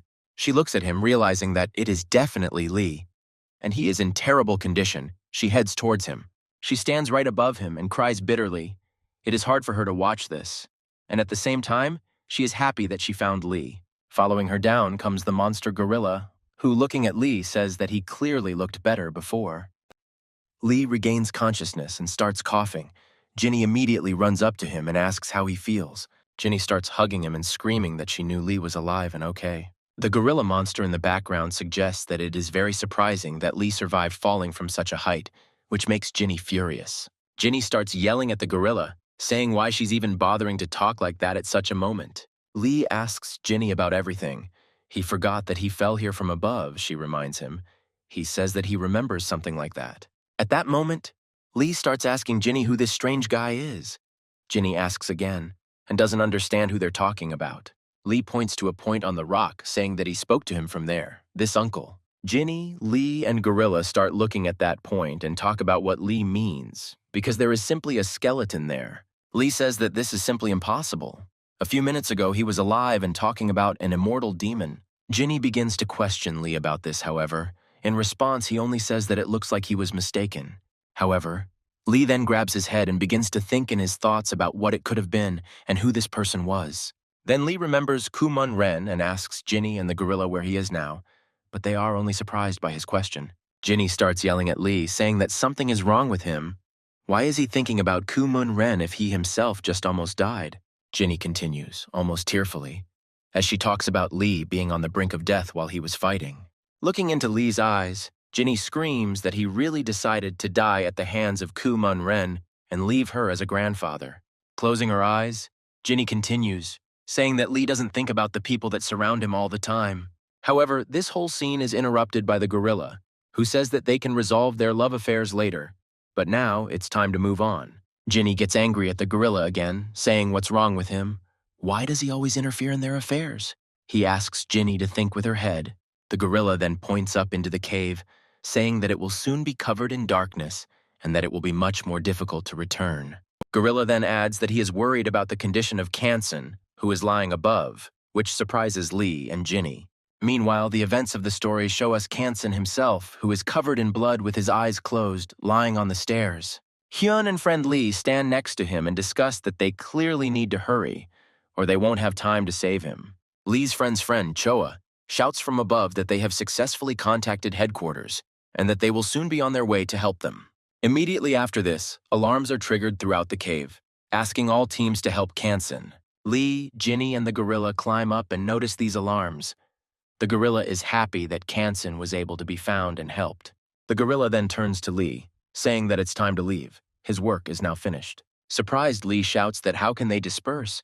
Because the gorilla was able to save Kansen, why leave now? However, the gorilla monster only jumps onto another ladder, saying that he does not need any concessions.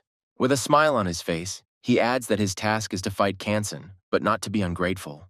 The gorilla says that he is not going to leave here.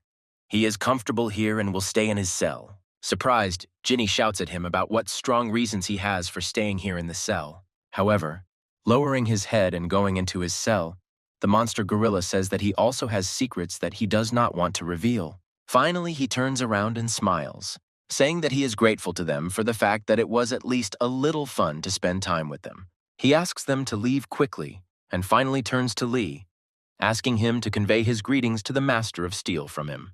Meanwhile, the events of the story move forward. We are shown the hospital room where Kansen lies under the observation of doctors. Almost the entire group of our guys is standing outside the ward. They are talking about Kansen and waiting for the test results from the doctors. Hyun is very worried about Kansen because when checking the pulse, it often disappeared, as did Kansen's energy. The brown-haired guy tells Hyun that he worries a lot and needs to believe in Kansong with all his heart. And then the guy with brown hair praises Hyun, saying that he saved Kansong and fought with Kumon Ren. It's very cool. Lee Hyun appeared in the hospital corridors with Ginny, and he immediately asked if Kansong was there. The guy with brown hair criticizes him, saying that when the problems appeared, he disappeared, and when the problems went away, he came. However, when Lee and Ginny walk out of the hallway into the light, everyone suddenly goes silent as they see Lee's state. They are shocked at what Lee looks like now, and he immediately apologizes for making them worry. Lee's friend immediately asks him what's wrong with him, and if he's okay, he replies that everything is fine and asks how Kansong is. The doctor opens the door to the room and asks everyone what they are doing there, and then asks them all to leave the room. However, at that moment, after the doctor's words, Lee seemed to awaken a new power. His eyes began to sparkle with blue energy. Lee stood and looked into the room with his blue pupils, and the doctor from behind tried to assure everyone that they were helping Kansen as best they could. At that moment, it seems like a revelation hits Lee. He doesn't understand what he's feeling, but he begins to hear all the doctor's dialogues inside. Hearing dialogues about Kansen being very ill, Lee decides to head to the ward. The doctor yells at him, telling him what he is doing. Lee walks into the room, stops, and starts looking at Kansen's face without stopping. Hyun appears from the side and tries to ask Lee what he's doing, but Lee just looks at Kansong with wide eyes. In that moment, Lee's eyes once again began to be covered with blue energy, which seemed to splash out of him over and over again. Immediately after this, Lee points his hand downwards, pointing it at Kansen, and appears to begin healing him. However, the events of the story bring us back to that strong man and his group who came down into the cave and discovered that their energy was missing. They shine a light on that same skeletal corpse and say that all the energy here has disappeared, and even they can't feel it anymore. This man is incredibly angry about everything that is happening. He does not understand where the energy has gone. The sweat of anger is running down his face. Meanwhile, with his hand lowered towards Kansen, Lee uses a new blue energy which he releases into Kansen's body. Ginny, Lee's friend, and everyone else watch in shock and silence as what is happening. They have never seen anything like this before. The guys in the group also don't understand what's going on, what kind of strange treatment this is, as if Lee is a master of medicine. Hyun looks at Lee and his energy, saying that as soon as he appeared, he felt something strange about him. How is that possible? The doctor hesitantly turns to Lee, asks what he is doing, and asks him to take his hands off Kansen immediately. However, Hyun, believing in Lee's strength, stops the doctor, shouting that he couldn't wait just one more minute. Our group begins to notice that Lee's actions are having an effect, as Kansen's face has become less pale. At that moment, Lee's friend turns to Ginny, saying that it seems to him that Lee's energy is slowly fading. Ginny slowly walks up behind Lee and asks if Lee is okay. Lee is silent with his eyes closed. The next second, Lee simply falls to the ground, but Ginny and Lee's friend manage to catch him and hold him. The guys in the group begin to discuss what happened and think about whether they should help Lee and Ginny. The guy with brown hair says that Lee is exhausted. He was probably just imitating the powers of a supreme master of medicine. Their conversation is interrupted by the doctor, who joyfully shouts that this simply cannot be, and reports that all of Kanson's indicators have returned to normal. The guy with the brown hair says, "Does that mean he's better?" The doctor says, "Much better than better." The doctor will explain that he is fine, but just a couple of minutes ago he was on the verge of death. This shocks the guy with brown hair. Meanwhile, Ginny and Lee's friend carry Lee to the bed next to him and lay him down, trying to figure out what's wrong with him and bring him to his senses. Hyun also stands behind and looks at Lee, realizing that that gigantic energy was gone in an instant. However, in his head, Hyun still replays the moments, remembering Lee and his new flow of energy, not understanding what it was. The same strong man stands below and says that it is strange that the energy recently appeared and disappeared again. His assistant asks if he should go and find out the source of the energy, but the man says that he is going to do it himself, and then he gives the order to urgently gather all the followers and take them away from here, which surprises this assistant. The man says that if there is no energy here anymore, then they should leave. There is no point in staying here anymore. Then the man calls the skeleton the founder and says to leave it here. This is the best place for it to rest.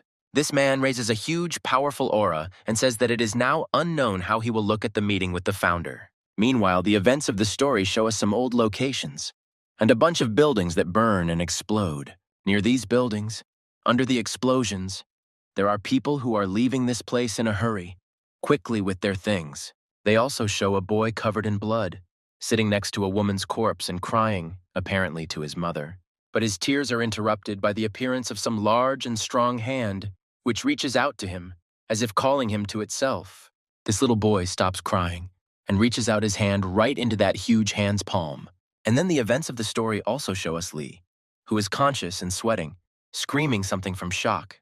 Without any bloodshed, in different clothes, he wakes up in the hospital where Ginny is standing next to him, watching all this with shock. Ginny screams his name, but he just sits silently, not understanding what he saw, whether it was really this kind of dream. Ginny gets his attention by asking how he is and if he feels okay now, which surprises him. Lee asks what he is doing here. Ginny tells him everything about how he treated Kanson, after which Lee is even more surprised. Looking at Ginny, who was surprised by all this, he asks her again if he really treated Kanson. Lee grabs his head and can't understand what the hell happened to him. Could the dream be so accurate? Ginny tells Lee that Kanson is okay, and in the meantime, we are shown him and the head guard. The guard turns to Kanson, saying that he doesn't want to burden him with work, but there is one problem. Kanson says that there is nothing to worry about and allows the guard to talk about the affairs of the immortality sect. The head guard tells Kanson that Ma Yoshnik has escaped. He is the same strong man with the people. Kansona begins to think about why he suddenly decided to get out, and why not all his people escaped. He is such a big shot among them. Meanwhile, we are shown Ma Yoshnik leaving, and Kanson says that apparently he had a reason that they don't even know about. Meanwhile, Lee's friend gives Lee a suit like a security guard's, saying that the only outfit he has is here. Lee's friend suddenly asks Lee himself if he is really okay, which surprises Lee greatly. Lee says that everything is fine now, his friend is happy, saying that fortunately Lee did not get into any problems again. However, Lee's friend still points at him, saying that he worries about him even when he looks at him. In response, Lee first remains silent, and then turns to him, thanking him for such warm support always. Ginny enters the room. She shouts that Lee is taking a long time to change clothes.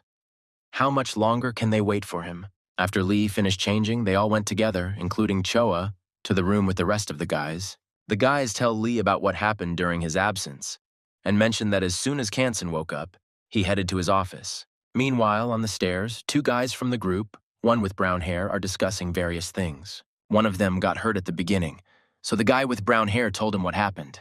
At that moment, on the stairs where they were talking, that same Ma Yoshnik appeared, asking what such children were doing in prison. Meanwhile, the events of the story show us Lee, who suddenly pays attention to something, as if to someone's energy. His friend asks him not to be distracted, saying that they have already come to the reception area. They need to go to this office. Ginny asks Lee about what he felt, if there is something in that direction. But Lee replies that everything is fine. However, in his thoughts, Lee realizes that there is nothing good. He just felt a very strange feeling. Meanwhile, the events of the story brought us back to those guys and Ma Yoshnik, who asks them why they are silent. However, our guys in turn are thinking about what they should do, perhaps just run away. The guy with brown hair says that it doesn't matter. Everyone will think about it later. Now they need to get rid of him. However, at the moment when this guy with brown hair wants to use power, he cannot move. With a creepy aura of power, Mayoshnik looks at them, saying that why did they want to have fun with him here? They are shocked by what is happening, and why are they so scared? Is this guy really a martial arts master? The rest of the group is sitting in the headquarters, but at that moment an alarm is heard, which announces that the code is red. And then, the siren sounds the phrase that the headquarters was about to be attacked. This frightens everyone, especially Ginny and Choa. Lee and his friend, like the others, hear messages that everyone urgently needs to leave the place and gather at headquarters. Meanwhile, the events of the story show us Mayoshnik, who is irritated by the sounds and announcements on the sirens. At one point he says, "Pathetic little people," and then there is an explosion that throws out two guys. They land on the stairs, and then Mayoshnik says that even after 50 years, they are still slow and weak. He says that they made a fuss so long ago, and the messages and alarms only went off now. Next, he grabs the gun of the guy with brown hair and in one moment simply breaks it into pieces. He creates a wild aura, raises his hand and says that now they understand what level of creature they decided to attack. The guy with brown hair concludes that this person is just awful, and the best thing to do now is to leave. However, when they try to do this, they discover the fact that their bodies simply do not move now. Mayoshkin comes down to them and extends his hand in their direction. The guy with brown hair understands that everything is very bad. Mayoshkin's hand is already right in front of his face, but he can't even do anything because his legs simply won't obey him. However, the very next moment, Lee appears, who in a second reflects Mayoshkin's hand from the guy's face. Lee then rudely yells at the two guys, telling them to both leave immediately. Immediately after his words, he charges his leg with energy and strikes straight at Mayoshkin's body. Mayoshkin says that Lee decided to confront him. He is a prison guard, judging by his uniform, and should understand who Mayoshkin is. Mayoshkin then looks at Lee with a terrifying aura, saying that he wants to try the heart connection technique on himself. Then the events of the story show us Kansen, who says that Mayoshkin is really already at the prison headquarters. The head guard says that this is true. Dozens of agents were sent out, but none returned. The head guard tells Kansen that the agents were told that their bodies became motionless at the time of the attack, which shocks Kansen. In his thoughts, Kansen clearly understands that this is Mayoshkin's demonic art of tying up an opponent. Meanwhile, the events of the story show us Mayoshkin, who raises his hand up and asks Lee how his skill is. However, at the moment he said this, he noticed a blue aura of energy from Lee and was wildly surprised. The next moment, Lee slaps his hand away with his own, which surprises him greatly and even frightens him. He looks at Lee, and in his thoughts tries to comprehend what he just saw.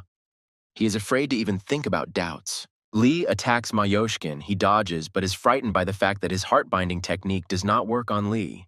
Mayoshkin looks at Lee's face with wild anger, and cannot understand how it happened that his technique does not work. Lee jumps on him again with an attack, and Mayoshkin wonders if Lee is really such a master of the arts. Lee throws a punch. Mayoshkin blocks it and realizes that this is clearly not a matter of Lee's skill. While Mayoshkin was defending himself, Lee moved to another position. Seeing an open spot, he decided to strike. Lee gathers a lot of energy into his strike, thinking about what he's about to destroy in one attack right now.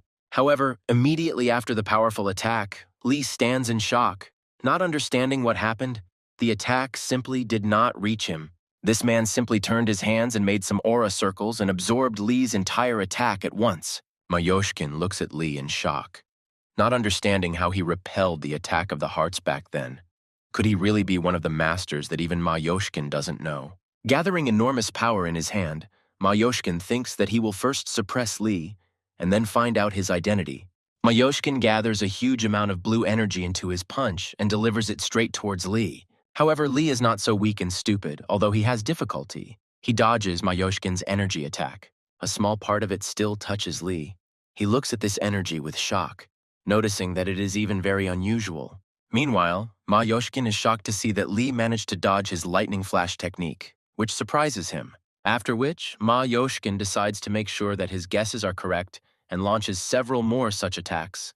Lee again dodges all of them. Lee comes to the strange realization that he is dodging these attacks without even seeing them, which astounds him. Mayoshkin looks at Lee, realizing that if such attacks don't work on him, then he is definitely a top-level master.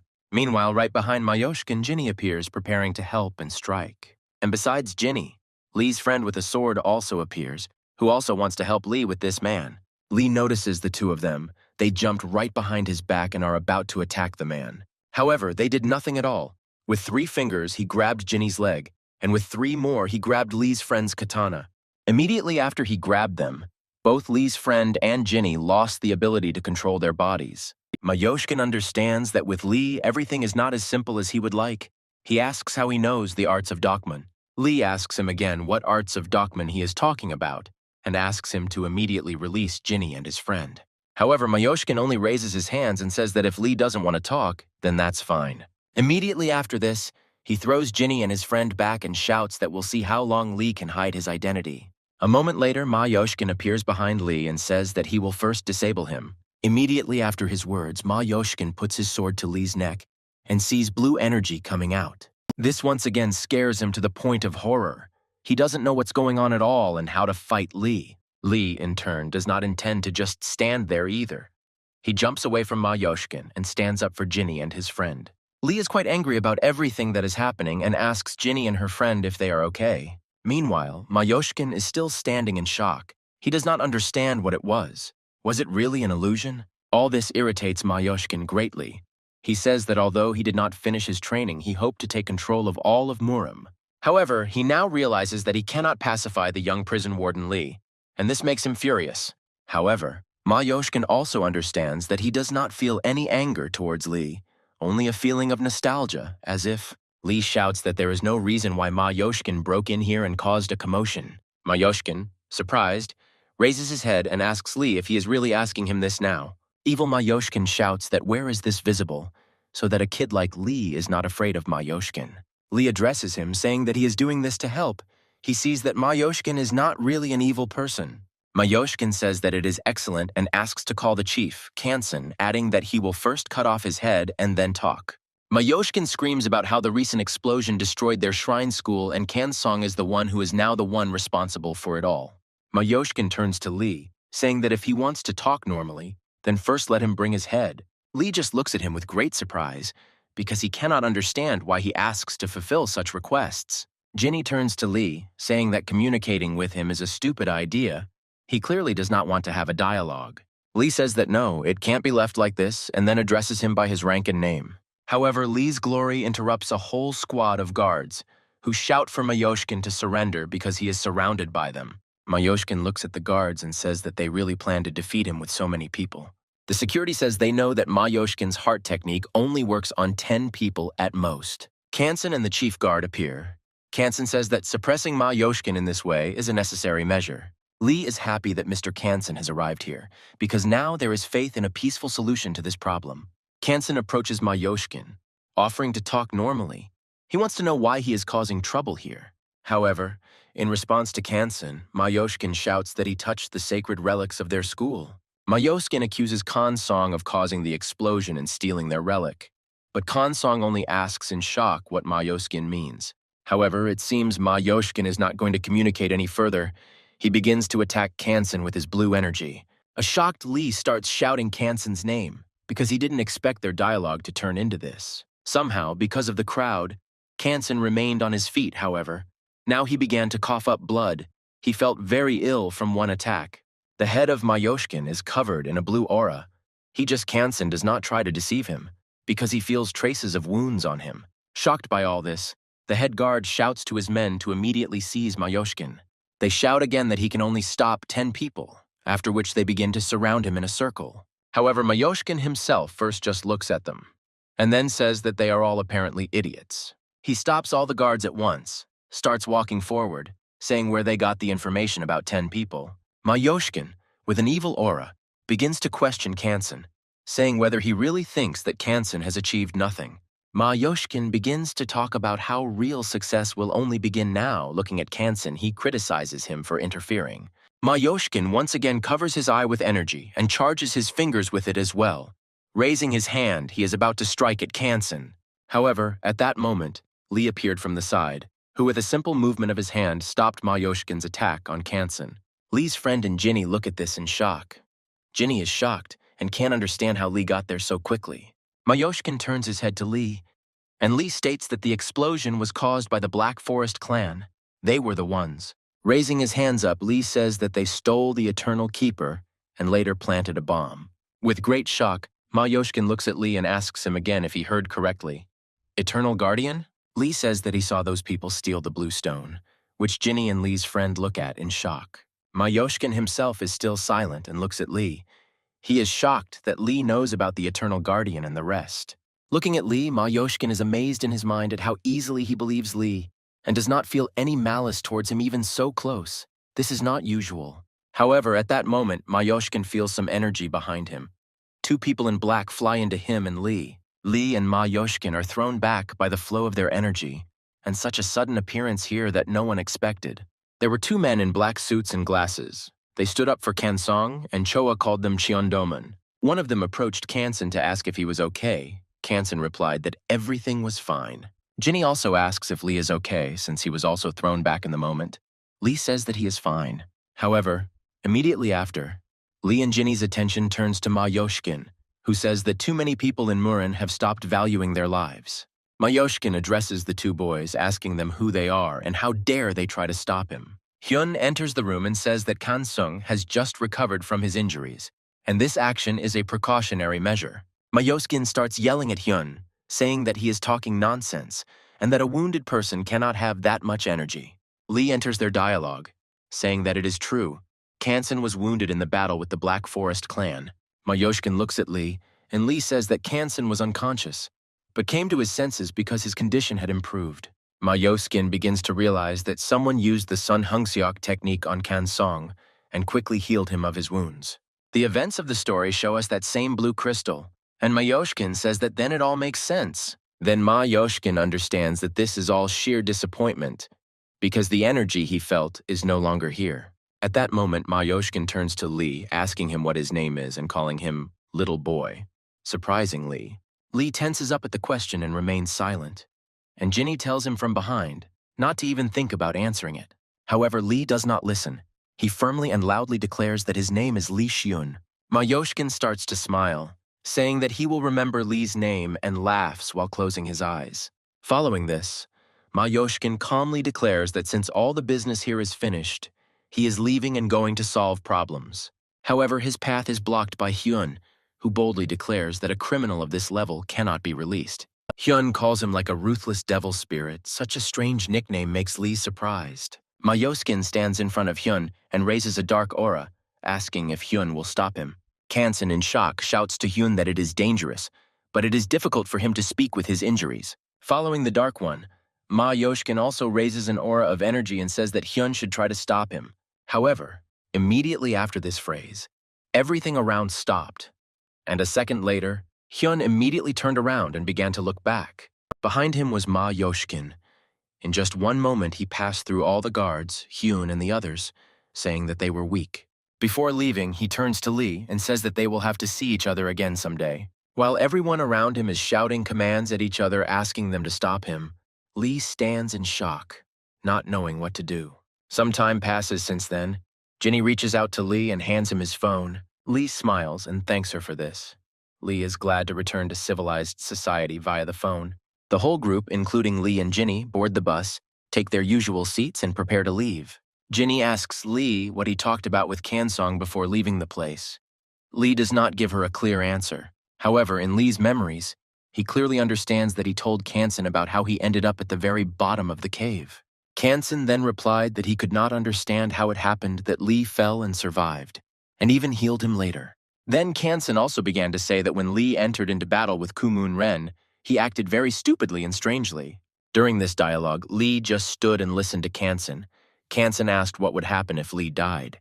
Then Lee asked the same question to Kansan, because he knows the reasons for his arrival here, as well as his battle with Kumun Ren. Then, looking at Lee, he said that he was already a very grown man and understood everything, but Lee was the head of the clan and was still very young. Then Kansan added that the current situation in Murin and Kumun Ren himself are a mistake of past generations. And after that, Kansan added that he wanted to correct these mistakes. Lee is still young. His generation should not suffer. During this entire dialogue, Lee just stood there and remained silent. He didn't really know what to answer, because Kansan was telling the truth. But in the end, Kansan reminded Lee of his battle with Kumun Ren and asked him not to make such mistakes again. Then Kansen told Lee that there were many people dear to him around him, and Lee must justify their trust, not seek revenge. Then Lee no longer argued. He looked down and agreed, saying that he understood Kansen perfectly and agreed. However, before leaving, Kansen asked Lee to look at his hand. Something was bothering him. Mayoshkin had paid too much attention to Lee. Then Lee happily extended his hand to Kansen, and Kansen in turn placed 2 fingers on it and began to scan. Kansen was surprised and told Lee that, as he thought, he was much stronger than his peers, which surprised Lee. Then, with a rather thoughtful face, Kansen says that this is not the kind of force that can be associated with the devil. This clearly surprises Lee, as he doesn't understand what Kansen's words about the devil just meant. Kansen says that this is a rare treatment, a unique miracle shown by the immortal devil in the past, Lee said. Kansen also says that everything that happened could be connected, and Mayoshkin's attention too. Kansen then also tells Lee that everything is very strange, especially considering that Lee doesn't even know the name of the devil. Kansen then apologizes to Lee for his possible wild imagination. He thought that Lee might get involved with a cult. Kansen then tells Lee about the immortal sect, saying that they are the strongest masters with a terrible reputation. Then Kansen says that they can become strong rivals for the same federation, for example. Then Kansen says that as long as the sect is occupied by Kumun-ren, the federation will not have problems, but in the future there may be. Looking at Lee, Kansen says that the time has become very dangerous and they will face a huge series of problems soon. Everyone is getting ready to leave. Ginny is yawning with a desire to sleep, and Lee is still thinking about this dialogue between them. He remembers Mayoshkin's opponent, who can now become another problem like Kumun-ren, but even stronger. At that moment, Lee realizes that he has clearly had enough of thinking and begins to yawn after such a long adventure with a desire to sleep. Lee lies on the chair and thinks about everything. Thoughts about Kumun-ren and Mayoshkin's new enemy do not allow him to sleep. Lee remembers his fight with Mayoshkin and realizes that if you think about it, his martial arts were simply amazing. Out of interest, Lee tries to repeat his movements so that later he can explain everything about what kind of fight he had with him and what techniques he used. Hyun was watching all this the whole time, and he is still looking at Lee, who is strangely contorted in his chair. Lee realizes that he can't replicate his attacks, which isn't surprising at all, but it would be cool. However, someone approaches Lee from behind and asks him what he is thinking, which makes Lee very surprised. It turns out to be Hyun, who stands in front of Lee and asks him again about his interesting thoughts. Lee looks at Hyun and asks if it was that noticeable. Hyun replies with a cold face that it was noticeable. Lee tells him that he was thinking about Mayoshkin's martial arts, because he thinks they are really very amazing and powerful. Hyun puts his finger to Lee's face and says that what the hell is he even thinking about at a time like this? Hyun looks wildly and angrily at Lee, saying that Mayoshkin's art is devilish, and devilish art is forbidden in Murim. Hyun's words really surprised Lee. He didn't even expect the moment when his abilities of such power were forbidden. Hyun says that these abilities should not be used as pure luck and should not be shown to anyone in Murim. Lee tries to ask for more details, but Hyun only says that there is a library in the city that has everything about these martial arts. He also says that there is information about immortality there. And that is where Hyun learned everything he is now telling about. Lee asks if he will be able to read everything about these arts there. Hyun replies that it is obvious. Lee sees that Ginny has woken up and asks her if they were asleep. She says that she wanted to kick Hyun out of here for being rude to Lee. Ginny tells Lee that he shouldn't be so weak-willed, but their conversation is interrupted by a phone call and Lee is very surprised. Lee looks at his phone and sees that our hero Kang Ha-jae is calling him. Lee's hand is shaking. He doesn't pick up the phone from shock. A shocked Lee picks up the phone and immediately says it's Lee Kang and tries to talk to him. However, on the second line of the phone, it is not Kang. It is Julia from Kumun-ren's people. She is simply silent. Lee asks what happened to Kang. However, in response from the phone, Lee hears a shocking phrase. This is the head of the Sunu clan. Lee is wildly surprised by this. Lee tries to calm down, and in response he asks, "Who is it?" But there was no answer back. The bell just rushed. Lee sees that the call has ended. Ginny looks at Lee in shock. Lee tries to call again, but the number is unavailable. Meanwhile, the events of the story show us Khan himself. He is sitting in some kind of car, most likely unconscious. The events of the story show us Khan. His will-be Julia poking him in the face with a stick, which he is not very happy about. Kan gets out of the car and sees that his new phone is lying broken right on the floor in front of him. Shocked by all this, Khan yells at Julia for what she did, and she asks why he is interested in the phone and not his life now. Kan asks what's wrong with this, but in response, he only gets hit in the face with an iron bar from Julia. A shocked Kang screams about why she's even doing this and when she learned to speak Korean. She then stops and asks Kan what his goals are for getting closer to the boss. Kan is surprised by this question. She continues to hit him, asking him not to pretend. She knows that Kang is from the Sunu clan and continues to ask the question. She beats Kang further and says that she knows very well that Lee is acquainted with the head of the Sunu clan, Lee Seun. Kang asks her to stop. She stops and Kang immediately shouts that, yes, he is from the Sunu clan and he knows Lee. With these words, they shock Julia. He then yells at her, saying that he became close to their boss precisely because he wanted to learn martial arts from him. Lee turns to her, saying that if she needs to know this, then why didn't she just ask, but started beating him? She pokes him with her stick again and asks if he is really joking with her right now. She screams that she is really supposed to believe that Lee's acquaintance from the Sunu clan went to their boss to learn martial arts. Lee asks Julia what's wrong with that, and he does just that. He's new to Marim and doesn't understand martial arts very well. Then she says, hasn't he heard about Kumun Ren? And then his face immediately changes. Lee is shocked and depressed. Julia says that this is the name of the one they call boss. And then Kan is just shocked to death by what she just said. Kang remembers everything he was told about Kumun Ren and his image. And then Kang understands everything in his head. Kan finally realizes that the person who is teaching him matches well with what Ginny described to him. Kan is terribly depressed by what happened, because how can he look into the eyes of Ginny and Lee now, after he studied with him? Kan can't seem to comprehend the fact that the kind uncle who taught him is the evil killer Kumun Ren. Julia just stands and looks at Kan, who is tormented by hearing about this. She is silent and only looks. Kan starts screaming wildly at Julia, saying that this is a lie. Their kind boss who trained him cannot be the killer Kumun Ren. Julia then asks Kang if he really thought Kumun Ren was a villain and a murderer, which shocks Kang. Kang realizes that he took Kumun Ren for a good person. He silently looks at Julia with sweat on his face. She doesn't like such a long silence from Kan.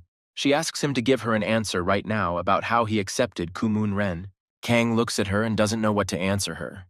She asks him to give an honest answer about how Kumun Ren looked to him personally. Meanwhile, the events of the story show us Kanu Sarah. She is talking on the phone with Lee and is glad that he survived after everything. Lee then asks if anything has been heard from Kana since he went missing. Kana Sarah says that the search is ongoing. She is sitting somewhere at a table near a computer. Lee asks to continue actively searching and to pass on all the information to him personally. Kana Sarah tells her assistant that apparently something happened in the Hell of Torment. She has already fallen behind the negative news. Sitting in the car, Lee can't stop thinking about Kane, because even before he disappeared, it was a long time ago that he last spoke to him. Lee's thoughts are interrupted by the appearance of his friend, who says that something very strange has just happened. Lee's friend says that the man in the black latex suit and glasses has never been to hell during this time. According to his information, he was training for a while. Lee's friend began to talk about how this man had spent all his time in the Chungha clan, and that there was someone else in hell in his image. Lee's friend says that they were clearly easily taken in and apparently very well deceived. Lee says he has some idea who did it. He remembers that same girl. The events of the story show us this girl. She says that she and the manager are now going to the strongest person. Lee then tells his friend that it is most likely Jang Myung-grar, which shocks Lee's friend. Lee's friend says that he thought she was on the same side as Kumun Ren, and Ginny is also shocked by all of this. Ginny runs up to Lee and says that, apparently, something very terrible happened in the clan while they were gone. Meanwhile, the bus with our company started to be cut off by some black car from the side. This car cuts him off abruptly, causing the bus to stop abruptly, and everyone jumps from their seats due to the sudden stop. Everyone around starts discussing what happened. The driver tries to assure that everything is fine. Ginny sees that someone has cut them off and starts wondering what kind of sick bastard would try to do such a thing. Hamil, the same guy with the tattoo from the Sunu clan, who cut off the bus and stopped it urgently, gets out of this car. Lee bows to everyone on the bus, saying that as the head of the Sunwoo clan, he will leave with Ginny first since they are in trouble. Everyone around is shocked to the point of horror by what just happened. They are not happy that Lee is leaving them so early. At the end, Lee turns to Hyun, saying that he would like to visit the library he spoke of, which surprises him. Then Lee winks at him and says with a smile that even if he had gotten there, he probably wouldn't have understood anything. Hyun turns to Lee, saying that if anything happens, he will always be glad to see Lee there and will help him. Before leaving, Lee still looks at him with a smile, but Jinny clearly does not share his kindness towards Hyun. Lee goes outside and sees Hail, who bows and announces that he has come with news for the chief. Lee and Jinny come out and start asking Haley what could have happened that was so important that he came here and blocked the road. Hamill announces that something has happened that will cause a huge headache, surprising Lee and Jinny. The events of the story, meanwhile, show us the manager and that same strong girl. She calls the manager into the room. The events of the story show us a girl, small, maybe 10 years old. She sits with an empty look straight on a chair. By showing her childish face, the events of the story also inform us that she, the little lady, has returned. The events of the story show us a room where that lady, a strong girl and a couple of guys are sitting. They are discussing energy crystals. The man with the eye patch says that these stones can help the princess develop and asks her, "Is that true?" However, the princess herself, this little girl, only looks ahead with an empty gaze and remains silent in response.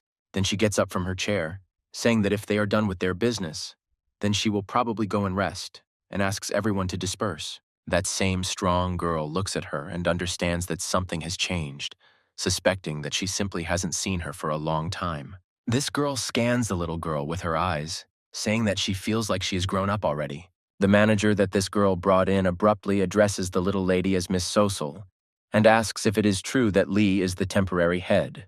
Mrs. Sosul remains silent, but then the manager says that he met this Lee in the hell of continuous torment, which attracted her attention. The girl tries to shut the manager up, but he says that it's nothing strange, since Mrs. Sosul is interested in the clan's affairs. Little Mrs. Sosul comes to him and tells him to tell what he knows about Lee and what he saw there. However, the next moment after this manager spoke to Sosul, the guy in the bandages grabbed his arm and twisted it. In addition to the physical technique, her security guard also used energy, which put a lot of pressure on the manager. The strong girl started yelling at this man, asking what he suddenly started doing and why. He tore the sleeve of the manager's clothes and pointed to the gun that was under his hand, attached to his wrist. The strong girl, shocked, immediately began to say that she had not known about this and declared that he was a bastard. However, at that moment, Mrs. Sosul came between him and the girl, and she immediately took the manager's hand. With shock, the strong girl noticed how blood flew everywhere, and the guy's hand with the gun fell to the floor. He, in turn, began to scream, yell, and writhe in pain, because he did not expect such an outcome. However, Mrs. Sosul just stood and looked at all this silently. She didn't care. Her gaze didn't change. Our strong girl looked straight at young Mrs. Sosul, realizing that she cut off his hand without any weapon at all. Her guard turns to the girl, asking if she is sure she is not involved in the fact that he is here with a weapon. Our strong girl says that of course she is not involved. If she knew, she would not have brought him here. This guard takes off his jacket and tells our girl to wait in another place. This guy will be tortured here. The guard looks at him lying in blood and says that he was lucky to pass out right away. The guard turns to the young lady Sosul and tells her that she should step aside and he will take care of everything. However, before he can even finish his sentence, the princess asks to wake this guy up and bring him to consciousness. With a less cold-blooded face, she says that she has not yet heard the story of how and where he saw Lee. Meanwhile, Lee is talking to someone on the phone while driving in the car and is informed that she has returned to the country, meaning Sosul. This is what the elders in the office say, namely Jan. He reports that she is under the protection of the Black Protection Organization. While riding in the car, Lee asks about her health, saying that the last time they saw each other, she couldn't walk, and she tells him that she's better. Elder Ming asks Lee on the phone about what he is going to do with all this. He says that he is going to meet her. The elders take note of everything, and the tattooed guy from the Sunu clan in the car is surprised by Lee's words. Jinny asks Lee if this will cause them problems, even though it is about Sosul, but there is a Black Protection Organization involved. Jinny starts complaining about everything and mentions the noise in hell, which greatly surprises the guy with the tattoo. The guy with the tattoo approaches Jinny, asking if something in hell went wrong, and she says that they almost all died. The guy with the tattoo turns around and urgently asks Jinny for details, but Lee calls him. Lee turns to him excitedly, interrupting him, and asks if he can find out what happened to Can. Lee looks at the phone and says that there has been no contact with it for a long time, and at the place of the disappearance there are traces of a battle between the Murin masters.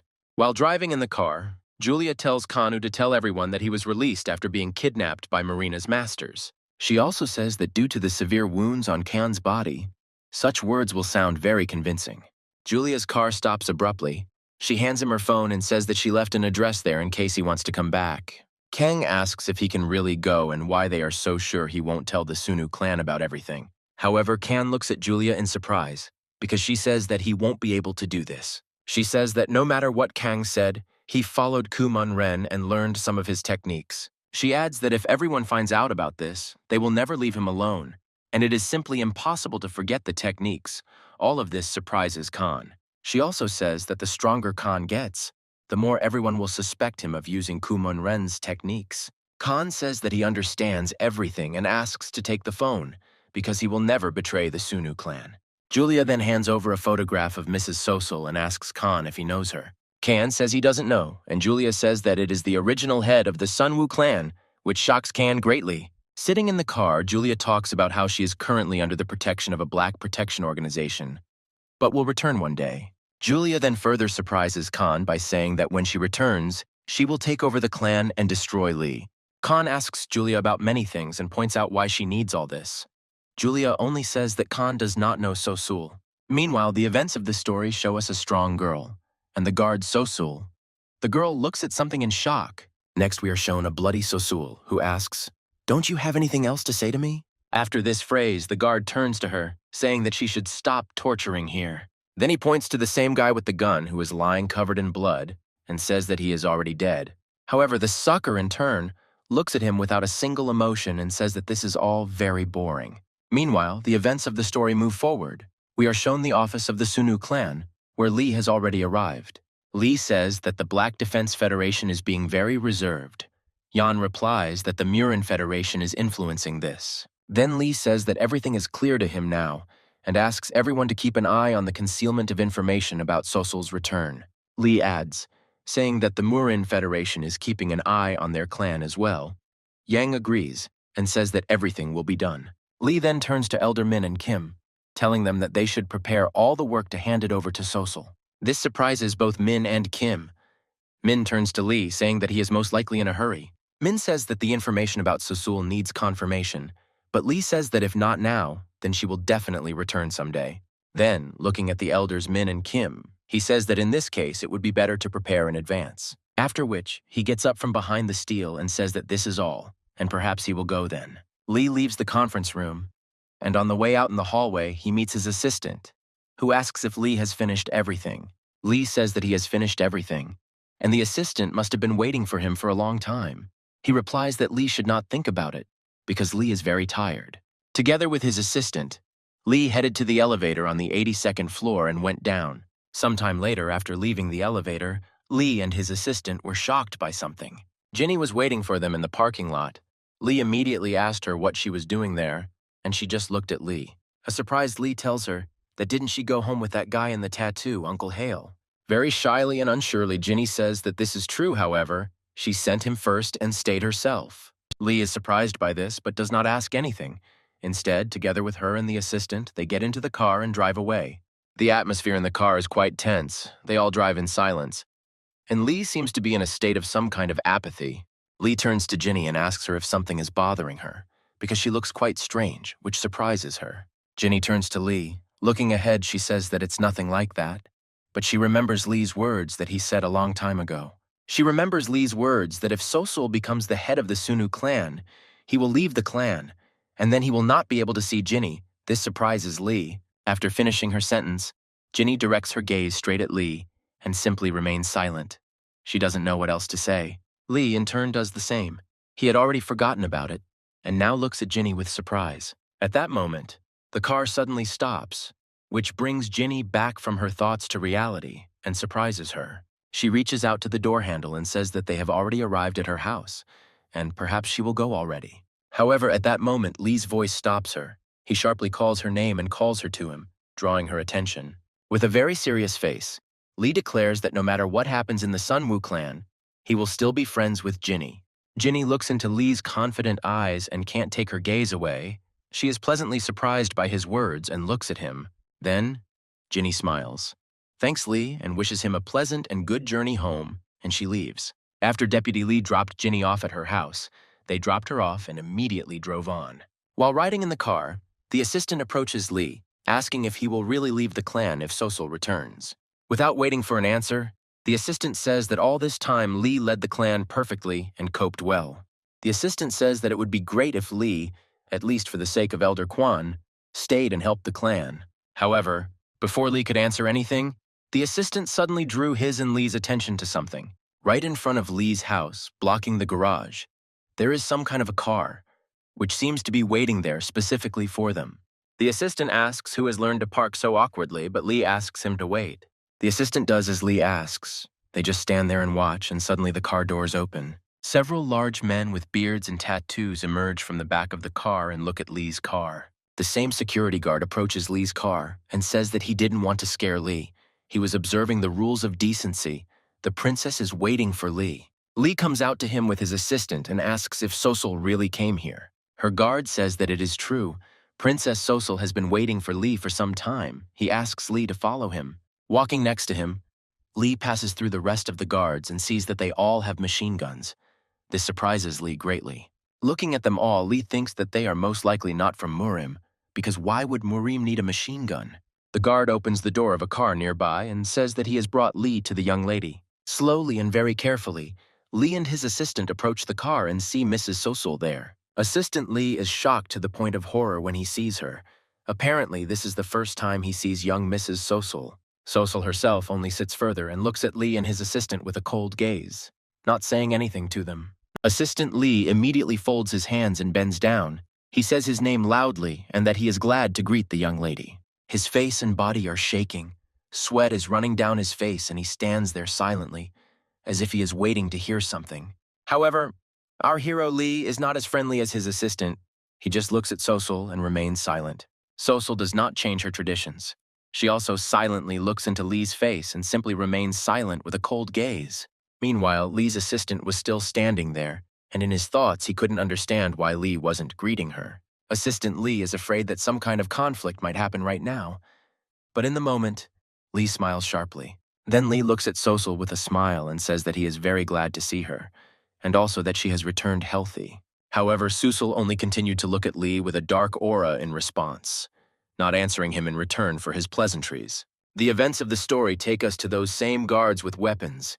They report on the radio that the second zone is clear. They discuss something among themselves, and one of them says that all this is very strange even for him. He points out the Ferris wheel to his partner, saying that he doesn't understand why Princess Sosul would want to ride there. His partner says that she is still a child, but he replies that this is, of course, all very good. However, he adds that he can't possibly be doing security at such an early hour, but his partner says that they were promised a generous bonus for this. At the same time, the events of the story show us two people in suits with knives behind the bushes, around which guards are walking. Immediately after this scene, the events of the story move forward, and we are shown the very same observation wheel that the succulent wanted to go to. She didn't go there alone, but together with Lee, who was sitting in the same booth with her, and they were going up.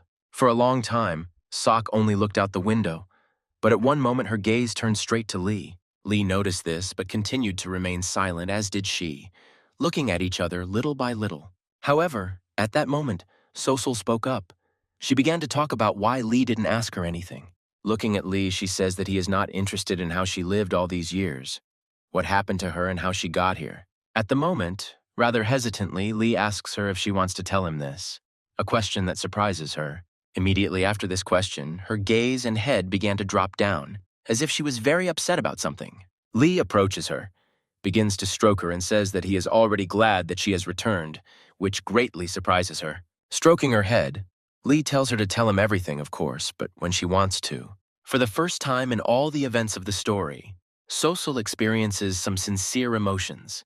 She is very surprised by such actions from Lee. However, in the next moment, all her emotions and surprise seem to be washed away by water. She simply remains silent. And immediately after that, she grabs Lee by his hand and begins to squeeze it, creating different sounds. With energy in her eyes, she speaks rudely to Lee, telling him that she is no longer a child, nor the little girl from the past. Lee is clearly very surprised by all this, however. He is not scared.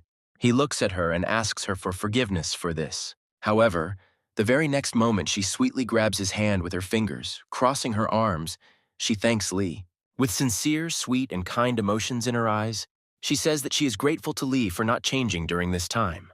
Lip is surprised by all this, but at that moment she notices that her emotions are disappearing again, and she is losing them. From her face, Lee sees that she seems to be thinking about something, remembering, moving into her consciousness from reality. Then, rather sadly and abruptly, she says that she heard about everything that happened to Lee during this time, which surprises Lee himself.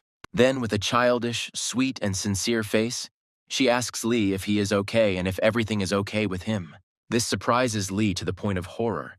He didn't expect such sincerity from her, and that she would behave so kindly. However, Lee realizes and smiles that with all her power and influence, she is still a little girl after all. Thoughtfully, but sweetly, and with a smile, he tells her that he is fine, and he is clearly fine, but he says it uncertainly. Meanwhile, Assistant Lee is looking at the Ferris wheel all this time and keeping an eye on everything from below. With him is also Princess Sosul's chief security guard, who asks his men if everything is okay in the parking lot. They say that everything is okay. Assistant Lee seemed to be lost in his thoughts, looking up and wondering if everything was okay with the Lee clan leader over there. Assistant Lee recalls Miss Sosul in his mind, realizing that the aura around her and the atmosphere seem to have changed greatly. However, at that moment, his thoughts are interrupted by the chief guard Sosul, who says that apparently Lee's assistant is also worried about that child. Assistant Lee turns to the head of security Sosul and tells him what he means, and he replies that he is also worried about her. Head of security Sosul says that it is clearly difficult for Lee there, because he cannot misjudge Mrs. Sosul's mood. Looking at the Ferris wheel, the head of security says that if he angers Sosul, there will only be a few pieces left of him. Assistant Lee approaches the head of security, saying that he has difficulty understanding his jokes, but he asks him to repeat the word joke. The head of security says that this is no joke. She can tear a person to pieces without even blinking an eye. Assistant Lee asks if this is about Mrs. Sosul. Her chief guard says yes. He has seen such pictures many times before. The head of security says that it's especially so if you take her hand, and at that moment, Lee is holding her hand in the booth. Lee is now holding hands with her in the booth, and the head guard continues to tell Lee's assistant that in such an outcome, the person can be considered a corpse. At that moment, Lee noticed that Princess Sosul had become somewhat embarrassed, and he removed his hands from her. After Lee turned away slightly, some strange feeling did not leave his body. Something was bothering him greatly. Lee began to look out the window, as if peering into something, and thinking about something deeply in his thoughts. Lee began to look at the mountains and the city, thinking about what was happening in his life and around him. Lee's assistant began to aggressively tell the guard that even if Sosul had such power, she valued Lee very much, but the guard did not agree. As Lee was looking out the window, Sosul distracted his attention by telling him that she had one wish. She took Lee's hand and began to tell him to promise her that he would definitely complete this task. Lee began to look at her silently and in surprise, and the guard began to tell the assistant that she would definitely get what she wanted. The events of the story show us Sosul's face, and the guard says that anyone who refuses her wish is unlikely to survive. Assistant Lee, shocked by all this, asks if the guard knows what she wants. He says that everything is obvious. The guard smiles and says that Sosul will ask Lee to serve her, and calls Lee a parasite. Hearing all this, Assistant Lee begins to get very angry and tells the guard to be more careful with his words. However, at that moment, Lee interrupts her, saying that he should apologize, but does not continue immediately. Lee looks at her very upset, but with a smile he says that he will not be able to fulfill her requests anymore. Little Miss Sosul looks at Lee with a cold expression as the guard tells Lee's assistant that it doesn't matter how close Lee is to her. The head of security looks at Lee's assistant and says that the former head of the clan will come down from there, or what will remain of him. Assistant Lee gets tired of hearing such nonsense about the head of the Sunu clan and punches the guard in the face. The guard praises Lee's assistant for his speed, and then points his gun straight at him with a smile. From the movements the guard made as he dodged, Lee's assistant realized that he was also from Marima.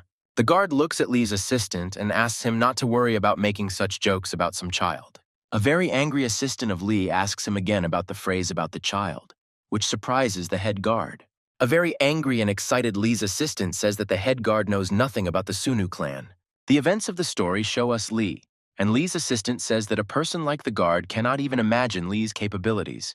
Meanwhile, Lee himself, sitting in the cabin, is suddenly surprised and tenses up, seeing a strange aura in front of him. He notices that Mrs. Sosol begins to use some kind of blue energy on him, squeezing his hand. She presses her lip, trembles, and asks Lee if he has decided to betray her now. With a cold, surprised but sincere face, Lee tries to justify himself and say something. A very aggressive Sul with an evil aura looks at Lee and says that she can't stay like this in this case. Lee is wildly shocked by something. He is very suddenly surprised and feels something, as if something is approaching them. And so it happens. Some powerful and strong beam flew straight into the Ferris wheel cabin where Lee and Sosul were sitting. Assistant Lee and the head of security stop arguing and look up in horror as a loud explosion is heard. Lee's assistant can't figure out what's going on, and the head of security reports targeted shooting and asks for lighting. The security tells him that nothing can be done. No matter what they do, there is no power and no light. Assistant Lee rushes forward and shouts, "Mistress Sosul," but the head guard asks him not to move. Snipers are in action. The head of security grabs a weapon, saying that if they go up there, they will most likely die themselves, because this is the job of the best snipers. Assistant Lee says that it is really necessary to give up and just watch. The head of security does not see any other way out. The head of security says that the shooting was heard from a kilometer away. If that's true, then Sosul and that child, meaning Lee, are dead. The head of security adjusts his weapon and says that now, all they can do is prepare for their other actions. However, at that moment, the head of security notices that Lee jumps down with only a couple of wounds and is holding Miss Sosul with him. Assistant Lee also sees this, and in addition to them, fragments and remains from the explosion of the cabin are also flying down. Lee's assistant is glad that they are alive, but the head guard is wildly shocked that Lee managed to survive and save her as well. Lee continues to descend with pathos, safe and sound, shattering the remains of the explosion in the air. Shocked by all this, the head of security begins to turn his head back and forth and gets very worried. Everything is clearly not going according to his plan. At that moment, the head of security sees the place from where the shot was most likely fired in the dark mountain. The head of security looks there with all his might, trying to understand whether he is mistaken and whether their enemies are there. Lee meanwhile successfully descends down with his assistant and a very surprised Sosul in his arms. Meanwhile, the snipers in the bushes of the mountain discuss their failure and the fact that they were unable to eliminate them in one attack. One sniper's partner shouts at him that he's an idiot, and there are other snipers on the other side too. Immediately after he shouted this, a shot flew at him, which was clearly charged with energy. This is the main guard, who understands that they are up against pathetic amateurs who did not flee the scene immediately after their failure. Meanwhile, Lee tells his assistant that it doesn't matter how he is now. It's important to comb the surrounding area. Sosul is still in shock. Sosul points to Lee's hand and says that it is bleeding, but Lee says that it is just a scratch. Sosul wants to say something, but she is interrupted by the head guard, who asks if she is okay. Here a guard and his men appear. He says that Lee is a good man and was able to help Sosul in such a situation. Sosul turns to the head guard, asking what kind of terrible person he is, which greatly surprises him. She tells him that if it weren't for Lee, she would have died long ago. Didn't he follow her to protect her? The head guard begins to apologize in a sweat, saying that he had no idea that there would be snipers here. Princess Sosul repeats his phrase, "had no idea," and clearly begins to get angry. This can be seen from the aura in her eyes. She takes his hand and tells him that it means he is useless if he couldn't even see the snipers. He asks the princess to stop, but Sosul raises a huge wild red aura and prepares to destroy him. However, at that moment, Lee places his hand on her shoulder and simply makes Sosul stop, shocking her. Lee stops Sosul, apologizes to the guard for interfering in the conversation, and asks him to check on the others. Lee looks around and says that, in any case, he feels a very suspicious energy around him. However, at that moment, Lee is approached by Sosul, who asks him if he really decided to stand in her way now. She raises her aura and energy even more, telling Lee that he really thinks she is weak and is now trying to stop her. Lee apologizes to her and says that he had no such intentions at all, which surprises Mrs. Sosul. Lee wants to finish speaking, but at that moment he's distracted by some wild aura of power behind him. Lee jumps forward, grabs Miss Sosul, hugs her tightly, and moves forward without explanation. Lee jumps forward onto the ground and yells at everyone to get out of the way as quickly as possible. The head guard jumps forward. Lee's assistant jumps back, but only the regular guard doesn't make it in time and is shot. Lee can't figure out who is attacking them and why. He holds Sosul and looks around in an attempt to find someone, The head guard says that this is all complete madness and starts picking up the radio, saying something. He informs the rest of the guards that the Ferris wheel is under heavy attack, but none of the guards respond. They are lying on the floor covered in blood. The guard says why they don't answer him. And Lee turns to him and says that it's useless to talk to someone on the radio. Lee reports that he feels the aura of some people, and the energy of the guards has disappeared. The events of the story show us people in black. The shocked security guard says that these creatures really opened fire on them, not just with snipers. Assistant Lee shouts about who these people are.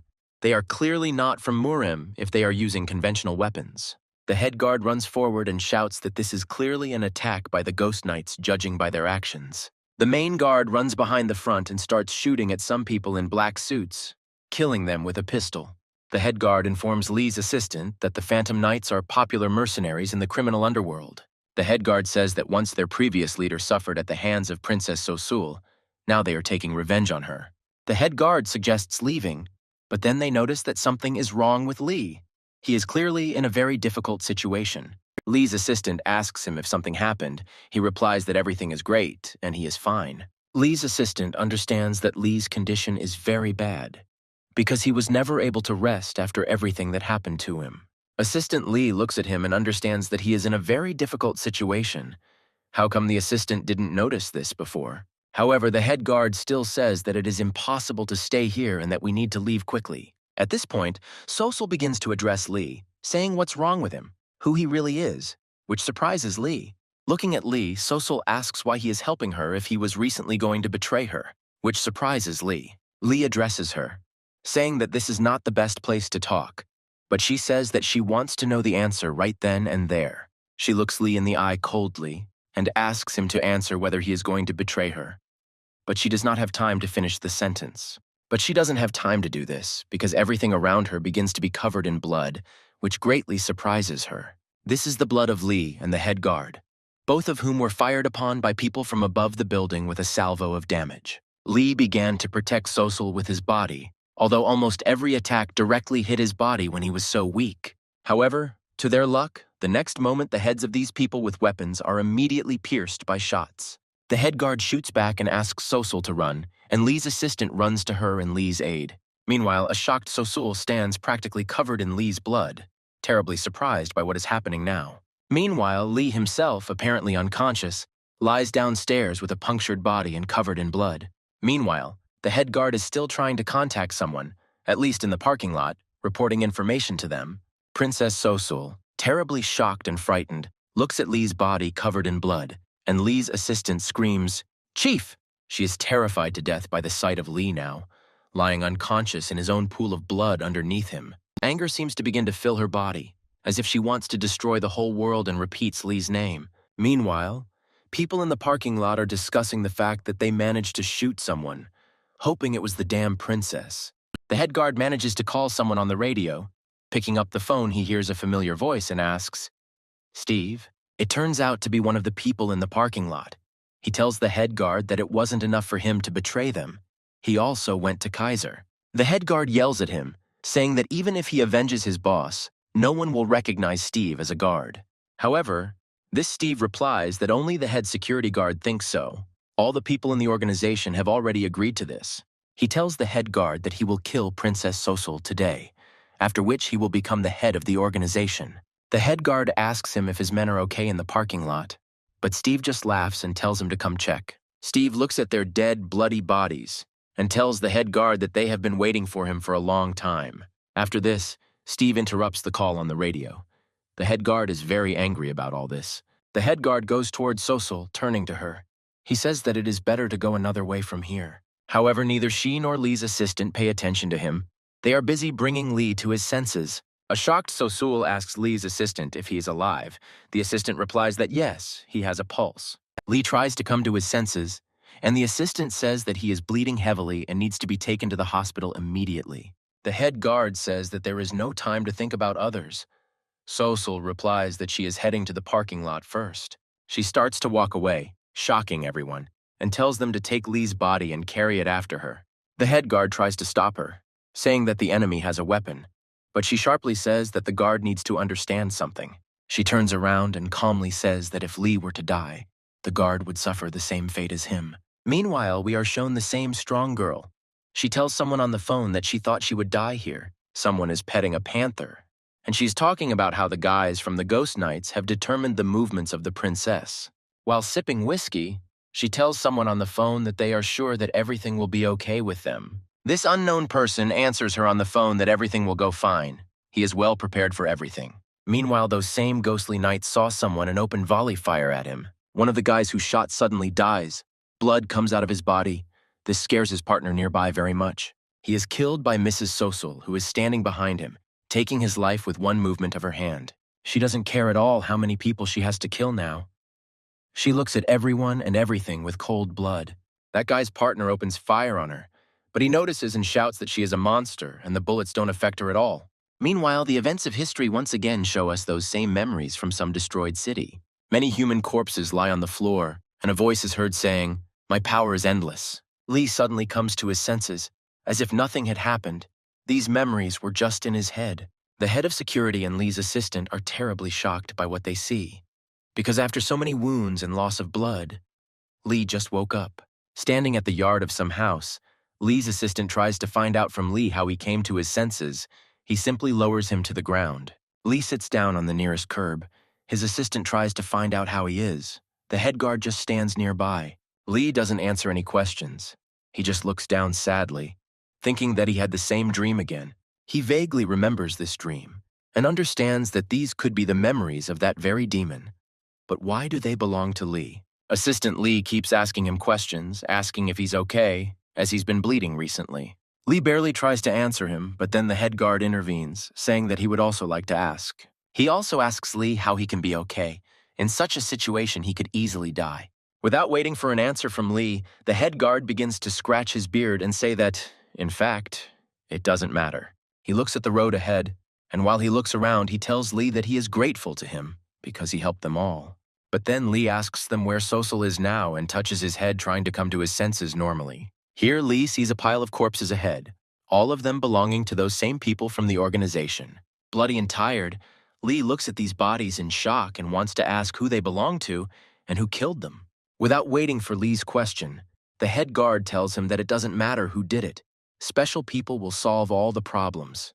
The head guard, looking at the stars, says that it is time for them to move out. At least the head of the Sunu clan remains alive. Meanwhile, the events of the story show us Princess Sosul walking among the corpses in the parking lot and looking at them. At that moment, someone's voice behind her calls her, which of course attracts her attention. It turns out to be Lee. His voice sucked, of course he recognizes. He is surprised to see her. All in blood goes to her with everyone. Coming closer, he is shocked to see such a small girl covered in blood and next to corpses. Lee looked straight at her, pressing his lips together. She stood there covered in blood. Even her white hair was stained. She started walking towards Lee.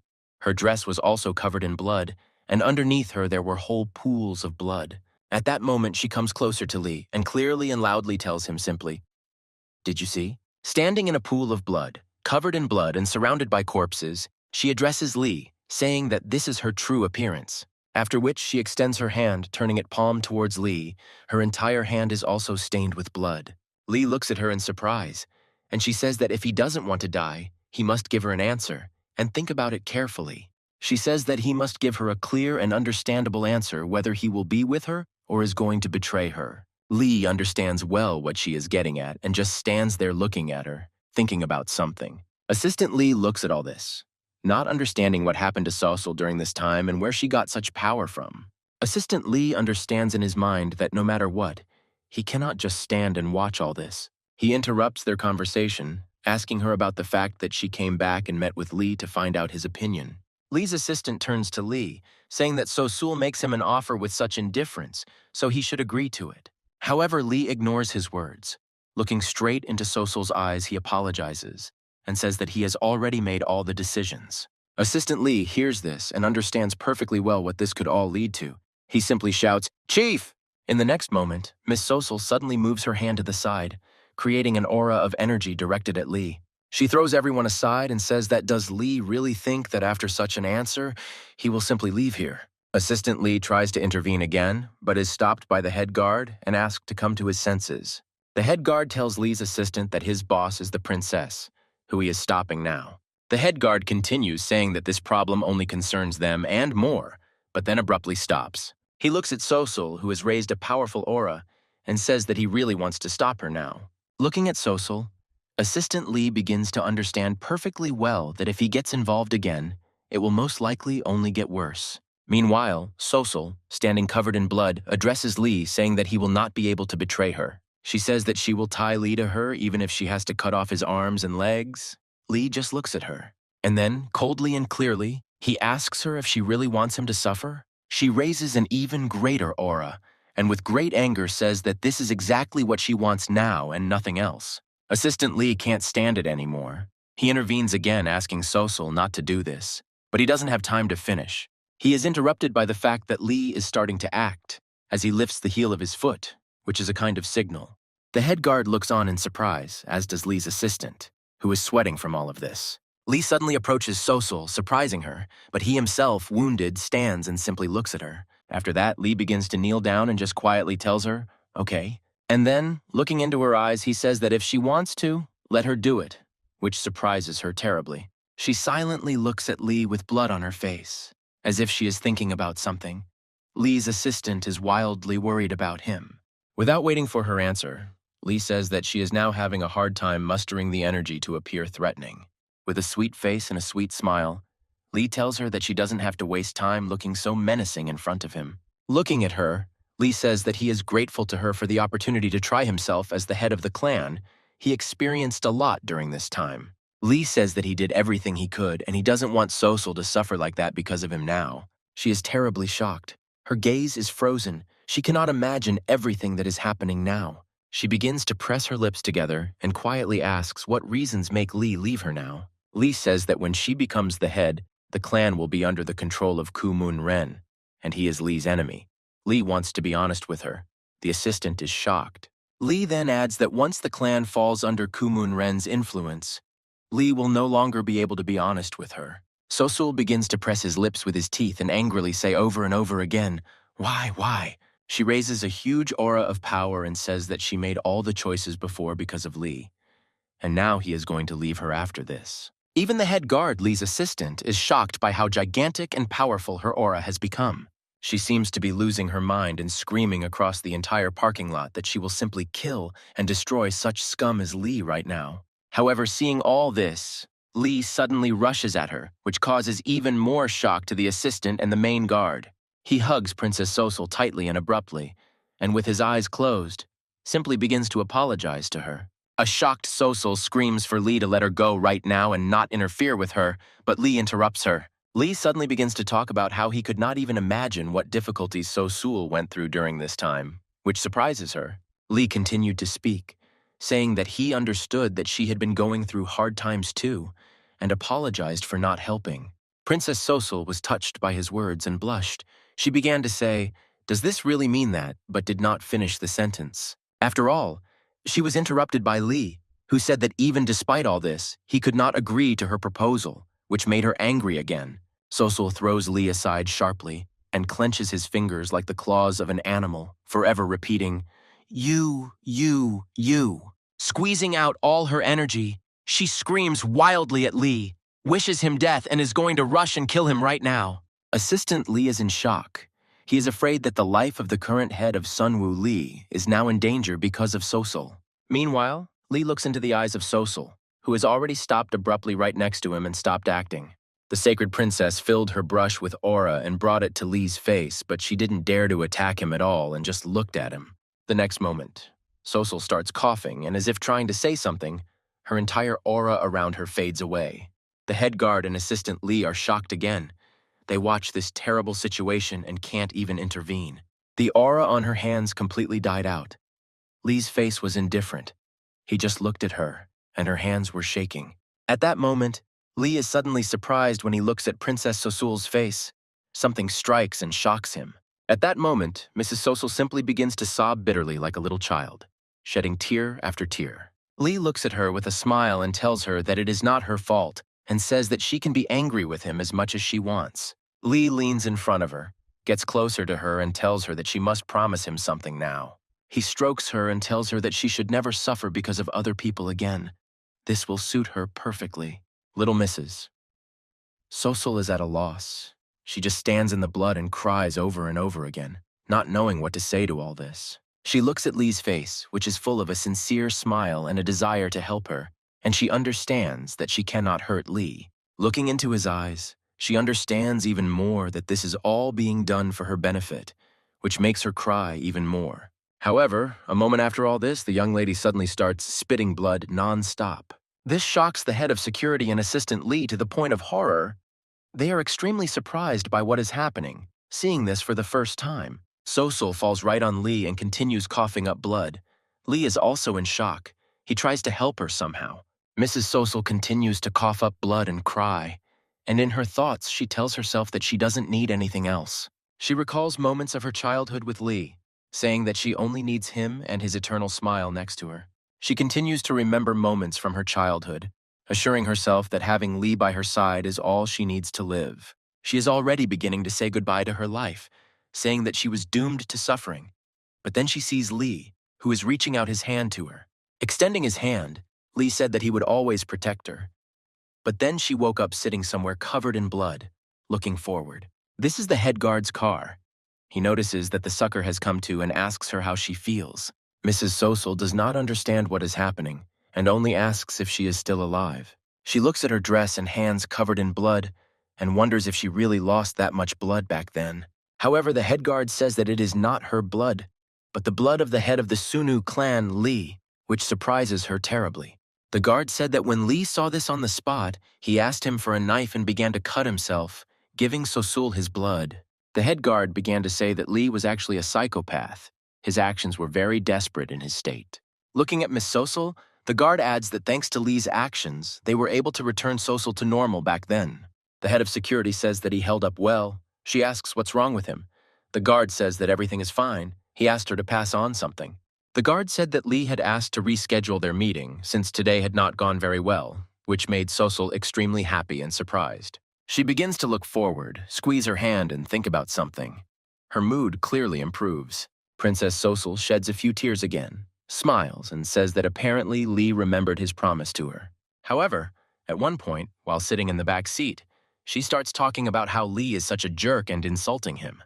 The head guard tells her that after such a situation, it would probably be better to do without insults. Then she screams that now, because of him, she cannot give up and asks to urgently connect her with the Sunu clan. She orders the head of security to urgently catch Lee so that he cannot escape anywhere at all. Meanwhile, the events of the story show us Kana Seru. She is informed that Lee left the Sunu clan.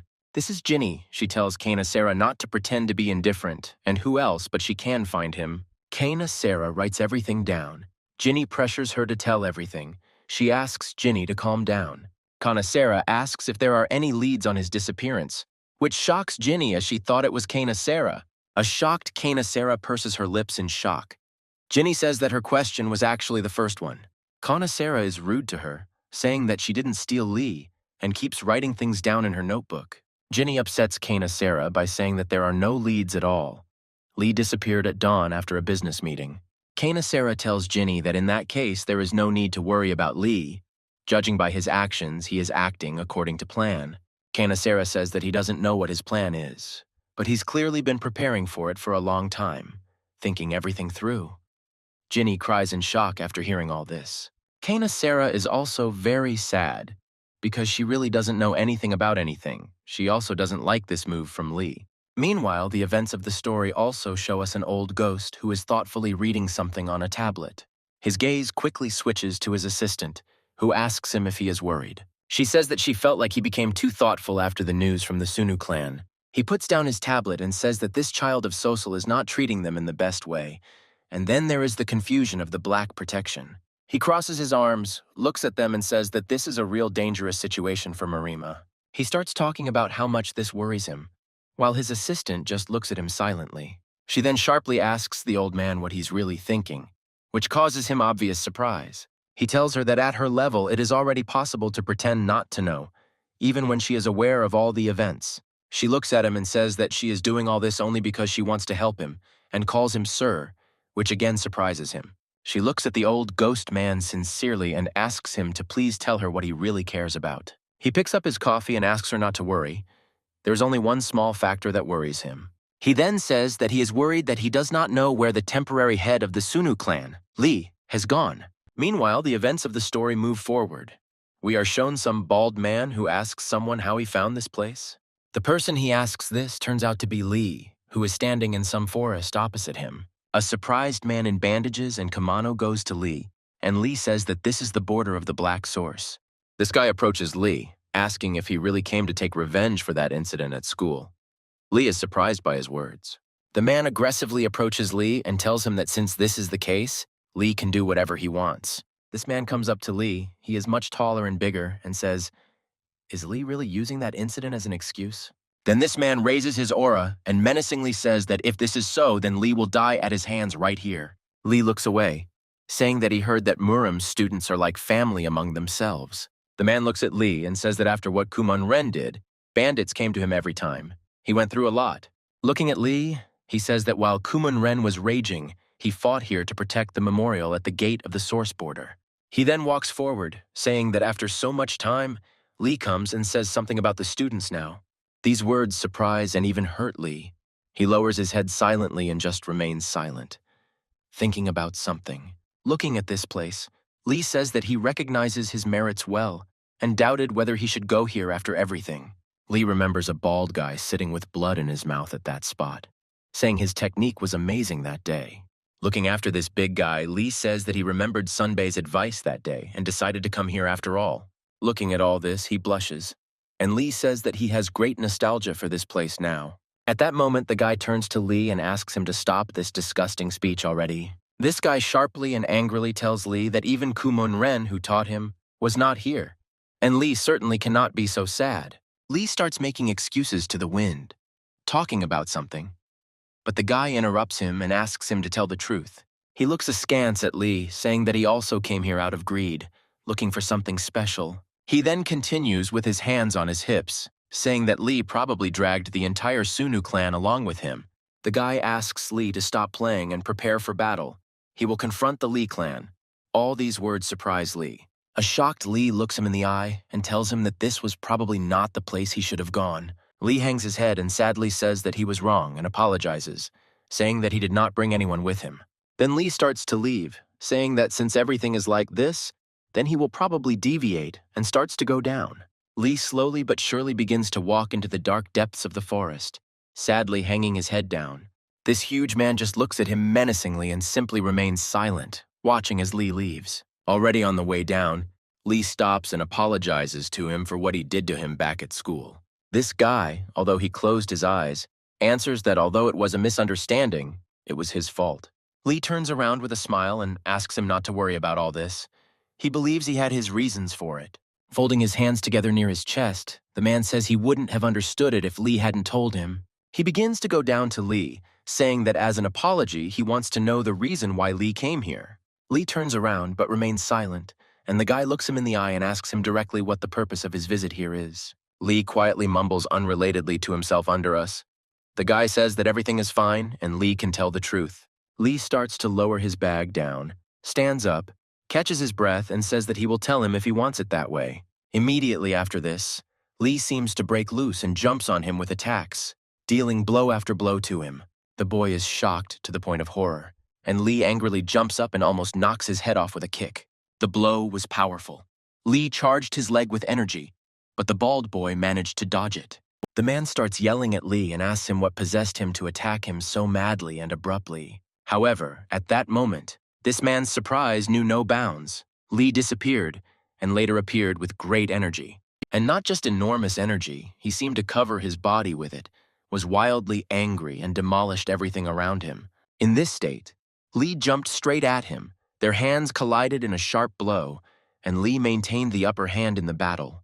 This man also turned out to be clearly not weak, because he easily withstood Lee's blow and the surge of energy. Lee was surprised, but some other emotions were taking over him. He looked at him and seemed to be thinking about something. Immediately after that, Lee made another jump, attacked again with an attack, and the traces of Lee's attack began to explode all around him. This boy noticed that Lee's attacks were quite strange and unusual, and he began to look straight at Lee. At that moment, looking into Lee's face, he shouted, "Enough!" And Lee stopped, looking at him in surprise. Although the attack was still going on, The guy started talking about how it was strange to use soul-crushing blows one after another with such force. Looking at Lee with a huge dark aura, the guy stated that he knew it. Lee mastered martial arts haphazardly. Lee stopped completely and stopped attacking at all. He was very surprised by his words and just looked at him. Lee began to lower his gaze downwards, hesitantly, embarrassedly. He began to say that he knew all this perfectly well. This guy started to approach Lee, saying that he felt like Lee had just hit a wall. He started talking about whether Lee was in a situation where his training was not bearing fruit for him, and Lee admitted this in shock. Lee started looking at this guy, and he started talking about how in training, system is an important factor. He began to explain to the painted Lee that without a system and special training, Lee would not succeed. Looking at the dawn, he began to tell Lee that he should go through the basics of the system again. That was one outcome. Lee is surprised by his words. He is puzzled and worried, because how is it that now he has to go through the basics again? The bald guy looks at Lee and starts giving him advice, but Lee interrupts and just says, "I don't know." Lee says that he doesn't know the training instructions or even the basics of skill, and he's ashamed to talk about it. Here the bald man says that Lee is talking nonsense, because he was trained by Kumun Ren, but Lee interrupts him again. Lee says that today is the first time he has heard about all this, since he has mainly learned from Kumun Ren's videos. Lee recalls his training and says that he guessed something was strange, because using powerful techniques, they were not connected. Lee didn't understand any of this, so his body was badly battered back then, because he used different fighting techniques together. Lee says that no matter how much he watched the videos left by Kumun Ren, he could not understand the essence. Then Lee began to talk about how to fill in the gaps. He began to study everything in the literature on his own. However, Lee, clenching his fist in anger, stated that it was all ultimately useless. The bald man looked at Lee, and Lee says that he himself now sees the result of all this. These were mistakes. Lee starts crying and getting angry, telling the guy that remembering all this makes him realize how pathetic he is. Lee began to clench his fist in the wind again, saying that Kumun Ren could not believe that Lee even tried to resist him. The bald man just stood there and remained silent, and then said what was clear to him: disorderly martial arts. Lee looks at the crying Lee, saying that the display of the art of heaven and earth was just Lee's desperate attempt to do something. Lee, crying, began to say that this was indeed the case. He had not studied any arts properly. The bald man stops talking and listening to Lee, and then exhales sharply with just a strange mood. He turns away from Lee and unpleasantly says that the same thing happened to him at one time, which surprises Lee. Turning away, looking at the roof of the building, he began to talk about how his teacher had left him, and it was the same thing. He closed his eyes and calmly began to talk about how he also experienced this time as complete horror. He began to recall his training, saying that the absence of a teacher at one time made him too angry and upset. He began to talk about what he understood Lee completely. Lee stopped crying and only remained silent and looked at him. This guy approaches Lee, saying that the process of learning the basics again will be very difficult, asking Lee if he can do it. Lee, like a little girl, standing crying and wiping away tears, begins to say something mumbled under her breath, but the guy interrupts him. This guy goes ahead and says that Lee needs to follow him. First, he needs to tell the ancestors that a new descendant has arrived. Meanwhile, the events of the story show us Elder Yan. He is talking on the phone with someone about Lady Sosul. A shocked Khan speaks to him, complaining that he was not informed about the change of the clan leader, since he is also part of the clan. Jan tells Khan on the phone that he doesn't understand the seriousness of it. The information is secret. Everything is under threat now. Yan tells Khan on the phone that if he suddenly shows up now, it's suspicious. Not only Sunu, but the whole of Marim is under threat. Jan gets into the car, but noticing that someone is waiting for him there, he asks Khan to talk to him later. Now is not the time. Surprised by this, Lee shouts into the phone, asking Yan when they will talk again, and complains, but the call goes away. Elder Yang carefully gets into the car and says that they seem to have finished talking about Sosul. And then he sees the main security guard Sosul in the car and asks him what he is doing here and why he came. The head guard asks Ian why he is not happy to see his old rival. Ian says that he hopes it is a dream. Jan's car starts to drive away, and the head guard tells him that this is not a dream at all and offers him a drink. Meanwhile, Khan is still complaining about Yan, saying that he doesn't respect people at all, and hangs up. Although Khan also understands well that he at least picked up the phone, because they say he doesn't even pick up from others. Khan lowers his head and is sad about Lee's disappearance, because Lee doesn't even pick up the phone, All this makes Kan very sad. Kan walks through the city with his head down and understands well that perhaps before this, he was very annoying to everyone. Kan remembers Lee, Ginny, Kansera, Yan, and the others. Realizing that it was all very sad, he was annoying to them. Kan, from all the sad thoughts, remembers that once Lee saved him and helped him a lot, he remembers this well. However, now he is also wondering why Lee just disappeared like that. It's too much. He didn't even say anything. As he walks through the city, Kang reflects on the fact that he too has done wrong and learned the arts from Lee's enemy, Ku Mun Ren. With his head down, he understands very well that after all this, his fighting skills have clearly become much better after all this. Kan walks and thinks about how cool it would be to show off his new skills to Ginny now, but someone pushes him. Kan raises his head and apologizes to these people, although it is not clear why, since he was just standing there. At that moment, one of the guys from the crowd that passes by Kan hits Lee with his head. They start to bully Kan, saying that if he wants to survive, he needs to look where his hooves are. Kan gets angry at this. He raises his head and charges his eyes with aura as he looks at the main one among these guys. He asks to lower Kan's head or try to hit him. All this surprises Kan. He doesn't understand what kind of nonsense this is. Kan gets furious about this. He looks at him aggressively and says that if he wants, then let him try to hit him. These guys start to laugh maliciously at Kan and say that he really thinks he is so brave and strong. The main one of them rushes at Kan and says that he really thinks that he will not dare to strike.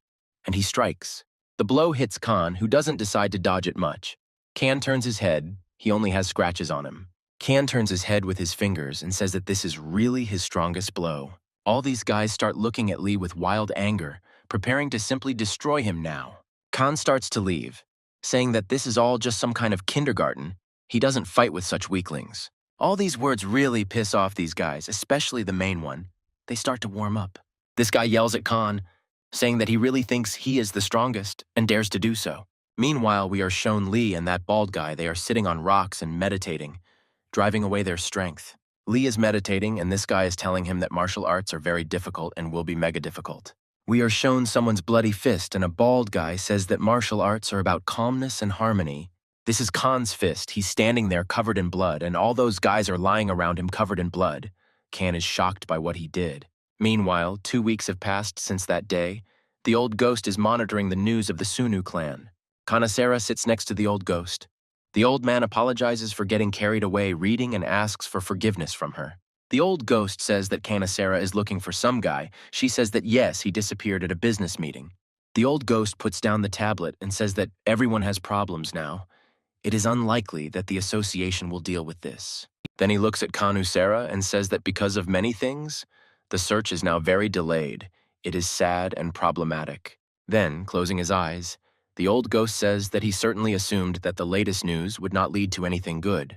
Looking out the window, he adds that he had no idea that the revenge would be so cruel now. Kanesera and the director discuss how the Sunwoo clan is known for their strength. No one ever wanted to be their enemy. Kanesera and the director discuss that a certain organization has been attacking the Sunu clan every night and taking over Sosul.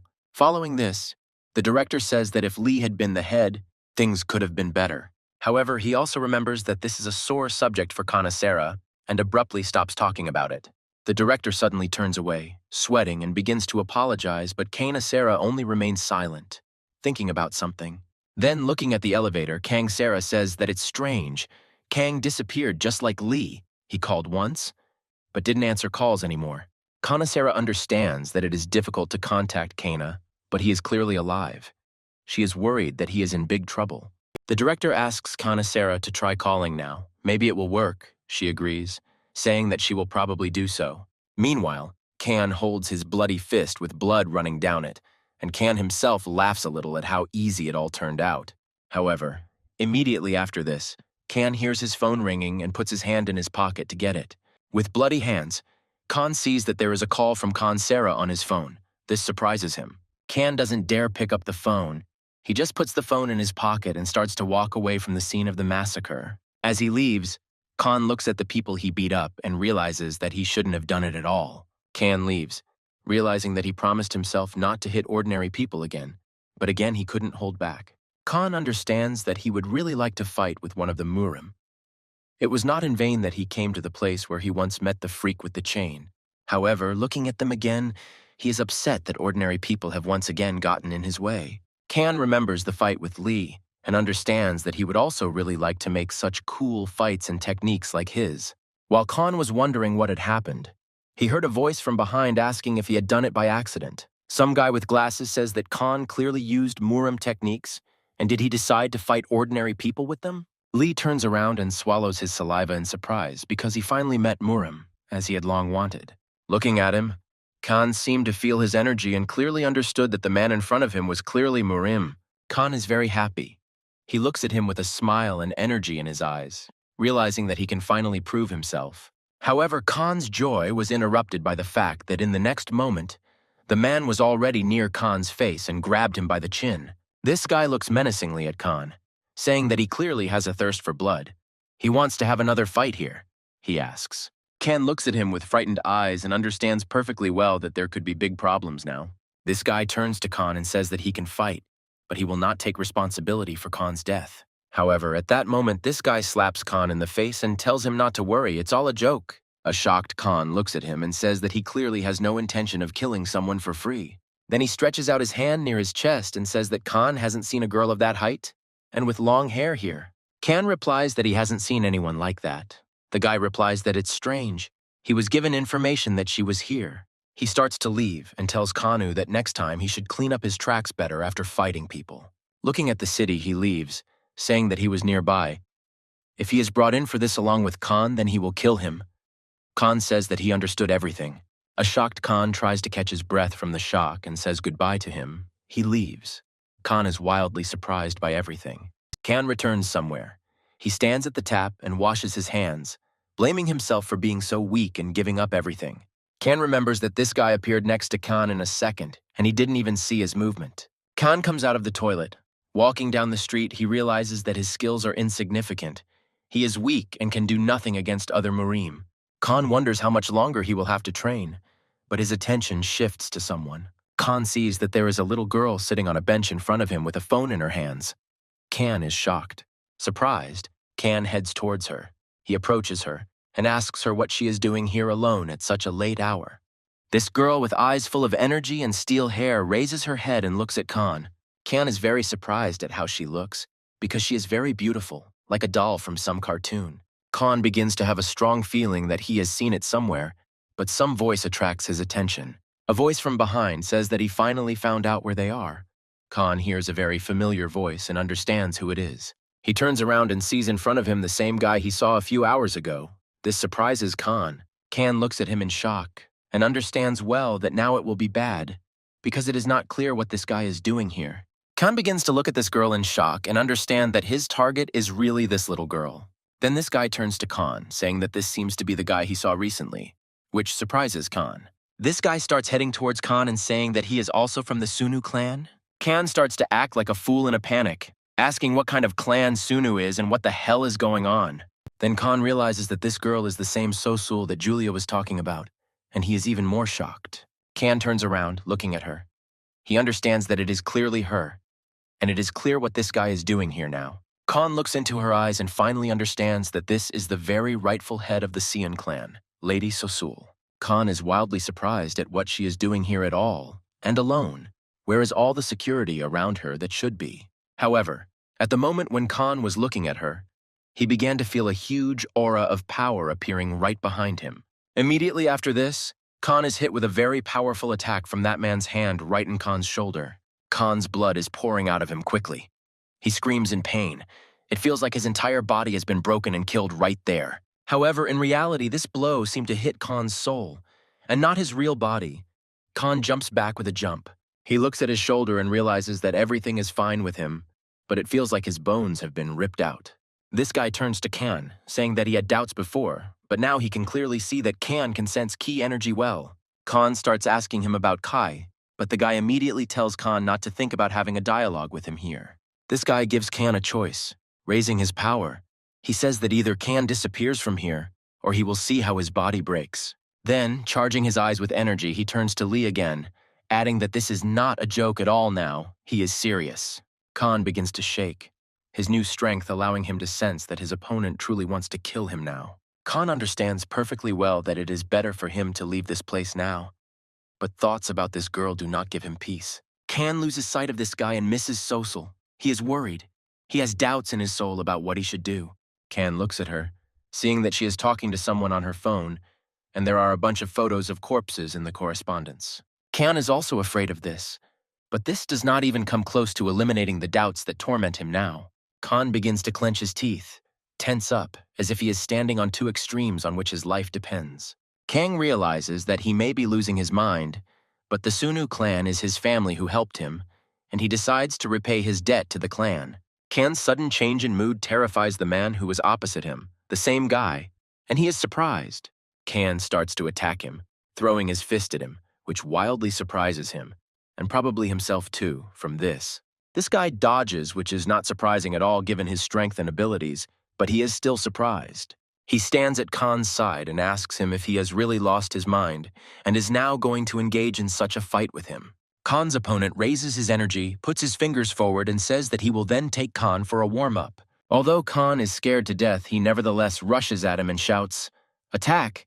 even though he is afraid to do all this. Kang starts yelling wildly at his opponent, saying that while Kang is here, he won't even come close to touching the head of the Sunu clan, Sosul. This guy suddenly stops and drops all his energy. He is wildly shocked, asking again about the clan leader. Sosul raises her head and looks at Kan, and that guy with shock as well. She's also surprised by that phrase from Kan. Kan begins to raise his strength and aura, but in his mind he understands well that he is close and not equal to this guy. However, Kan begins to attack, realizing that he has an ace up his sleeve, namely the Kumun Ren technique. During training, Kumun Ren told Kan that people often finish a fight with one attack. This is very common. Then Kumun Ren showed him the basic attack, saying that it was better to do it at the beginning of the fight, when the enemy was distracted. Kan remembers all this in his head, realizing that if this is the case, then he can do just that against this guy now. Kan does just that and starts attacking the guy. However, he obviously dodges the attack. He's very strong. This guy turns to Kan with joyful surprise, saying that he is really just joking here right now, after which Kan suddenly strikes him with his energy-charged bomb, which confuses him. Meanwhile, the events of the story return us to Lee, who is sitting with that same bald guy and discussing something. Looking at the beautiful mountains at night, they discuss training, techniques, and many issues related to energy. This guy turns to Lee, saying that he is glad that he has gotten used to life in the mountains, because Lee himself is a city person. Lee scratches his head and says that he's not so much used to it, but rather that it is safer for him to be and live here. Next, Lee says that if this guy remembers, then when he came here, Lee told him about longing for this place. Looking at this place, Lee says that this feeling has increased greatly for him. Maybe that's why he feels comfortable here. Looking at this guy, Lee says that before, when he was training, he was haunted by different feelings, but here he feels comfortable. Smiling and looking down, Lee says that recently, during his spiritual training, he feels as if he is in another world.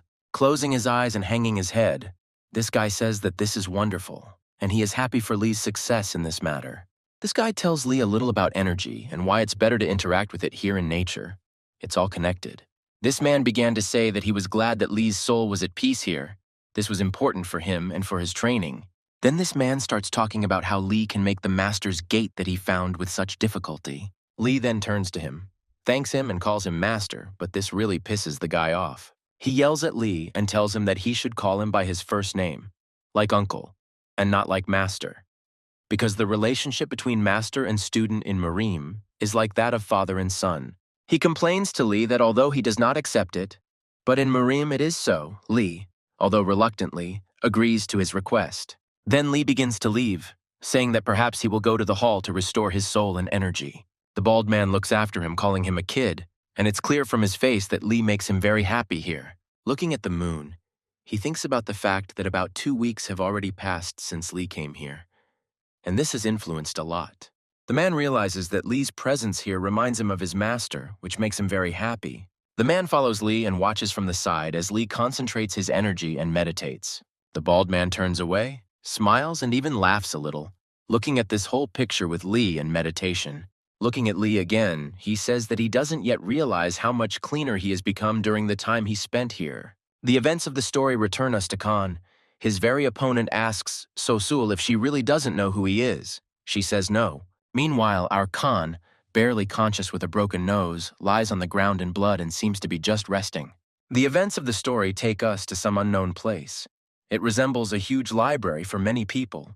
There are a lot of people in this place, but many of them are looking at one point, as if they are watching someone right now. Or, to be more precise, their attention is focused on Ginny, who is standing and reading some sports magazine. Someone looks into her eyes and discusses who she is and what she is doing here, and she is also so obvious to everyone now. However, to Ginny's shock, someone passes by and addresses her quietly, Mistress Ginny, which surprises her. Ginny wants to answer, but this girl asks her to listen silently, quietly saying that they are being followed here now.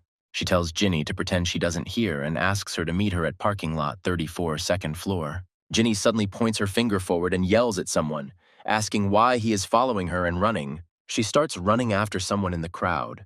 The girl who told her about surveillance is burning with shame because of Ginny's methods. Some time passes. Ginny runs up to the girl's car and says that she's back. The tail is gone. The girl in the car is burning with shame, but praises Ginny. This girl turns out to be Kana Sarah. She tells Kana Sarah that it is easier to live without surveillance, and Sarah asks in surprise if Ginny knew about the surveillance on her. She says that of course she was also bugged, and a surprised Kana Sarah asks why they chose that particular place. Sitting in the car, Ginny says that in such popular, crowded places, it is easier to hide in the crowd of people, and that's all. She says that Ginny has such an appearance that it didn't make sense, adding that she would have approached her herself to introduce herself, which surprises her. She then goes on to say that Ginny should be much more careful in her behavior and actions from now on. Ginny replies that Kana Sarah's style and actions also irritate her, but for Lee's sake, she is willing to tolerate communicating with her. A very upset Ginny tells her that since Mrs. Sosel's return, the whole family seems to be on edge. Ginny says that the first thing the Sunu clan did after that was to attack the raging current faction as revenge. Besides this, they also destroyed other smaller factions, which has the elders very worried. She also says that Mrs. Sosul is surrounded by very strange people, which is why she does not listen to the elders at all. Ginny says that there are limits to revenge. They are also thinking about taking over the Federation.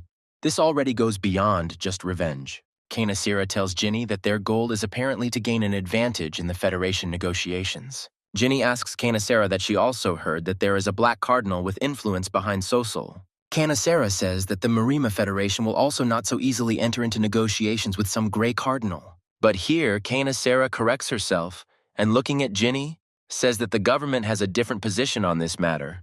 Kana Sarah says the government does not want problems in the public, and will push the Federation to make decisions. Ginny says that she can't get it out of her head that the Sunu clan is behind all the problems. Kana Sarah says that if the government directly fights Sunu, it will be a violation of the Non-Aggression Pact, which will violate the treaties. Kana Sarah says that in any case, the Sunu clan will be persuaded to negotiate, but the question is only how it will go. Ginny stops her. Ginny asks Kana if she really wants to say that all of Sosul's actions are orders from the Grey Cardinal. Kana Sarah says that most likely so. This whole situation, and now the dialogue with Kana, drive Ginny into even greater shock. She is still worried about Lee. Remembering Lee, she says that he really foresaw such a situation, and therefore left the post of head in the clan. Kana Sarah also thinks about this. It is difficult for her to accept this fact. She just remains silent and worries. Ginny analyzes the whole situation, saying that Lee must have understood this, which is why he was always so worried about everything in his position. Ginny throws her head back, thinking that she was a complete fool and didn't realize this, always nagging Lee over little things. Ginny throws her head back and thinks about everything. She tries to calm down, realizing that Lee told everyone about this a long time ago, but she didn't understand him that way. Kana Sarah says that she is in the same situation. She thought she understood everything, but she was unable to lift the burden from her shoulders. The dialogue reaches a dead end. Ginny and Kana Sarah just sit in the car silently, confused, because they don't know what to do next. Then, Ginny breaks the silence, sharply saying that even taking all this into account, this is clearly too much on Lee's part. Ginny says that it's almost autumn, and she still doesn't know what's going on with Lee and where he is. The events of the story move forward. We are shown Lee, who is still training with that guy, developing his skills. During training, the bald guy tells Lee that he has lost his balance again during his movements. He says that by losing his center of movement, Lee becomes very vulnerable to enemy attacks. Lee says that he will improve. And so it goes. Lee gets back into a stance and begins to try to regain the balance of his movements. However, the moment Lee gets into position, this bald guy notices that something is wrong with Lee. He turns to Lee and stops him abruptly, surprising Lee himself, but he stops as asked. This bald man turns to Lee, telling him to look at his feet. Lee doesn't really understand what's wrong with them. Lee lifts his leg. His feet are all bandaged many times, and all the bandages are stained with blood on both legs. The bald man yells at Lee, who says everything is fine, but he yells again, and Lee sweetly tries to avoid the conversation. Together with Lee, they head into the buildings. He begins to bandage him and talk about how Lee should tell him about all the wounds. He scolds Lee and says that the last time he trained like this, it resulted in big injuries. And does Lee want that to happen again? Lee keeps smiling and looking at him, and this guy in turn just keeps scolding Lee for all this. At this point, Lee starts to laugh loudly, but holds back his laughter and tries to apologize to him for his behavior. He tells this man that despite his menacing appearance, he speaks simply like a curious old woman. The man then begins to squeeze the bandages on Lee's leg out of anger, causing him severe pain. Later, he gets up and tells Lee that until he gets stronger, there will be no training. The treatment is over for now. Lee looks at him with a smile and says that she thanks him very much with cute, childlike eyes. The man asks Lee why he never complains about training. Lee replies that he enjoys it. Then, looking at the sunset, he says that he likes everything, and that today flew by so quickly. This bald man looks at Lee. He tries to understand him, as if to look into his soul and understand what is wrong with Lee. Lee smiles again and says that he is happy with everything, even though he often overdoes it and gets injured. The bald man turns his head away, closes his eyes, and says that who knew that there would be such a fool as Lee. Lee is surprised by his words and asks again, and he in turn tells Lee to rest because today he will be busy with dinner. Lee suddenly jumps up and starts shouting that no, he will do everything today. But the man argues with Lee and does not let him. The weather is changing. Autumn leaves are covering everything, and Lee and the man are still arguing about their food. The events of the story speed up. We are shown the very place of Lee's training, but everything is already covered in snow. Then the events of the story move forward again immediately, showing it is already spring in this place, and the trees are in bloom. And then we are shown someone's fist, which attacks something over and over again without stopping. It turns out to be Lee. He is doing his training, standing in a stance again, but a little different than before. The same bald man stands next to him, but looks very strange, as if maliciously. Lee is surprised by this. Lee looks at him, wiping away his sweat, asking why he is silent. Is Lee doing something wrong now? However, in response, he only looks at Lee and tells him that he himself should already understand his mistakes. Lee says that he still doesn't understand very well, and in his head he's thinking about where he could have just made a mistake. Then this guy turns sharply to Lee, saying that of course he can't even come close to knowing this. Then this bald man calmly says that there is no need to know anything, because Lee did everything correctly and properly this time. Lee then asks why he is so serious then, wondering in his head if this is a new way of praising. However, there was no answer from Lee. The man returned to his serious stance and began to silently look at Lee. And then suddenly opening his eyes, he seriously stated that there were no problems at all. But Lee's energy during training was very rough. He continues by saying that he felt it when they first met, but now Lee's energy has become even rougher. Lee is very surprised. Lee remembers that very day in hell when he fell down. Then he also noticed that after that day, his energy became rougher. Lee understands that it is becoming harder to hide every day, and the energy associated with the demon. Can he tell the master about it? However, while Lee was thinking, the master told him to continue training, and he himself would go to the neighboring village for a short while. The man starts to leave, and Lee asks him if he can go with him to help if anything happens. Looking at the sign of his camp, the master says that it is not worth it. He is going to meet with relatives. He explains to Lee that he means the disciples of the main house who are now active in society. He then adds that the main house is a one-man organization where secret techniques are passed on to only one successor. He also says that after the successor is chosen, he alone remains in the main house. All other participants descend from the mountains and remain relatives of the main house and its assistants. Lee says that it will turn out that these relatives will continue to financially support the main house. The man tells Lee that it's not that simple, because they have the rights to recommend a student to everyone, which surprises Lee. He tells Lee that he hasn't thought that it is not so easy to come here to the mountains and just become a disciple, which surprises Lee. Looking at the mountains, the master says that most of the students were simply found in advance and did not come here on their own. Already near the exit, Lee asks the man if there could really be problems, since he is a master of the school of earth and heaven. The man says that there are old people who, if they find out everything, can expel him from the clan.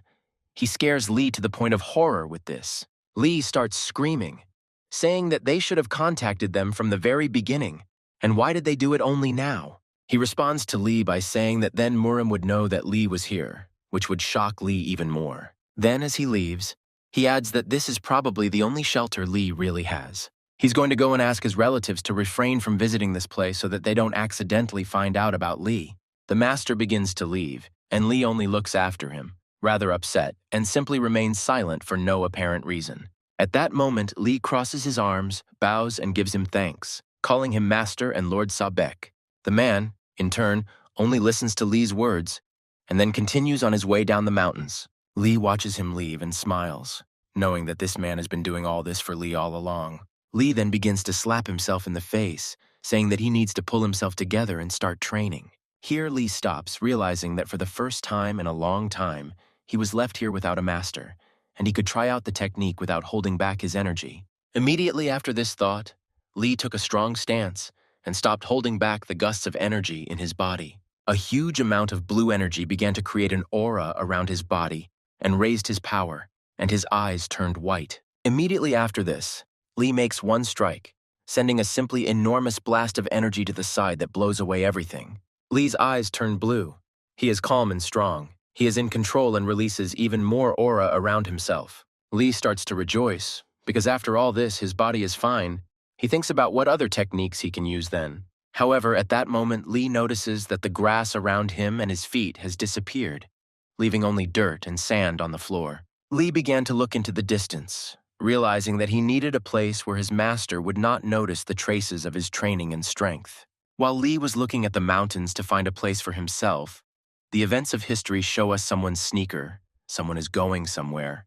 It turns out to be a girl in a hat and with a big backpack and a huge jacket. She is going somewhere. She comes somewhere and suddenly starts calling someone. She keeps shouting one name while standing still. She walks around the same place where Lee and his master are training. She thinks about where that guy went and looks for him. Realizing that there is no one nearby, she simply throws her backpack with a bunch of things on the ground and begins to walk on. At that moment, she's stopped by a whisper in her clothes. She takes out a walkie-talkie and receives a call from someone on it. It turns out to be an old ghost. He introduces himself to her as a leader and asks if she has already arrived at the place. She responds by calling him elder and says that she has just arrived at the right place. She looks at the roof of this place and says whether she should leave the item and leave, but the old man says to wait for that guy. She tells the old man that after meeting the guy, she will contact him. Hanging up, she is surprised by something and looks ahead. She looks at her feet, walks in a circle, and notices that there are some traces below from powerful equipment. She begins to analyze what kind of powerful technique this could be, and realizes that it is most likely a black sky technique. It also comes to her attention that there are very awkward footsteps all around here, and even more wretched, worn-out footprints everywhere.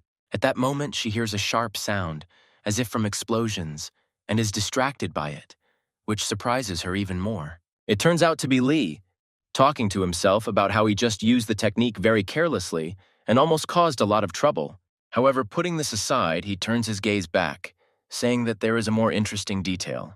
He looks at how he almost broke a mountain with one attack, realizing that he can't use energy so thoughtlessly. He looks at the dozens of large broken rocks and other debris, realizing that he should be much more careful. However, at one point he is interrupted from these thoughts, as if he feels some powerful energy behind him.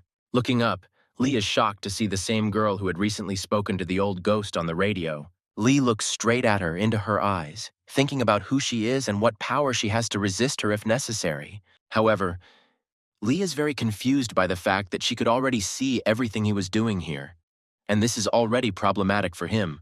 Looking at her, Lee is also very surprised by the fact that he was able to sense her presence only when she was already nearby. All this time, she also looked at Lee, analyzing him, and then her gaze sharply turned to Lee's side. She began to examine the rocks and debris that were left here after Lee had trained the techniques. At this point, Lee breaks this silence. He apologizes and talks about who she is and what she is doing alone in such a wilderness. She starts to walk towards Lee abruptly and turns to him and says that he is Yoo Se-hyun's student here. She stands next to Lee with a walkie-talkie in her hands and Lee plays the fool, asking her again for the name of his master. At that moment, she contacts someone on the radio saying that it is Yoo Sa-hyun and says that she is fine, which surprises Lee. Then she asks again on the radio whether she should come to the main building, as he said, which surprises Lee even more. Then she asks him jokingly about some closed training session and looks straight at Lee. She looks at Lee and asks the master over the radio if he has a secret student. He says no, and Lee just stands there in shock. She finishes talking to him on the phone, ending with the fact that since everything is fine, she will go, and Lee still looks at this in shock. Then she suddenly turns her head to Lee and asks him if he has anything to tell her, but the shocked Lee cannot say a word. Lee jokes, "I'm surprised she's talking on the radio, there are no towers here," but she replies that it's her satellite phone. She starts to walk away, saying that if that's all she had to hear, then that's enough. Lee is surprised again. Lee abruptly asks her to stop and asks who she is, and why she just barged into someone else's school grounds. She tells Lee that her name is Inari. She is a student of the 19th head of the school, and the new head of the Heaven and Earth School, shocking Lee again. Lee continues to look at her silently, but in his thoughts he understands that he thought correctly. She is a student of the school branch. But then Lee remembers the words of his master, who said that he could have problems because of all this. She turns to Lee again, saying that she wants to test her guesses because at her suggestion Lee, but her phrase does not end. After all, she is interrupted by Lee, who begins to bow and say that this is all just his problem and business, and that the master has nothing to do with it. He says that the master received him kindly, but Lee did not know that he could bring problems. She just stands there listening and remains silent. With a sad face, Lee turns to her and says that he will leave this place immediately so as not to harm the master. She in turn did nothing, but just continued to look straight at Lee, thinking about something. She says abruptly that there is no need for this. If she recommends Lee, then his master will not have problems. Lee is surprised. A shocked Lee asks her again, and she only responds by saying that she wants to see Lee's abilities and his techniques. She forgave Lee to show her the Black Heaven technique. If Lee seemed capable to her, then she would recommend him as a disciple. Lee is overcome with doubts and strange feelings, finding it hard to believe that it could be that simple. However, Lee gets back on his feet. He understands perfectly well that in such a situation he has no choice at all, so it is worth doing this. Lee begins to get into a stance. He understands that the master praised him, saying that his movements are perfect. He believes in himself. This girl looks at him. She knows that Lee was the head of the Sunu clan. She holds back her surprise that he is hiding here. She was also genuinely amazed by the fact that he was willing to do things for his master. She thought he was a stupid child. Looking at him, she understands that if Lee leaves here, they will have problems. They should delay Lee until the elder appears. Continuing to look at Lee, she understands that he will cope perfectly in her plans to praise him so that he definitely does not leave this place. However, she is haunted by those same stones. She cannot believe that a child like Lee caused such destruction. Meanwhile, she watches as Lee tries to do the technique, realizing that this is the fourth style of flow now. Lee begins to use the technique, and she understands that its essence is to break through the moment between energy and physical strength. Looking at how Lee did it, she realizes that he did it pretty well. 3 penetrations in 1 release of energy. She continues to watch his actions, seeing that he is doing everything correctly, because he is releasing energy as needed and gaining new energy. However, looking at him at the moment, she is very suddenly surprised, seeing that he is doing something strange. She sees that Lee, at the moment of the separation process, immediately uses the penetration, which is very strange and unusual. There was a look of wild shock on this girl's face. She couldn't even imagine that Lee would reverse such a technique like that. Meanwhile, Lee himself finally finishes his technique and releases energy, stopping behind. He stops, looks down, exhales, and hopes that his technique and skills worked correctly, and everything is fine. Lee looks up and looks at the girl. She is shocked to the point of horror by what she just saw in front of her. Lee tells her that he has finished revealing the technique, which shocks her even more in the moment. Lee notices that she is very surprised, so he decides to ask her how she liked his powerful technique just now. However, she just stands there silently, looking at Lee, and then rudely asks what his master says about this. Surprised, Lee says very uncertainly that the master does not tell him anything unusual about this technique. This girl in turn just continues to look at Lee and remains silent, sweat rolling down her face. She turns away abruptly and starts to walk away, saying it was fun, and Lee looks at this in surprise. Before leaving, she stops abruptly, saying that she will hand everything over to the elders, so Lee and the master don't have to worry. Lee is very surprised by her phrases and behavior, but is clearly pleased with all of this. He only agrees with her in response. She does as she said, she just starts to walk away, which also surprises Lee as he watches her go. She leaves. Lee scratches his neck and talks to himself about how he feels like he's made a huge mistake. Meanwhile, the events of the story show us some black car in the forest, all alone. The car door opens. The same girl throws her hat down there, and along with it the wig that was pinned to the hat, after which she puts on huge black glasses, adjusting them with her fingers over and over again. This girl looks like an old ghost's assistant. She is talking in her thoughts about how she almost forgot about the goal and destroyed everything there. She was thinking about the master and Lee. When suddenly the phone in her car started ringing, she immediately picked up the phone. On the second line, there is an old ghost. This girl is his assistant. She was undercover. The old man asks how everything went. She says she wants to know about the technique before talking, and describes how the technique Lee recently showed her is supposed to work. However, she describes the technique as Lee showed it, not as it should be, but says that the master did it without mentioning Lee, which shocks the old man. The old ghost starts laughing and smiling, saying that that child master has really reached such a level already. She answers him on the phone about what kind of improvement are we talking about if he is not using the technology correctly, without separation. However, to her great shock, the old ghost reveals that the technique was originally created without division. He says that not everyone could master such a technique, so a flow was added during the training process to weaken the technique.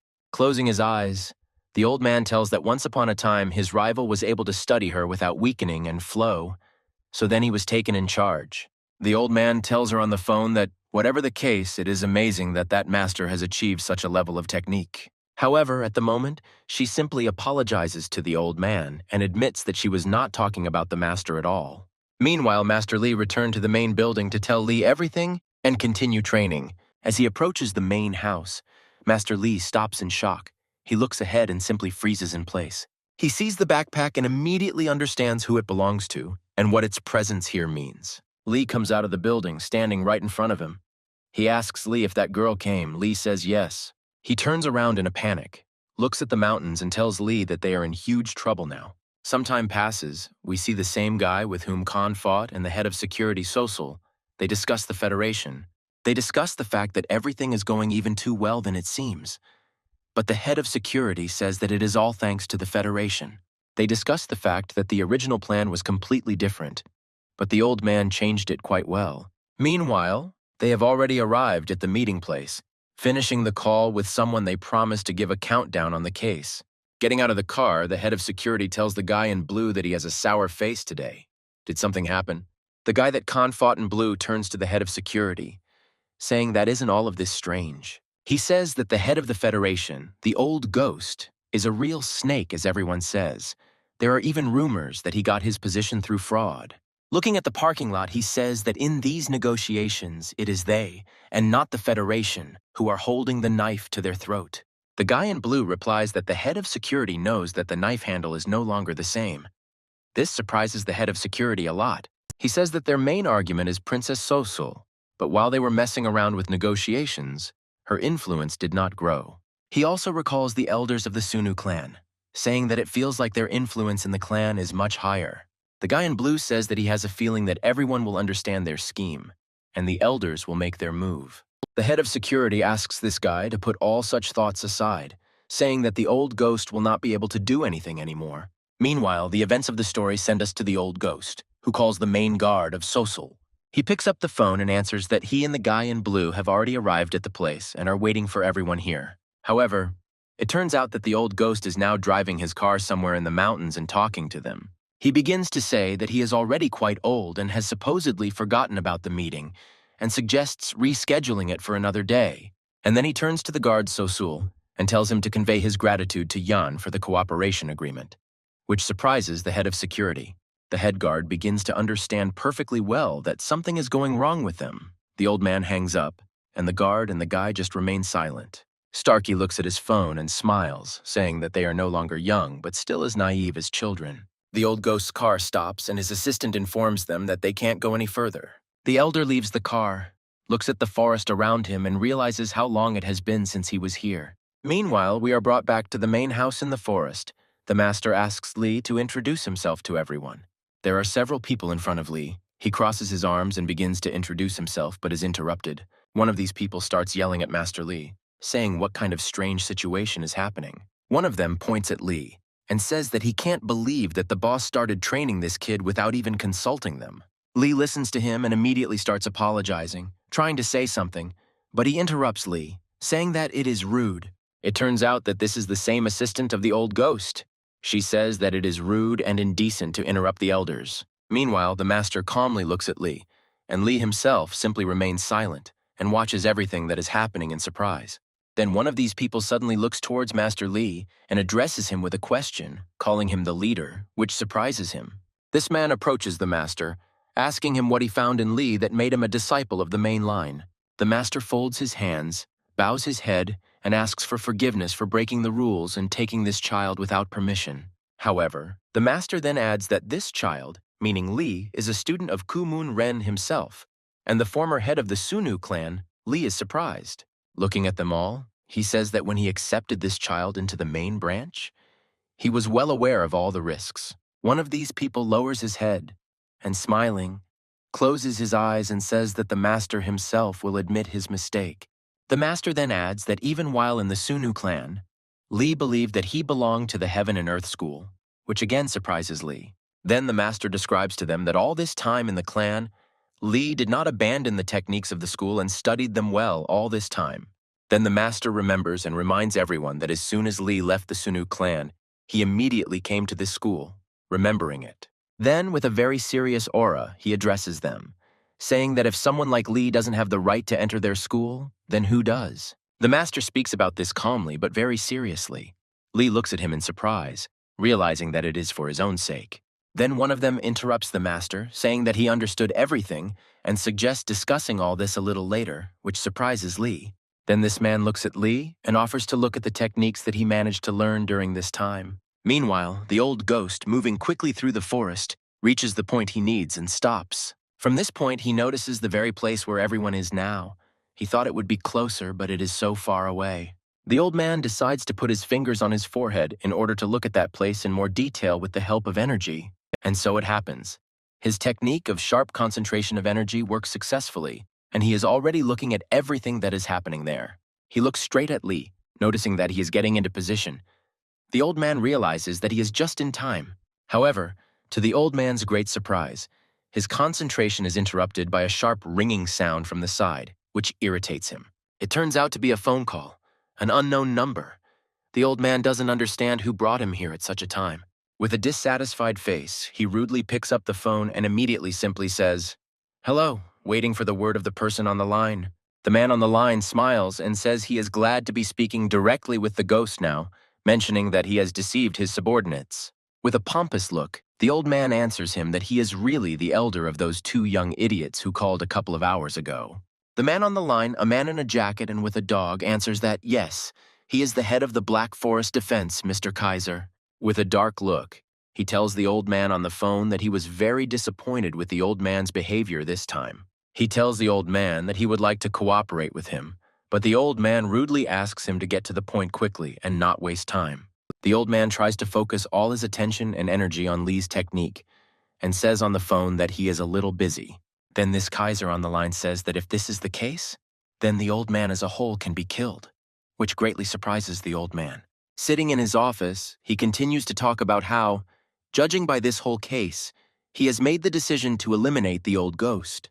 The old man calmly asks him why he should call him over such nonsense, and he replies that it is just a sign of respect. The old man says that he is the head of the Federation and one of the 10 great masters. It is unlikely that he will be able to do this, but Kaiser says that he knows everything. He then says into the phone that he also knows that the old man's abilities are not enough for Kumun Ren, which greatly shocks the old man. The old man begins to smile and asks the receiver again whether he misheard, whether it was really about Kumun Ren. The Kaiser replies that everything is correct. Kumun Ren is one of his 10 disciples. But the old man says that he has already heard everything. Can he hang up already? But before the end of the call, Kaiser asks why the old man suddenly decided to go to the mountains, which greatly surprises the old man. Hearing this, the old man hangs up and abruptly calls his assistant, shouting at him to quickly get away from the car. However, someone else picks up the phone and says that it is too late, because his assistant is dead, and looks at his body. It turns out to be some dark-skinned guy. He immediately declares that the old man is next and hangs up the phone. A shocked old man stands on a mountain in the wind and does not understand what he should do now in such a situation. Meanwhile, the events of the story show us Lee, who is already showing off his techniques in full swing in the main house. Lee's techniques quite surprised everyone who was there. They did not expect that the master's disciple would be so capable. Seeing how easily and instantly Lee uses all the techniques, they understand why the master chose him as his student. The only one who is not surprised by all this is the elder's assistant, who stands and watches, not understanding why the old man still hasn't called her. She wonders if he hasn't arrived yet. Looking at the mountains, she tries to find him. Who would be watching? Meanwhile, the same guys who killed the old man's assistant are walking through the forest. They are trying to find the old man. The black guy says he doesn't feel any energy here. The guy next to him says he doesn't either. However, they then look at one of the mountains and say that some strong energy is coming from there. The second guy says that although the energy is strong, it is too rhythmic, as if someone is training there. The black guy says that the reason the old man came here may be because he is there now. The second guy agrees with him, and together they start running and run straight in the direction of this place. However, after running some distance, the dark-skinned guy suddenly stops. He feels something powerful nearby. He is thrown back sharply by a wave of energy. He screams that it is that same old man who has shown up. The dark-skinned guy is terribly surprised by how easily and well the old man managed to hide his strength and aura from them in the forest. However, while he was thinking, the old man fired a volley of energy and abruptly struck him straight, which threw him back and spun him around with great force. It felt like this guy was torn to pieces, because everything around him just shattered into pieces. With anger and energy in his eyes, the old man just remained silent, and then simply said quietly, "1." However, while he was dealing with him, another guy, his partner, appeared right above his head with a strong blow. They engage in a battle, but this guy is clearly weaker than the old man, as the old man easily dodges his attacks time after time. After some time of such a fight, the old man finds a moment and an open gap in his energy and goes behind him. Immediately after that, the old man walks around him again, collects energy and puts his hand with a huge charge directly to him. With this single powerful attack, he sends this guy just flying upwards with his strength and powerful energy. However, to the old man's great surprise, the guy turns out to be not so bad. He lands and dodges part of the old man's attack. And immediately after he did this, he gains strength, and as if breaking away from the spot, runs straight at the old man with an attack. The surprised old man begins to assemble new equipment, but right above his head appears the same dark-skinned guy with an attack. Meanwhile, the events of the story take us to a guy in blue, who is sitting somewhere with someone and talking about some dragons. Then the chief guard says that he is talking about people whom the elder raised in secret from everyone. Looking at the interior of the establishment, he says that the elder hid them well, to use them only in extreme cases. However, the guy in blue interrupts him, saying that even if that is the case, the old man is one of 10 masters, which surprises the guard. Then the guy in blue adds that if his opponent is not of the same level, he won't be able to withstand even a couple of blows. However, the head guard says that these 10 dragons, including Kumun Ren, may be stronger, for Kumun Ren defeated the master.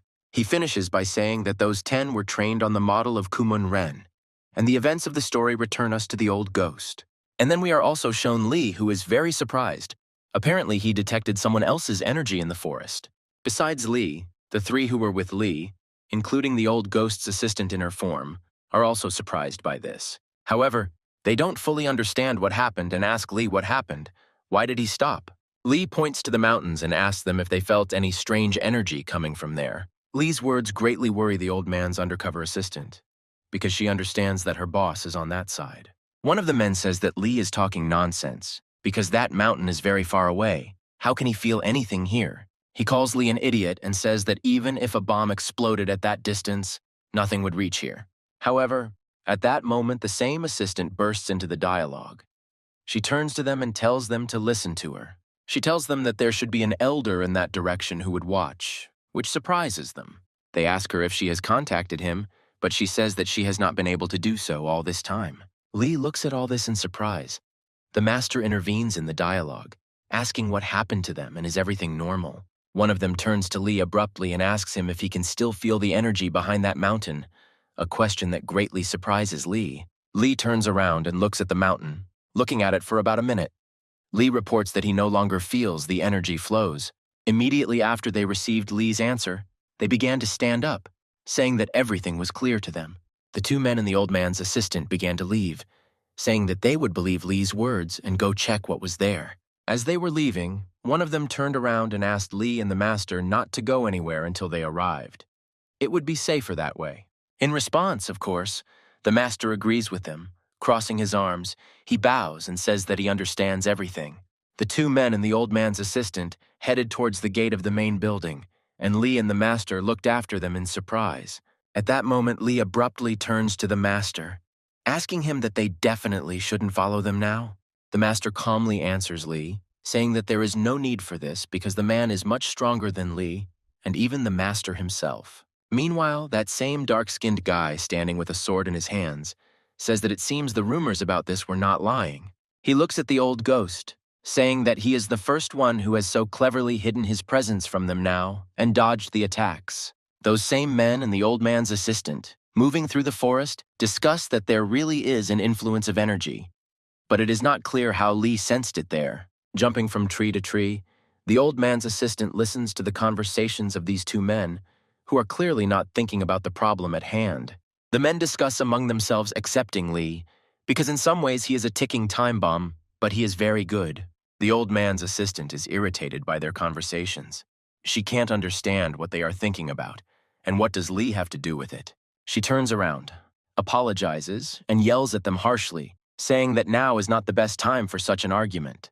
She points forward, saying that they don't care that the energy ahead is getting stronger and stronger. However, they calmly respond, saying that she herself knows all the skills of the old ghost. There is no reason to worry. However, she replies that this is the problem. Everyone knows it, and no one would challenge him out of stupidity. There is clearly someone strong against him. She says that the old man could have found himself in an unexpected situation, and in the meantime we are shown the old man himself, who is dodging attacks. The old man's two opponents are attacking again and again. They are clearly not weak and clearly have no intention of stopping. The old man dodges all the attacks, but in his thoughts he notices that this guy is getting faster and faster. He then also notices that the black guy's attacks are becoming more and more accurate at the old man. The old man thinks about what he should do next. But while he was thinking, these guys attacked again, this time in pairs. The old man manages to throw one of them aside, but the dark-skinned guy with the katana is right below the old man. He swings his katana sharply upwards, right at the old man's place, but he manages to dodge the attack. The dark-skinned guy stands and looks at the place of the attack in surprise, and cannot understand where the old man disappeared from the attack. However, the very next moment, the old man appears right above the dark-skinned guy and stands on his shoulder. Then the old man says sharply and loudly that he would prefer to end their battle here. However, at that moment, in the place where the dark-skinned guy stood, and the old man on top of him, some sword with a girl on top flies in. The old man immediately notices this and jumps to the side. He understands what's going on, and the black guy does the same. A huge sword plunges into the floor, and the same girl with red hair and strange clothes stands on it. It looks like she lives in the forest. The dark-skinned guy asks her if she was really going to kill him along with the old man, but in response she just laughs, looking at them. The old man looks at this girl in shock and thinks that this woman is also against him. The next action this girl takes is jumping up, taking her sword with her and starting to do somersaults in the air. After a couple of such somersaults, she jumps on the old ghost again, but he, as expected, dodges and she cuts the tree nearby. This type of battle is clearly enjoyable for her, because she just laughs, although she hasn't delivered a single accurate attack yet. Looking at her, the old man understands that this is the first time he has seen movements of this kind. But she is with these guys. You shouldn't underestimate her. Meanwhile, the dark-skinned guy looks at the old man, realizing that he is clearly on a different level compared to those he fought before. However, as he continues to look at him, he also realizes that they still have a chance to leave the old man here in the grave. Meanwhile, the events of the story show us Lee, who is still looking towards the mountain where he sensed a strong energy. However, at that moment, Lee is distracted and is called by the master, who asks why he's still looking in that direction. He asks Lee if the energy is still coming from there, but Lee says no. He doesn't have that feeling anymore. However, Lee turns around again and tells the master that he has a strange feeling now. Looking at these mountains, he says that he has a feeling that some kind of enormous energy is accumulating there now. At that moment, the old man, like his opponent, stops. They stand and look at each other. The old man understands that they are waiting for something. The old man understands that they are not at the level of Kumun Ren, but the three of them are very strong. It is difficult for him to deal with them even now. At that moment, the old ghost began to raise a huge aura of energy behind him and gain enormous strength. His eye became covered with energy. At that moment, the old man understands that things are going to be tough. But his flow of energy is interrupted by the appearance of someone who shocks him. This is the appearance of those same two men who, following Lee's feeling, recently went from the main house to help the old man. One of them started shouting at the old man's opponents, asking who they were and whether they even knew who they were attacking now. However, the old man from behind turns to them and seriously asks them why they came here now, which surprises them. Starkey turns his attention to himself and orders them to return immediately and guard the main buildings, and his here. The elder's assistant also addresses him, saying that perhaps something more important to them now than his protection. However, at that moment, the sword of that same girl flies over the head of the old man's assistant, but she dodges the attack. However, this girl does not dare to just stop. She takes a breath and jumps with a new attack. But this time, the attack will be unusual. Right in flight, she starts to spin the sword and do something with it. Immediately after which this girl strikes the old man's assistant with a sword, which frightens her, because this time the sword is of a different shape. Stark's assistant dodges the attack, but the girl lands and takes another run and runs at her. The old man's assistant is shocked. She does not understand how such an ordinary girl can handle such a huge sword alone. Looking at her, the old man's assistant cannot understand who she is and what kind of unusual movements she has in her attacks. The old man turns to his assistant, saying that they are hired killers sent by the Kaiser. With these words, he surprises her. The old man's assistant looks at him, realizing that if they are Kaiser's defense, then they are members of the Black Forest defense. The old man then turns to the assistant, telling her that the assistant is dead, and asks her to request help from the Federation, which shocks her now. The old man informs them that they are very dangerous, and asks the two men not to show excessive curiosity about them. Then one of these men says that since this is the situation, perhaps they should also go back home. However, to their surprise, the old man says that no, they are just in time, which surprises them because he had just asked them to leave. Then the old man looks up and says that by looking up, he had already managed to change his mind about his decision. Then he looks up and right there in the tree is a big bald guy in a red and white t-shirt. Then the old man also looks in another place. There stands another large, strong guy with some kind of weapon in his hands. In the branches of another tree, there is also a guy in a suit with long blue hair and his hand in his jacket. There's also some guy standing by the rock, wearing a suit and with his arms folded, just looking down during all of this. However, the events of the story move forward and take us to Lee, who is sitting and meditating at this moment next to his master. During his meditation, in his consciousness, he feels a huge amount of energy in the side that is fighting with each other. Feeling this, Lee stops meditating and looks at the master, but understands that there is no point in telling him, because he understands everything himself. Looking at the master's back, Lee realizes that he is also very worried about everything that is happening now. Lee also looks towards that mountain, trying to sense what is happening there, to understand how the battle is going there. However, at that moment, Lee begins to feel something very sharp and strange, which surprises him greatly. Feeling some alien energy, he sharply turns to the old man, saying that apparently someone is approaching, surprising him. And so it happens. Some ugly man in a strange suit and with an earphone in his ears is walking down the school stairs. He speaks on the earpiece with Kaiser, who is looking at the moon in his office, and he reports to him that the old man is in the mountains now. Then he asks Kaiser what they should do now, and he says that they need to make him regret what he did. He then tells the man to steal all the valuable books from the main building, which surprises him quite a bit. Then Kaiser very ominously and with a smile says that he should get rid of all the bugs on the way now. Looking ahead at the stairs, the man says that he feels only 2 people inside, and he is unlikely to need help. After Lee's words, Master Lee comes out onto the stairs and addresses the man, asking him who he is. Lee looks at him in surprise, and the master tells him that he really didn't see the sign that this was private property. Then he announces over the earpiece that they have come out to meet him, and says that he is disconnecting for a while and hangs up. This man looks straight into Master Lee's face and says that if they have already come out here themselves, they can make one request for him. He raises his hat and tells them that he would like to ask them to bring him all the secret books that are there. Lee asks in shock what he just said again. Master Lee just looks at him with anger in front of him. Then the master tells Lee to stand here, and he himself walks a little forward with an angry look towards this man. The man also goes up and says that this answer does not mean that they do not agree with his decision. Immediately after this phrase, he says that he will find it himself then, and breaks away from his place, jumping at Master Lee with a punch, who dodges. Lee is wildly surprised at what is happening. He did not expect that this man's attack would be so strong. This man steps back and starts flying with a new attack, thinking that since this master is so strong, he has one idea. At the moment of his attack, he takes out some kind of large knife and brings it to the master's face, intending to cut him now. With a bloodthirsty smile, he looks straight at the master, saying that he has already fallen into his trap and has nowhere to go. However, at that moment, the master dodges and strikes directly at the man, which surprises him greatly and even frightens him. Immediately after the master struck, he released energy and sent the man flying off the stairs with a charge. As he throws it out, he shouts that it is private property. Lee is very surprised at how strong an attack his assistant carried out. Looking at the debris all around and this man lying under the tree, Lee hoped that he didn't die from such an attack now. However, at that moment, this man starts talking. Lee is surprised, and Master Lee stands upset and all in sweat after that.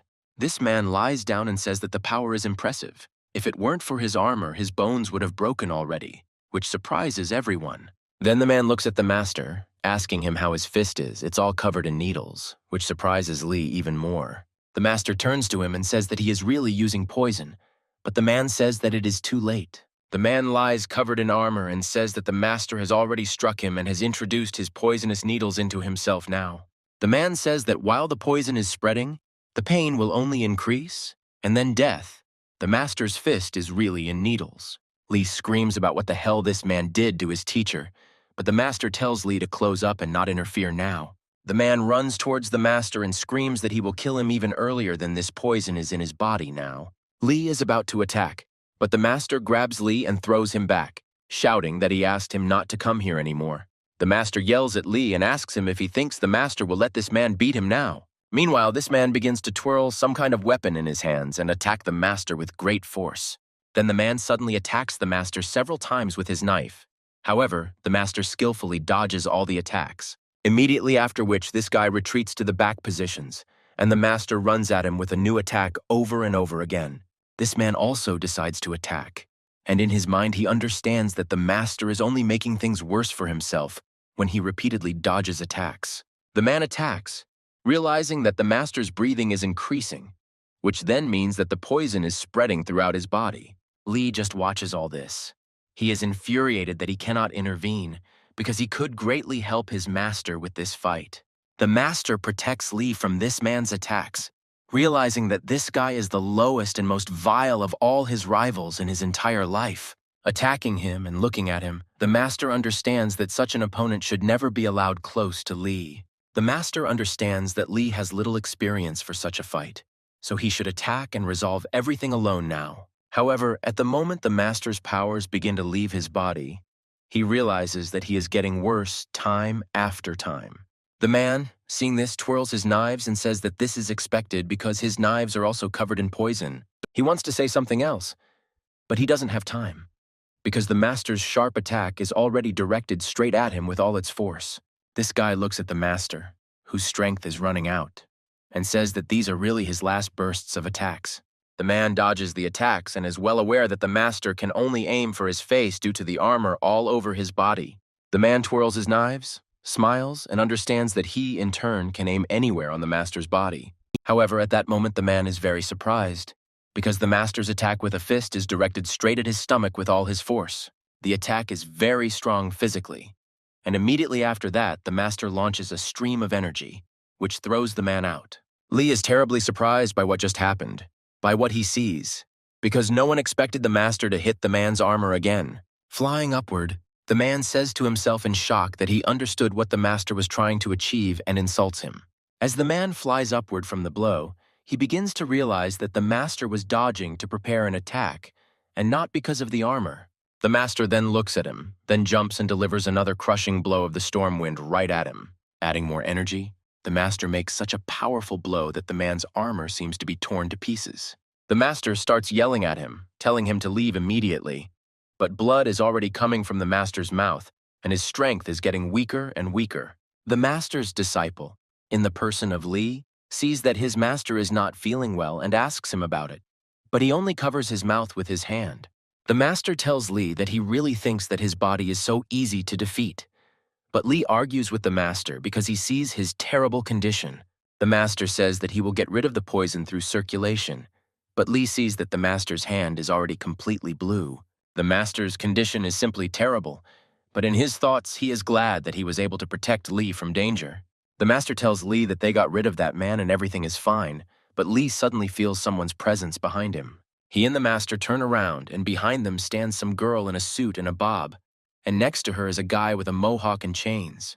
This guy sticks out his tongue and says with displeasure that the man was ordered to wait for them first. A very surprised Lee looks at them, realizing that he doesn't know them, just like his master. However, the master understands that everything is getting worse because there are two of them, and he is weakening every second and sweating. Meanwhile, the events of the story move forward, and we are shown that a fight has begun between the men of the main house and the people of the Black Forest. The man in blue from the main house looks at his opponent, the fat, bald guy, realizing that he is strong. He in turn also looks at him. The man in blue understands that this fat man is too strong for him. However, this clearly does not stop the man in blue, and he accelerates in order to attack. Meanwhile, the events of the story also show us a second man from the main house who is also fighting. He's fighting against a big muscular guy with a tattoo on his face and a ponytail on his head. He attacks, but our man dodges. Immediately after this guy's attack fails, our man notices that he has some openings to strike and decides to take action. However, he also suddenly feels someone's energy nearby. It turns out to be the same girl with the sword who attacks from above. Because of her attack, our man's and his opponent's attacks don't hit each other, because she's stuck right between them. He clearly sees that she is of course helping this guy. It infuriates him, because it's hard to cope with one, and now there are two of them. He remembers that this girl fought with the old ghost man, and he decides to see how he is doing, and the old man is still fighting alone with the others. Our man clearly shouldn't have been distracted, because while he was looking, more blows started flying at him one after another. Judging by their attacks, he understands that most likely they want to get rid of them first, and for now they are holding back the leader in the person of the old man. This man is also sure that the old ghost understands all this too, and in the meantime, he continues his battle against the two. The old man, meanwhile, is often distracted. He looks at the guy with blue hair and in a suit who stands as he stood. He also looks at another guy with a well-groomed short haircut and also in a suit near the rock. Dodging the attacks, the old man understands that something is wrong here because they have already managed to evaluate his skills. Why hold back any longer? Looking at their faces, the old man understands that this is strange. They look stronger than everyone else, but at the same time they stand rooted to the spot. Dodging attack after attack, the old man analyzes everything and cannot understand what Kaiser, the leader of the Black Forest, is planning. Meanwhile, someone is watching the old man fight with these guys and says that his movements are repeated over and over again. It turns out to be Kaiser, who is watching the old man's fight with his men through cameras and is trying to learn his techniques. Holding a glass of drink, he thinks about whether the old man, the head of the Federation, really got it all figured out and didn't even fall for his bait. Kaiser begins to smile bloodthirstily, telling himself that it is only becoming more and more interesting because soon the old man's clan will die. Meanwhile, the master and Lee are in huge trouble. They started a fight with that girl and the guy with the mohawk. Their opponent is very strange. He uses very unusual methods of fighting because he fights because of a strange stick. Lee jumps back into a tree, but notices that his master can't do the same and the guy attacks. Lee wants to help the teacher, but notices a sharp energy closer to him, and the same girl who says, "Hello, cutie." Immediately after this happens, she grabs Lee from behind by the back and holds his entire body, especially his neck. She invites Lee to play, while the master dodges the stick-wielding guy's attacks over and over again. The master is already very weak, very angry. He does not want to waste time. Making a charge of energy, he hits straight into the stick and breaks it into two parts. However, to his great surprise, this does not help, because inside this stick there are chains that begin to hit the master from behind. To avoid getting hurt, he jumps back into the tree and looks at the guy, trying to figure out how best to attack him. However, this guy doesn't intend to give time to think. With a sharp attack, he hits the place where the master is, shocking Lee. This guy's partner continues to hold Lee back, preventing him from helping his master, and asks where Lee is always looking. She begins to squeeze Lee tighter, asking if she needs to hug him tighter to make him focus on her. Meanwhile, the master dodges all of this guy's attacks, but he understands well that they are also very strong. Looking at his opponent's attacks, the master thinks not about him, but about how he can best remove Lee from here as quickly as possible. However, the master's thoughts are abruptly interrupted by the fact that blood begins to flow from his nose, and his condition only worsens. This is seen by Lee, who is chained in his arms, and he is infuriated by the fact that he cannot help his master in battle in any way.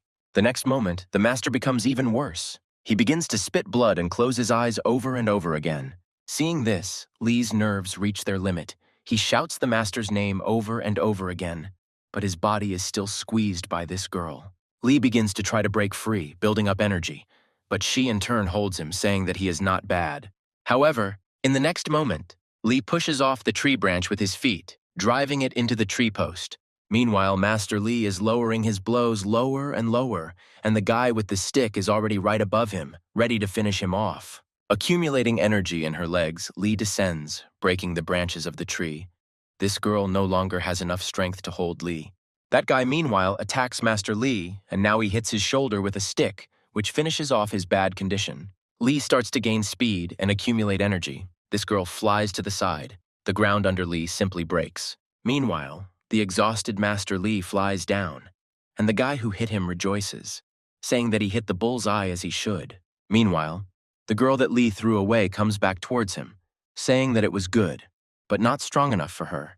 However, all she manages to do is grab onto Lee, who jumps up at incredible speed, not paying attention to her. He is met by the same guy who defeated the master.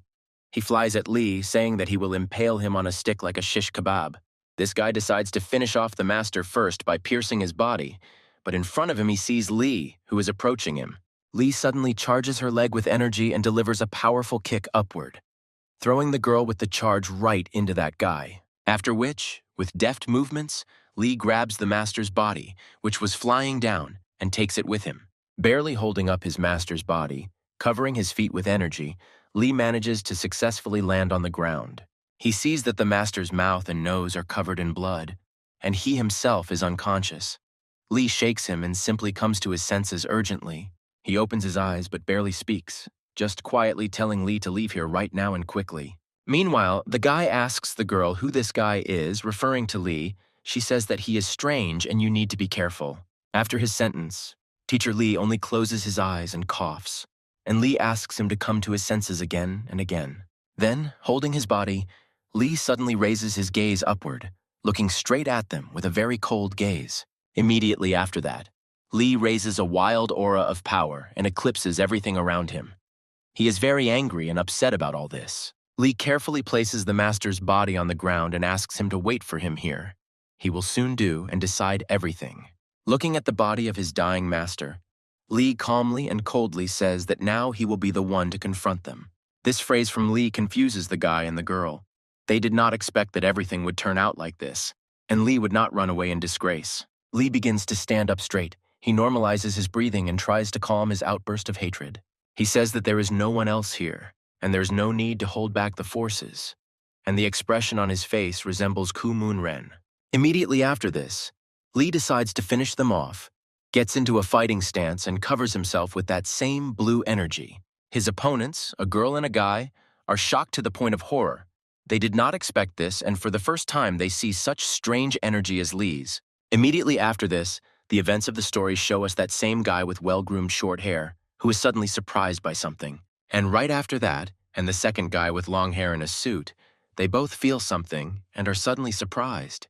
One of them calls Kaiser and reports that strange energy has been noticed in the direction of 12 o'clock. The smile disappears from Kaiser's face. He asks again about 12 hours and says that he doesn't like all this at all. He talks about calling people to the main school building and reaches for a glass, but is told that this cannot be done. He is informed that they are all busy and fighting. He stops reaching for his glass and asks who they are fighting. They send him a video. Opening the video, he smiles and is shocked to see that Lee is confronting them. He didn't expect such an important person to be hiding there. Meanwhile, the old man is distracted from his fight because he notices that the same two guys who were just standing there have started to act. Seeing this, the old man suddenly jumps up and changes his position, causing his opponents to shudder. Immediately after this, he suddenly stops and raises behind him a huge aura of power and energy that clearly no one expected. He says that he should no longer attack randomly and simply defend himself. This frightens his opponents even more. The dark-skinned guy looks at the old man and clearly understands that he was simply hiding his true power from them the whole time. The dark-skinned guy looks at the old man, realizing that his movements were like that because he was holding such a powerful energy within himself. However, the old man suddenly stops. He notices that those same two powerful guys have jumped up from their place and headed somewhere. He looks in the direction they are heading and understands perfectly well that the main building of the school is located there. Seeing and understanding all this, the old man turns to the men from the main building, saying that he leaves everything here to them. He says that now they are here on their own, he should immediately move away, which of course shocks them greatly. They start screaming that they don't know what to do if he leaves, because they are clearly weaker. However, the old man does not intend to listen to this any longer. He has more important tasks. He jumps up from his place and leaves. The two men decide that it is time for them to also fight at full strength in order to face such a strong crowd together. However, they also notice that all these people rushed up after the old man, simply ignoring these men. In response to such abrupt and strange actions on the part of these people, our men simply stand and watch them leave. Meanwhile, the events of the story take us back to Lee's fight with that guy and girl.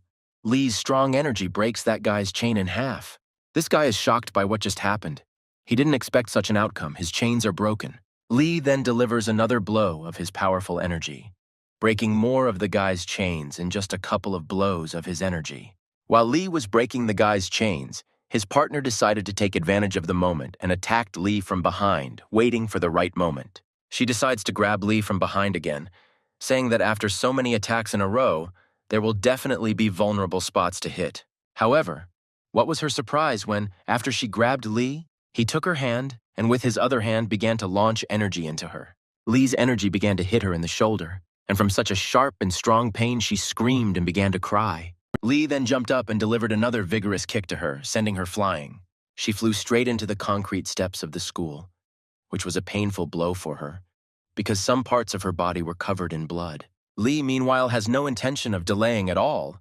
He jumps from the step and heads straight towards her with great energy. However, the guy who attacked with her decides to help her. He jumps up and is going to attack from above. Lee easily notices this. He suddenly turns around in the air, and with a kick of his foot, breaks his stick into pieces with a blow. This blow does not upset the guy. He thinks about the fact that it is immediately obvious that Lee has very little combat experience in real fights. The guy attacks from behind again, thinking that Lee has little chance to resist now when he attacks seriously. Lee rushes to attack the girl again. However, she sees that there is a guy behind her and understands the whole essence of his plan. They agree among themselves to attack Lee from both sides at once in order to pin him down, and Lee realizes this at the moment. Having understood the whole essence of the attack, he strikes them twice at once and takes the girl. She is all covered in blood after the blow. The second blow landed on the guy. Blood also started pouring from his nose and mouth, and his chains finished him off from above. After such a strange and failed attack, they both fell to the ground unconscious, and Lee just stood there as if nothing had happened. Lee is surprised that such a trick worked with such good fighters.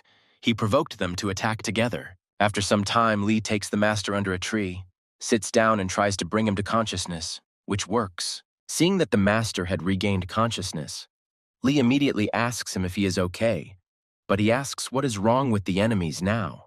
A joyful Lee says that the enemies have been defeated using the Black Heaven attack he learned from you, master, turning to him. Then the restless Lee says that the master urgently needs to get rid of the poison using the energy movement technique. However, at that moment, instead of answering, the master grabs Lee by the shoulder with his hand and holds him, which greatly surprises him. The master, standing on the threshold of life and death with a bloody mouth, speaks about whether he deserves praise. Next, the master talks about how he has finally become a worthy disciple of the Heaven and Earth School, but Lee says that it is not the time to talk about it. However, in response, the master smiles faintly, and with blood in his mouth says that he has probably already repeated this many times. Then the master wants to say something else. He says his name, but then abruptly stops speaking, And the next moment his hand flies off Lee's shoulders, and it's like a stone just falls to the floor and lies there. Lee realizes what just happened and is overcome with terrible shock, unable to convey his emotions. The master's energy and strength are fading. Lee feels it. His eyes close and fade for the last time. Meanwhile, the old ghost's assistant, following his instructions, arrived at the place indicated to her by the old man. She turns her head, seeing several bodies. These are the bodies of the same people that Lee defeated recently. She's shocked. At that moment, her phone rings. It's an old man. He asks if there are any violations near the school. She asks the old man how he knew that there really were some people here, and there was definitely a battle against them. However, at that moment, the old man's assistant is very surprised. She hears a lot of explosions and sounds through the phone. However, the elder reports that he is completely fine, and it is more important now to find the master and that child, meaning Lee. Fighting off many of the guys, he reports that some of them are now heading towards the school. After she finished speaking with the old man, she began to walk up towards the entrance of the school and noticed something. It was Lee. He was doing some kind of operation with the energy and the master, which greatly surprised the old man's assistant. She came closer and began to look at what Lee was doing, asking him what he was doing now. She asked if the master was injured. Lee replied that he was, and now he was pouring energy into him. She doesn't understand at the moment what Lee is doing, because the master was struck by poison, according to him. She looks at the master. The old man's assistant took the master's hand in her hands and began to measure his pulse, after which her face changed dramatically. Lee began to tell her that the master had said that the poison could be removed using the energy movement technique, but she only looked at Lee in shock. Lee, sweating and with very surprised eyes, continued his work, saying that if he had enough energy, everything would be fine. She tells Lee to stop doing it, which surprises him, but then he says yes, they need to start over a little at a time. However, she suddenly grabs Lee by the clothes, starts shaking him and telling him to stop doing this right now. However, he starts yelling at her, saying that more energy urgently needs to be transferred to the master. But right after Lee says this, she slaps him in the face and tells him that Lee needs to come to his senses. She yells at Lee, saying that it's hard to admit, but the master is already dead, and this can't help him. Then, looking at Lee's red and shocked face, she adds that the enemies are already nearby, and they need to leave immediately. She continues to yell at the shocked Lee, saying that if they don't leave, not only the master will die, but everyone. She and Lee notice that some of the people have already arrived and ask him to leave quickly. But in response to all this, Lee only trembles and barely speaks about whether this is all true. Lee starts crying and screaming that the master couldn't just die like that. However, at one point their sad dialogue is interrupted. The old man's assistant notices that something is approaching. It turned out to be the same guy with a well-groomed hairdo. He releases energy into the old man's assistant. She reflects the attack. She looks at him in shock, realizing that this is very strange, because he appeared in front of her in an instant, which is very powerful. The guy turns his head and looks at Lee in surprise, who is just standing there crying over the death of his master. Together with Lee, he looks at the body of his master, who was still in good health in the morning, but now life has left him. While they were watching, the old man's assistant decided to take action. She jumped on the man, but he noticed it. Then, he not only notices, but also extends his hand towards her, thereby stopping her attack in one count. And after he stops her, he also charges his hand with energy and pours this stream directly into her, thereby throwing her to the side. She just gets to her feet after he leaves and immediately hears his voice, which says, "Weak." And right after his voice, he himself appears, who immediately attacks her right in the hand. After delivering an attack, he takes a fighting stance, adding that it is not just weak, but also slow. This is only a basic level. The old man's assistant can only look at him in shock, asking himself who he is and where such powerful strength comes from. Then this guy clenches his hands into fists, crossing them, and attacks. He jumps straight towards Lee, charging his hands with energy, after which he delivers a huge, powerful blow straight into Lee's body, sending Lee's head straight into the rocks. This blow clearly hit Lee hard, who was not expecting the attack at all. His thoughts occupied only with the death of his master. The old man's assistant shouts Lee's name, but suddenly another attack appears right at her. It's that man again. He's firing a whole beam of energy straight at her, smashing everything in his path. However, the old man's assistant manages to build it. The guy says that she surprised him, such a high attack. However, the assistant herself is clearly surprised by all this, because she does not understand how she can surpass his speed and win. The guy with steel hair calls someone saying that they got rid of the target, namely that child. We're talking about Lee, who's lying at this guy's feet with blood on his head and just lying there, apparently unconscious. Looking at Lee lying bloody below, the guy talks on the phone about how it was just that he stopped his breathing. The guy with steel hair says on the phone that Lee was apparently overestimated, but the second guy calls him, calling him by the name Mikhail. Then the guy with a well-groomed hairdo tells Mikhail that this child seems strange and asks him to move away from him. Mikhail looks at his partner and says that he is talking nonsense. Because Lee is no longer breathing, he is not a zombie. However, the next moment after Mikhail said this, Lee's hand appeared and struck straight at the guy. This is seen with shock by Mikhail's partner, as well as the old man's assistant, who did not expect to see such strength in Lee. Lee starts to stand up in an instant, and his aura and power coding are reminiscent of Kumun Ren and his enormous dark power. Lee stands up and stands in blood and tears after the death of the master. He is shocked by everything that is happening. His anger knows no bounds. He says that he realized that these people are on the side of the one who killed the master. All this shocks the old man's assistant. The old man's shocked assistant just stands there sweating, surprised because Lee's energy has changed. Looking at Lee, she thinks about something, but does not say what exactly, but only continues to look at him. Mikhail, who took the blow from Lee, gets to his feet, saying that it really was very good. He then licks the blood from his face with a wild aura, saying that he will resist Lee as strongly as this blow. However, at that moment, this Mikhail's partner moves towards him, blocks the path, which surprises Mikhail. Mikhail asks him what happened, calling him Daniel, and he tells Mikhail to wait for now. Daniel looks at Lee, telling Mikhail that Lee seems dangerous to him. This is after Lee has Kumun Ren's aura. At one point, Lee simply opens his mouth loudly and begins screaming uncontrollably into the air over and over again. His screams and cries cause huge, powerful waves of energy that sweep away everything in their path now. Such a loud and strong scream and cry from Lee is accompanied by a strong volume level. The old man's assistant covers her ears. Michael and Daniel just look at the aura around them in surprise and try to hold back from Lee's scream. Meanwhile, the old ghost continues his work. He still stands alone against everyone in his path. The old man looks at the attacks of his opponents, noticing that they have become somehow reckless and strange in relation to him. However, at that moment, everyone who was there began to stand in wild shock from the fact that they felt some kind of aura. Kaiser contacts everyone over the earpiece and says that they have incredible luck here, saying that the target is changing.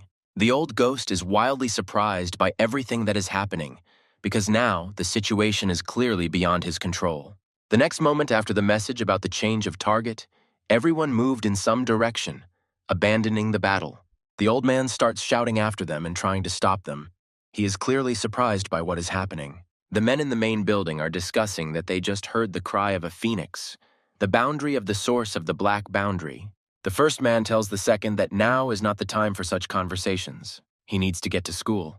The man then adds that he doesn't know what happened, but hopes it's nothing serious. Meanwhile, Lee's scream stops and Lee himself simply stands around the hole in the ground, which is enveloped in an aura. The Kaiser's boys ask each other what just happened and how to deal with it. One of them says that it is important to carry out the order now, but in the next moment he feels some kind of power. It turns out to be a strong, powerful, and fast attack from Lee right at them, which they luckily fight off. However, simply dodging is not enough here, because the attack is so strong that they are thrown aside only by the aura. Mikhail doesn't have time to come to his senses before he sees right in front of him an angry Lee with a macaw in his eyes, who attacks him. Mikhail is practically unable to dodge or defend himself. He only tries, but it is not enough. Then Mikhail jumps up and shouts that since Lee is so strong, he should try to catch up with him now. And so it goes. Lee jumps up to catch up with the guy, and Daniel stands on a branch of one of the trees and just watches everything. Daniel then looks down to see Master Lee's corpse, suggesting that his death was caused by a surge of Lee's energy. Seeing all this, he understands that the situation is not developing in the most pleasant way and jumps up. The old man's assistant looks at all this with shock, saying that there can be no mistake. She just saw the border of the black source. She shakes in fear from what she saw. It is hard to believe that it was Lee's energy. Someone suddenly approaches her and asks what is wrong with her, because she is very shocked by something. It turns out to be an old ghost. He asks what she is so surprised about now. The shocked assistant tells the old man that that child Lee used the Black Spring boundary. The old man looks at the traces of Lee's scream and asks what happened to him and where his master is looking at this moment. However, the old man then looks down and sees the dead body of teacher Lee there. He is wildly shocked, but he goes down to check. Sitting on his knees, he lowers his hand to the master. The assistant looks at the old man and says that by the time she came here, it was no longer possible to help him. She also began to talk about how, even despite the obvious death of the master, Lee tried to save him with energy. The old man just looks at her and says that this is all amazing, and then asks to call a rescue helicopter. Meanwhile, in the forest somewhere near the school, the battle is still going on. Lee, full of aura, runs after those guys. At that moment, all the rest of Kaiser's men arrive to Daniel and Mikhail and stand against Lee. However, Lee is so overcome with emotion and desire for revenge that he simply stands there full of energy and preparing for battle. On the way to school, two men discuss what the master could be doing all this time, because he has been acting strange lately. Looking at the school gates, they discuss how he has been very against visiting it lately. However, as they approach the school, they notice an old ghost flying above. They change and speed up their movements because they need some information. They don't understand anything. Meanwhile, the old man flies above, thinking that Lee has reached the dark border. This all reminds the old man of an old conversation from the past, where he and the two men discussed that the master was on the verge of opening the black border. Then they all discussed that the revelation of the limit was a new sensation and power in the main branch of the school. Then the old ghost said that he didn't expect that the master would reach a new limit of the main branch. This surprised the two men at the time, and they began to talk about how this had become possible thanks to their joint efforts. Then the old man put down his tea and said that he was surprised by this news, but clearly did not envy her. Then he also added that, on the contrary, it was clearly worthy of praise for him from the old man. Then the two men agreed, saying that even the deceased senior master would have agreed with this. However, the old man then also added that he was still curious about how he had reached the boundaries of the black source. Then these guys recommended that the old man take a vacation and go there to find out everything himself from the junior master. Then the old man did just that, although he received criticism there for many factors which surprised him. But there he also met the junior master, which surprised and pleased him greatly. Then the old man greeted him, saying that it must not have been easy for him to have come this far. However, he also greeted the old man with respect, smiled, and introduced himself to him. The old man began to ask him to stop in surprise, because his status was already very high. It was not necessary to do this. Then the old man invited him to follow him, saying that the supreme elders were waiting for him in the room. Then someone called the old man and said that he had an important meeting, but he asked to cancel it, saying that he had more important things to do. But then the old man was told on the phone that this was a meeting with a VIP, which terribly surprised him at the moment. He was told that this meeting was important for the development of their branch, but he only replied that it was quite difficult. Then the old man told the junior master that he was very sorry, but he had urgent business and asked to meet later. But before leaving, the old man told the junior master to be rude and forceful towards the elders today. He smiled after the old man, saying that he understood him perfectly and would do everything as needed. Then the junior master went to meet him, and the old man was proud of him and the fact that their techniques were growing in strength. However, after some time, the old man was informed that the junior master had been arrested and had killed all the supreme elders. Then the old man came to his cell and began to say that he was terribly shocked by what had happened. He began to look at the junior master, whose hands, soul, and head were covered in blood. The junior master tried to apologize, but the old man only continued to look at him in shock without taking his gaze away. After all this, the junior master simply began to cry. He had nothing to say to the old man. Then the old man also just looked at him in shock, realizing that this was already the end for him. At that moment, the old man began to stroke him and say that his heart also hurt. He was very sorry. Looking at him, the old man realized that he was a junior master and had always been kind and strong and honest. Then the old man began to blame the Black Source technology for everything, saying that it had destroyed and created everything. That same day, the old man with a wild look promised himself that he would get rid of this technique as soon as possible. The events of the story return back, and the old man realizes that from that day on, the junior master kept silent about this technique. All these thoughts made the old man also remember in his head many other things connected with this. He paused on a tree branch to collect his thoughts and understand why such a choice had been made. The old man just looked down in shock, sweating as he thought about why everything had happened like this. In all this, he also began to blame the Black Source technique again, because it could lead to such a choice. However, at that moment, the old man's gaze turned forward. He began to look and saw something with shock. It was Lee's battle, who single-handedly held off all those who now attacked him. He watched in shock at Lee's enormous strength and was surprised that these guys couldn't subdue Lee. Looking at Lee, who was full of energy, he began to say that perhaps not only Kumun Ren was the key to that technique. Continuing to look at Lee, he began to remind himself of that very promise about this technique. However, in the meantime, Lee is delivering attack after attack to his opponents. The first to be hit is the black guy. Then, with the same attack, he throws the dark-skinned guy's partner into the second tree, surprising everyone. The black guy turns to his partner and asks him if he is hurt, but he is holding his leg. Then the dark-skinned guy shouts for William to dodge faster, because Lee has already approached with an attack. Lee attacks, but luckily for William, he manages to remove his head, and Lee only hits the stone.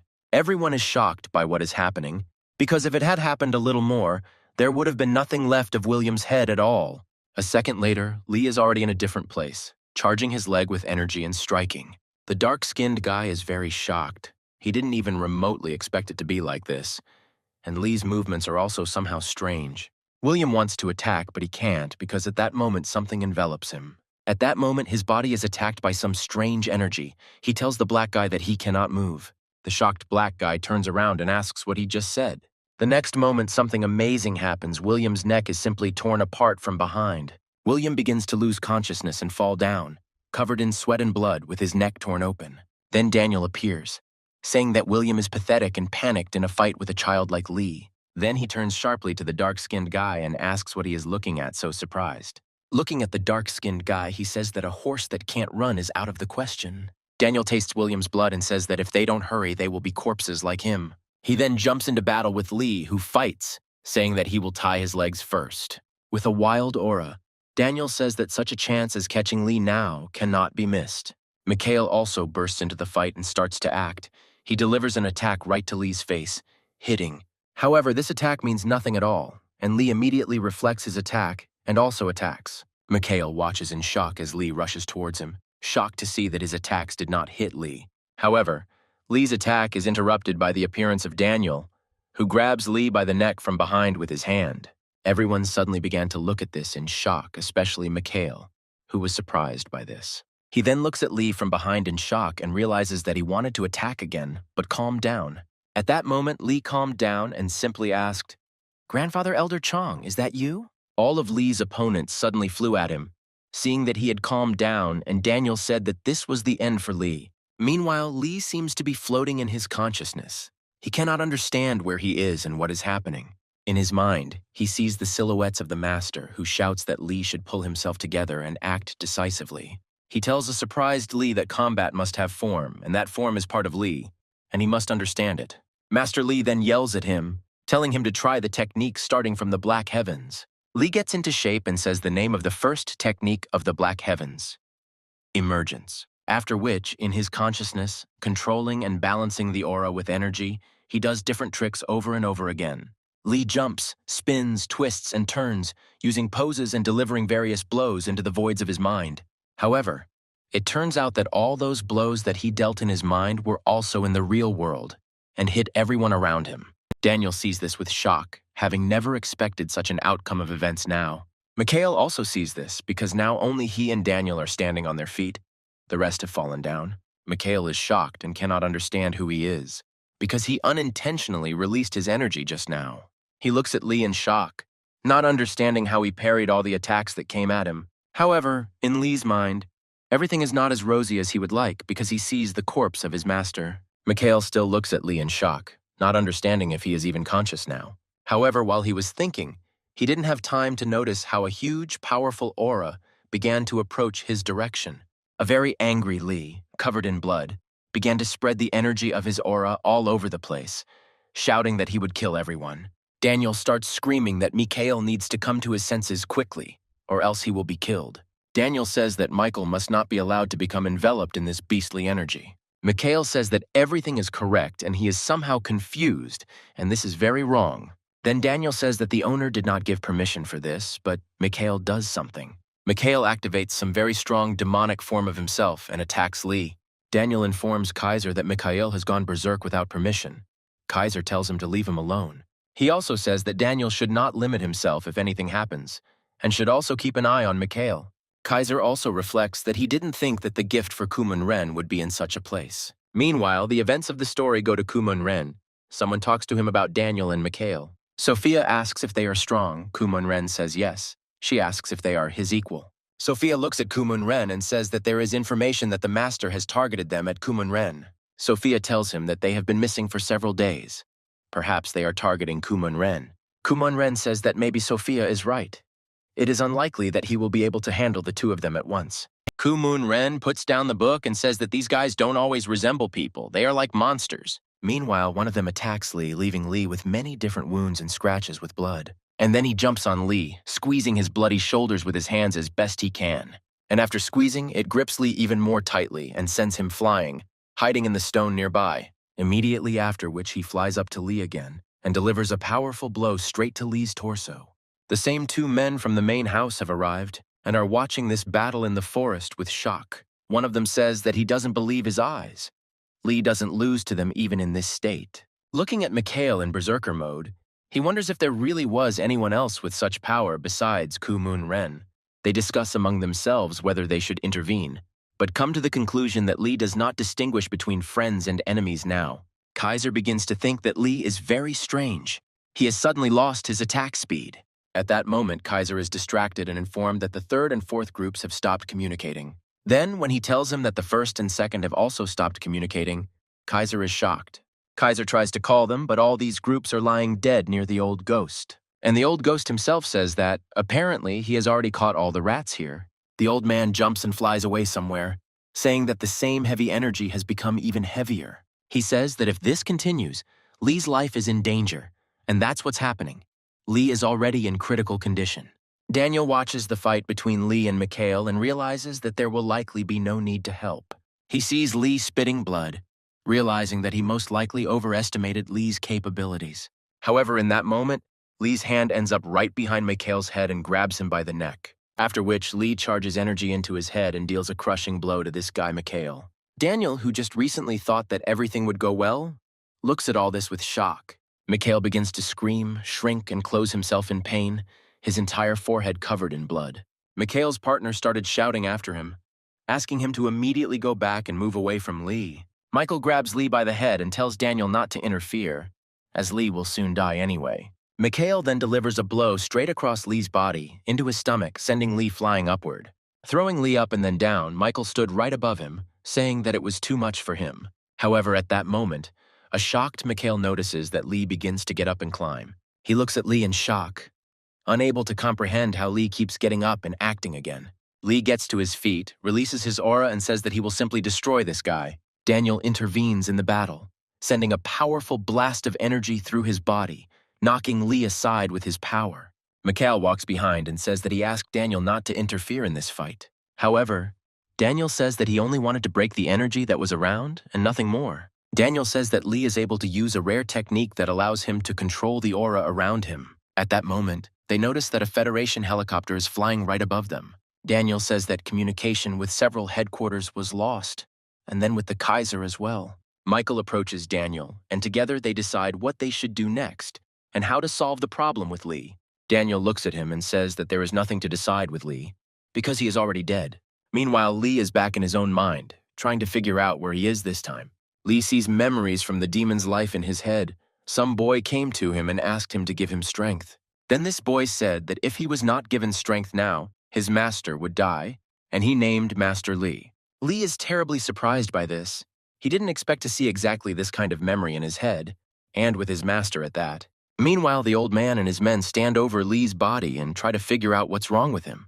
The old man tries to understand with shock whether Lee is alive or not, because there are no signs of life from him. Starkey begins to get angry and talk about how he was already on the threshold of knowledge about the technology of heaven and earth. Then one of the men turns to the old man and asks if this means that Lee is dead. The old man says that it is all his fault. He was too late, and he could have helped Lee and saved him. One of the men says he finds it hard to believe that even one of the Murim elders couldn't handle it. The old man says that the technique of the boundaries of heaven and earth is the last and most mysterious technique in all martial arts. The old man also says that Lee mastered this technique in a disorderly manner precisely thanks to Kumun Ren. The old man says that perhaps it was all one big mistake. One of the guys asks again what he is talking about. However, the old man's attention is drawn to the ringing of the telephone, telling him that the helicopter has arrived.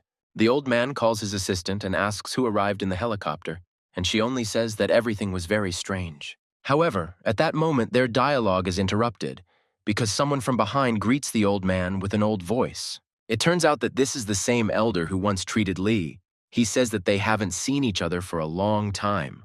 The old ghost apologizes for disturbing him, but he asks him to leave all these pleasantries already. The old doctor wants to ask about something, but suddenly falls silent, sees Lee's body and heads towards him. He comes up to Lee, gets down and says that this is some kind of curse. The old ghost answers him, saying that this is indeed a very sad event for everyone. However, the old doctor asks everyone to be silent, because he is faced with the question of whether to save Lee or kill him right here. A man in blue from the main building approaches the elder, asking if he can really save Lee. The old doctor says that of course he can, because his pulse is already normal, which terribly surprises the old man and the second man. The old ghost with the Samo looks at Lee. He is terribly surprised by everything because he personally checked and saw that Lee no longer has a pulse. The old doctor says that ever since they started feeling his pulse, he was interested in one guess, and it turned out to be correct. The old man looks at Lee and says that the energy that is now in him simply cannot exist in Murim. Some time passes from that moment. Lee wakes up somewhere and doesn't feel the best. It turns out to be some kind of ward. He is lying on a bed near some kind of computer and stand. Lee sits up and starts touching his head, trying to remember everything and understand where he is. Memories begin to come to Lee, and he immediately goes into shock as he remembers the death of his master. Lee holds his head. He's wildly angry and reminds himself over and over again of the master's death. The events of the story show us the old man's assistant, who tells us that Lee woke up to the old ghost. The old man's assistant asks him not to take custody of Lee. He sees him as a magnet for trouble, and now there's the story with the demon, which surprises the old man.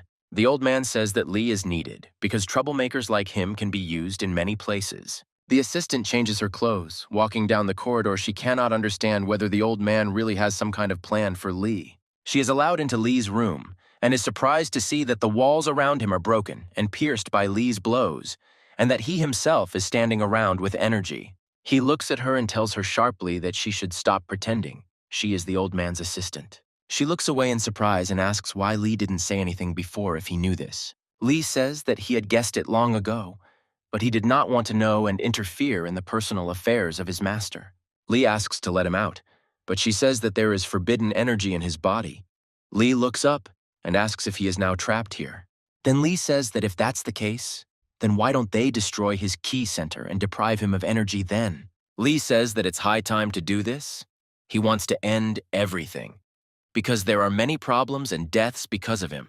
He says that if it weren't for his desire for revenge against Kumon Ren, the master would be alive and no one would be hurt. Lee talks about how everyone he loved died because of him, and the assistant just stands there listening to it all. An old ghost enters the room and says that he can't listen to this anymore, because he was always praised by Lee. Looking at Lee, he says that now in front of him is only some pathetic coward, and at the previous head of Sunu. Lee just looks at the old man strangely, saying that he is keeping him here because of the dark source. This surprises the old man and the assistant.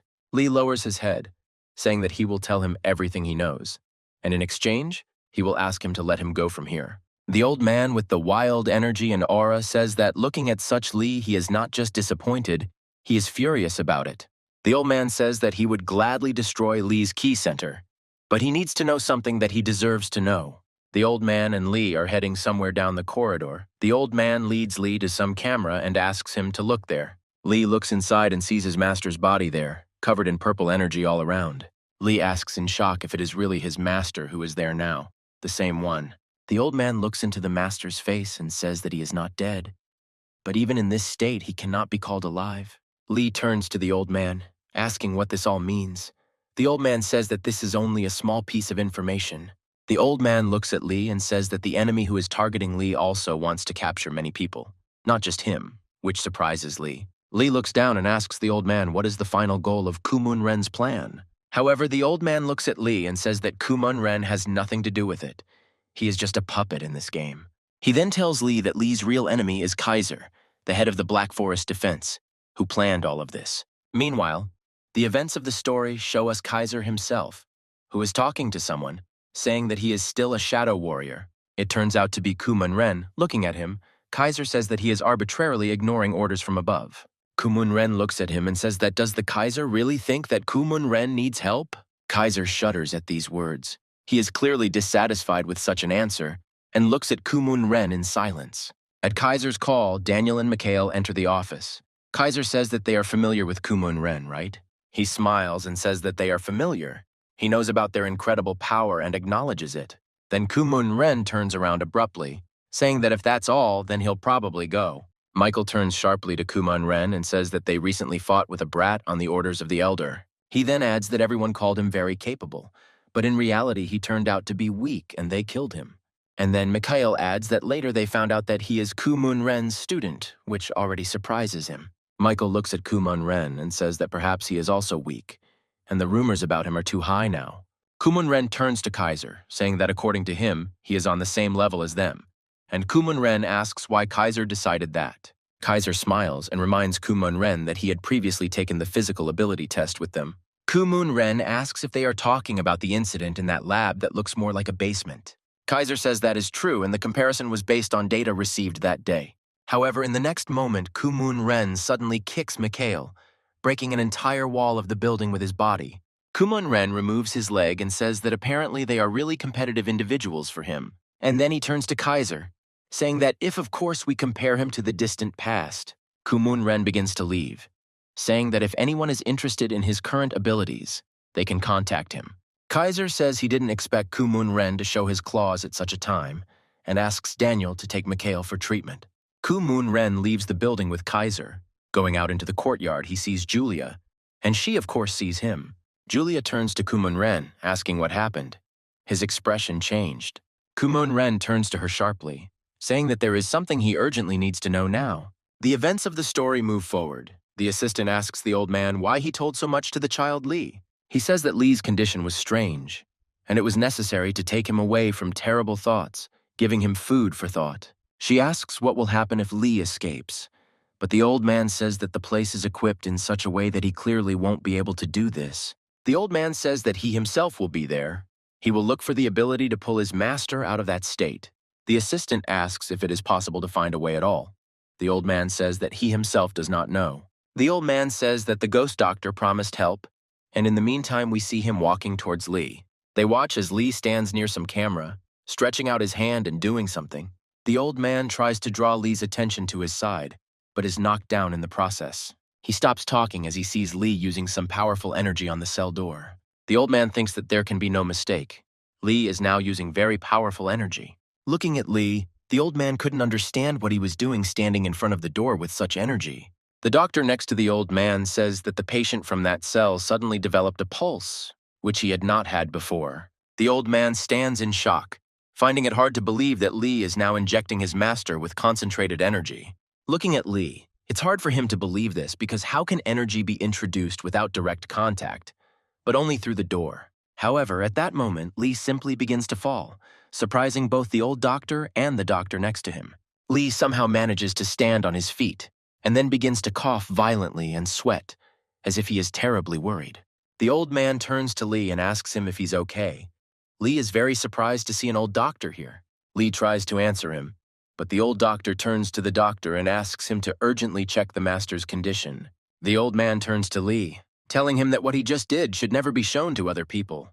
The doctor reports that the pulse has returned to normal, but the master is still unconscious. The old man asks to monitor him. The old man turns to Lee again, saying that they should move to another place to talk. They are sitting somewhere at a table. Lee tells the old man about the demon's energy. The old man is surprised by all this. The old man addresses Lee, saying that he was apparently in the demon's blast furnace, which surprises Lee. The old man suggests that because of the tomb of the immortal demon, Lee survived the fall and gained this power from it. Turning to Lee, he says that due to the large volume of blood, he absorbed all the energy into himself, which is why he survived, which surprises Lee. The old man also adds that the most interesting part of Lee's stories is that he saw the demon's past. The old man turns to Lee, saying that perhaps Lee can then use his techniques since he saw his memories. Lee admits that he found the healing technique he used in his memories, but says he has few of them. The old doctor says that he understands everything because the techniques combine a lot of things. At this point, Lee abruptly interrupts the elder and asks why he decided to help Lee in such a situation. Lee looks down and says that now he has no responsibility or strength. Lee, looking at the old man, also says that he is now connected with the demon. But why does the old man help him after all this? However, in response, the old man only stands up and says that Lee is thinking about nonsense, and he needs to think about his body. The old doctor says that he has gotten to the bottom of the matter and wants to help find a way to restore Master Lee. Lee stands up and abruptly asks the old man if he had heard news about the cult of immortality by chance. The old man is surprised by this. Lee remembers them and says that when he was in hell, he heard about his escape. Lee also adds that several months have passed since then. Perhaps the old man heard some news. The old man turns sharply to Lee and asks him if he has really decided to find them now. The old man slams his hand down on the table and begins to scold Lee, saying that he is completely confused and that he shouldn't think about such things. The old man says that they sat there for a long time, absorbing a lot of the demon's energy, and when it was gone, they left, and Lee simply stole all the energy. The old man looks at Lee and says that if they find out that Lee took all the energy, they will kill him. This surprises Lee.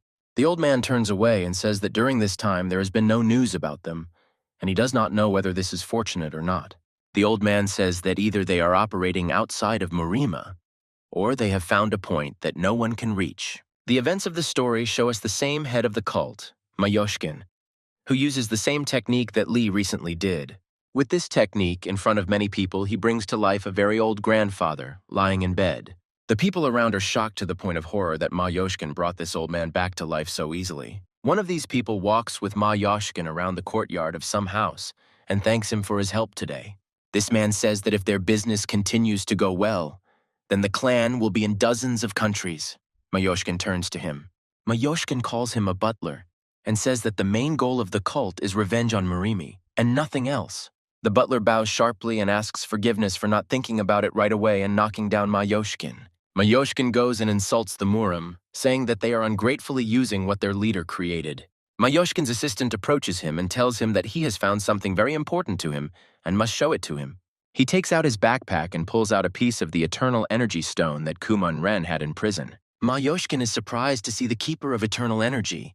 The assistant says that he bought it in Murim as a relic. The assistant tells Mayoshkin that the people who sold it to him said that they would get more for a higher price. Looking at the stone that keeps eternal energy, Mayoshkin understands that someone has many of them and is selling them. He is terribly angry at the thought that perhaps everything that happened in the prison was someone's plan, and now they have taken everything. Mayoshkin suddenly raises a wild energy behind him and says that some bastards allowed themselves to do this.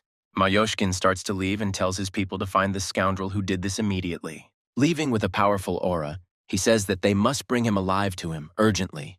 Mayoshkin raises even more power and aura behind him, saying that he must tear this man apart. Meanwhile, the events of the story move us to Lee, who is simply standing in front of the camera with his master. The doctors are discussing among themselves that Lee has started acting like this again.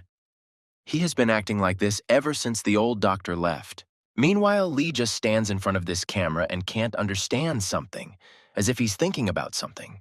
Lee remembers the old man and his words about him being an energy thief, and understands that there is simply no other way for him. Meanwhile, the old ghost sits and discusses something with Kang Sung, apologizing for pulling him away from his treatment. Kansen reads something on the tablet and says that, no matter what, the cult of immortality is connected with people. The old man says that he is receiving a lot of information about many people going beyond Murima. Kansen says that when he met the cult in hell, it seemed to him that they had a huge hatred for Murima. The old man complains that the cult and the people from the dark forest are a complete headache, but his assistant interrupts him. She reports that the hospital has contacted her and urgently wants to find the old man, which surprises him. The old man says that he is now at an important meeting and asks his assistant to tell him that he will answer them later. She obeys. The old man turns to Kansen and says that there is one question that worries him greatly. However, the assistant interrupts the old man again, saying that they urgently want to contact him. The old man asks why they are calling. The assistant says that this child Lee is calling them. This surprises him. The old man says that he will call him back later, but the assistant insists that he needs to answer right now. She tells the old man that Lee has escaped from the hospital, which shocks the old man even more now. The assistant also adds that this is indeed true. The staff confirmed that he escaped. The old man yells into the phone at Lee, saying that whether he knows what he's done or not, he's in great danger now. Lee walks to an unknown location in his pajamas, saying that he didn't call to listen to advice from an old man now. In response to all the old man's words, Lee says that they should keep an eye on the master while he is away. He promises to try quickly. The old man shouts into the phone and asks Lee the reasons for such actions, because it's not that difficult to at least tell him the reason. Lee says that he is going to meet with the cult of immortality now. Hearing this, the old man shudders instantly. The old man tells Lee that they are now looking for the man who stole their energy and are ready to tear him to pieces. The old man screams wildly at Lee, saying that it is not enough for him to hide, and even more so for him to climb in and look for them is suicide. Then Lee tells the old man that he has become curious about who he is to these people, so he wants to find out. The old man asks Lee what he was told about having demon memories. The old man tells Lee that this is just a side effect of the transfer of Kai. Lee should not rely on it seriously. The old man says that he has a plan to return Lee to the post of head of the Sunu clan, and the old man's assistant watches all this. The old man says that his plan is already being implemented, but Lee interrupts the old man abruptly at the moment. Lee tells the old man that the master's condition is getting worse and the old man is obliged to take care of him. The old man says that he will do everything. The old man says that he wants to ask about something. But Lee, having finished talking about the master, simply hangs up immediately. Lee throws away his phone and says that he will return to the master soon and raises a wild aura behind him. The events of the story show us Ginny, who talks about what all this means now. Opposite her sits Kana. Ginny says that the old man really kept Lee locked up all this time. Kana says that this is exactly the case. Ginny slams her fist on the table and asks where this hospital is. Kana stirs a cocktail and says that Lee is no longer there, and that she learned about it because of the news of the escape. Kana says that now is not the time to think about it, and then asks Ginny how things are in the Sunu clan now. Ginny sharply says that Kana really decided to find information about the Sunu clan through him. Ginny laughs and says that once the information about Lee ended, she changed the topic to the Sunu clan. Kana Sarah stirs her cocktail and says that if she thinks so, then fine, let it be so.